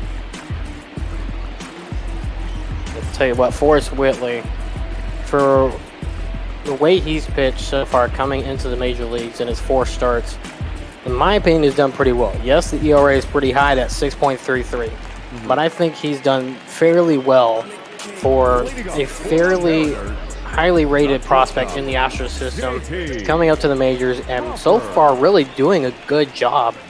Obviously, you'd like to see the hits go down a bit. You'd like to see the whip go down a little bit, but that all comes in due time and then with experience. And I think this honestly is going to be a pitcher to watch for, to see what he does the rest of the season and how he impacts the Astros' chances of a postseason. Of course, it's still in his first year here in the major leagues. Only 21 1/3 innings of work to his name in those 4 starts. So clearly, the Astros having a lot of confidence in the young pitcher to bring him into a playoff run, bringing him up to fill a spot in the rotation. Excited to see how he does today. He starts off with a strikeout here to the leadoff hitter, J.P. Crawford. Goes down on 4 pitches to start the bottom of the first. So far, looking good here from Whitley.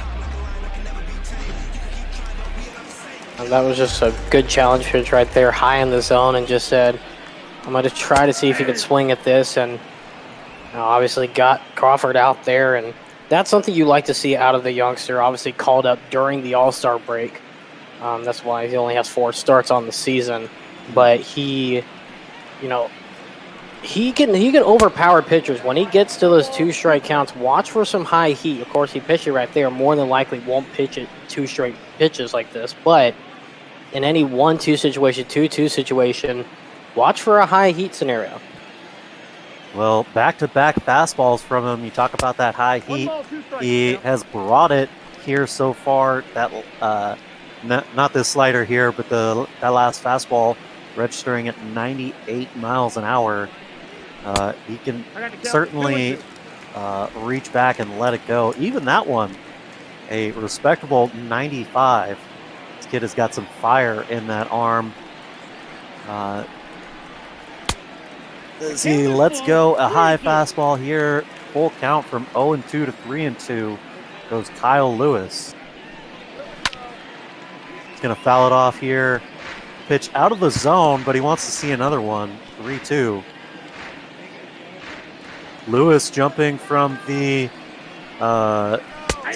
number 6 spot to the number 2 spot here today. Oh, he goes down on strikeout. Whitley gets him he freezes him up here. As Kyle Lewis perhaps thought that ball was a bit low. That brings up the other Kyle Seager.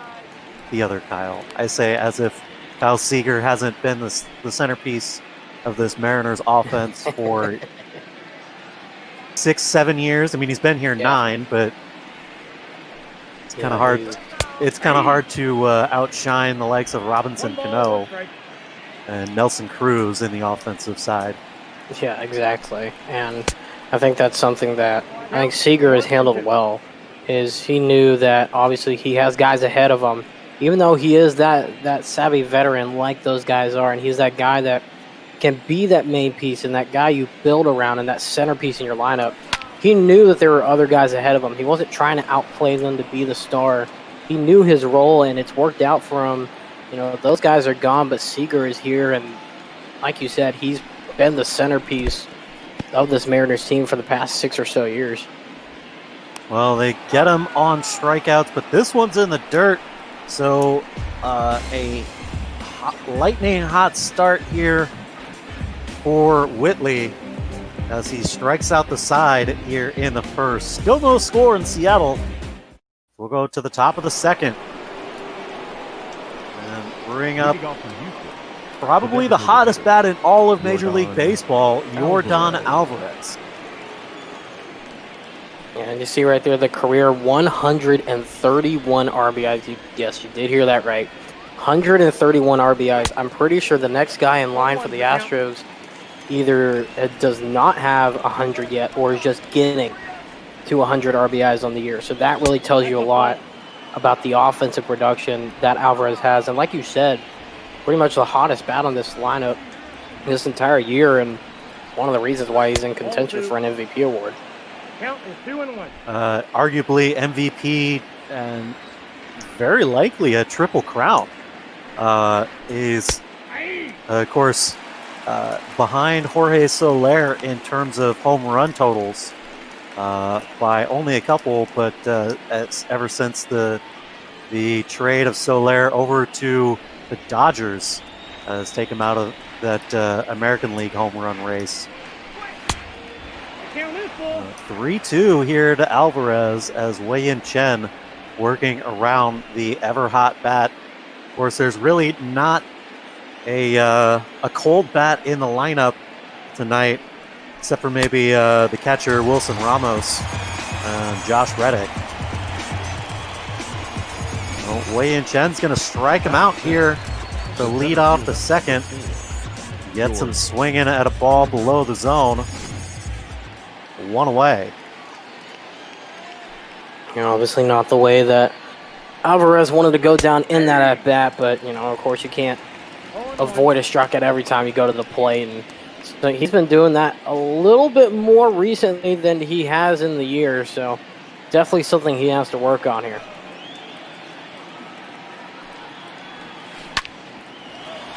Big sweeping curveball. That's one that's going to get hit out into the outfield on the right side.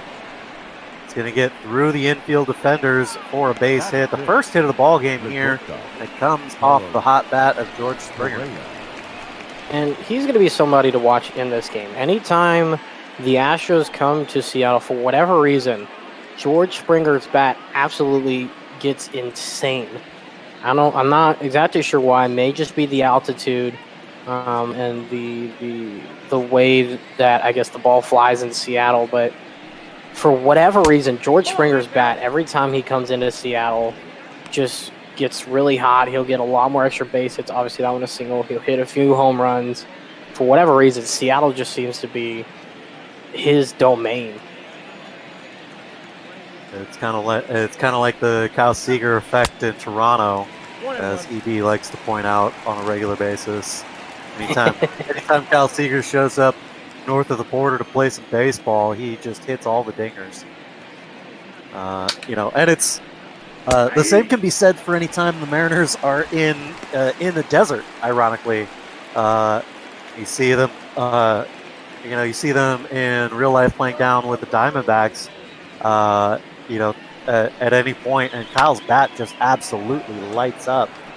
Oh boy, a diving catch out in right field Dylan Moore not able to come down with it, and that's going to get through for a base hit.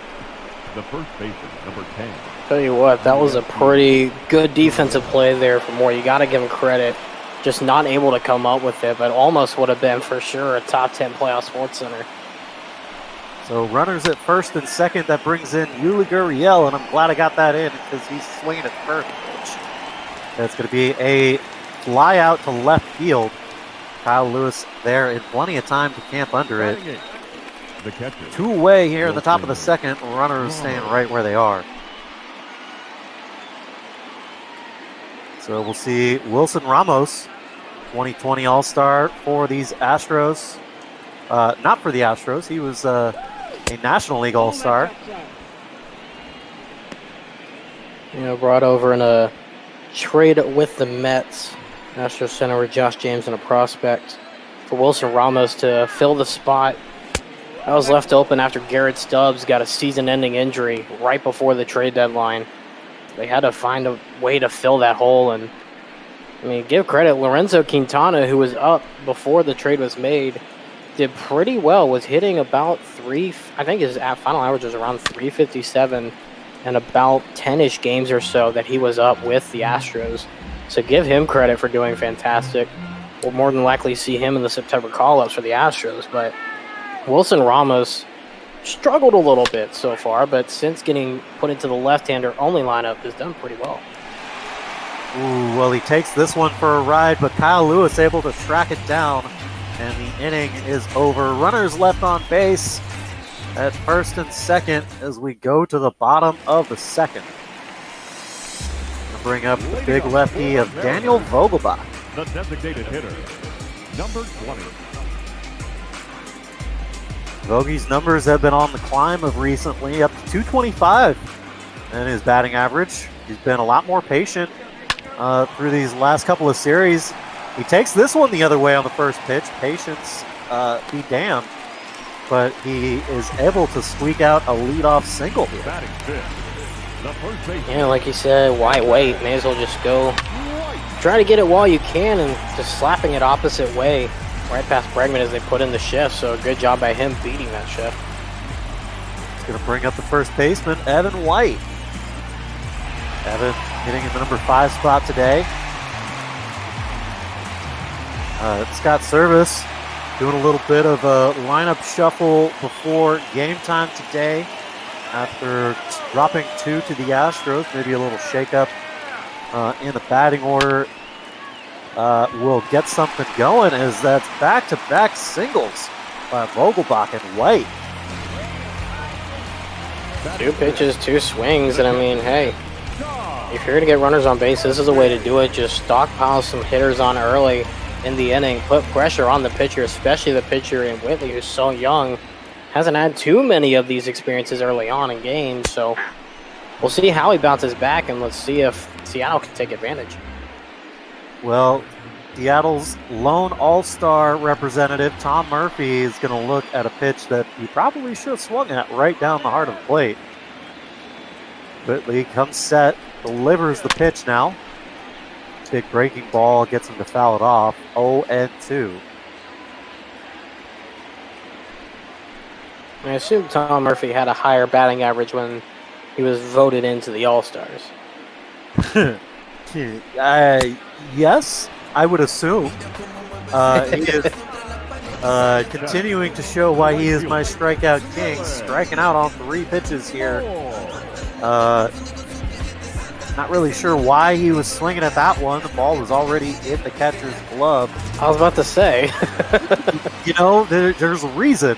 Even though he does not lead this team in strikeouts, there is a reason I call him the strikeout king. And perhaps it was just the cult of personality that got Tom Murphy to the All-Star game. It's not like you had somebody who's leading all of Major League Baseball in an individual stat on your team or anything.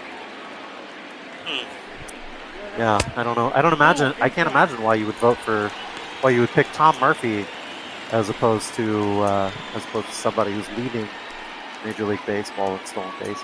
It's an interesting question. 2-0 pitch to Dylan Moore here. It's going to get in there for strike one.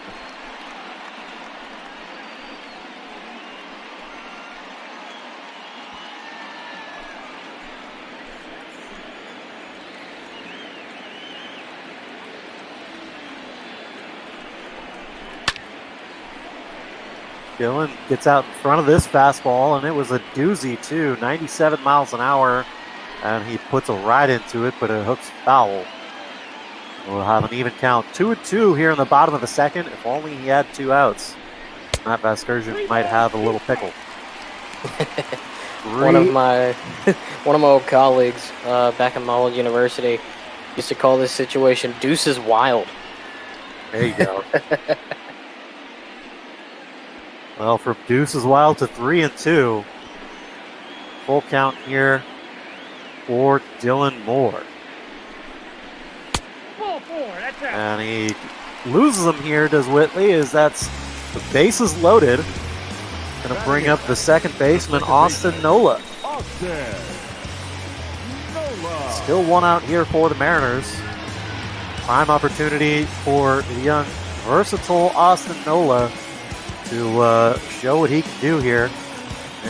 A anemic 191 batting average on the season. Not a lot of opportunities to start here in Bot Ball, but he's getting more work out at second base. He's going to go out there at the first pitch. It's off the glove of the shortstop Perea, and the throw over is just going to get him in time, but the runners are all going to advance. No double play, and Daniel Vogelbach is going to come home to score. So Seattle is going to be out in front, 1-0 here with 2 away in the bottom of the second. Yeah, that's a good start for Seattle right here, getting your runners on and getting ahead early on and getting 2 more runners in scoring position for Malik Smith to come to the plate, who's doing fairly well at the 9th spot. Malik's leading this Mariners lineup in batting average, which, you know, seeing as he's still only hitting .263, he shows why right here is that's going to be a single. The throw in is not going to be in time. 2 runs will score as the Mariners extend their lead 3-0 here. And it's just all falling apart for Whitley here in the second inning. Just not been able to get, you know, as in front of hitters as he did back in the first inning. You know, you see this from pitchers. They usually just have an inning where they struggle, but especially from this young rookie, you kind of expect this to happen at some point. Well, that takes us back to the top of the order, and J.P. Crawford looking for redemption after striking out to lead off the lead off the bottom of the first.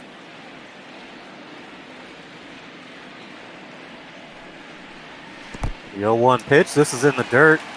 Smith going to stay right over at first.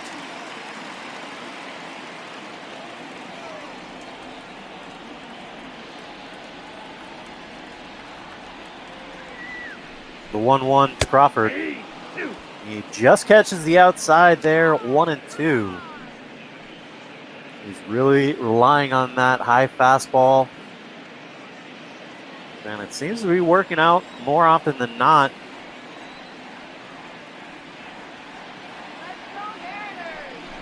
The 1-2. Missing outside, 2-2. Counts even now. Can we call this one Deuces Wild as well? I think this would truly be the Deuces Wild, right? This would absolutely be the Deuces Wild. I suppose the only way it could possibly be more Deuces Wild is if there were 2 runners on, 2 outs, and the guy at the plate was the number 2 hitter. I guess what I'm saying is we need a base hit.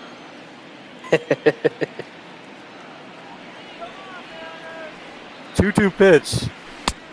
It's going to be below the zone. 3-2. Another full count here for Whitley. Already up to 36 pitches here through the bottom of the second. Looking to get out of it on number 37. He does. Another strikeout for Crawford here tonight. And he gets out of the inning. My dream Deuces Wild scenario will not come to pass as Seattle pushes their lead out 3-0 here in the bottom of the second. Leading off for the Astros. You see former Athletics and Mariner killer Josh Reddick dig in the number 9 spot, playing out in right field tonight for the Astros. He's going to pop this one up. Ostanola, plenty of time in the shift to make the catch, one away. And I'm going to make a note about Reddick. The fact that he's in the 9 spot and hitting 280 on the season pretty much, further solidifies what you said earlier. There's not really much of a weak bat in the lineup besides Wilson Ramos, and even he's starting to get his average up a bit. It's now 251 before he came up to the plate today, and of course you saw there the standings in the West. Well, it brings up Jose Altuve, and there are those that'll say that perhaps that batting average is indicative of the reintroduction of the code breaker system. A fantastical thought. Probably not true, but who knows? Ball Astros can accomplish anything here this season. Nope, inside, ball 2. It seems that the trouble with the Astros this season has been pitching.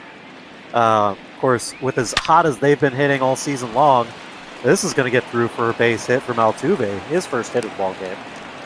With as hot as this Astros lineup has been hitting all season long, you would think they would be taking a commanding lead in the division, but sitting 6 games back in the division, it really goes to show exactly where their pitching has been lacking this season. Yeah, and it's been more so in the bullpen. Of course, like you mentioned, now being only 4.5 games back in the West and 3 out of the second wildcard spot. But really, for the Astros, their main struggle has been in the bullpen spot. They really hadn't found a guy to solidify as the replacement in the loss of Will Harris in the offseason, which, in my opinion, was the biggest loss they had besides Garrett Cole in the offseason, obviously, for the Astros. Will Harris was such a bona fide player in that bullpen and a guy you can rely on night in and night out. And it really took until that Alex Wilson trade to really find that guy to replace him.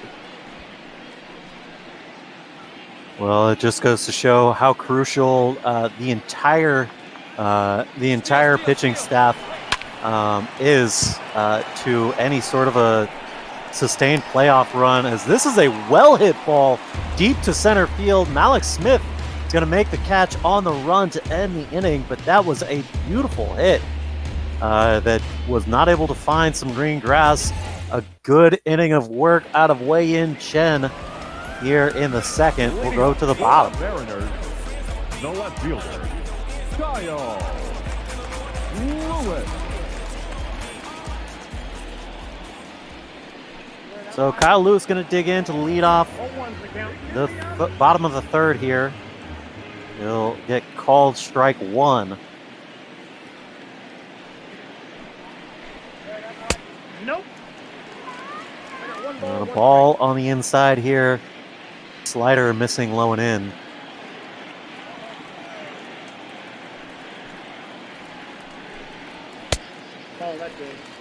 Tries to go back to the high fastball, can't catch the corner. 2-1. Ball 3. Big breaking ball over the outside, just misses the zone. 3-1 now.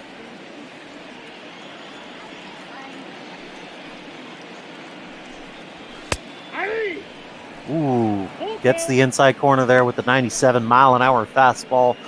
Even the count here, 3-2. And yet another full count here for Whitley. Comes set, kicks and delivers. They'll appeal down to the first base umpire. They'll say he didn't go. So a very similar at bat to the last time he was at the plate, but a very different result. He gets the base on balls. Very close one, but yeah, it didn't look like he crossed the plate, just barely. So a good check swing there from Lewis. But yeah, I mean, like you mentioned, another 3-2 opportunity for Whitley. He's found himself in those a lot in all of his outings he's had so far throughout his now 5 starts in his short major league career. That's something that he's going to have to work on, is being able to either not allow himself to get past a 2-2 count or not fall behind hitters so quickly like he did with that 3-1 count. I feel like this is something that I see out of young pitchers all the time. As a Mariner fan, we see a lot of young pitchers. Kyle Seager with an absolute moonshot deep in a right field, and it just misses the Hit It Here Cafe.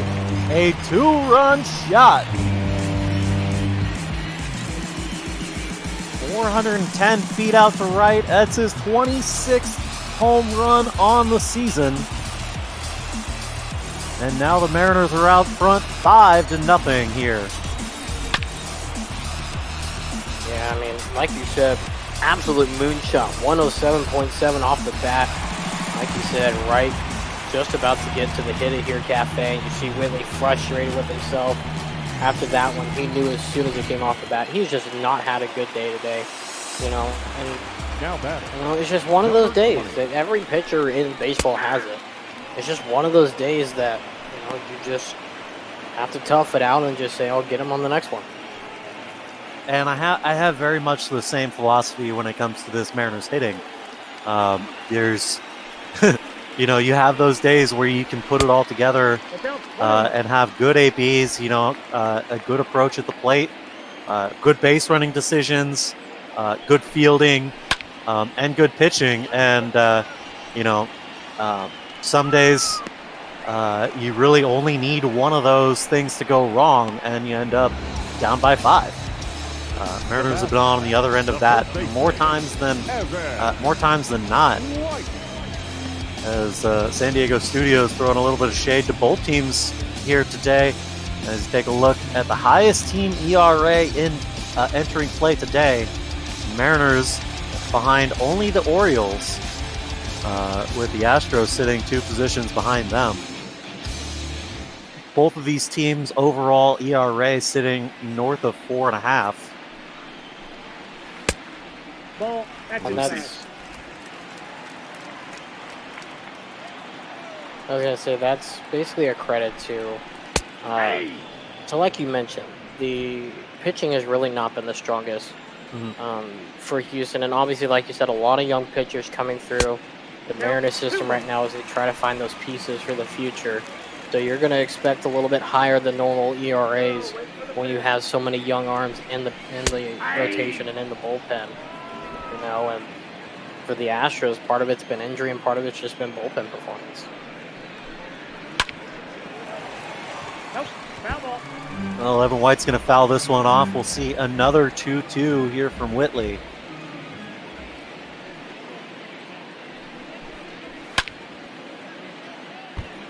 Foul ball. Battling is the rookie Evan White. He's already 1 for 1 on the day with a single that came around to score. We got 3 balls and 2 strikes. 3-2 as he lays off this big breaking ball. It seems that these Mariners hitters have had a much better eye at the plate outside of Tom Murphy and J.P. Crawford, as this one's hit deep into right center field. Ranging over to make the catch is Josh Reddick. 2-way here in the bottom of the 3rd. As you mentioned, that Tom Murphy coming up to the plate, but I mean, yeah, the lineup has hit fairly well for the situation they're in right now. Obviously, all those players would love to have higher batting average, especially Tom Murphy, just to get above the Mendoza line and then work from there. But, like we've said all year pretty much from the Mariners, besides when they led the division and with that 4-1 record you talked about, it's a rebuilding year. It is. And it sucks to say, but every team goes through it.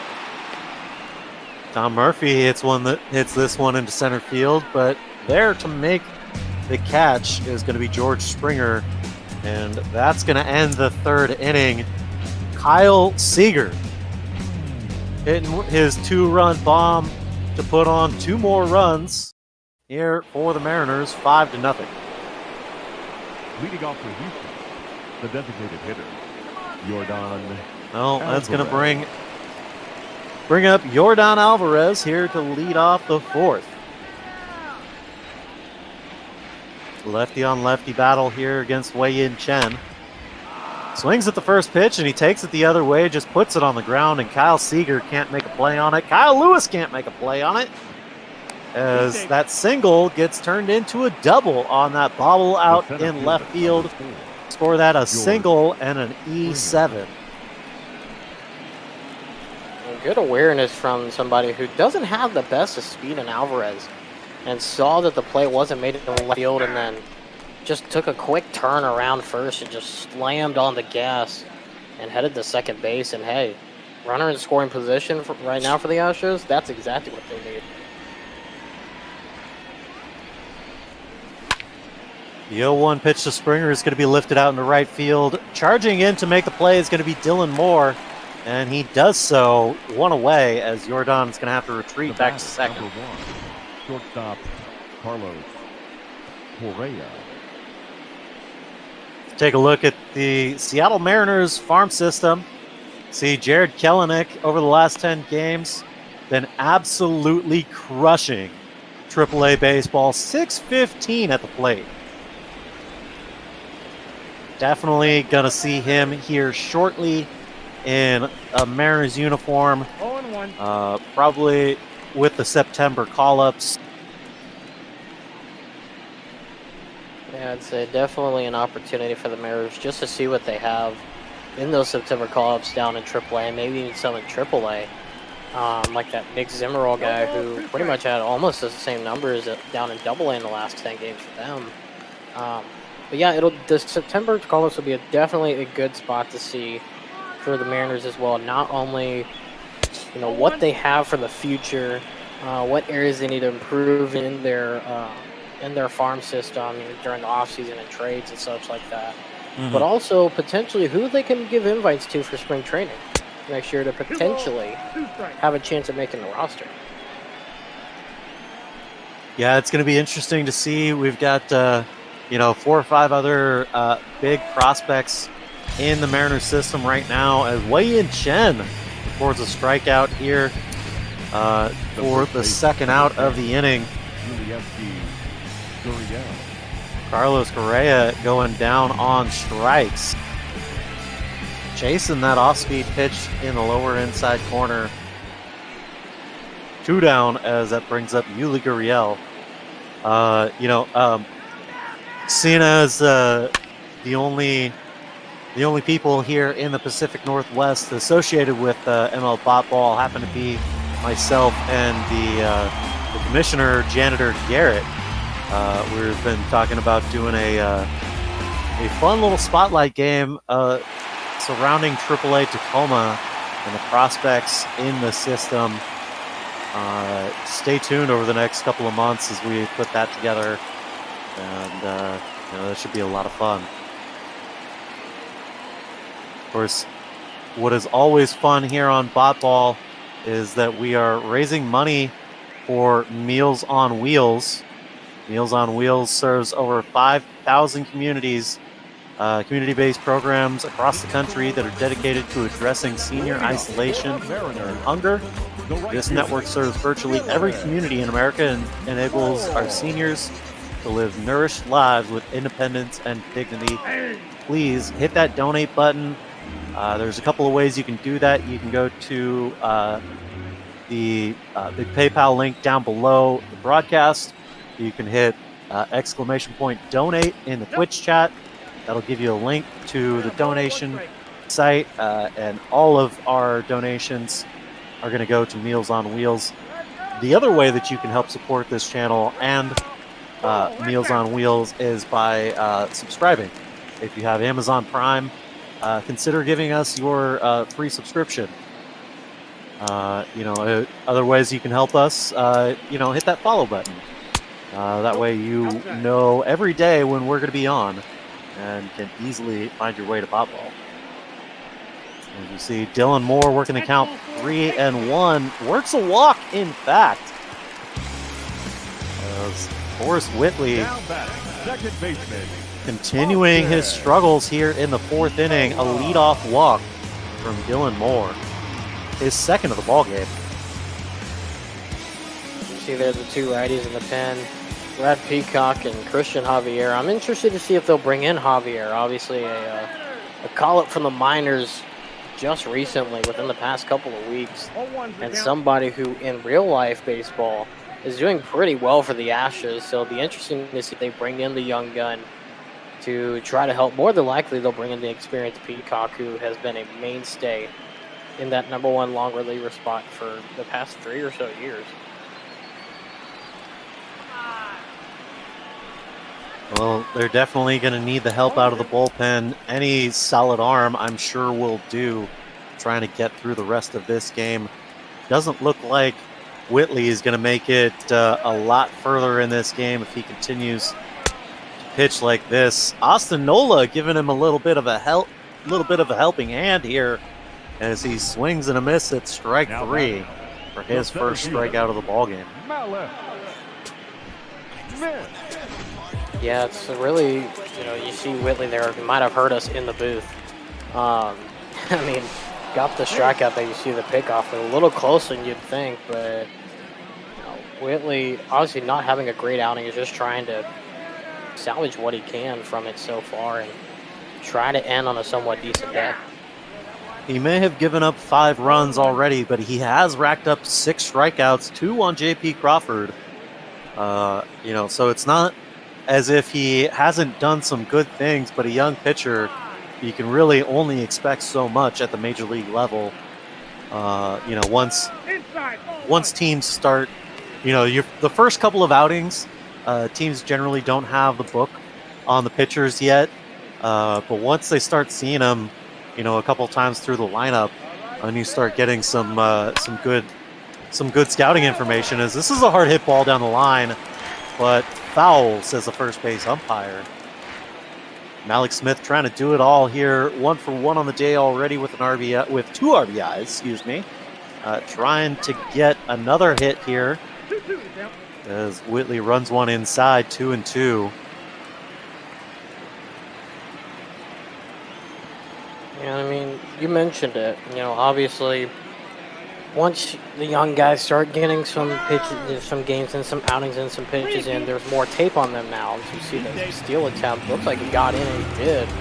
So now runner in scoring position for the Mariners. But, you get more tape on these guys, and it's a lot easier to see their early flaws and the early mistakes that they haven't caught on yet in their limited time in the majors that they have to work on themselves. So, teams can easily take advantage, but really for Forrest Whitley, it's a matter of just trying to help this team get to the postseason, because more than likely, if the Astros get there, he'll more than likely be one of those 2 long relievers in the bullpen for the Astros. Either that, or he gets sent down to AAA for the postseason, doesn't even make the roster, but I'd expect him to be one of those long relievers should they make the postseason. So for him, it's just a matter of working on his mechanics and just trying to build his game.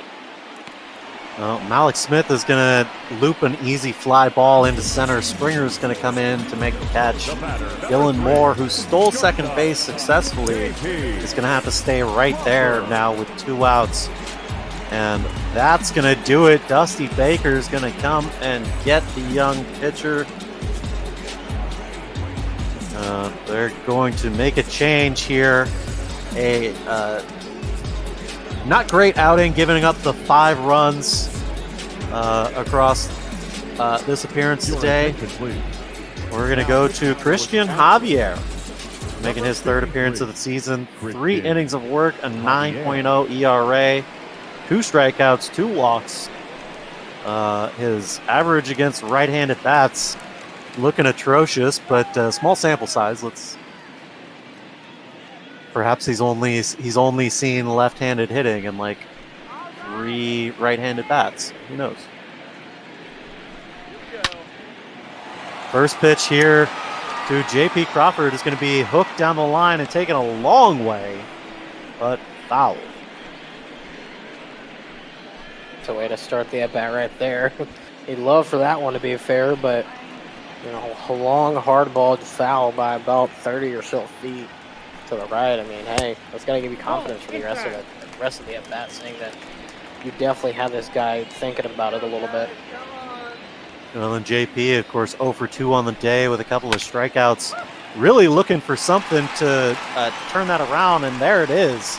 He gets a single up the middle. Dylan Moore is going to stay at third base as Springer makes a quick throw in. A well-hit ball into center field. That's a keep him alive single right there. Remember that runner on third is Boris Whitley's responsibility. So Javier needs to get this out in order to not add Whitley's run number. Well, a well-hit ball into center field here, and it's going to be camped under by Crawford. By Springer. That's going to do it. Javier gets out of a jam as we'll go to the bottom of the fifth, I believe.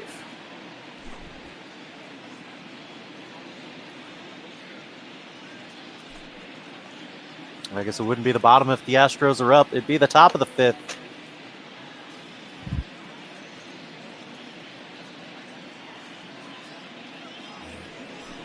For Houston right now, they just need to really just calm down a bit. Obviously, down 5-0. Not a position you want to be in, especially since you want to try to get the sweep.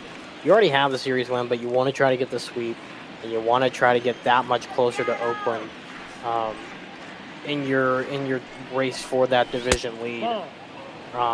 Because more than likely, you're still only going to be able to get in with that division win unless the White Sox just go cold for the rest of the year. And then, of course, you're also in the battle with the Rays out there in the East. So, a lot of moving parts all of a sudden in the American League.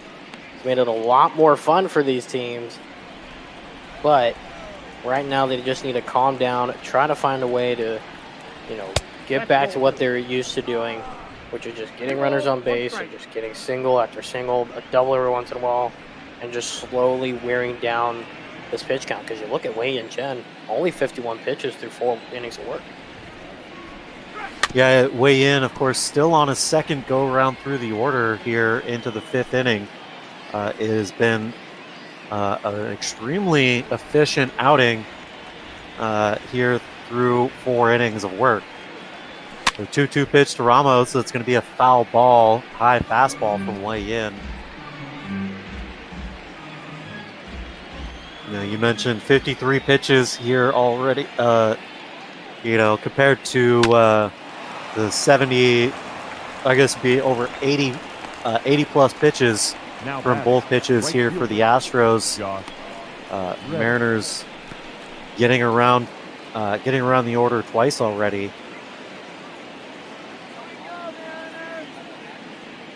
Urias with a line out to second base. That'll bring up Josh Reddick. Wilson Ramos with the line out. I'm getting all of the names mixed up. No, you were right. It's Reddick. Ramos just hit, so yeah. You're good.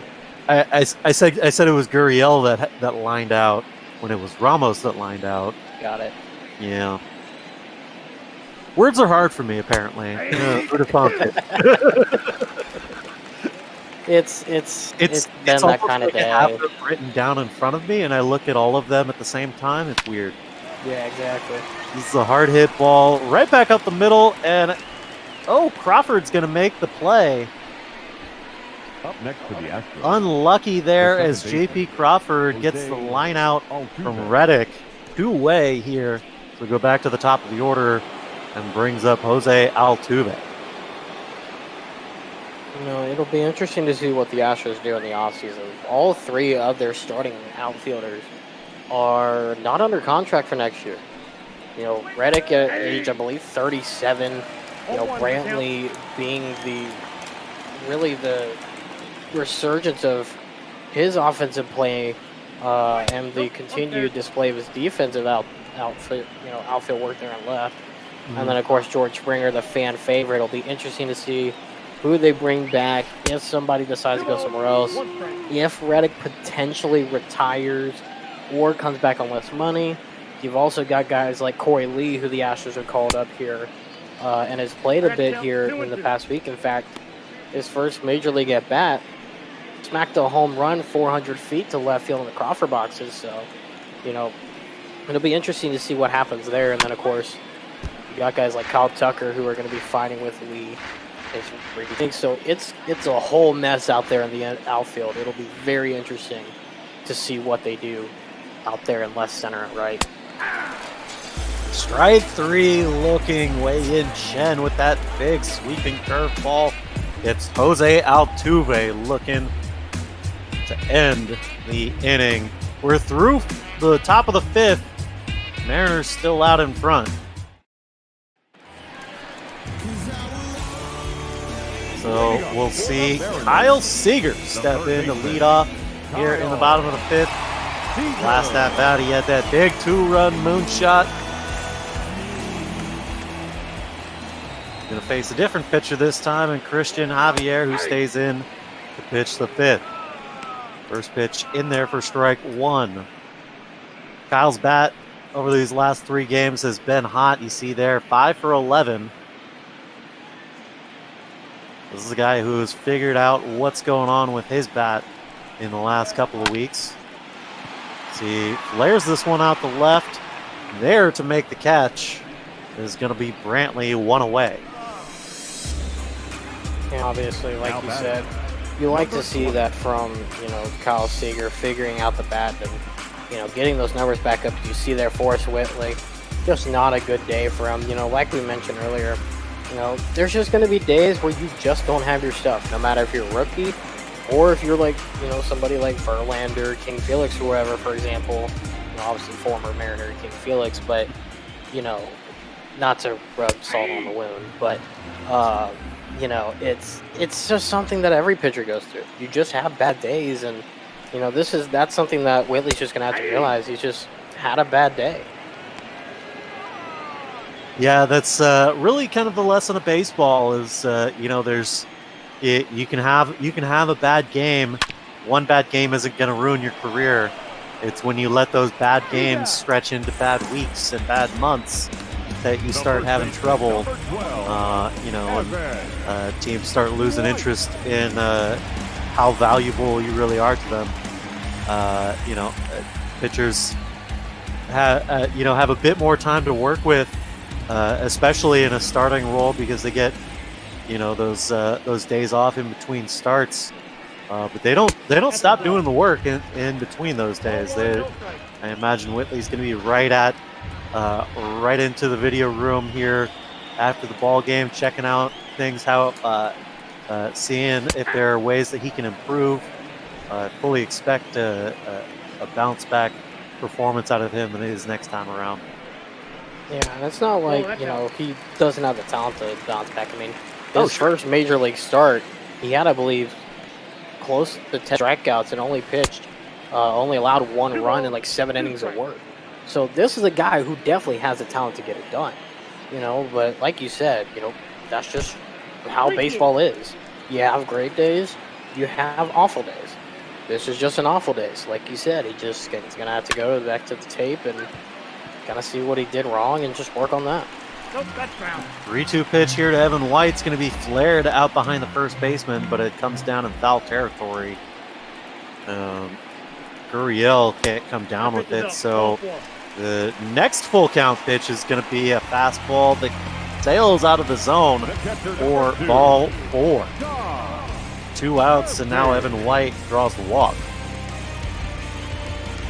I will say that besides that walk, obviously, and the hit that Javier gave up, you know, I mean, really even if you want anything from those two, Javier hasn't done too terrible since coming into this ballgame. Obviously, a weird situation, coming in the middle innings. You know, usually he's somewhat of a middle reliever, but putting him in the long reliever spot in this bullpen, I believe, to really kind of help that out a bit, just to give Peacock maybe a break or two if he needs it, because he's really been used up quite a bit this year, and they'll definitely get him for the postseason should they make it. But Javier, another one of those pitching rookies, like Forrest Whitley, you know, just trying to make his name in the majors, and hasn't done too bad so far.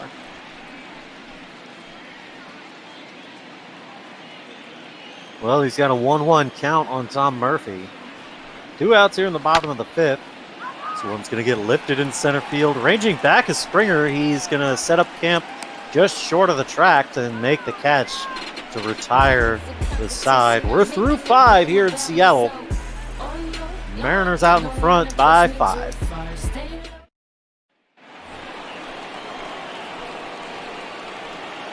Leading off for the Astros, the left fielder, number 23. Well, the left fielder, Michael Brantley, is going to lead it off here for the Stros. 0 for 2 today with a line out and a fly out. He's got 1 double here in this series so far, 1 for 5.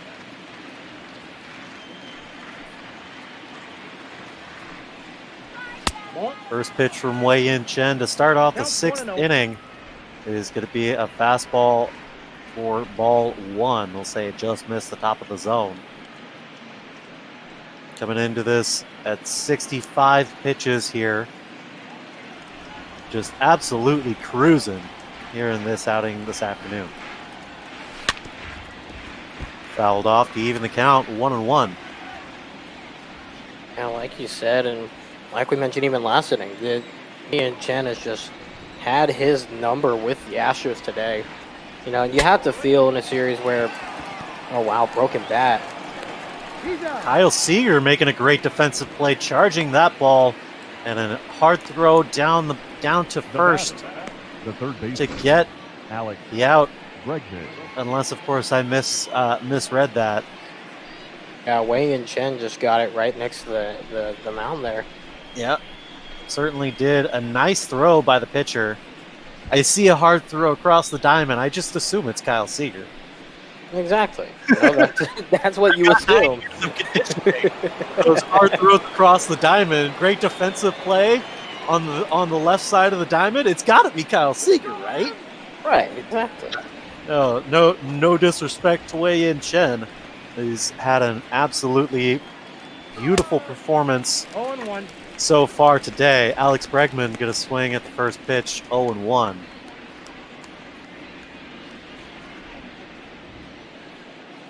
So that would be 1-3, not 5-3. Got it. The 0-1 got pitch. that one right in your books. 1-0. I recently got a new legal pad, and it's made keeping track of these games so much nicer. Oh, I bet it has. I'm not quite quick enough to be able to do it electronically, so I still do it very much in the grandfather fashion. But it's I went from this little 3x4, 3-inch by 4-inch little notepad that I was just keeping a shorthand on to a full-sized legal pad, and boy, does it make a difference. The 2-2 pitch is going to get flared out into right field. That'll get down for a base hit. Dylan Moore comes up throwing. Keep him to a single here, 1 out in the top of the 6th. Alvarez. It's a good job by Bregman. Another player who's been red hot at the plate, just like Alvarez this season. Both those two pretty much staying top 7 in the American League in a good amount of hitting categories. In about half of them, they're both top 5 even, top 3 even. So these two guys have really held this lineup and been the main anchors for them this year, with guys like George Springer, who you usually see hitting closer to that 280, 285 mark.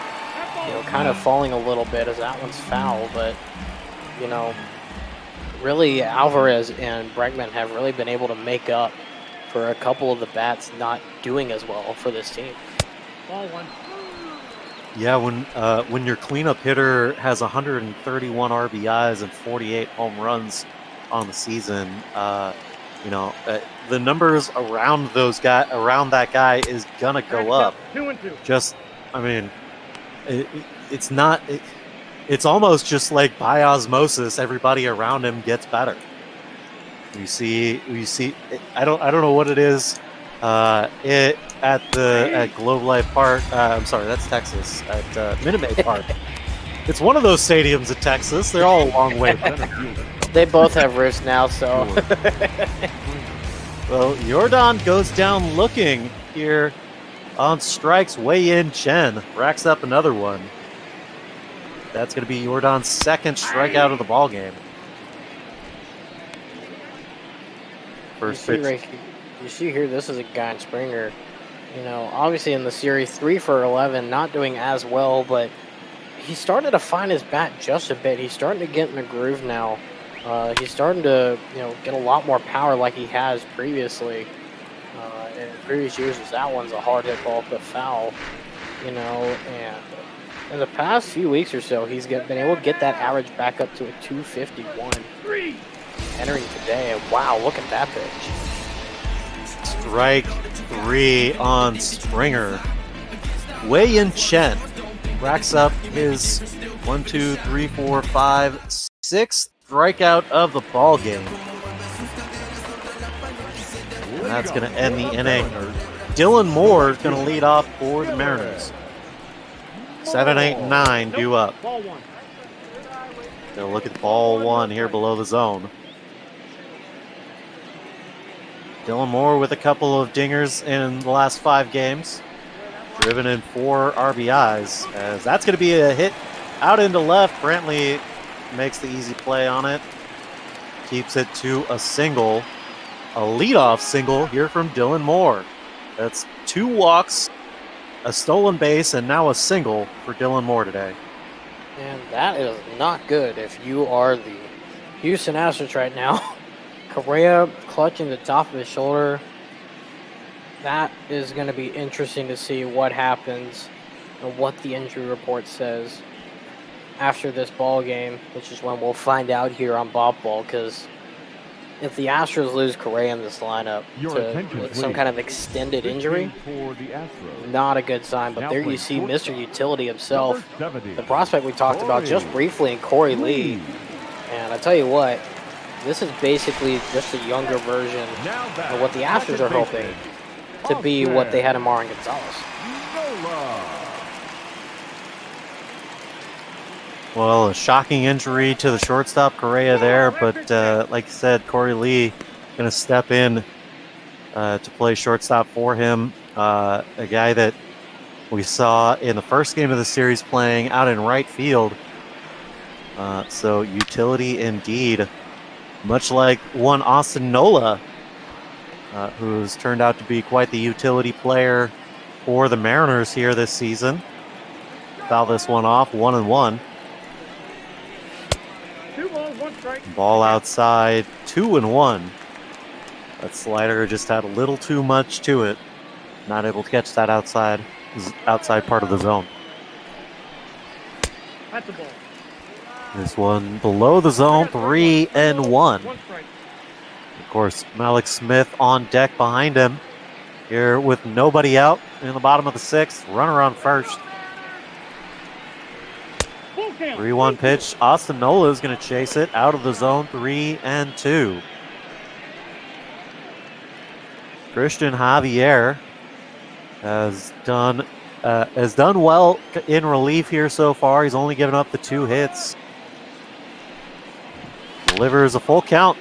There's a breaking ball. Gets down the line for a base hit. Rounding second, going to third is Dylan Moore. Austin Nola is going to turn it into a double. The throw in is going to keep him at third base. A double here for Austin Nola. And hey, that's a good way to keep the inning alive right there. You see, just a good piece of hitting. Got in front of that one just enough to keep it fair down the third base line.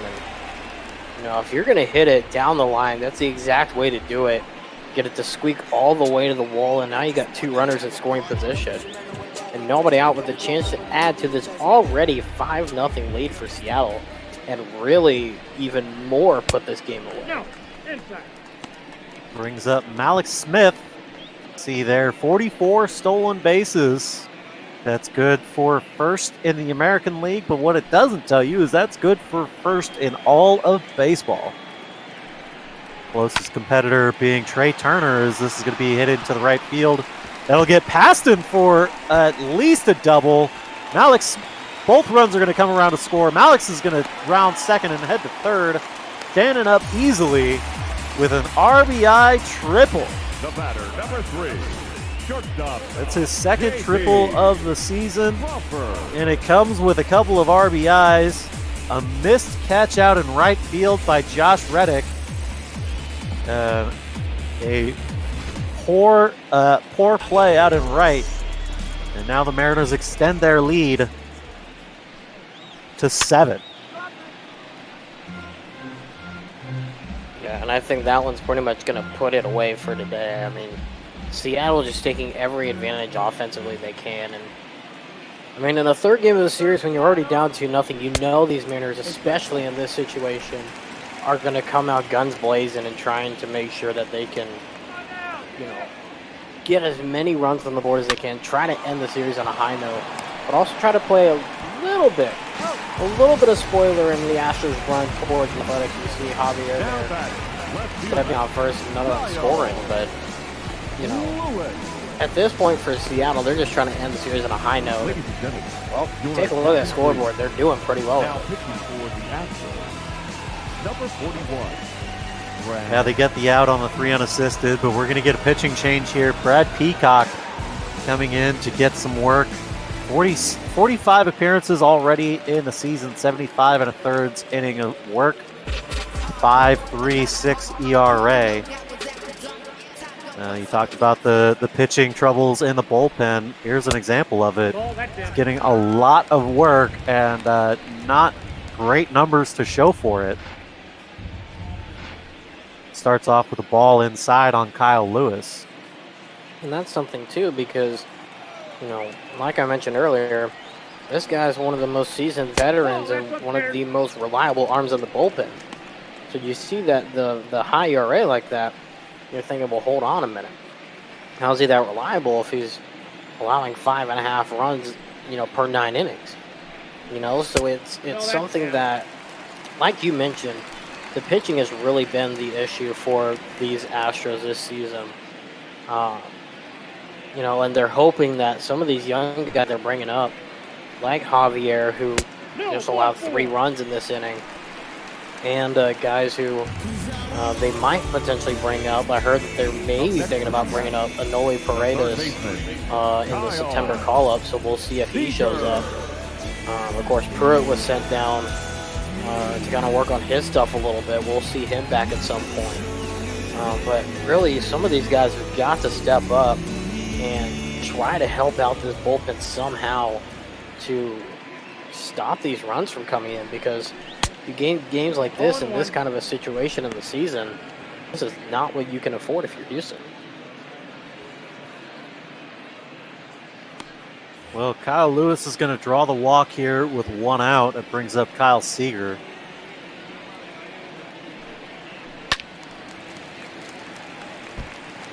Fouled off on the 0-1. 0-2 here.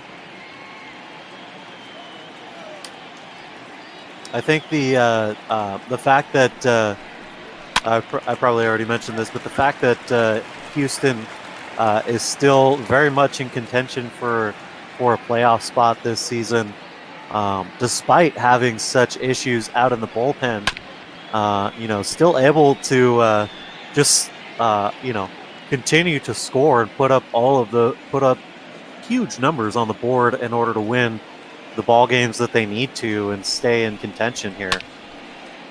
Kyle Seager is going to lift this one. It's going to be a pop-up into shallow right center field. Ranging back is going to be the second baseman, Altuve. And he'll make the catch 2 away as the runner's going to have to stay at first. Kyle just getting underneath that one. Brings up the big lefty bat of Daniel Vogelbach. Yeah, like you said, I mean, the fact that the Astros are only 3 games back of the second wildcard spot and 4.5 back, you know, where a week ago they were just 9.5 back of the Athletics for first in the West. I mean, like you said, you got to give a credit to this lineup. 1 through 9, for the most part, really, has been absolutely exceptional in times when they need it the most. You know, obviously you have your ups and downs throughout a season with any lineup, but really the Astros have kept their season alive somehow with these pitching struggles, like you mentioned, and it's pretty much the main reason, if not the only reason, why they are even in contention for a playoff spot right now.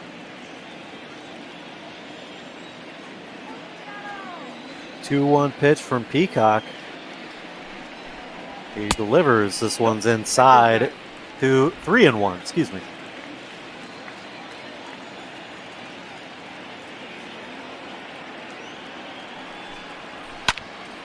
Vogelbach lifts this one into right field. Ranging back is Reddick. He camps underneath it, just short of the track, and that's going to be the third out.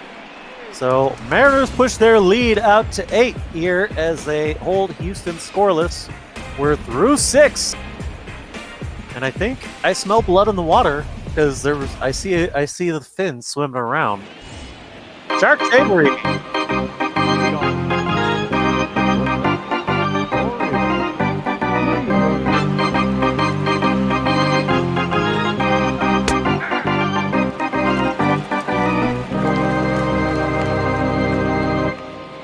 A little bit of Tarantella action for you. Would have been practicing while watching this surprising game. Surprising indeed. I see. It's surprising to see that Shark is creating his own entrance music now too.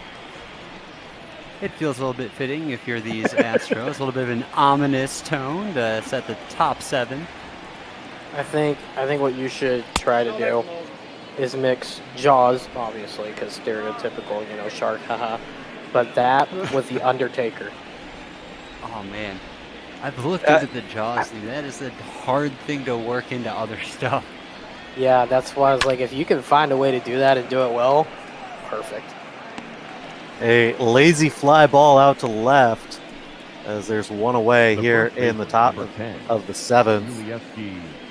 And, these Astros may not be able to put much together today, but they certainly have put together plenty of offense in this series, taking yesterday's game 8-5, taking the game before that 7-2. So no shortage of offense from these Astros, of course. Just not able to get it together here today. Wei-Yin Chen really being the factor in that. Absolutely lights out here into the 7th inning. 86 pitches, 87 now. This one's going to get foul as Dylan Moore can't quite get to it to make a play. 1-2 is the count. It's all there. He has 2 innings where he has 8 pitches and 9 pitches of total pitches in an inning. I mean, that's what gets you to this kind of number. And so finally, Kyle Seager, a 5-3 put out here in the 7th, 2-way for these Astros. That brings up a recent trade acquisition of Wilson Ramos. There's your hard throw from third brother Beede. See, there you go. It's a hard throw on the left side of the diamond. It's got to be Kyle Seager. Ball 1, no strike. 1-0 here on Ramos. And now that pitch count's getting up there for Wei-Yin. But with an 8-run cushion, I fully expect Scott Service to at least throw him out there for the 8 here as he gets over 90 pitches. I got the count. Probably the first batter, depending on how this at bat goes. But yeah, more than likely, probably see him for the first out, maybe the second out. Well, a foul ball here, 1-2 to Ramos.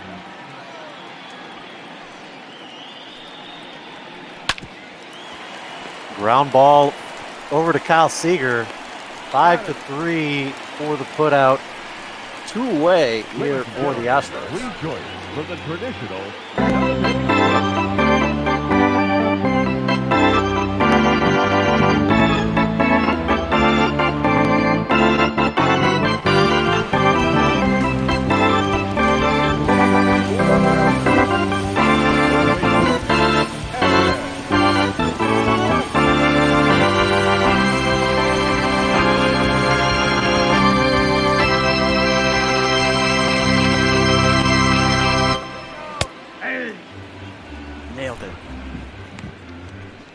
Man, I was a hole out behind everything. Wow. Nicely done. Nice save, Shark. Yeah, when nothing was said, I was like, I'll just hop on in here. Maybe they forgot. I know Cookie has forgotten at times. No, yeah, like you said, spot on there. You got one. Nail on the head. Good job with that one. Well, bottom of the 7th. Brad Peacock back in to pitch. Sorry, Shark. Go ahead. Oh, nothing. I don't even remember what I was saying. I'm awfully forgetful today. But anyway, I'll let you two get back to this crazy call. I'm going to get back to my practicing. So have a good one. Hoping to see Seattle put some more on the board here. Thank you, Shark. It's always fun to have you. 2-2 here to Evan White. Big breaking ball. Misses the top of the zone. 3-2.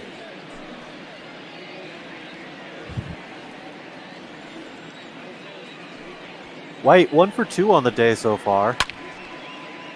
He lifts this one out into center field. It's going to be shallow. George Springer is there in plenty of time to make the catch. 1 away. The catcher, number 2. Yeah, for Peacock right now, it's just a matter of, and for him, for the Astros, just trying to get quick outs and just trying to get their bats back to the plate to try to bring out some kind of offense. Like you said, in the top half of the inning, the Astros have produced their runs in this first 2 games of the series. It just seemed like the kind of day where you figure Seattle is going to break for even more of a big day than they did with the 5 runs in game 2. That's a ball. 2-0. Well, one of the guys that hasn't joined the hit parade today is the guy at the plate right here, my very own strikeout king, Tom Murphy. He is 0 for 3 with a strikeout and a couple of flyouts to Springer out in center. He's worked the count 2-1. It's going to be a hard hit ball over to third base. Throw over in time to get Murphy. 5-3 the play from Bregman. Brings up the right fielder Dylan Moore. A couple of walks to his name and 1 single. Scored twice. And he's got a stolen base. That's a ball.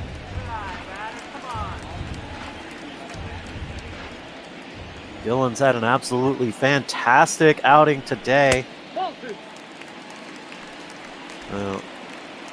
May only have 1 hit, but he's had 3 successful at-bats so far. He's not failed to get on base yet today. Arguably, had Malik Smith not scored not driven in 4 runs, which could make a really good argument for player of the game, but really it's got to go to Wei-Yin Chen if this holds. He's had a lights-out pitching performance today, going 7 full so far. We'll see if he comes back out for the 8th. Dylan Moore's going to hit this down the line foul, 2-2. 3 balls, 2 strikes. And a good eye from Dylan all day long. Another full count. He has worked the count full in every at-bat. Ball 4, pitches down. And that will be the 3rd base on balls for Dylan. Now batting, the second baseman. For some reason, this Astros pitching staff has been, I don't want to call them cowards, but definitely afraid to pitch to Dylan Moore. I think part of it is not so much that, but it's also the fact that Moore's had some pretty good plate discipline. He hasn't gone after close pitches that he knows it's outside the zone. Absolutely. Like you see there with Nola, very close pitch there on the inside. On the high heat, most batters are going to swing at that. So really, more times than not, it's just really good plate discipline by Moore. And like you said, 3 walks in the game, and he's done that. And every single at-bat with getting to a full count, that is just an absolutely fantastic batting performance from Moore today. Yeah, and that's exactly what the hitting coaches want to see. Really, that's exactly what the hitting coaches want to see out of every single bat in this lineup today.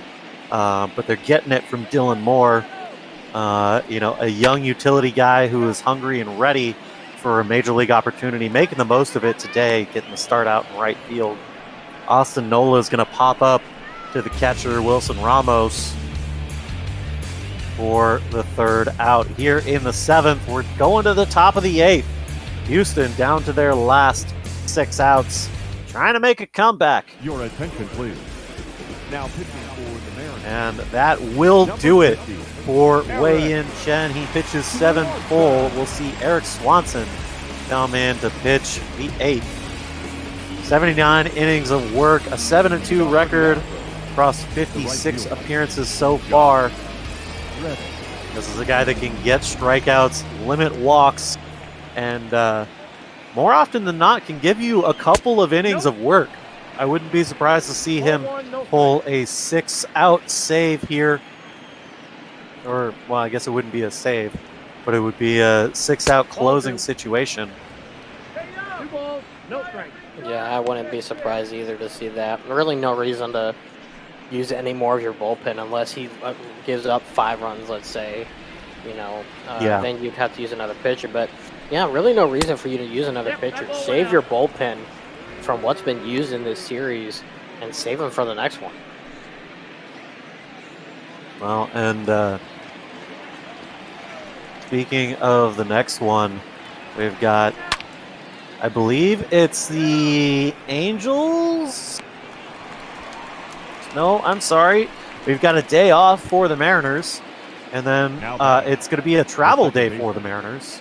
Take a look at Wei-Yin Chen's final line of the day. 5 hits, no runs, no walks, 6 Ks on 93 pitches, 7 full innings of work. A stellar performance from the veteran Wei-Yin. Mariners going to be on the road tomorrow, heading out to Cleveland to face the Tribe. Friday and Saturday, I will be on those calls here in this same time slot, 5:45-ish Eastern time. I'm sorry, Pacific time, 8:45 Eastern time. P. Mr. 3, my constant companion in this booth, is going to be joining me Friday. Saturday, JD Gregory is going to be joining me in the booth for that game. Super excited to work with both of those guys. Super excited for this series against the Indians. Should be fun. Yeah, and then Houston will start their I believe, weekend series. Might be a 4-game series. Not exactly sure on that, but against the Angels at the Angels ballpark in Anaheim. Tomorrow's matchup will be Zach Greinke versus Felix Pena, and myself and Carlos Zimmerman will have the call. Funny thing about that one, we're going to be in the same living room. We're going to be in the same living room up here, so that should be very interesting to see how that one will go. Make sure you get Garrett some pictures for the social needs. Absolutely. Drawing a walk here to with 1 out is Jose Altuve. That's the first walk allowed here for the Mariners pitching today. Yeah, that's the first walk allowed. Crazy. Yeah, a beautiful performance from Wei-Yin Chen. Of course, he gave up the 5 hits. I believe all of them singles. Yeah, all of them singles. Nope, that's inside. And none coming around to score. But Michael Brantley working the count here 2-0 against Swanson. Yeah, like you said, another reason why Wei-Yin Chen will more than likely be the player of the game. With, obviously not giving up that walk you said until here in the top of the 8th, and not even being Wei-Yin Chen to give it up. Now, as long as the Mariners hold on, definitely should see Wei-Yin Chen as the MVP of the game. And you see there, it seemed like he just got under it. He did. That high fastball, a little bit higher than the middle of the zone there. just gets a little bit underneath it and an easy pop-up to Kyle Seager over at third base. A hard hit ball just past the third base coach for foul and strike number 1. The 0-1 pitch. Oh, just missing that inside corner with the changeup. 1-1.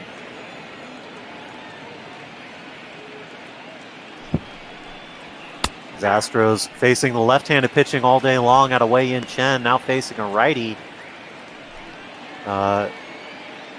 Seemingly maybe a little bit more comfortable up there facing the right-handed pitching than lefties.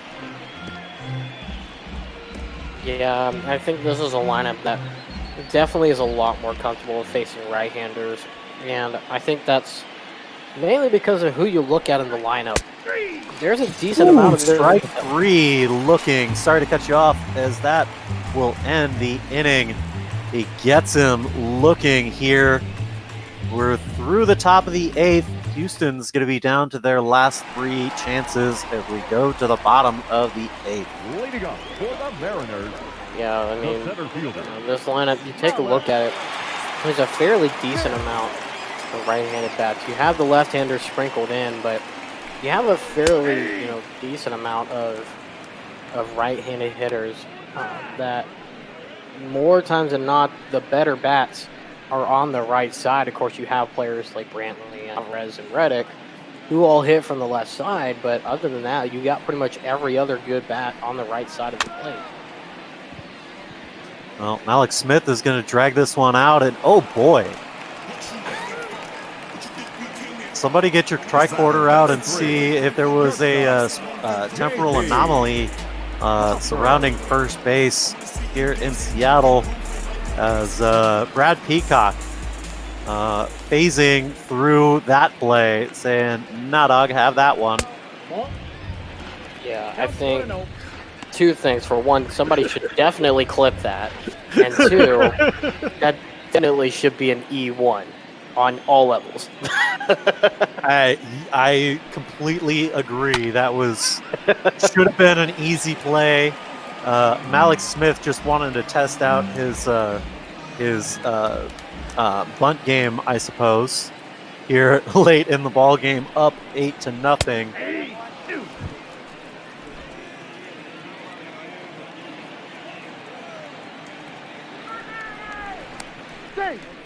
Look over. You're not going to catch Malik Smith napping. Perfect opportunity for him to perhaps tack another stolen base on here. J.P. Crawford's going to lift this one out into right field. Ranging over is Josh Reddick. Going to mean Malik has to retreat back to first base, with there now being 1 away in the bottom of the 8th. Kyle Lewis.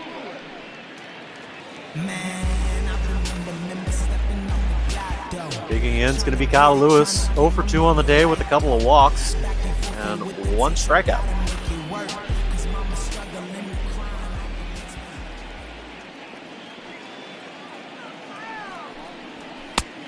That's out.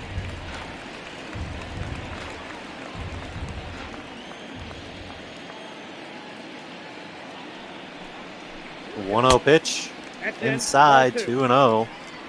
Brad Peacock already at 43 pitches in relief here. Talk about working your guy that's putting in work all season long.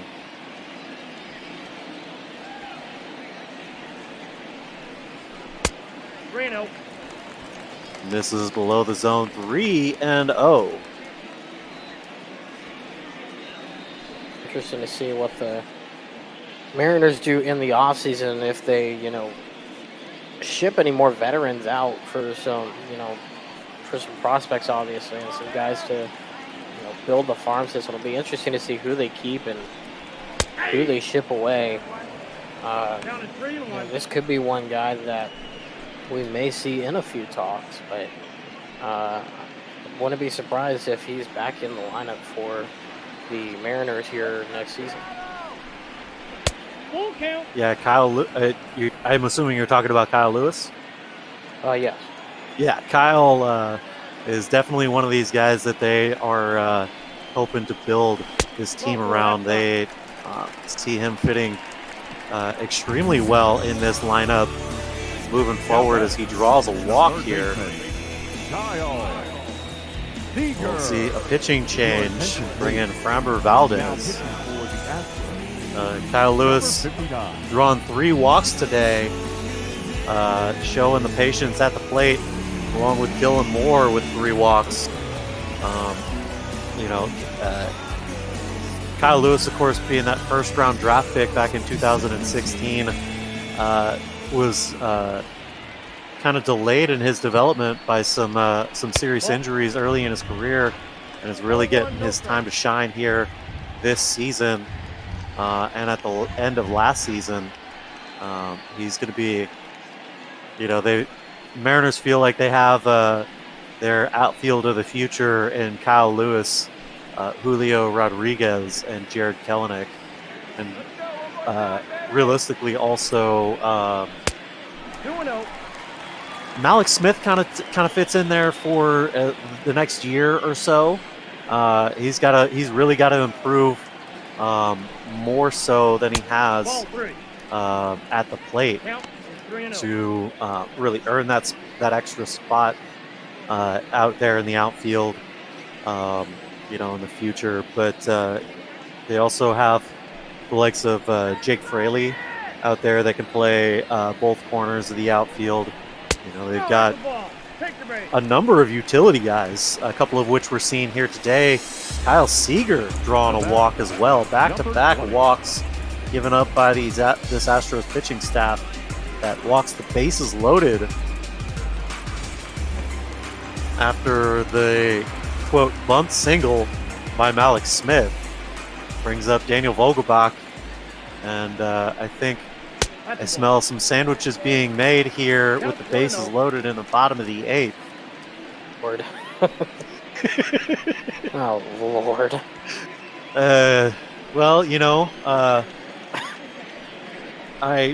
I'm generally of the opinion that you don't want to score all of the runs at the same time.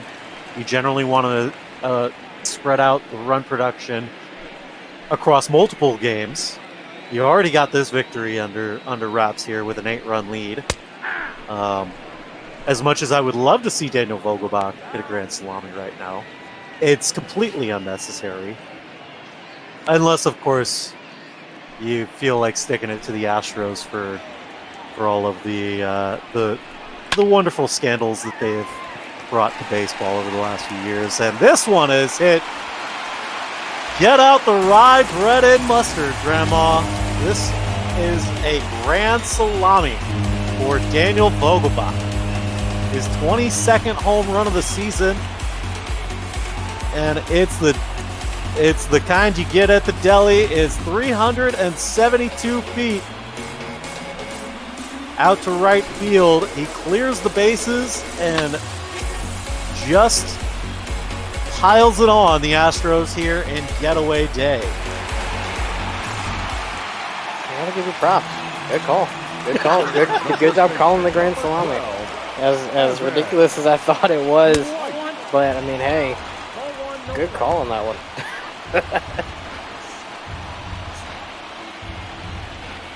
The point I was trying to make was it was completely unnecessary, but thanks, Daniel, anyways. As now the Mariners have the very Seattle score of 12-0. Of course, that brings up number 12, Evan White. Sorry, I just had to throw that in there. There you go. It's not like these guys haven't produced runs in the series. Like you mentioned earlier, they got 2 in the first game. Yeah. They got 5 in game 2. Yep. And now they're just absolutely piling it on here with a 12-0 performance. And when your starter goes 7 innings of pitching and doesn't give up a single walk, strikes out 6, 7 batters, and I believe only gives up 3 hits or so, 3 or 4 hits in his 7 innings of work. Your offense is an opportunity to absolutely go ham, and I mean they've absolutely done that.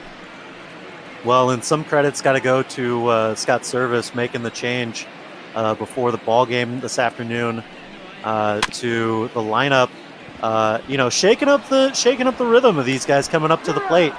They've really responded positively here today, obviously putting up the 12 runs. Of course, not to be overshadowed is the pitching performance by Wei-Yin Chen.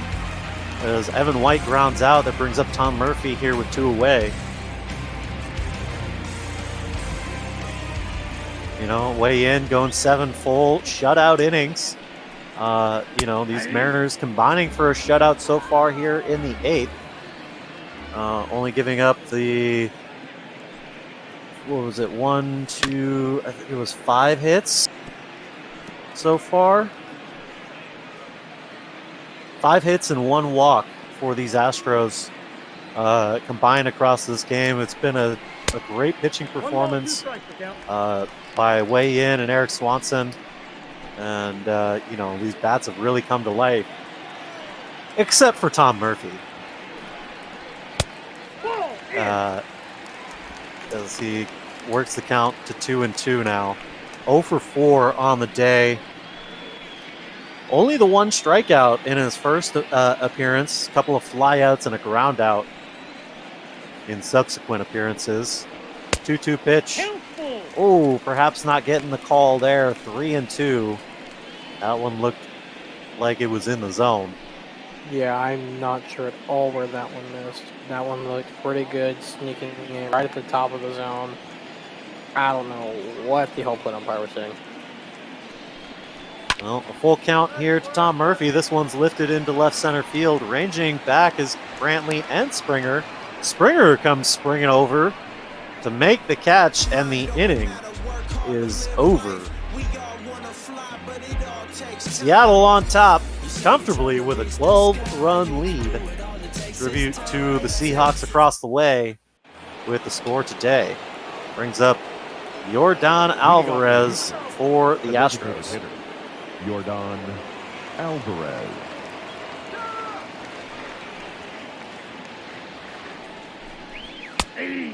First pitch to Yordan's going to catch the corner there, 0-1. Swanson back out to pitch the 9th.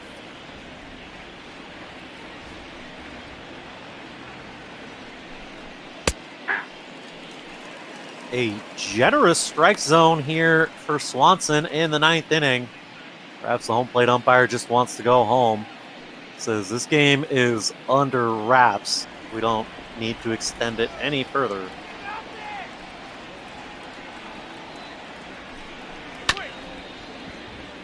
The 0-2 fouled off by Alvarez. He's been held to just the 1 hit today.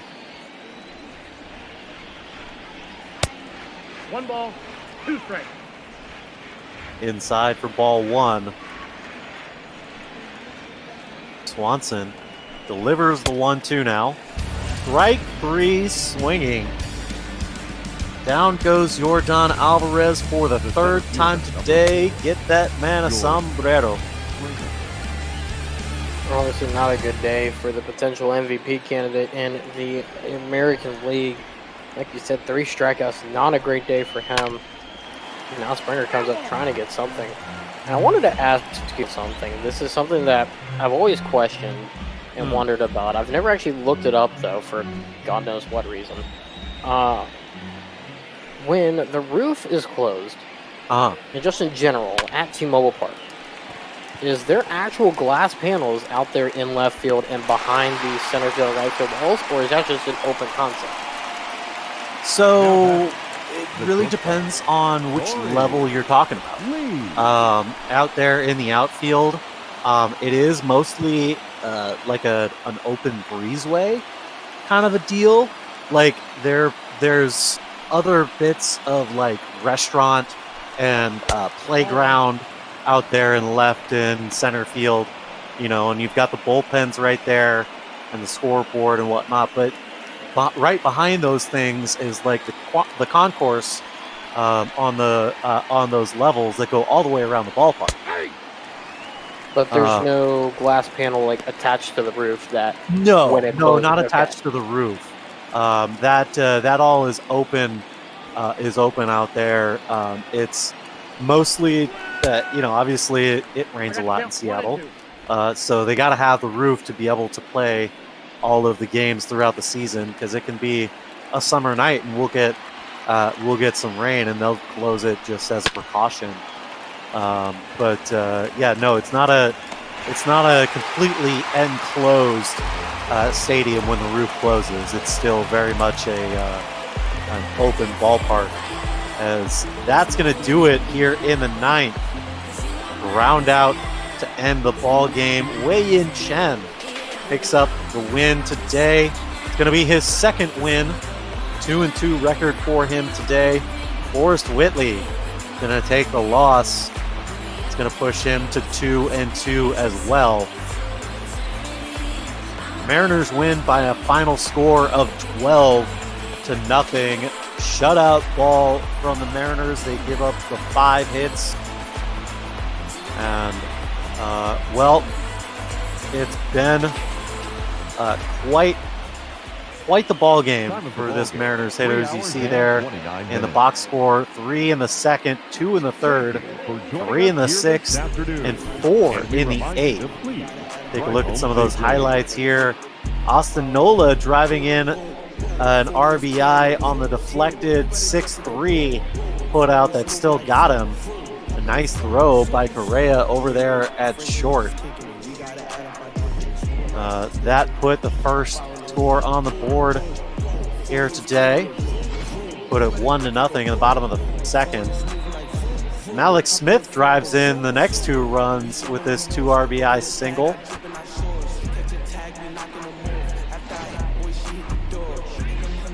And then Kyle Seager decides to get in on some of the action. 2 runs on this 2-run shot out to right field, 410 feet into the right field seats, just beyond the last row seating there. Well done, Kyle. And then Malik Smith doing it again with the RBI triple, getting past Josh Reddick out there and right. And he misses it, so it runs all the way to the wall. Got to chase it down, and that gives Malik plenty of time to come in standing at third. That put the Mariners out in front 7-0 in the 6th.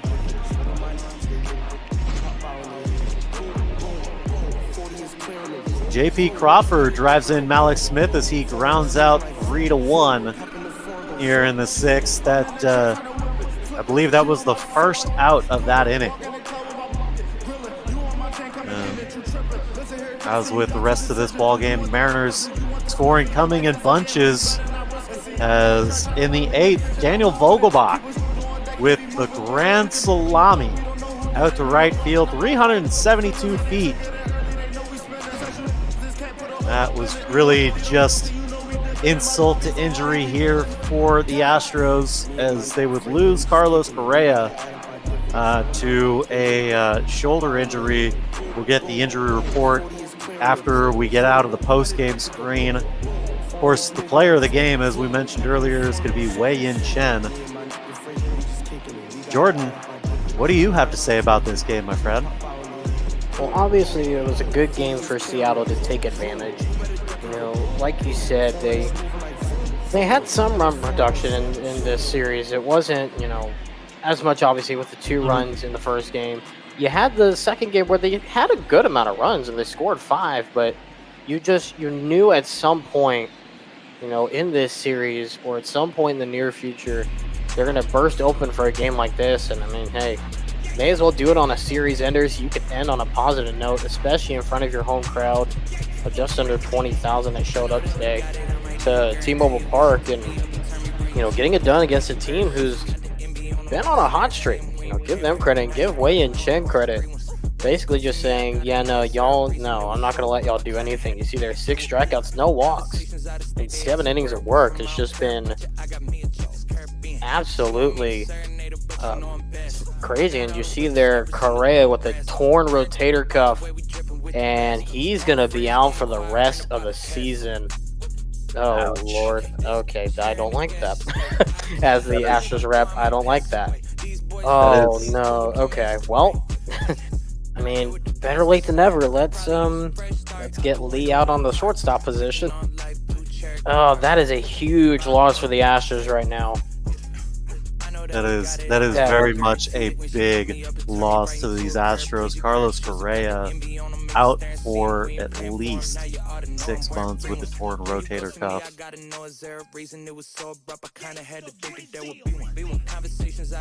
Well, in right side news, I suppose, Corey Lee looks like he can slot in at shortstop, and maybe not produce as well as Carlos Correa at the at the plate, but boy, that is rough, guys. Yeah, it'll be much needed experience for Lee.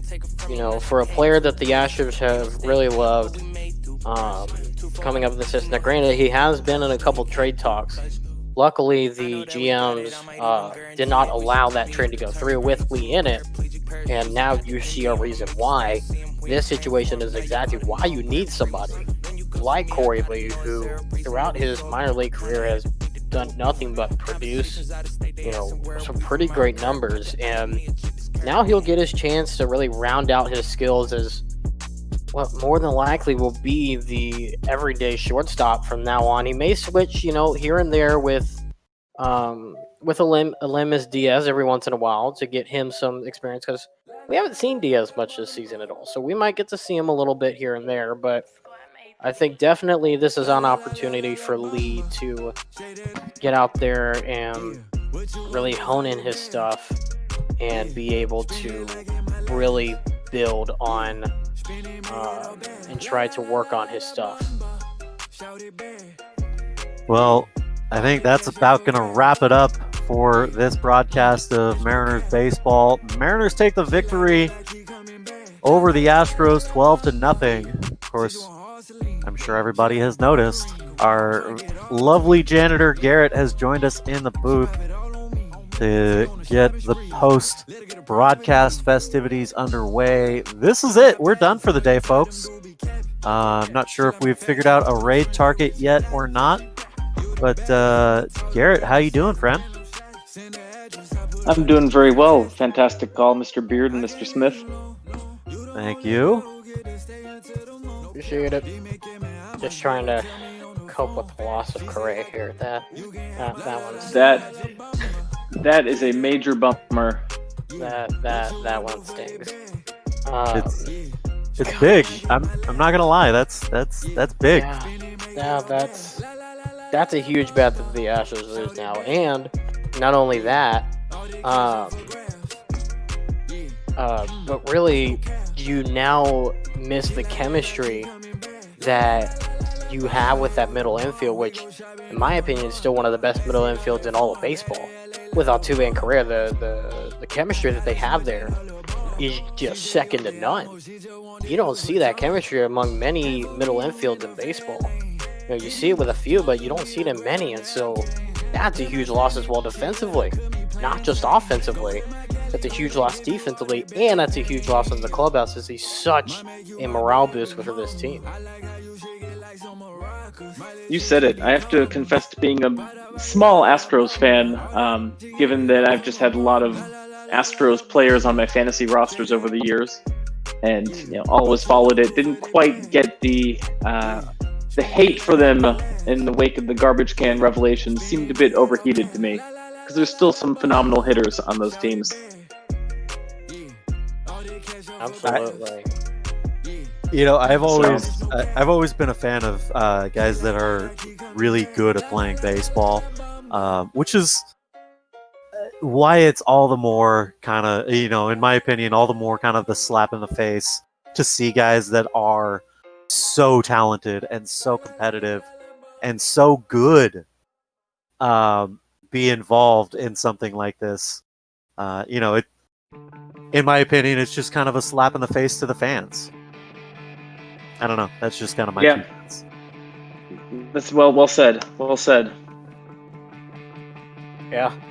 Yeah, I mean, like you said, Garrett, I mean, that's pretty much well said. I'm talking with Carlos right now, the other Astros fan and Astros rep here, and Bob Bauer. We're just kind of shaking our heads like, what in the world did the Astros have to do to get away from this injury bug? I mean, you already had Garrett Stubbs go down, who was having a fairly decent year behind the plate, with Martin Maldonado, a good 1-2 combo there behind the plate for the Astros, and then you have your star shortstop go down, one of the top 5 shortstops in all of baseball, in my opinion, all around as an all-around player.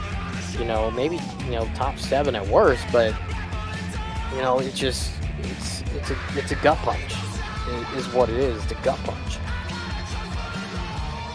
Yeah, well, I think that people could use some cheering up, and as a result, I've decided that it's still fairly early. This would ordinarily be the bot ball after dark slot, and I think the people need a bonus broomcast.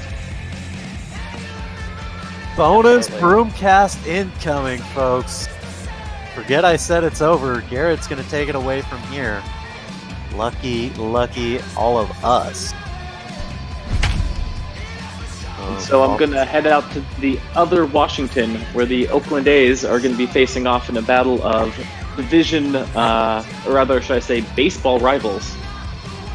This could be the World Series for bot ball here. Yeah, potentially, yeah. Well, for Jordan Smith, I'm Brother Beard. Why don't we get out of your hair and let you take it away from here? Thank you very much, Brother Beard. Jordan.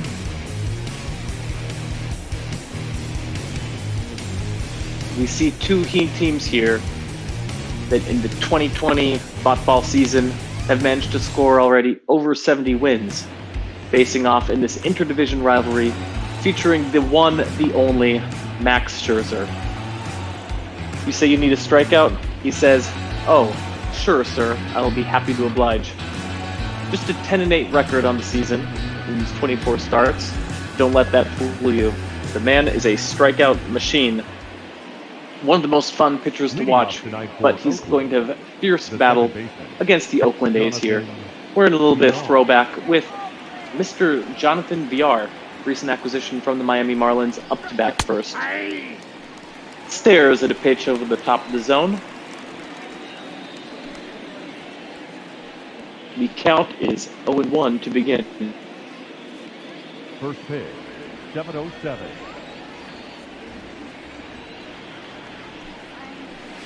Ball 1.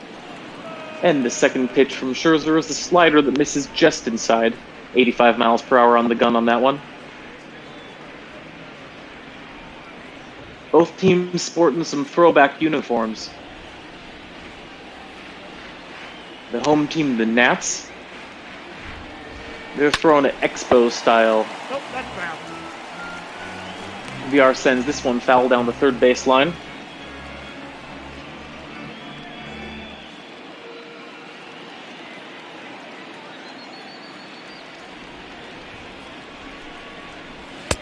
I got to count 2-2.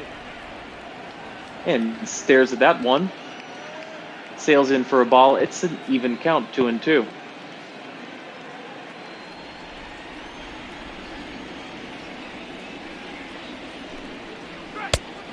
Full count. And Max just misses the corner on that one.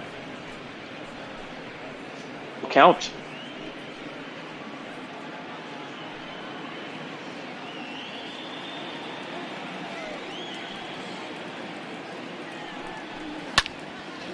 And this one over the heart of the zone gets VR to fall down to the ground on that. 6 pitches in, count stays full. Ball 4, take the base. Oh, good take by VR there as the curveball misses low, and Scherzer is going to open the game with the leadoff walk. Marquez.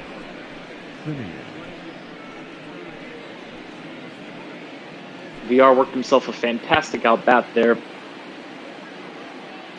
And now all-star Marcus Semien. Hey. Throw back to Zimmerman over at first. Keep the runner honest. Semien just a shade below 300 on the season. Hey. 0-1. That pitch sails in there for a strike. He's collected 84 RBI on the season.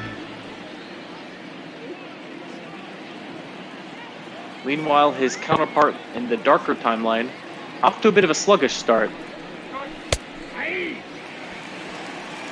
Scherzer quickly gets ahead 0-2. The four-seamer inside over the heart of the plate.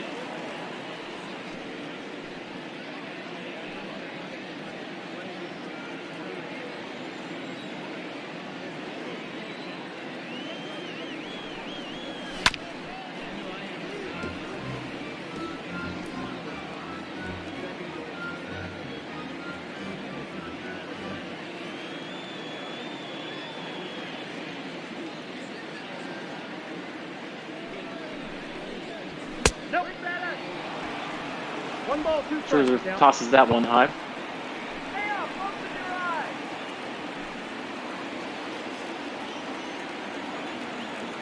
One to the count on Marquez. We'll get you the lineups in just a little bit. Oh, terrible swing there. Catcher drops it, but Semien doesn't even bother to run. First strikeout for Max. Got him chasing on that one. That was... He swung after that ball had already landed in the dirt. Don't know what he was thinking. Throwback throw to Zimmerman. Keeps VR. Tagged up on first. Chris Davis is batting third here for Oakland. In the darker timeline, Chris Davis has found himself on the wrong side of the platoon, only getting starts against lefty at-bats.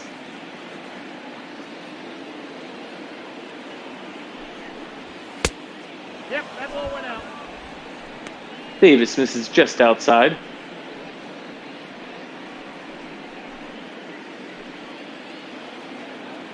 Should I say stares at one just outside?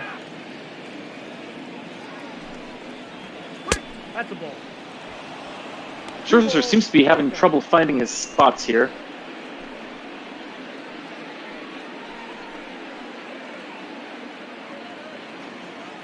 Davis showing pretty good patience. 2-0 the count on Davis. Nope, outside. Oh, chases one, but able to hold up his swing. 3-0 the count. The dangerous Matt Olson on deck.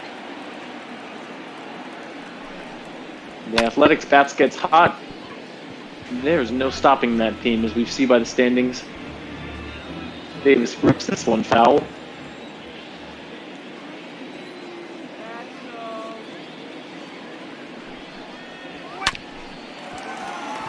And this one, the dribbler to the shortstop, who's able to throw it over to second and back over to first. It's Swing killing. Scherzer gets out of the inning. Puts first man on via the walk, but then able to get a strikeout on the double play to get him out of trouble. We'll see Trey Turner for the Nats up to that first against Mike Fiers. Mike Fiers putting together a spectacular season. He's under the strikeout per 9, but his ERA sitting in the low 2. Got a call fireman when Washington, not shortstop. Trey Turner. Trey Turner's going to see what he gets going and drops down a leadoff bunt. And the third baseman over to first and able to get him in time. The right fielder. Quick one pitch, one out. Pretty well placed bunt, but no match for the speed over at third base. So Adam Eaton with a batting average of .328. Whew. Looked like that pitch just got the top of the zone, but the umpire is not going to give it to Fiers here.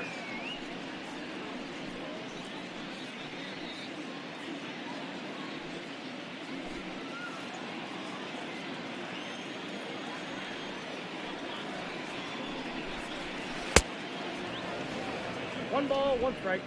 Even able to check his swing, but the changeup sails in for a strike in the lower outside part of the zone. 2 balls, 1 strike. And fastball misses low.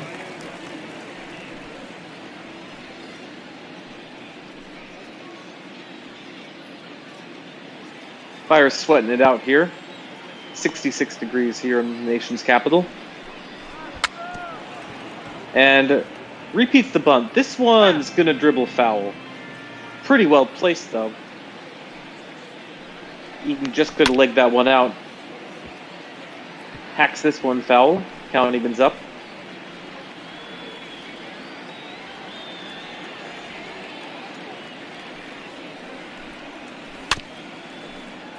And the curveball falls in right over the heart of the plate.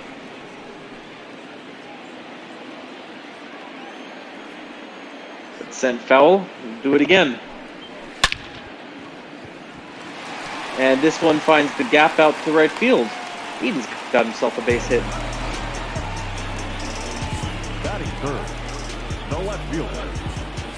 Just able to find the gap right between the first and the second baseman.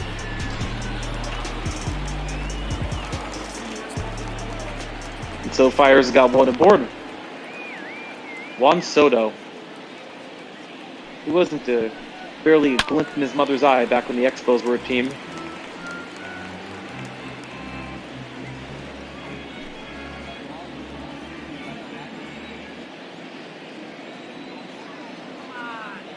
Hitting .279 on the season, but don't let that fool you. One of the best hitters in baseball. And this one sent to the second baseman. Ooh, sends it over to short, back over to first. A well-executed double play. And so a couple of double plays erase the initial runners, or we're heading down to the second inning, scoreless.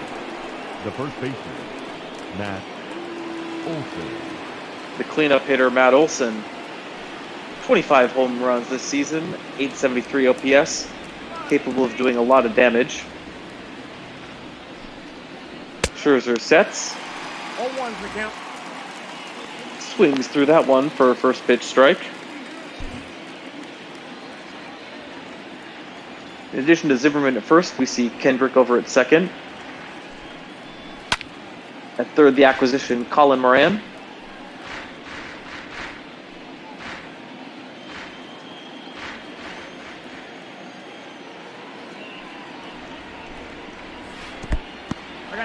And Scherzer just a little bit low on the curveball.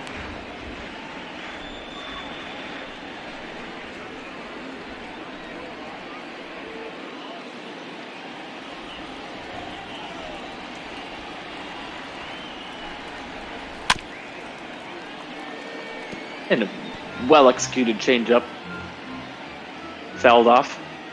1-2 remains the count. Catcher sets inside. And gets him swinging on the slider. Second strikeout already for Max. Batting fifth, the third baseman, Matt. Had him badly fooled on that one. Perfect slider. Great swing and miss stuff. So Matt Chapman's going to step in. 2019 Gold Glove Award.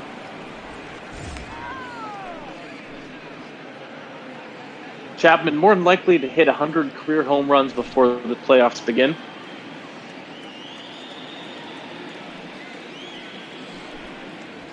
Ball two. May not be tonight with Max Scherzer settling in, finding his good stuff.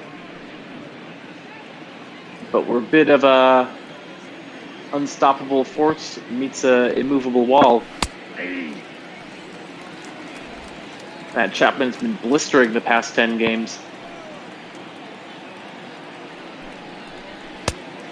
Inside, ball one. Mad Max gets that one in there. Looked like it could have been called a strike, tickled the edge of the zone. But the umpire disagrees. He's at a pretty tight zone. And so 3-1 the count. Ball four. Take the base. And uncharacteristic second walk of the afternoon for Max. Batting fifth, the left fielder, number 20, Mark Canna. That one inside, same spot. So Mark Canna's going to step up to the plate. Canna's looking at a career-high 60 RBI. Getting regular at-bats here at the Oakland A's. Hey. 0-1. He's touched home plate 6 times in the last 10 games.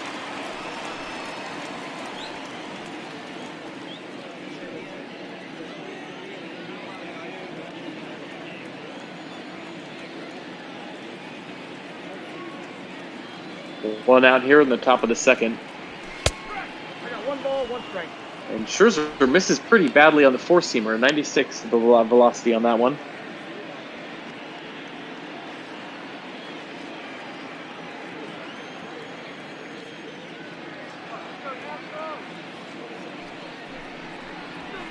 Ball, that's upstairs. And again, misses just a bit upstairs. 2-1. He's not showing fantastic command on the fastball. Whew! This one gets away from Suzuki. Back to the wall. Canada's going to stay at first. Apologies. Matt's going to stay at first. Not sure why I waited up on that one. Terrible swing.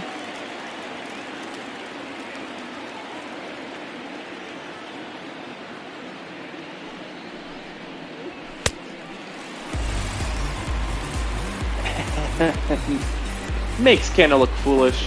Third strikeout for Max there. Batting seventh, the center fielder, number 22. Max Scherzer's ability to generate swing and miss stuff is just unparalleled, and it's a beauty to watch.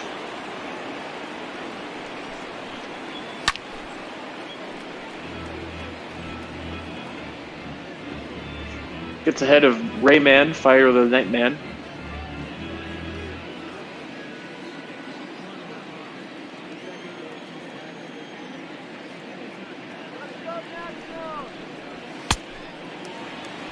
And Laureano quickly falls behind 0-2. You mentioned the A's have been on a tear lately. Ramon's been a large part of that. Batting a .444 average over that time. The count is 1 and 2. 97-mile-per-hour four-seamer upstairs. 1-2 the count. And gets him swinging. Max Scherzer has got his strikeout game pumping tonight. As we're heading to the bottom of the second, still no score. Howie Kendrick, Kurt Suzuki, and Colin Moran due up for the Washington Nationals. Leading up for the Nationals, the second baseman. Kendrick has been remarkably healthy this season, and he is having a career season to show for it. The number on the back of his uniform is 47, and he might be about that old. But he is making it count. It counts 1 and 1. Fires bounces one in. 1-1 the count. That was kind of a disgustingly bad curveball, 72 miles per hour. His 89-mile-per-hour fastball gets the bottom of the zone, 1-2. And Kendrick sends this one over to second base. Leisurely throw over to first, and that'll retire the first batter. Batting fifth, the catcher, Kurt Suzuki. Fires has only needed 14 pitches so far. Get 1 1/3 outs. 1 1/3 innings, 4 outs, I should say. Steve Reich. The geriatric part of the Nationals lineup features Kurt Suzuki also having a renaissance year. 21 home runs. 60-plus RBIs. Was named as an all-star this year. 1 ball, 2 strikes to count. And Fires is going to drop the change up a little bit low, 1-2 the count.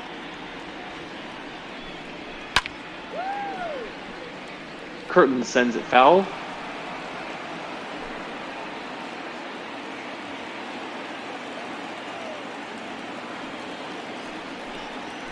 Ball. 2 balls, 2 strikes. And count evens up. And this one scooped up by shortstop Simeon. Fires it over to first, 2 down. Obviously, Fires is not going to overwhelm you with velocity, but he's got several pitches, pretty good command of them, and able to induce a lot of soft contact. And we're seeing that in the form of a lot of ground ball outs here so far. The Irishman, Colin Moran.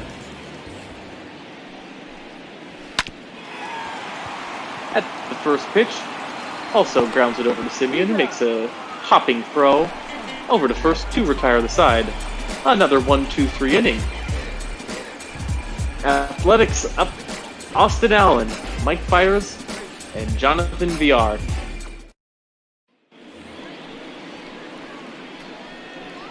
Leading off for Oakland, the catcher. And here comes Austin Allen. He's got catching duties today for the Athletics.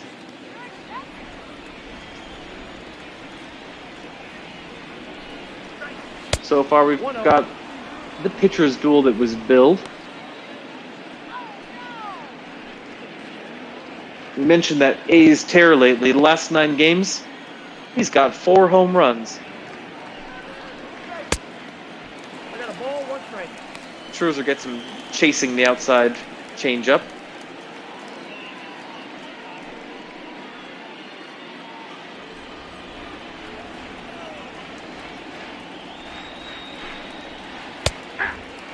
Strike. 1-2 the count on Allen.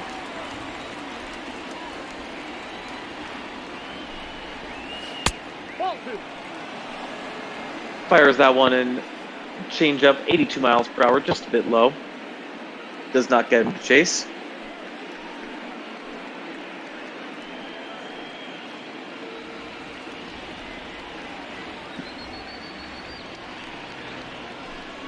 And launches and gets him swinging. Oh, that is pulled badly on the curveball. 5 strikeouts in 3 innings so far. I tell you, kids, sex is great, but have you ever watched Max Scherzer pitch?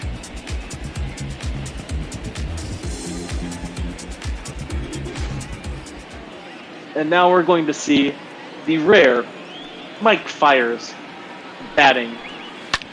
He's got a 250 average. Loops the first one foul.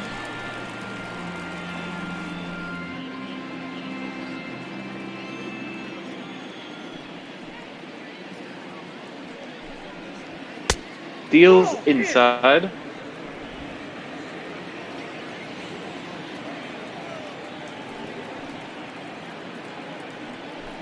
Scherzer pumps, deals. Ropes this one foul.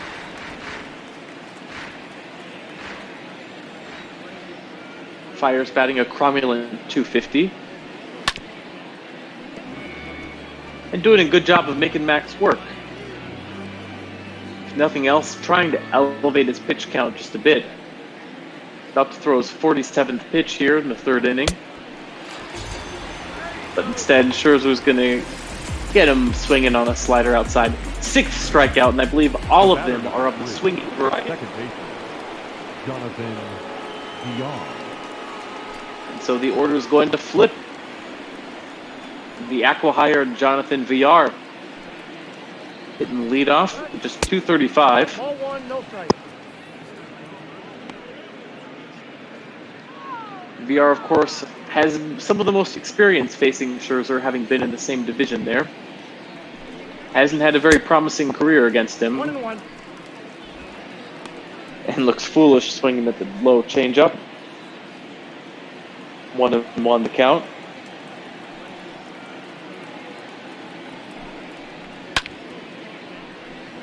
And sails this one back. 50 pitches already for Bad Max.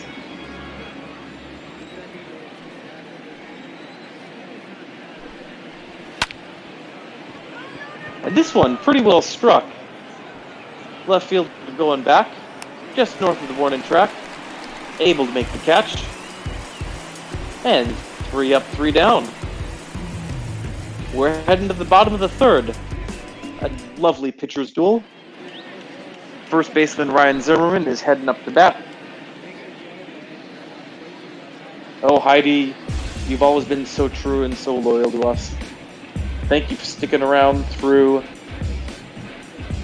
the majority of this bot ball season. It's really hard to believe that it's coming down to the end stretch, folks. So thanks to Heidi, and thanks for all of you for sticking around. Leading up for Washington, the first baseman, Invader Zim. Zimmerman. Always been able to square up lefties pretty well here.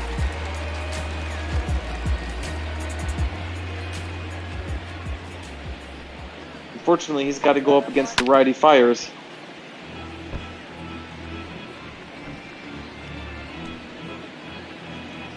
He has collected 3 hits and 8 official at-bats against Mike. 1 ball, 1 strike. And Mike's leisurely four-seamer misses up and inside.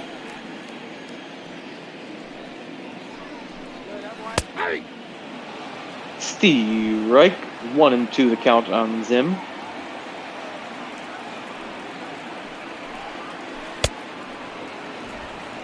And jams him. First strikeout for Mike Fires. Batting eighth, the center fielder, Victor. Looked like he almost got a piece of it, but bat misses just low as he goes chasing low and inside.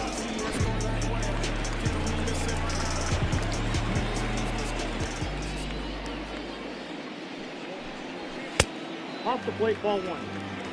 And Fires nibbles the outside part of the zone, but doesn't get the call. Victor Robles, wouldn't be surprised to see him moving up in the batting order. He's got an 8-game hitting streak going.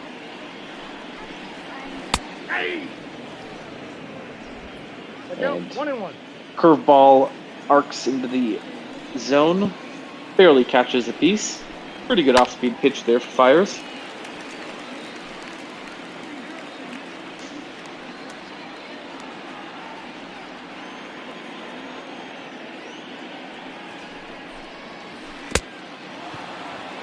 And gets him swinging. Catcher bobbles it, throws it down to first to complete the play. Second strikeout for Fires here in the bottom of the third.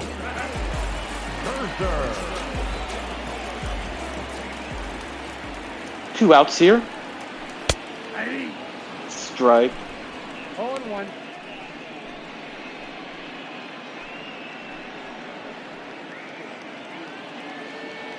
Scherzer not hitting as well as his counterpart, but to be fair, he's got more than 4 at-bats.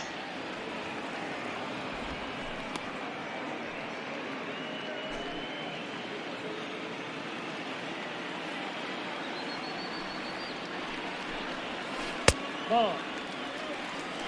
I got the count 1-2.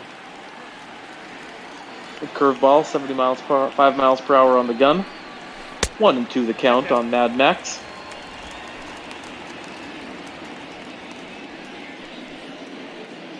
Takes a couple of practice rips. Your max, you just want to see if you can get on base or at least run up the pitch count. Little dribbler over to second base. Scooped up and easy out. And we've got ourselves a certified pitcher's duel. End of the third. Oakland, Washington. Still no runs, just 1 hit. Leading off for the Athletic. And as fun as it is to watch Max pitch, Marquez. he's actually at risk of tiring himself out. 51 pitches so far through 3 innings. On pace to do 6, can stretch into 7. But Fires just 33 pitches. If he's able to keep this up, he can go the complete distance. I, for one, would love to see him go the full distance. Shark, how are you? Oh, not doing too bad. How about yourself? I'm doing pretty good, because anytime I get to watch Max Scherzer pitch, it's a good day.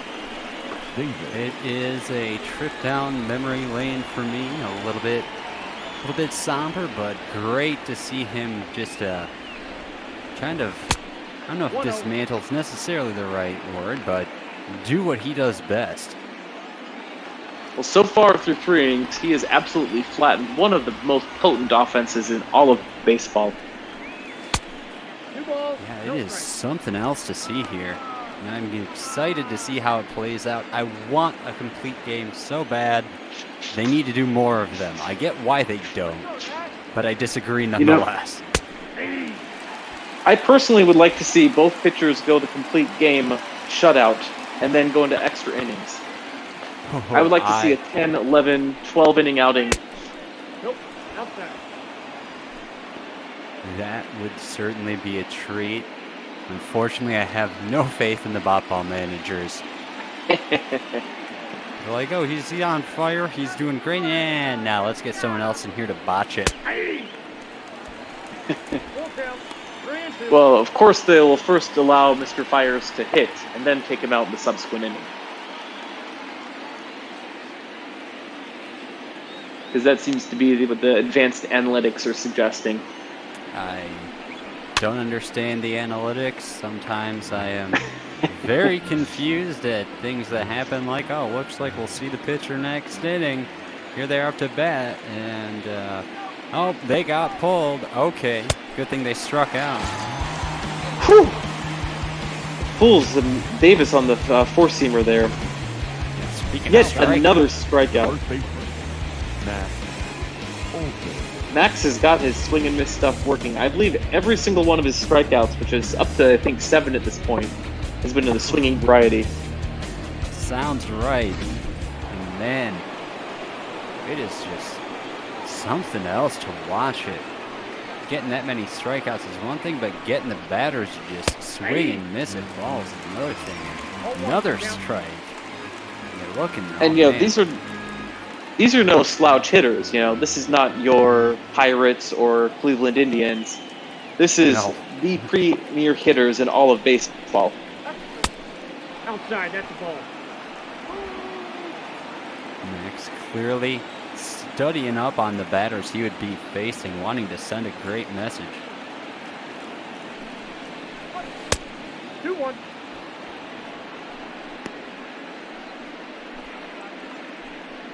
Now we were talking a bit about some of the higher level math that is necessary to justify bot ball manager decisions. And I have to say that the physics supercut that you were doing the other night had me falling out of my chair. I'm a bit of a physics fan myself. But I listened back and I was like, how much of a fool did I make myself? I was like, oh no, I got most of it. I did intentionally dumb down some of the stuff because I didn't necessarily anticipate anyone getting it, and I'm fine with that, but figured I should be nice to TARDIS, who was already confused enough. And speaking of confusing, that right there was, I mean, I guess good effort just to throw manage and to beat the runner, but that'll end the inning. Yeah, gotta practice like you play. Gotta keep those reflexes sharp. You gotta keep another strikeout away from Scherzer. 0-1. Oh, but yeah, the physics. I so badly wanted to get into six-dimensional quantum. Bad, and how neutron stars shrink as they grow, and confusing crap like that. I do have to say I really strongly appreciated it because when I watch regular baseball, I don't get physics news. But getting to learn that the Higgs boson decays into 2 muons, I only learned because I listened to Bot Ball. Oh yeah, I mean I saw that and I was pretty stoked. I remember when they announced the Higgs boson, Peter Higgs being just a behemoth of physics and him being validated after so many years was great. And the more they learn about it, the more we get to kind of continue forward. We've honestly hit a standstill pretty much with particle physics. They had a flurry and when after the colliders opened up in the mid-20th century, but not so much new now, and that ball is not caught. A little bit blurry. No, Trey Turner's going to be able to leg that into a double. 31st on the season. And boy, are the Nationals adept at getting some extra base hits there. You see the leaderboard. Eaton and Soto tied with 34, Robles 32, Turner 31. They're definitely doing some great work. Strike. Oh yeah, I always find when calls can kind of venture into weird territory, it can be somewhat amusing, and if they can be educational as well, it is always great. I know the Higgs news was pretty big in orbital particle physics as they've been really struggling to really figure out the Higgs field in general. Well, it gets pretty interesting.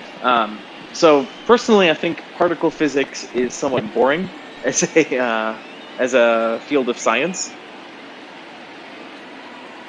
I feel like it's basically figured out what the basic constituents of the universe are, and all you can do is smash atoms together at higher and higher energies to try and confirm the model. But never terribly interesting. Yeah, it does. If I'm being feel like honest, it's kind of dumbed down a little bit. Not dumbed down, but it's not nearly what it used to be. Really, the only thing moving forward would be if something else were to come along. Like if they were to find supersymmetric particles, that like a selectron or something like that, that would be massive. But well, it wouldn't be massive. It'd be minuscule. I'm trying to remember if the selectron is supposed to be heavy or not. I can never remember with supersymmetry because it's all but debunked by current experience. Well, why don't I run by a couple of recent physics things? Because I'm not super up on the news, but as Fire's going to issue a walk to Eaton, and suddenly Nat's got something cooking here in the bottom of the fourth. Fire's facing his first real trouble. 4-4-4, 44 pitches, bottom of the fourth. Ooh. There's some symmetry. And it is super. Anyway, running by something physics related. Yeah. So what's interesting to me, and I haven't gotten to study up too much on this, is for the longest time it's been impossible to reconcile quantum physics and black holes. And just general relativity. General relativity, exactly. But they recently, let me see if I can find this article because it was some pretty interesting stuff. They recently think they might have resolved the black hole information paradox, which might mean you could eventually unify these two domains. Oh, really? I feel like I heard something along those lines. This was just November 2019 when it first seemed to get announced, and I didn't even notice it till earlier this year. So anyone who's saying 2020 is a bad year can suck it, because if we resolve the difference between relativity and quantum physics, this is going to be a banner year. That's all the history books will remember about 2020.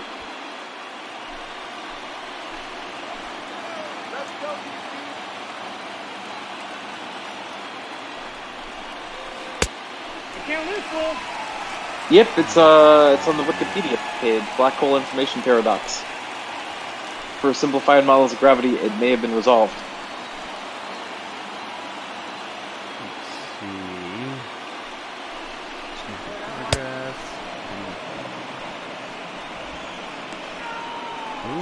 Fire is able to collect his third strikeout. Now suddenly a double play will get him out of the mess. And striking out Soto. Not that easy, especially for someone who doesn't have great swing and miss stuff. But here's some supersymmetry. The 4-hole hitter, bottom of the fourth.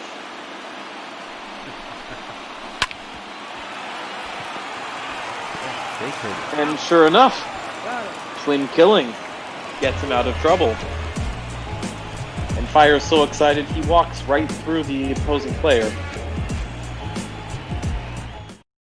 I cannot blame him for being that excited, but yeah, that's getting that information paradox worked out is pretty well huge, because I mean you have all the different stuff, like whether or not you believe in the E8 group, like that league group, if it holds stuff, it has some predictions. I know it supposedly does stuff. There's the wacky stuff like geometric unity, which I don't think anybody other than Eric Weinstein even understands. Pretty much people have said nobody knows what you're talking about, and you don't publish it as a paper, so how can we even figure if it's right or wrong? And got a bunch of different ideas as for how to kind of reconcile different things, but certainly getting the information paradox wrapped up is a huge step. I have not heard of geometric unity. I'm going to have to do some reading on this after the game. You won't find. We'll have to have a follow-up. We'll have to have a follow-up Broomcast where I offer my informed opinion about this one. Oh, yeah, I would be happy to join you on call for that. The language is like Eric Weinstein, if you've never heard of him, he talks in very colorful, confusing terms that make sense to him because he's been working on this for so long, but the left field doesn't really make it parsable to even other physicists. So it's the thing where I'm like, I kind of follow you, but I don't, and I can't really find anybody who puts it into terms I can understand. So, well, just reading through the first link here on Google, it looks like it's already utilizing the Yang-Mills equation, which is one of the more confusing of the unsolved problems in mathematics. So we're already, from a starting point, introducing a lot of confusion in here. So. Oh, yeah. Yeah, that... Ugh. Almost as confusing as looking at, I'm trying to think of what that manifold is. It's like... Kalawi something. Those weird string shapes. But if you want to see some geometric unity, Scherzer has 44 strikes to 22 balls. Oh, Kalawi-Yau manifold, that's what it is. Oh, I've heard of that one. Well, it hurts the brain to look at, but that does not hurt the brain to see. Another out there. Now batting, number 22. Scherzer worked himself a quick inning here. 2 quick outs here on the top of the 5th. I'm happy to see it. This will be his 74th pitch of the night. Already through 4 2/3 innings. Great performance continuing.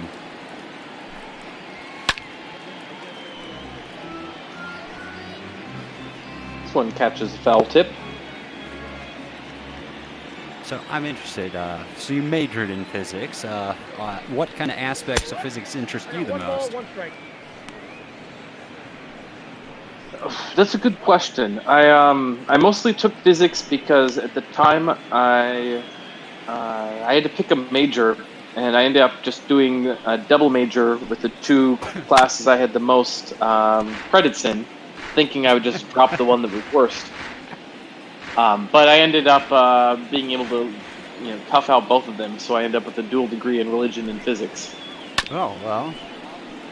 There you have it, 2 things that can honestly go kind of interesting together.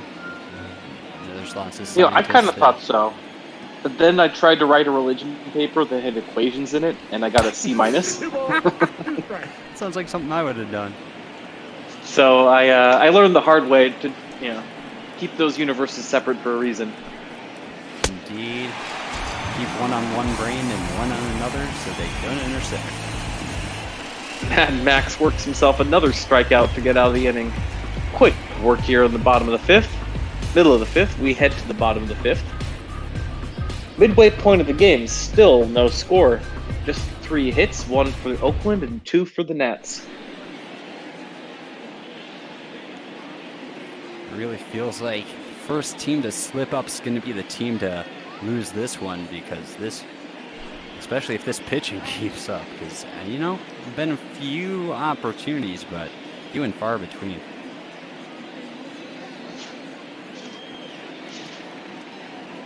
And I'm just interested in how you could have written a religion paper that had formulas and equations and stuff in it. So what I was trying to look at was different religions' conceptions of infinity. And in mathematics, there's different work on how there's sort of different levels of infinity, right? Like there's a low infinity that might come from a linear sequence, or a very rapid infinity that might come from a factorial sequence. Oh, so and like, you actually see in change, or talk about like the sets. Yeah, there's if you're counting 1, 2, 3, 4, 5. Yeah, Aleph null, exactly. And when you look at different different ways that different religions describe their notions of infinity, they can have different levels. I think the one I was looking at in particular was in the Jewish tradition. So I was trying to map them to different kind of levels of infinity, but wrong audience. I have trouble believing the paper legitimately deserved that. 2-2 count. Yeah, that sounds absolutely fascinating. But yeah, I guess Well, the professor probably not expecting it. It was, let me just say, a little discouraging for me to continue my research in it getting a very low grade, because at my school it was pretty good grade inflation, so you didn't really get below a B. Ooh. So to get a C minus was disheartening, to say the least. Now batting, third baseman. Yeah, that. College. I feel like there'd be some school somewhere's got to have a religion department that would have fully appreciated that. Maybe you could find some liberal arts school somewhere. Well, I no longer have too much time to play around with physics anymore, I'm afraid. Although it is interesting, so if I ever was able to pick that up again as some kind of hobby, that would be fun. Yeah, it's certainly fun to just even keep up to date and look at different theoretical physics videos, particle physics videos, futurism videos. Quickly to the O2 count now. Well, sadly, I don't watch much in the way of videos. All my media consumption is pretty much 100% bot ball. So, only when you're discussing physics do I get my updates. Well, I'll have to be sure to keep an eye. Not a whole lot, as I said, going on as of late, but occasionally. I don't know if our audience could take the hit that we would get from more discussions of physics, though. Like, we're already a bit struggling the numbers if we start talking about the Yang-Mills mass gap. Well, fortunately, not much news to talk about, so maybe it'll be another 3 years. I'll have to hop on to the Twitch stream and be like, hey, this just in. And that one just in for a strike. Talk about a segue. So I would say that my interest in physics is kind of more narrow in that there's still the millennium problems, of which I think only 2 have been solved.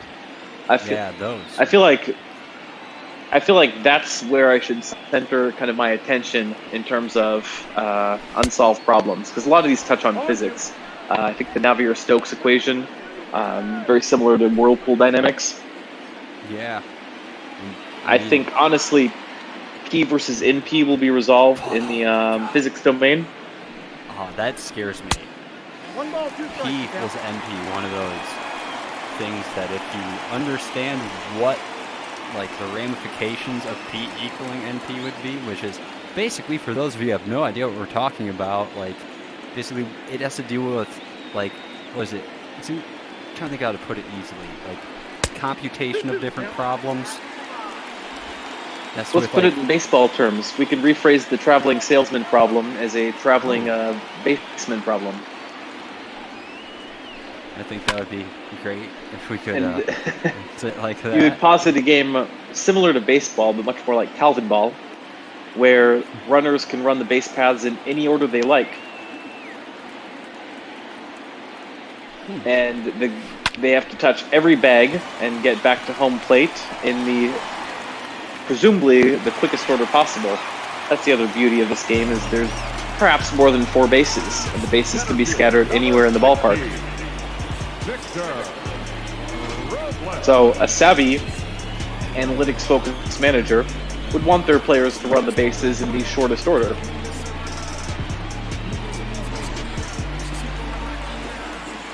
You know, like a Gabe Kapler type.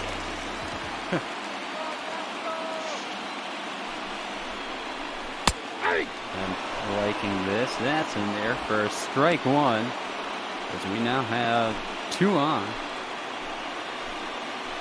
So the issue would come, let's say as you approach the playoffs, you add exponentially more bases to the field. So maybe in game 1 there's just a diamond, but maybe by game 160 there's 500 bases on the field. So it becomes increasingly difficult throughout the season to calculate the optimum base path before each game. Especially because they could be not necessarily on a plane either. Yeah, great. Let's do like Harry Potter Quidditch rules where you can fly up and down. The bases might be above or perhaps below the diamond. Why not? I mean, heck, let's add other dimensions. Let's add other dimensions where maybe the bases phase in and out in time.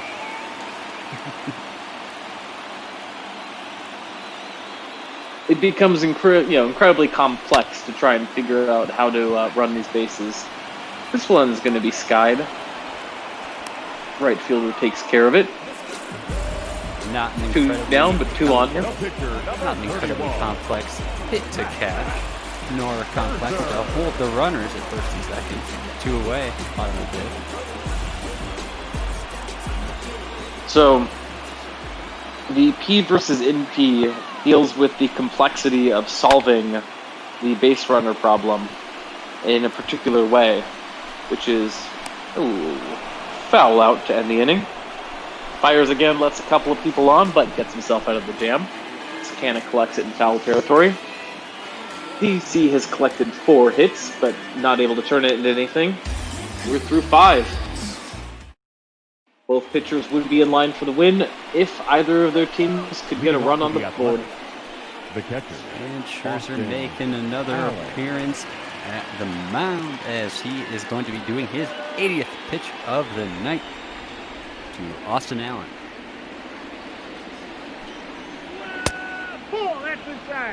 So the question with P versus NP is, if I come to you and I say, hey boss, I found the shortest way to run the base paths.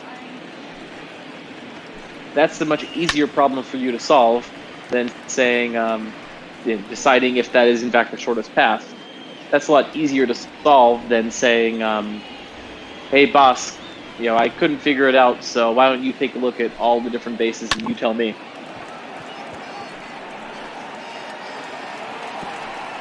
Basically, would you agree that? I think that's a pretty good analogy.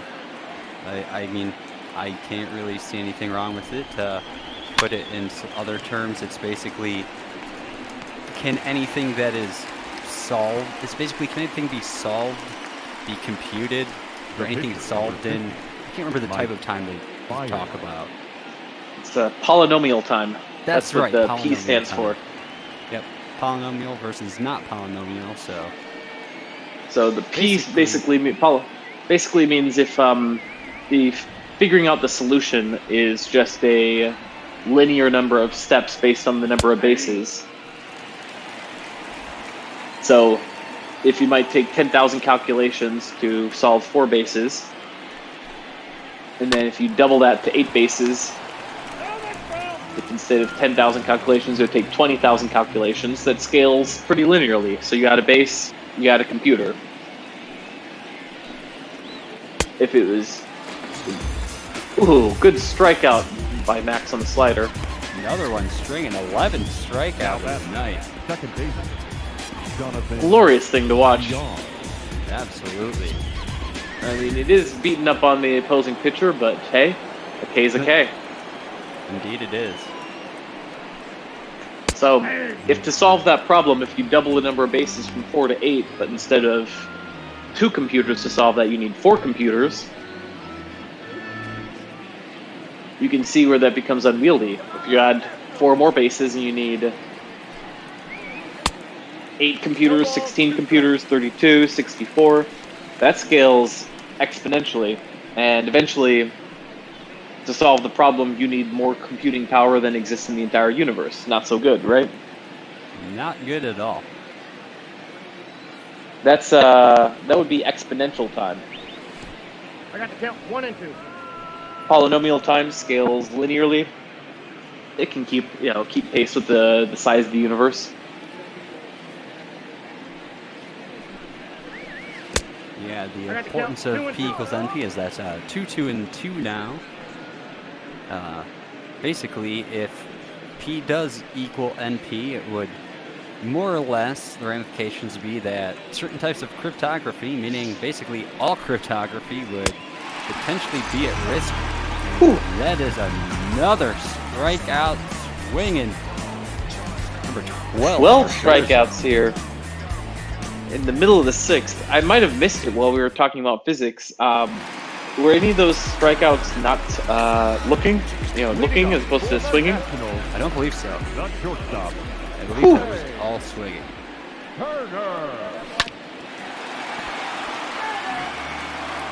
I mean, both pitchers are pitching well, but just so much fun to watch Scherzer. Oh yeah, he is an absolute treat to watch. Always has been.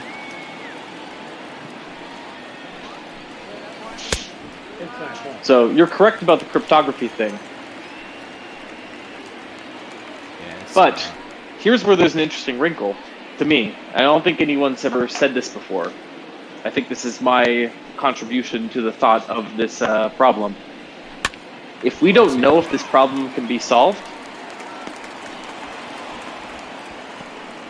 then you could use that as the basis for cryptography. Because the whole basis of cryptography is that there needs to be a difficult problem to solve, you know, something fairly unknown.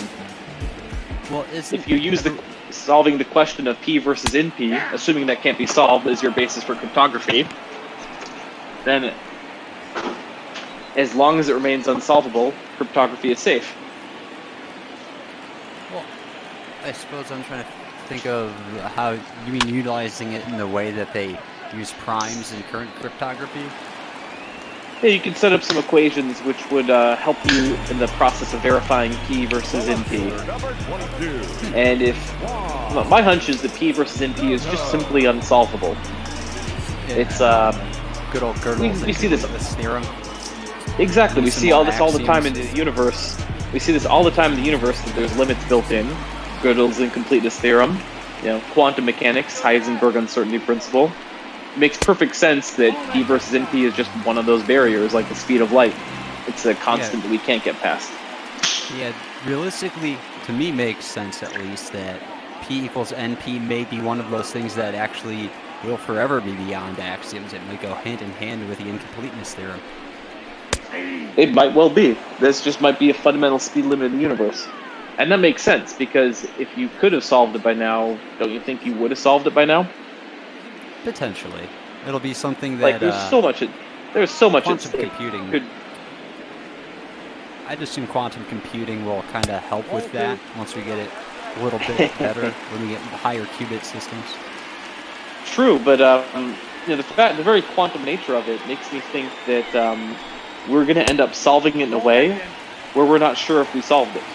So it'll be one of those situations where the computer spits out an answer, like 42, and we'll say, okay, that was right, but then when we look at the way it was set up, there's some fuzziness around the chain of variables, so we're not actually sure if we solved this or not. Yeah, that...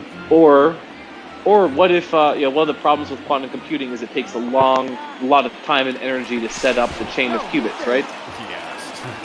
What if it takes so long to set up the chain of qubits to solve a P versus NP thing in polynomial time, but it takes exponential time to set up the computer? That is a fascinating idea. I had not thought of that, but I'm digging it. I'm glad we got this live on video, so if I get hit by a bus tomorrow and this gets proved after this, you can posthumously award me with the Fields Medal or something. Yeah. Have to do it, and we got 2 on now. Here's Even better, like, anyone who doesn't like physics will get to watch Max Scherzer dealing, so this video is something for everybody. That is very true. And you have that fun intersection. I feel like there's probably a lot of math. Well, I mean, there is a lot of math in physics, so potentially a lot of stats involved. So it wouldn't surprise me if there's a chunk of physicists that enjoy baseball. Ooh, how we do that? And the Slaps the runner's base hit. coming home. Kaboom! The tie is broken. Nats on the board first. Gorgeous jam shot into right field. Grandpa Howie Kendrick drives in the first run of the game here. Yeah, throw to home on target, but not fast enough. So they're still 2 on with 1 away. We got Kurt Suzuki.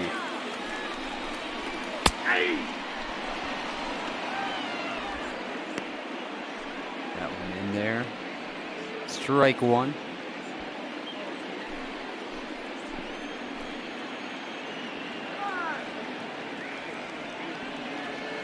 Yeah, you make a great point of the idea if the way to solve something takes like exponential time, it's just way too long, but it is technically solvable. That's just a whole kind of crazy paradox you have. Like if you have the system to prove it's set up, it works, but to get to there, it resembles physics in a lot of ways to me, in that if you look at a system like a closed system, the entropy can't increase, but you might have to consider the system outside of it. Oh yeah, that gets into that's into it. Basically right there with the incompleteness theorem. Okay, that you have your system set up, but then you can introduce outside stuff to kind of gain access in both ways to more information. That's going to be something for me to mull over. Because I don't think I've ever heard anyone kind of mention that aspect of it. I've not heard anyone else mention anything like it either, so if they have, I'd love to chat with them about it. If they haven't, I'd love to get credit for it if this turns out to be right.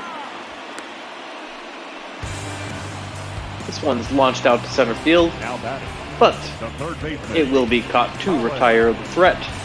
And so the Nats get a run across. 2 outs here, bottom of the 6th. Colin Moran.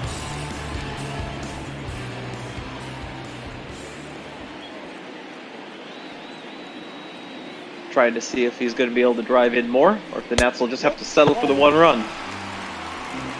I am kind of surprised to not see a pitching change after giving up the run, you know. Still throwing a shutout, understand leaving him in, but once you give up a run, not sure if they're just hoping to get out of the inning, but you know, it was still only 1 away when the run scored. You know, he's pitching pretty well so far here, though. That is true, that is hit, but caught. So that will end the 6th. That will end the threat. Squeaking out there, only giving up a run, but still in this game, giving up a run, that may just do it. Well, Nats have got 6 hits to their name, only able to get 1 run across, but it is good enough for the lead. Max Scherzer comes out 91 pitches, top of the 7th. We see a couple of folks warming on up in the bullpen. And it looks like at the very least Scherzer's going to be able to start it against the 2-hole hitter Simeon. This time trying not to give up his delicate lead. No, that's down. Of course, Scherzer is fully capable of going 110 pitches if he has to. He certainly is. Ryan Harper, Will Harris, couple of righties in the pen. Looking around the league, Seattle Mariners clubbed Houston earlier, 12-0. Yeah, We had Chen picking up the win. 7 innings pitched on that one. That was Brother Beard and Jordan Smith PXP on the call. Yeah, Brother Beard beautifully predicting a grand slam in that one, which was just adding insult to injury as it represented the final 4 runs. I feel like Beard in particular, being a fan of the Mariners, deserves as many Grand Slam calls as possible. Oh, he certainly does. Since it was, I believe, Niehaus who... Oh, go on. I believe it was Niehaus who popularized the Grand Salami call. I'm just reading through the I'm just reading through the Twitch comments. I didn't even notice. Let's see. EB loving the bonus broomcast. HDKA KABSB that I just pressed to watch. I'm interested. Welcome to the After Dark realm, where the conversations turn to resembling the Who's Line Point system. Yeah, it gets interesting when the sun goes down. Here's Chris Davis. He's batting third here for the Athletics. Funny though, because in the darker timeline, aka the one we're occupying, he's been relegated to the short side of a platoon. And it looks like Chris Davis is hitting the 17 double plays so far on the season. Not ideal for him so far. Would be very good if he did it again here, but bang bang! Chris Davis again. That's number 18. And that being the century mark for Scherzer. You know, I wouldn't be surprised to see him come out for a couple pitches in the the 8th, if he's keeping up at this rate. Yeah, I see no reason why not. He's quite capable of pitching complete games. Depends on what Matt Olson's able to do against him. The answer is going to be a loud fly out, one pitch, right up at the warning track. 101 pitches for Scherzer to get through 7. I believe it's 12 strikeouts to his name, all of them swinging as far as we can tell. Attention, please. Indeed, and it is time for an after dark stretch. 58. Paul Blackburn. Wait, I can actually pause it. All right, and gotta fix a setting here, and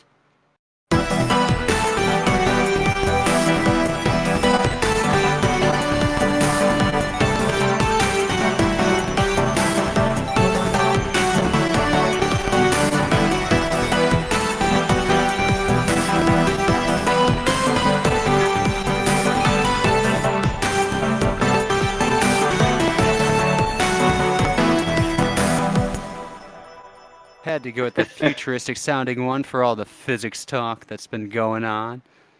No doubt, no doubt. And it's so good that we caught Paul Blackburn adjusting his equipment down there. Great timing, great timing. Man, I'm serious. You need to sell a compilation album of all your stretches. I think they'll be the best-selling album of all time. Before the season's over, definitely going to have to set up a specific SoundCloud or something just for that, or maybe get a zip file. Maybe throw it up on Bandcamp, something like that. Certainly whatever have a lot. Whatever musicians do these days. Yeah, they do a couple different things, several different services that'll do it. But yeah, definitely have a cornucopia of different stretches for any given situation.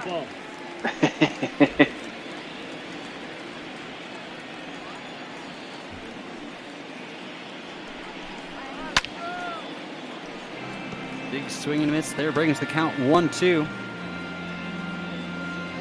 Ryan Zimmerman facing off against Paul Blackburn. Big swing and a miss. Whew. I wouldn't be surprised if Blackburn grabbed his crotch on that one. Number 16. Nasty curve. Oof. Wow, man, drop on that. No way he could get even the tip of the bat on that one. Not at all. The instant he started swinging, he was dead to rights on that, but then one right down Main Street.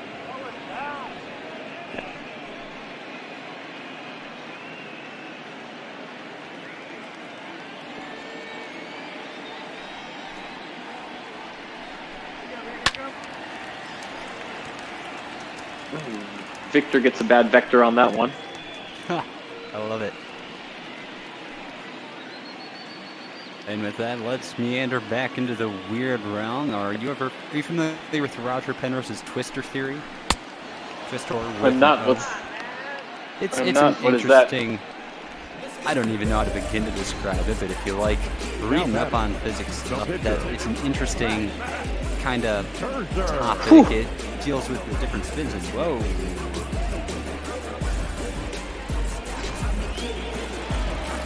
Oh, I'm getting into quantum gravity stuff. Yeah. I have not figured that one out. Although this might blow your mind. There's a theory that I read fairly recently I don't know if this has any validity to it. Probably less than the unification of relativity and quantum realms I talked about earlier. But there's a theory that I read that information has a very, very minuscule amount of mass. That would be absolutely huge. Like, that would throw so much off. What I found really persuasive about this is that they need some back-of-the-envelope calculations. And if you total up the amount of mass in the universe that would be based on... and sure enough, Scherzer is going to start the 8th here. If you total up the total amount of mass that would be generated from all the information in the universe, get this, it's roughly equivalent to the amount of dark energy postulated to be in the universe. But from there... So it could be that information, or the weight generated by information, is dark energy. Would the increasing dark energy then be accounted for from virtual particles? I wouldn't know about virtual particles. Because I'm just trying to figure out, with dark energy being pretty much consistent, even though the space is expanding, the density stays the same. In that case, if the virtual particles being just a constituent of space, if it seems to me that would be a logical explanation, if true, then. Because the issue being particle physics basically likes to assign a particle for absolutely everything, right? Yeah. I'm still not sold on the graviton, personally. Well, we can leave gravity aside because it's a whole different thing. Yeah. Although it seems to me that... Like I said, assign a particle for everything. Whew. Scherzer delivers a walk here in the slider, 108th pitch. That might be it for Max. We'll see. Canis takes a leisurely stroll to first. Sorry, to the plate. Nope, they're going to leave him out there.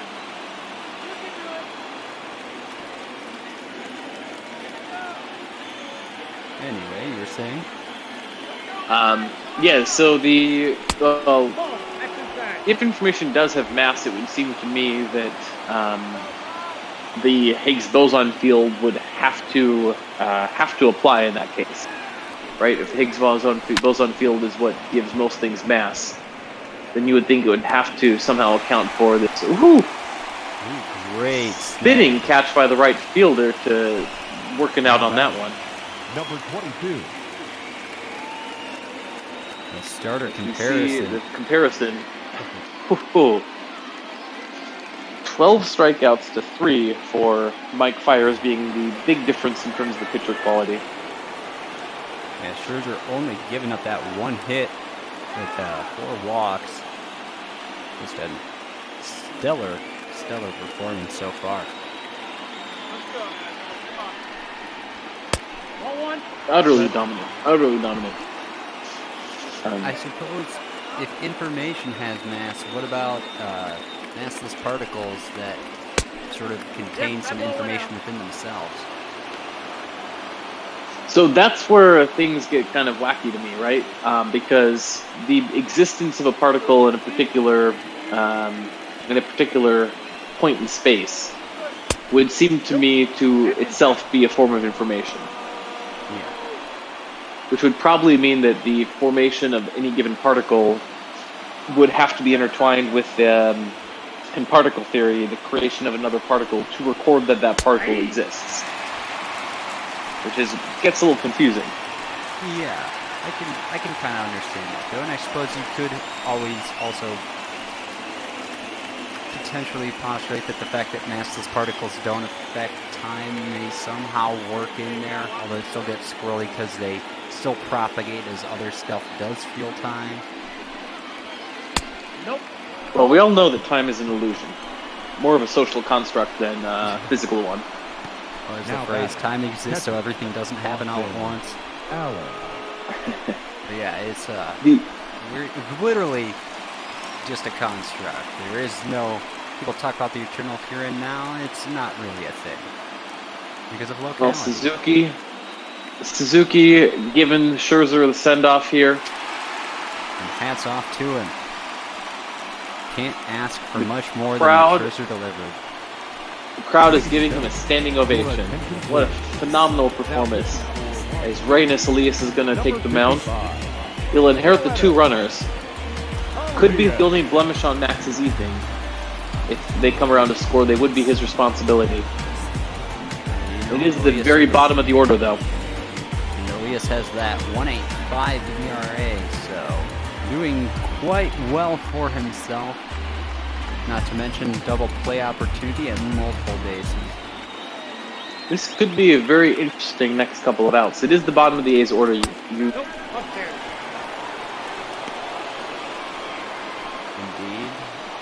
Just needs to put away the 8 and the 9, and that'll get him through the 8th.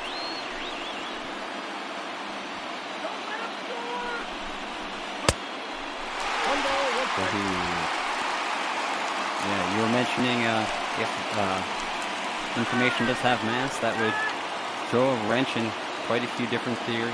For instance, the cyclic conformal cosmology theory that Penrose has. That basically has the idea that the universe goes through multiple aeons. Very fascinating theory. Kind of depends on... Oh, that one drops. The runner will not round. Now base is juiced. With only 1 out. Elias needs to be careful here. Forces on at every plane, or at every base, I should say. So looks like we are going to be seeing a pinch hitter, I assume.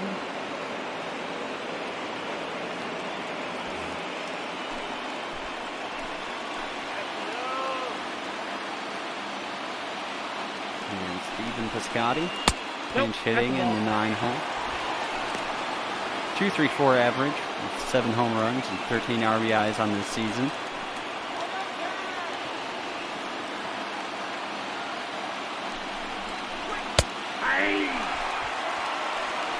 That ball's in there for a strike, a 1-1. Only a 157 average for Piscotti with runners in scoring position.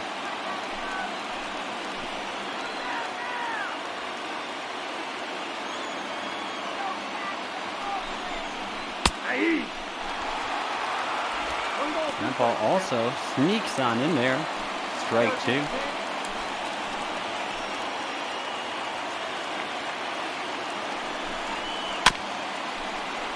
That ball swung on, but chipped foul. Count stays at 1-2. Washington leads over Oakland 1-0 in the top of the 8th. Ball hit. But it is caught. They do send the runner. And he is safe. The batter number 3. So that'll bring us to 2 away, but it evens up the score at 1. Runner still in scoring position. Johnson and Villar at the top of the order has a chance to bring the Athletics ahead here. And that first pitch misses outside for ball 1. Versus Elias. Villar is 2 for 10. Right at that, as we say, Machado line.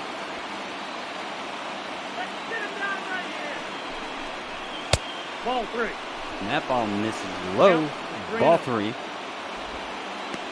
With Marcus Semien on deck.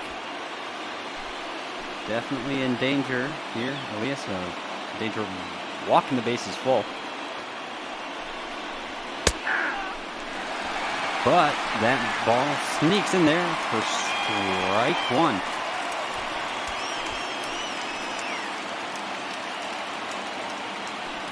It'll be interesting to see if there's a green light to swing away on this count.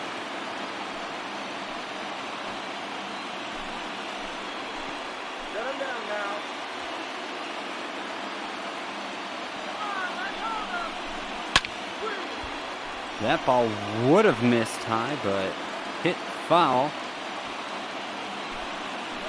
Brings the count full. 2 away. swung on and missed. That ends the threat, but not before the Athletics managed to tie it on up as we go to the bottom of the 8th. Your attention, please. Now pitching for the We Athletics. see Jake Diekman coming up to the mound. ERA 3.6. 3-1 record, 15 holds, 40 innings pitched. Righty versus lefty, pretty even. 260 versus 243. Trey Turner, first up to bat.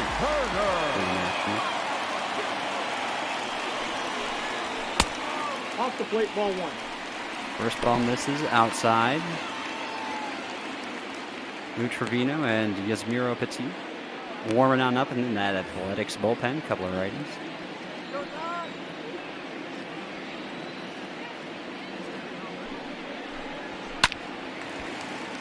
And that ball is roped, and it stays fair. And as fast as he is, he will stay at first. Good for a single. Great start to the inning, hoping to strike back. Wanting to get this game out of this tie, which they unfortunately find themselves in. Trying to keep them honest there. No real threat of tagging them out, but keeping them off the base path. So now Adam Eaton, 2 for 2 on the night. Stepping up, and looks like he wanted to bunt, but instead the ball beams him. So, right in that calf, or not the thigh. You can tell that one stings. Gonna have a nice Charlie horse from that. So now we've got 2 on, runner in scoring position, no out as Juan Soto, 0 for 2 on the night, steps up to the plate, had a walk in the 6th. Looks like we have lost and then regained Garrett.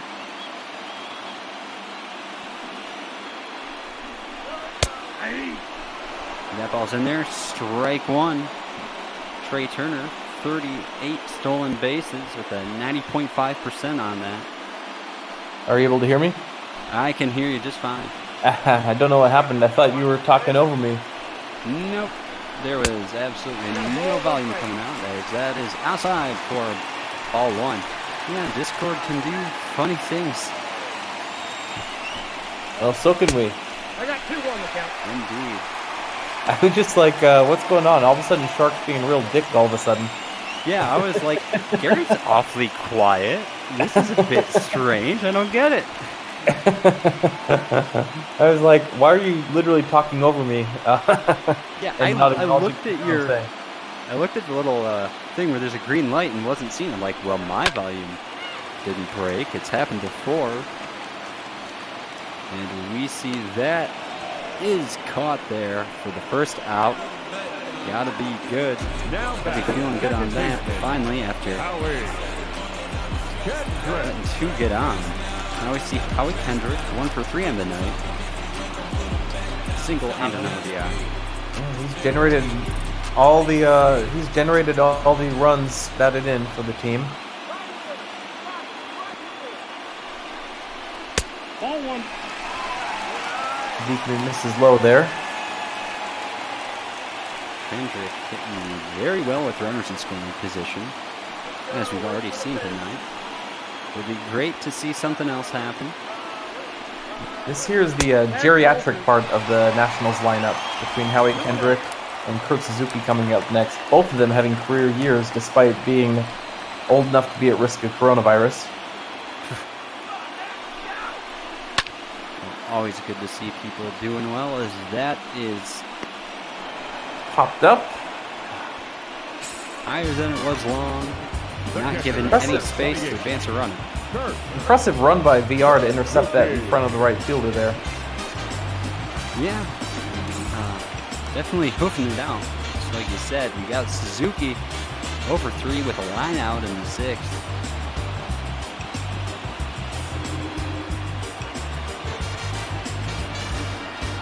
Suzuki surely just wants this game to be done so he can go home and watch Matlock.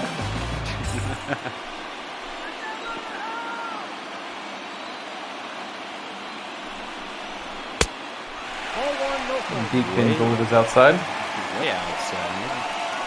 They're getting the stat for stealing. Trey Turner. He's been known to go. This one's going to be lifted. It's going to go foul. No chance to make a play. Especially not with Chris Davis. Ordinarily does not play in the field. He last year hurt himself throwing from right field in. And another one out there. That one will get caught. Well, there's a first time for everything. Chris Davis runs it down, ends the threat. We are through 8 tie game. You got Simeon, Davis, and Olsen coming up. So will we're they about be to able to do it? free baseball because this was already a bonus game. Number 44. Doubly free baseball. This is the best baseball. Daniel Hudson with a 3.29 ERA steps up. 3-0 record. 12 holes. Marquez.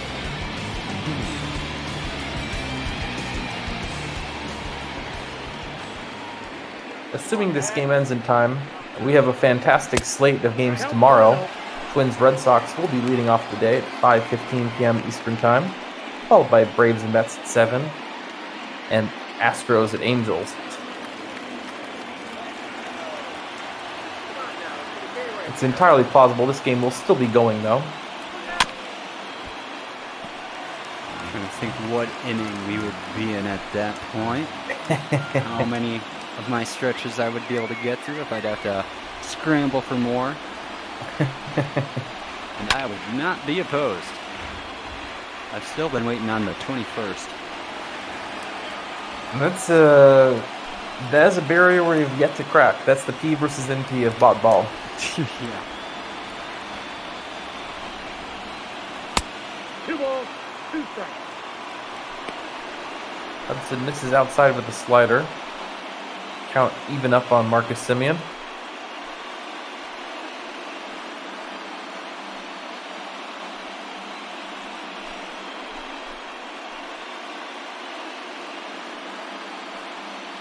Yeah, you mentioned P equals NP, and there's some things that I feel like I have that hunch that has to be unprovable or has to be not true.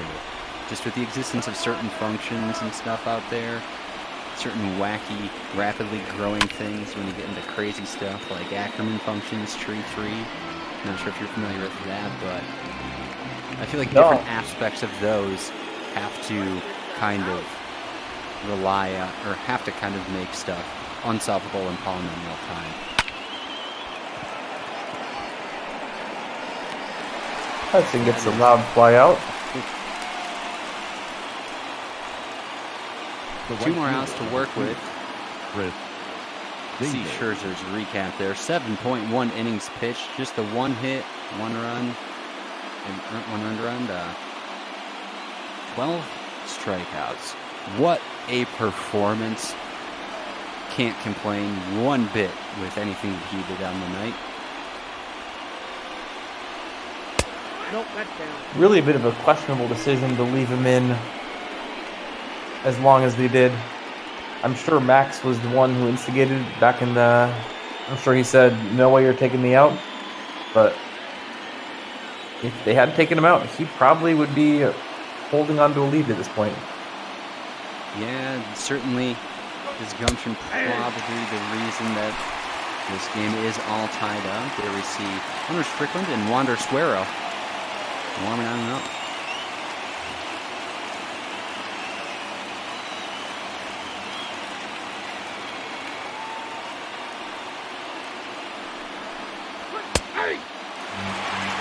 Sneaks in for strike 2.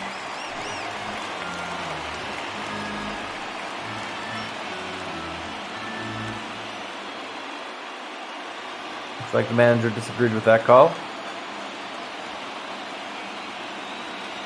Not sure why. Yeah, you gotta give a little bit of a morale boost sometimes by arguing, but hard to botch that call. Far inside, bring the count 2-2.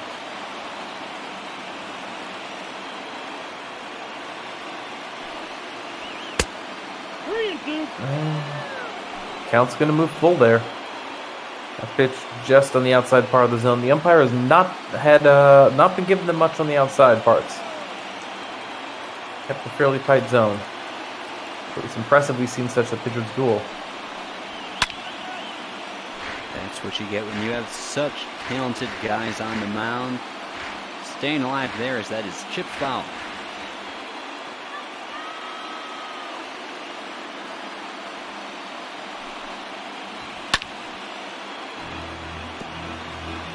Davis making Hudson work. And managed to get contact, extend this at bat here. Making Hudson work for this out. Should the out get recorded. That is lifted. Very high fly ball.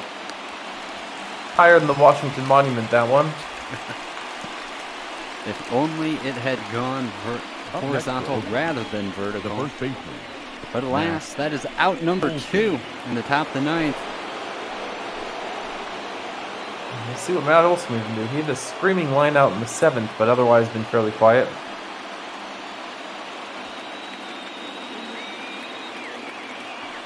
Yeah, although this is tied up, you can never rely on anything. That runs right down Main Street. Probably wishes he had that one back. No Started kidding. the swing, stopped himself for some reason. Not sure why. That's the ball. Good look on that. Slider missed upstairs and in. Some would have flinched, but he was just a brick wall there. He's still Not kicking twitching. himself from that first pitch, I think. Yeah, nice and in his head. Not even realize the ball almost smacked him in the arm. Ooh. That's count 1 and 2. Big rip, but misses. 1 and 2 the count.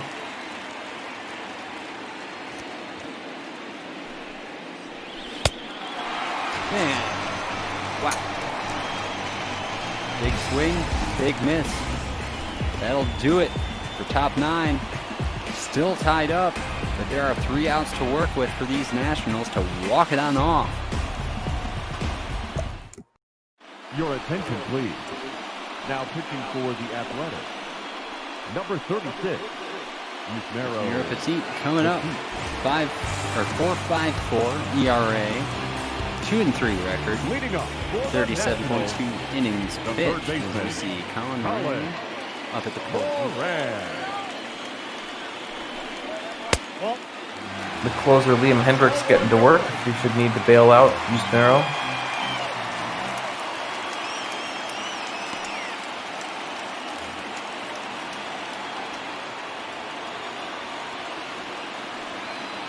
The Irishman, Colin Moran, batting left-handed. It would have hit him with righty.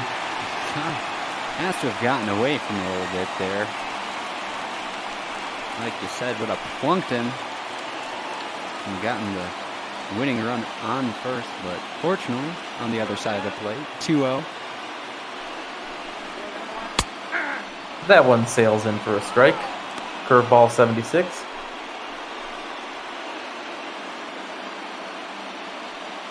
Teat shows off his receding hairline. So you get a little bit of an itchy nose. Here comes set.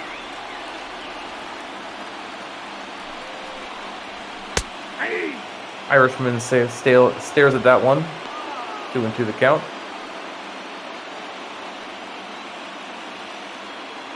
And let's see what kind of pitch he's going to bring. Will he bring high heat? Will he bring curveball outside? Oh, rings him up. Looking. Nasty cutter. Up next for the Nationals, the first baseman, Right at the bottom of that zone there. Looks like the ball popped up the top of his glove. Interesting bit of physics there. Lou Trevino is joining Liam Hendricks and getting ready in the bullpen. Got Ryan Zimmerman, 1 for 3 on the night, stepping up to the plate. Had that single in the 5th.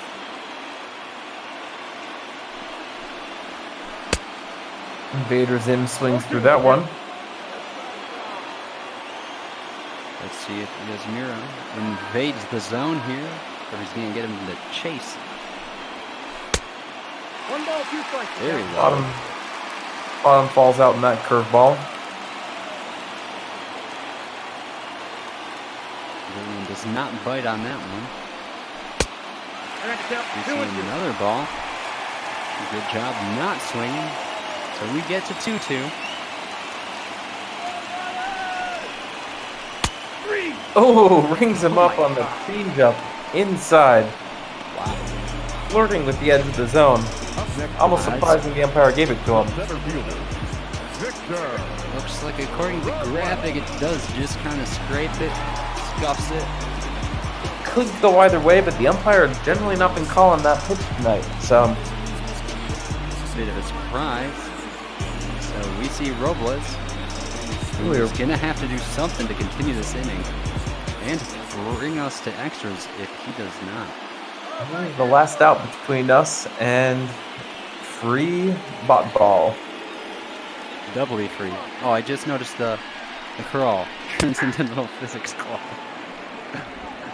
Oh man.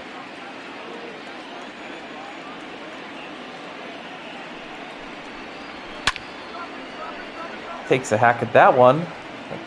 1 strike away from extras.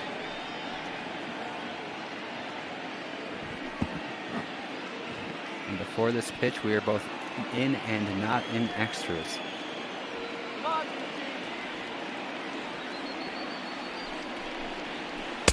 Nope, outside. Missing outside. 1-2 the count.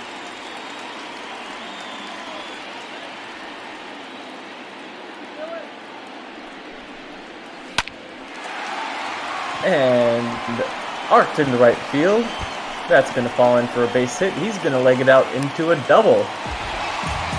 And so, tying run, now in scoring position.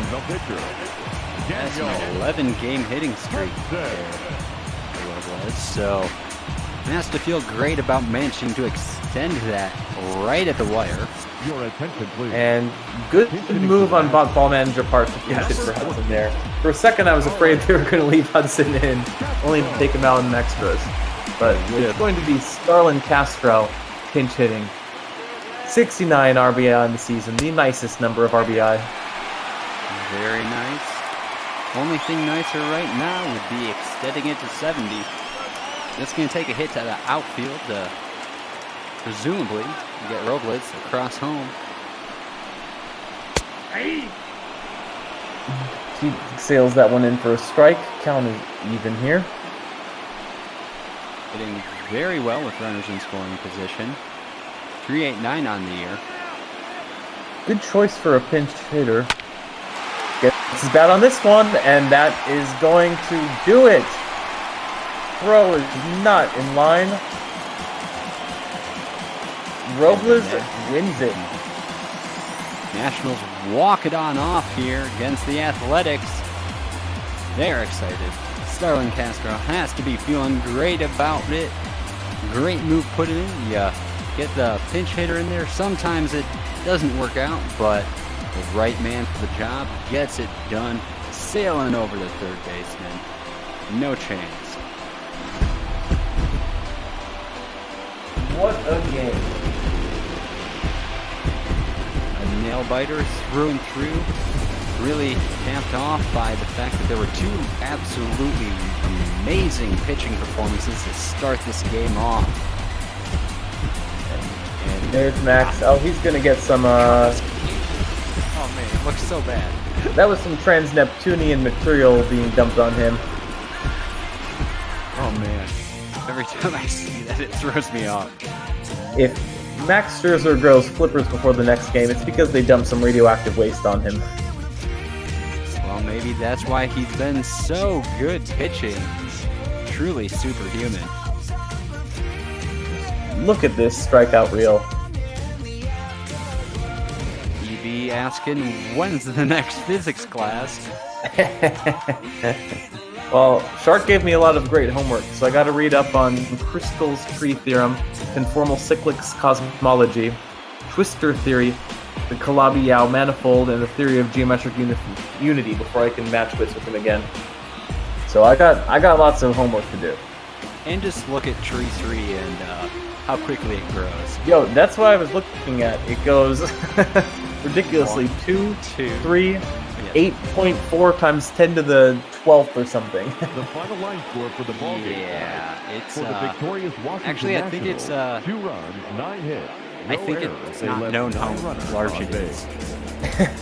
I believe tree 3 is like astoundingly larger than Graham's number, which I don't believe can even fit in the universe if you're to write one digit for plank volume. His record is now 4-0. It could be a short replay reel, but yeah, we're going to start with 4th. Default to 2 and 4. Matt Olson strikes out chasing a fastball. Simeon thrown out at second. Mad Max, just phenomenal game. You could take any of his strikeouts, all of them swinging. 1,339. Got a nice dozen of them. Lots to choose from here. And no surprise to see more Scherzer strikeouts. It's just like a blooper reel for the A's here.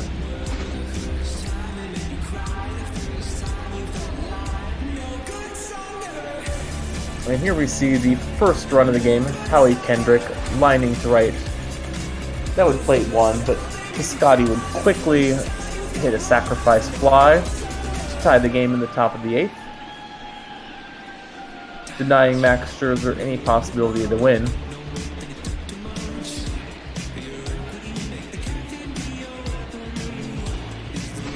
Great run in. Elias would come back to strike out VR. Even more swing strikeouts. It's your Suzuki calls. now. I think what's remarkable is fairly adequate play. No kidding. And here we see that beautiful liner from Starlin Castro. Technically a single, but did not matter as that one walked it on off.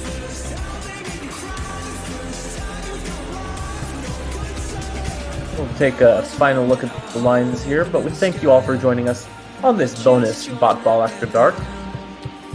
Yes, thank you for joining us at this edition of the Transcendental Physics Club on Bot Ball. Presumably on Bot Ball 8. The show. ESPN would have to get real desperate to start airing physics. Who we got for raid targets? We did 4 last night. Four's on again. Targets. We could do Jugsy. Yeah, I'm a fan of Jugsy. 4 last night. Jugsy's a cool dude. NP Squared, thank you. We will have a great night. You too. Say hi to Jugsy for us. Thank you to all 14 of you sticking around. We know there's real baseball, but they don't have physics.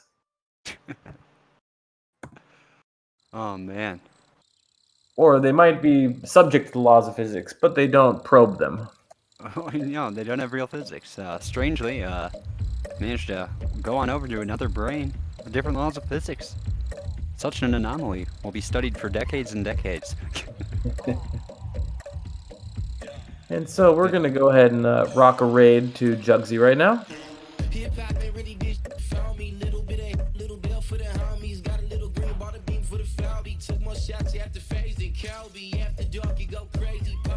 Oh, that was a fun time. Thanks for letting me Oh, my chat random pleasure. physics with you. I always don't have many people that actually can understand half the stuff I'll talk about. No, I hear that frustration. As a result, they don't get to flex the muscle nearly at all. Yeah, I mainly a sizable chunk of my downtime. If I'm not watching Bot Ball, I'm usually watching some kind of physics stuff that can. I gave a wrong figure. I realized just how wrong I was on the original physics test. I said 1 to 8 hours. I meant to say 10 to 18 hours a week of videos I watch generally. Oh. Just like everything like PBS Space Time. There's a bunch of stuff that's pretty great. Then there's this guy, Isaac Arthur, who has like futurism videos where he talks about like some of the stuff is like what happens when the universe ends, and it deals with like going into the idea that we become computers more or less, like upload consciousness potentially, since hypothetically if you can connect computers like neurons, no reason it's not the same as actual neurons, and hanging around black holes. And then when the temperature of the background is super slow, the computers of course become super insanely efficient. Then you just slow the processing power so that like 1 billion years passes in the blink of an eye to anyone existing in that. And then from there you kind of slowly heat up the Hawking radiation, and eventually that kind of powers your civilization, and it can hypothetically go on as long as the big rip doesn't happen, or as long as proton, or I'm trying to think, neutron decay, basically as long as certain particles don't decay way out there, everything should be good. And his videos are, he has like hundreds of videos that are like 45 minutes each. Dude's a genius and it melts my brain. Interesting. I gotta check this out. My problem is I don't watch much in the way of videos. Yeah. Or if I do, I want to pay attention to it. I don't like having them on background. Oh yeah. Like all the stuff I watch is active. Like you have to be fully invested in it. Like I'll suggest stuff to people and be like, just so you know, you do actually have to pay a lot of attention. You may even have to rewatch the video or like back up a couple of times because some of this stuff may go like over your head initially. Because I've had people be like, oh gee, I kind of like this stuff. What do you suggest? And it's like, well, there's videos that are great, but it's like the 5th in a series, so you're gonna have to watch the first videos like 3 times each. Like dealing with the holographic principle, like if you understand what it's talking about, it's absolutely incredible, but it's way out there. Well, I envy you having the time to watch them. So at least sounds like you're getting some good learning out of this time spent indoors. Yeah, pretty much. I mean, I've always done it, or I can't say always, but since I discovered all the fun channels on YouTube, it's what I've done to pass the time. Now it's just more so encouraged. So rather than me putting off stuff I should be doing, I have nothing to do other than practice piano, watch stuff, and have bop-all on. So bop-all in the day, and then during the insomniac nights, find what new videos there are or what new channels I can find. Excellent. Well, I'm going to sign off and roll through this stats video. I don't think there's any late night roster moves. Alright then, sounds good. Again, thanks for having me. Take it easy. My pleasure. Take care.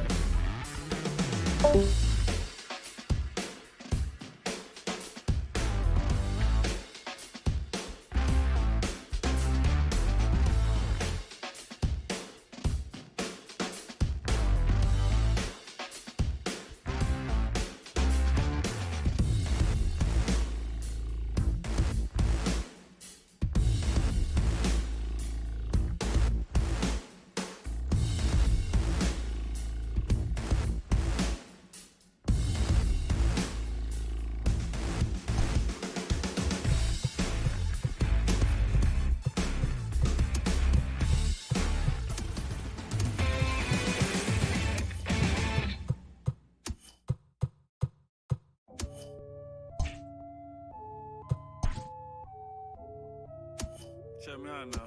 Tony. Yeah, walked out of Louis looking like a virgin discount. If it ain't 100, it's a miscount. 7 days a week, I 6 ounces. If a chick with me, she like big houses. If a chick with me, she like foreign cars. If a chick with me, she like go yard. If a chick with me, she like protein. Make a sick rich, the clothes off. Pull her to the flame with my doze off. Try to count a million and I dozed off. And I got my fingers in the air. Yeah, hanging with Paul Bear. Yeah, turn you to lawn care.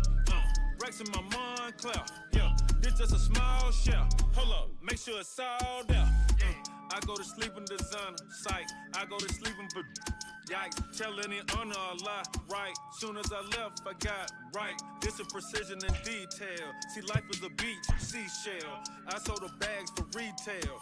I'm from the block, no email. Walked out of Louis looking like a virgin discount. If it ain't 100, it's a miscount. 7 days a week, I 6 ounces. If a chick with me, she like big houses. If a chick with me, she like foreign cars. If a chick with me, she like go yard. If a chick with me, she like protein. Make a sick rich, the clothes off. I'm cool, yo. I'm starting to think no one told y'all. Designing my clothes, dog. How much you think my coat costs? I'm spitting like Mozart. This till I gotta flip Noah's Ark.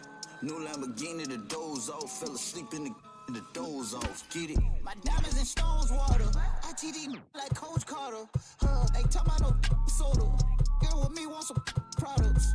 I pull her on turning hands. I close the curtain when she turn her nose. This off white. I be rocking real clothes. Walked out of Louis looking like a virgin discount. If it ain't 100, it's a miscount. 7 days a week, I 6 ounces. If a chick with me, she like big houses. If a chick with me, she like foreign cars. If a chick with me, she like go yard. If a chick with me, she like protein. Make a sick rich, the clothes off.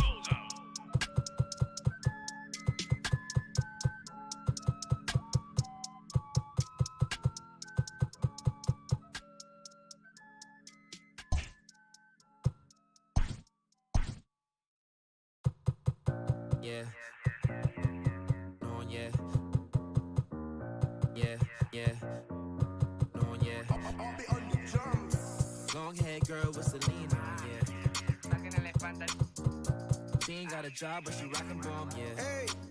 Y que no pare, que con mi gente ando de pare.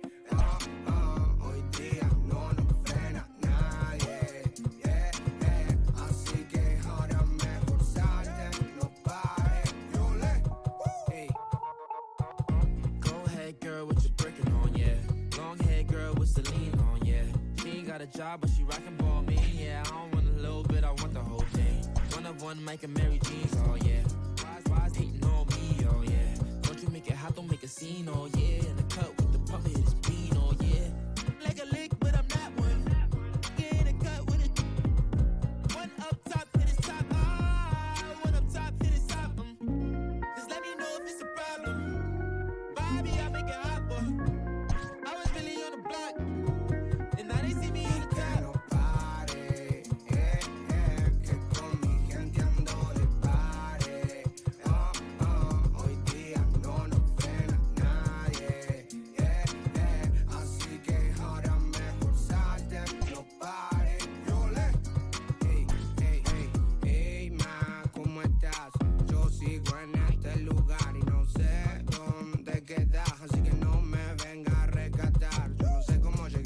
Solo desperté en una habitación que no era de mi hotel. Entonces me enojé, luego me calmé porque había algo para beber. Una vez de buen humor me escapé para el club. Encima dentro había amigos que eran de la cruz. Ahí como que todo se descontroló y terminé con menos plata que víctima Robin Hood. Y ay, te juro que no me di cuenta. Ay, ahora como vuelvo pa' casa, solo me quedó agua en el bolsillo. Era una moneda para el casino. Ahí comprendí que era mi destino. Solo tenías un tiro y aposté al 23. Entonces todo me robé. ¿Qué me va a decir usted? Like a lick, but I'm not one. Get in the cut with it. One up top, hit his top, one up top, hit his top, Just let me know if it's a problem. Bobby, I make it hot, boy. I was really on the block, and now they see me in the top. Que con mi gente ando de pare.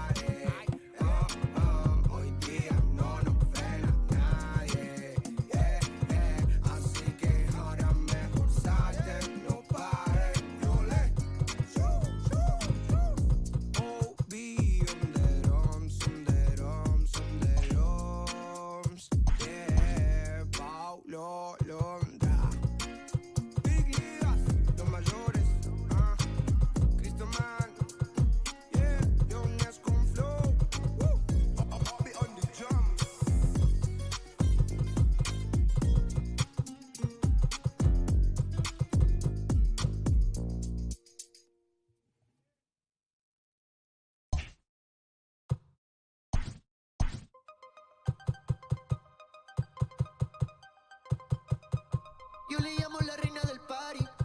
Ella lo torquea como Cari. Ella le dice que sea la Mari. Le gusta cuando freno en el Ferrari. Bailoteo, bailoteo, bailoteo, bailoteo, bailoteo. Bailoteo, bailoteo, bailoteo, bailoteo, bailoteo. Esta noche bailoteo. Puesto para el discotequeo. Si salimos guerra, romo, así que esto se puso feo. Mami, si tú quieres me calienta. Que yo traje todas las herramientas. Pa' bregarte con esa tormenta. Porque escucha que dijiste alerta. Que se abran las compuertas. Más vale loca que muerta. Te voy a pisar si te suelta. Hasta los 70, perreando en la lenta. Yo sé que tú no te portas bien. Que ratas bajo y yo también. Te vas de party todo el weekend. Entren ahora que caben 100. Bailoteo, bailoteo, bailoteo, bailoteo, bailoteo. Bailoteo, bailoteo, bailoteo, bailoteo, bailoteo. Esta noche bailoteo. Puesto para el discotequeo. Si salimos guerra o romo, así que esto se puso feo. Te sueltes pa' que me baile. No te preocupes de los detalles. Yo haré que todas las notas te tallen. La gente sabe que somos de la calle. Pa' que te sueltes pa' que me baile. No te preocupes de los detalles. Yo haré que todas las notas te tallen. La gente sabe que somos de la calle. Bailoteo, bailoteo, bailoteo, bailoteo, bailoteo. Bailoteo, bailoteo, bailoteo, bailoteo, bailoteo. Esta noche bailoteo. Puesto para el discotequeo. Si salimos guerra o romo, así que esto se puso feo. Ay, tranquila, mami. Ella se va de la casa, de la casa. Mafio. Ella se va de la casa. Rich music. Dímelo, baby, baby. Ella se va de la casa, de la casa. Ahora pata abajo, pata abajo, pata abajo, pata abajo. Yeah.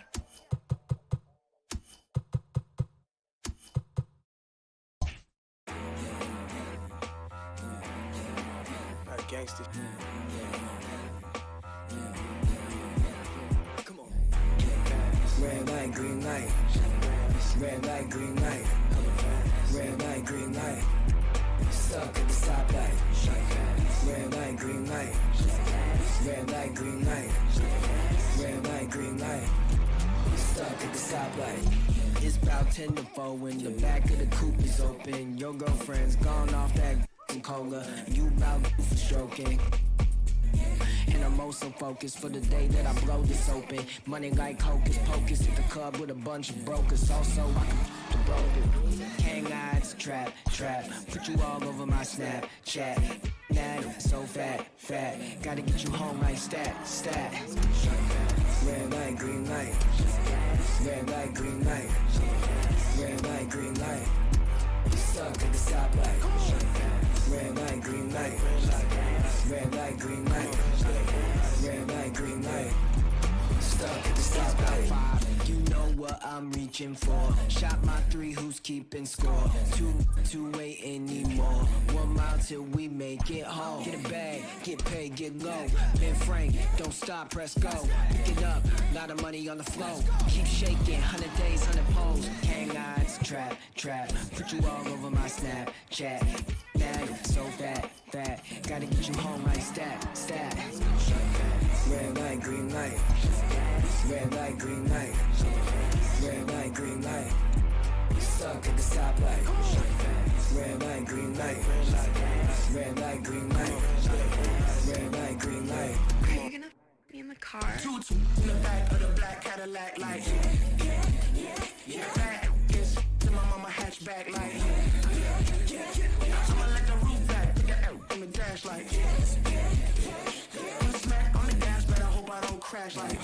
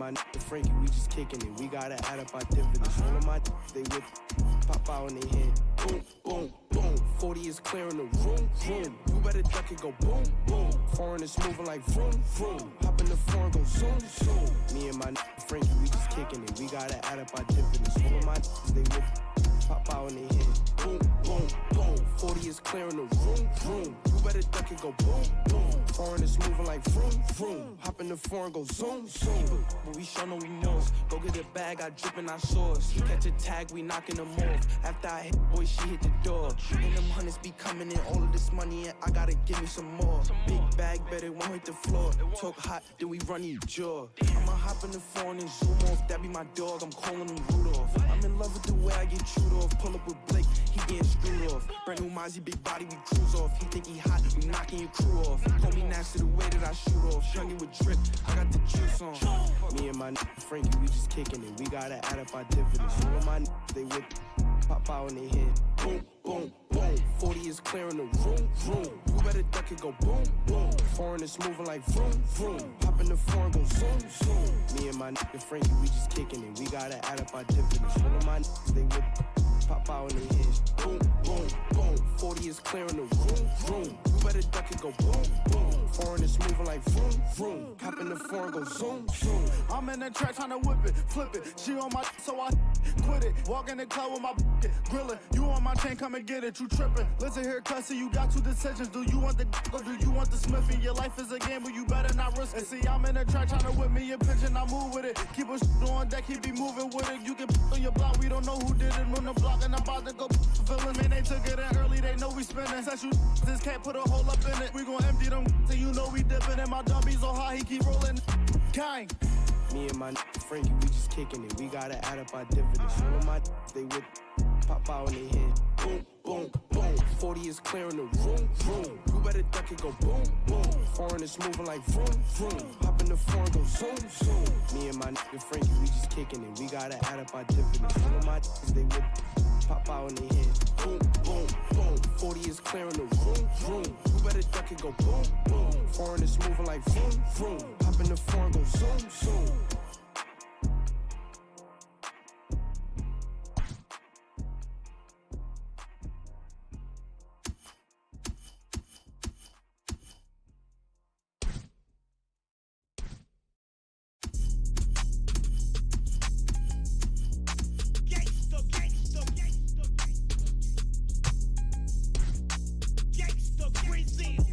I know that we got it, I might even guarantee it. When she pick me up and turn me right into a paraplegic pair of shoes. I got the MB on them, make it stare and see him. We ain't paying for him, now you ought to know I'm wearing free ones.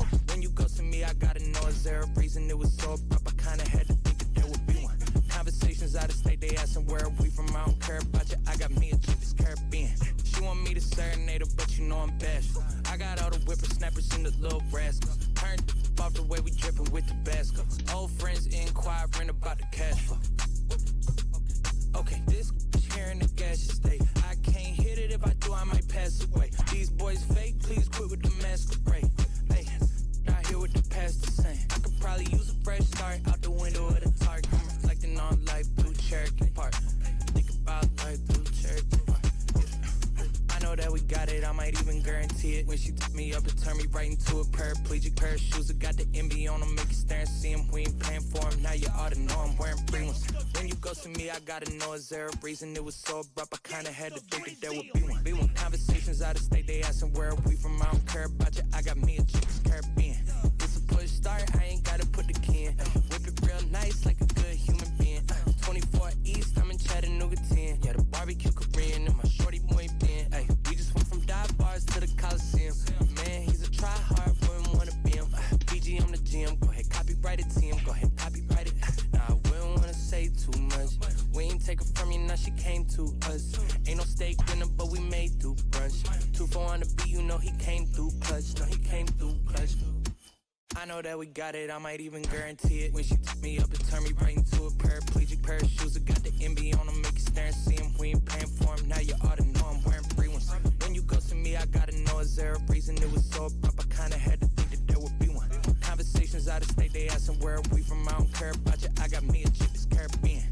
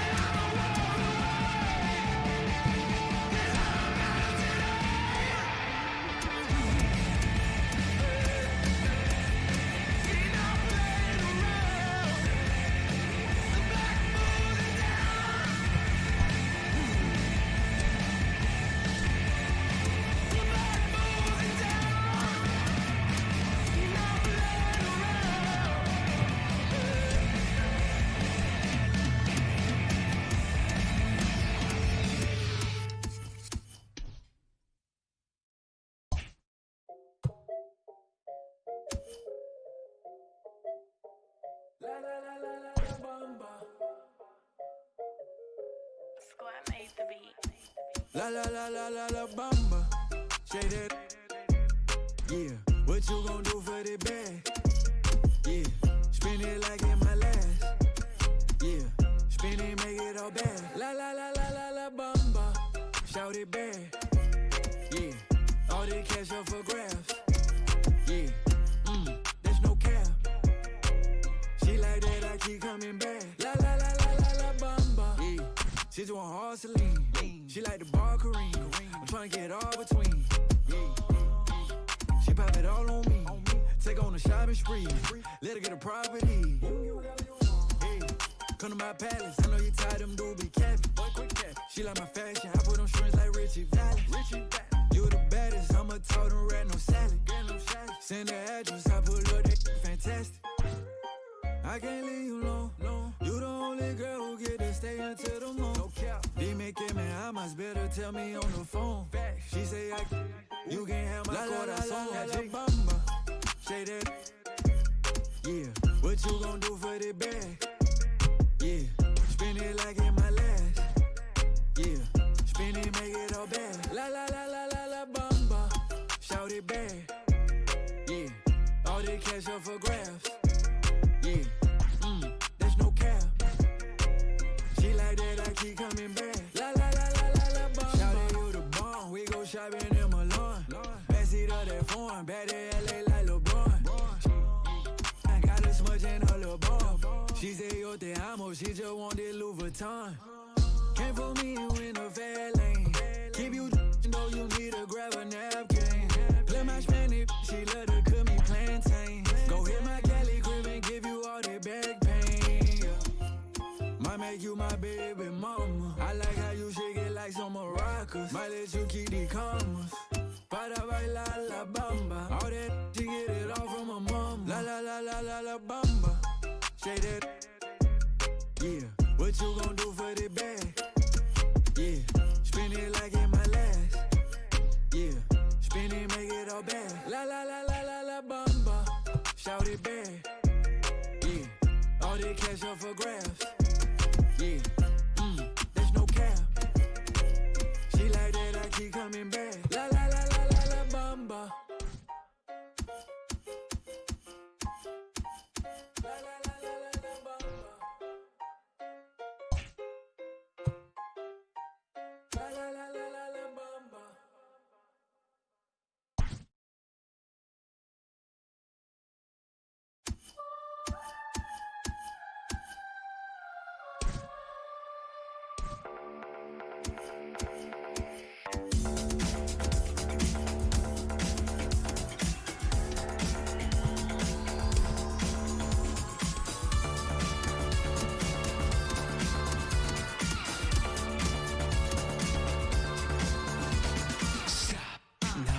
You're in too deep to go back again. Cash is pay to play. You want more hits than lemonade. No, you don't own me. You don't even know me. This vagabond with a two-part path to the great beyond. Say genuine, a ground floor up I can help you find. You're a dreamer. Call me when you're Bieber. And when they play it, you can't help but sing along. That's nothing odd, that's nothing wrong. 'Cause a good song never dies. It just reminds you of where you were the first time it made you cry, the first time you felt alive. No good song never. No good song never. The first time they made you cry, the first time you felt alive. No good song never. Dies. The wondered bond, don't book no more, think it took too much. Your equity, make the caffeine be your weaponry. Is the reason there never was one needed. It's all around, but it weighs too much to slow you down. It's the time to act, 'cause the best defense is the timeless track. You don't own me, you don't even know me. But when they play it, you can't help but sing along. That's nothing odd, that's nothing wrong. 'Cause a good song never dies. It just reminds you of where you were the first time it made you cry, the first time you felt alive. No good song never. No good song never. The first time they made you cry, the first time you felt alive. No good song never. There was a moment, a hole open in the sky, a chance to join that pantheon. For all the times they never heard your battle cry, now even angels sing along. 'Cause a good song never dies. It just reminds you of where you were the first time it made you cry, the first time you felt alive. No good song never dies. Like a lover who won't back down, to pull you over to the side, look you straight into the eyes. No good song never. No good song never. The first time they made you cry, the first time you felt alive. No good song never.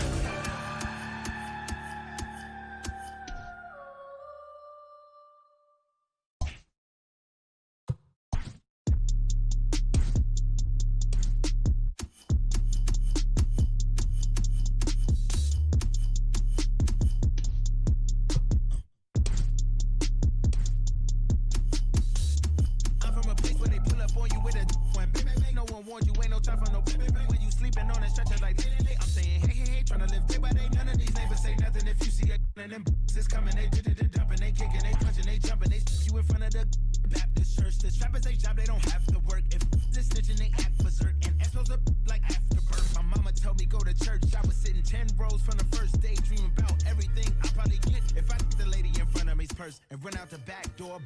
And if he ask for my relationship with the Lord, you can tell at the service I'm bored. Hold on. I'd rather be on a resort. Hold on. I'd rather be service I'm bored. Hold on. And I'd rather be serving this to a sort of thick, and I know she is. I'm drowning, swimming in this, got me drowning. I'm drowning. Ice, yeah, this water got me drowning. I'm drowning. No flotation, I'm drowning. I'm drowning. No flotation, I'm drowning. I'm drowning. Cool by the boat, I'm drowning. I'm drowning. Ice, yeah, this water got me drowning. I'm drowning. No flotation, I'm drowning. I'm drowning. No flotation, I'm from a place where they pull up on you with a going bang, bang, bang. No one warned you, ain't no time for no bang, bang, bang. You sleeping on that stretcher like lay, lay, lay. I'm saying hey, hey, hey, tryna live day by day. None of these neighbors say nothing. If you see a and them is coming, they dumping, they kicking, they punching, they jumping. No reason I'm.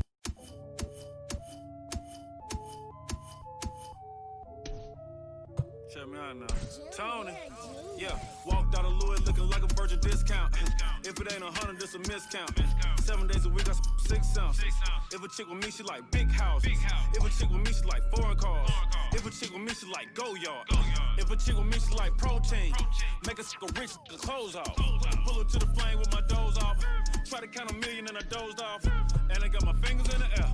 Yeah, hanging with Paul Bear. Yeah, turn you to lawn care. Rex in my Montclair. Yeah, this just a small shell. Hold up, make sure it's all there. I go to sleep in designer, psych. I go to sleep in yikes. Telling it honor a lot, right? Soon as I left, I got right. This is precision and detail. See, life is a beach, seashell. I sold the bags for retail. I'm from the block, no email. Walked out of Louis looking like a virgin discount. If it ain't 100, this a miscount. 7 days a week, I 6 ounce. If a chick with me, she like big house. If a chick with me, she like foreign cars. If a chick with me, she like go yard. If a chick with me, she like protein. Make a sick rich, the clothes off. I'm cool, yo. I'm starting to think no one told y'all. Designing my clothes, dog. How much you think my coat costs? I'm spitting like Mozart. This feel like gotta flip Noah's Ark. New Lamborghini, the doze off. Fell asleep in the doze off. Get it? My diamonds and stones water. I TD like Coach Carter. Ain't talking about no soda. Girl with me want some products. I pull her on turning heads. I close the curtain when she turn her nose. This off white. I be rocking Virgil clothes. Walked out of Louis looking like a virgin discount. If it ain't 100, this a miscount. 7 days a week, I 6 ounce. If a chick with me, she like big house. If a chick with me, she like foreign cars. If a chick with me, she like go yard. If a chick with me, she like protein. Make a sick rich, the clothes off.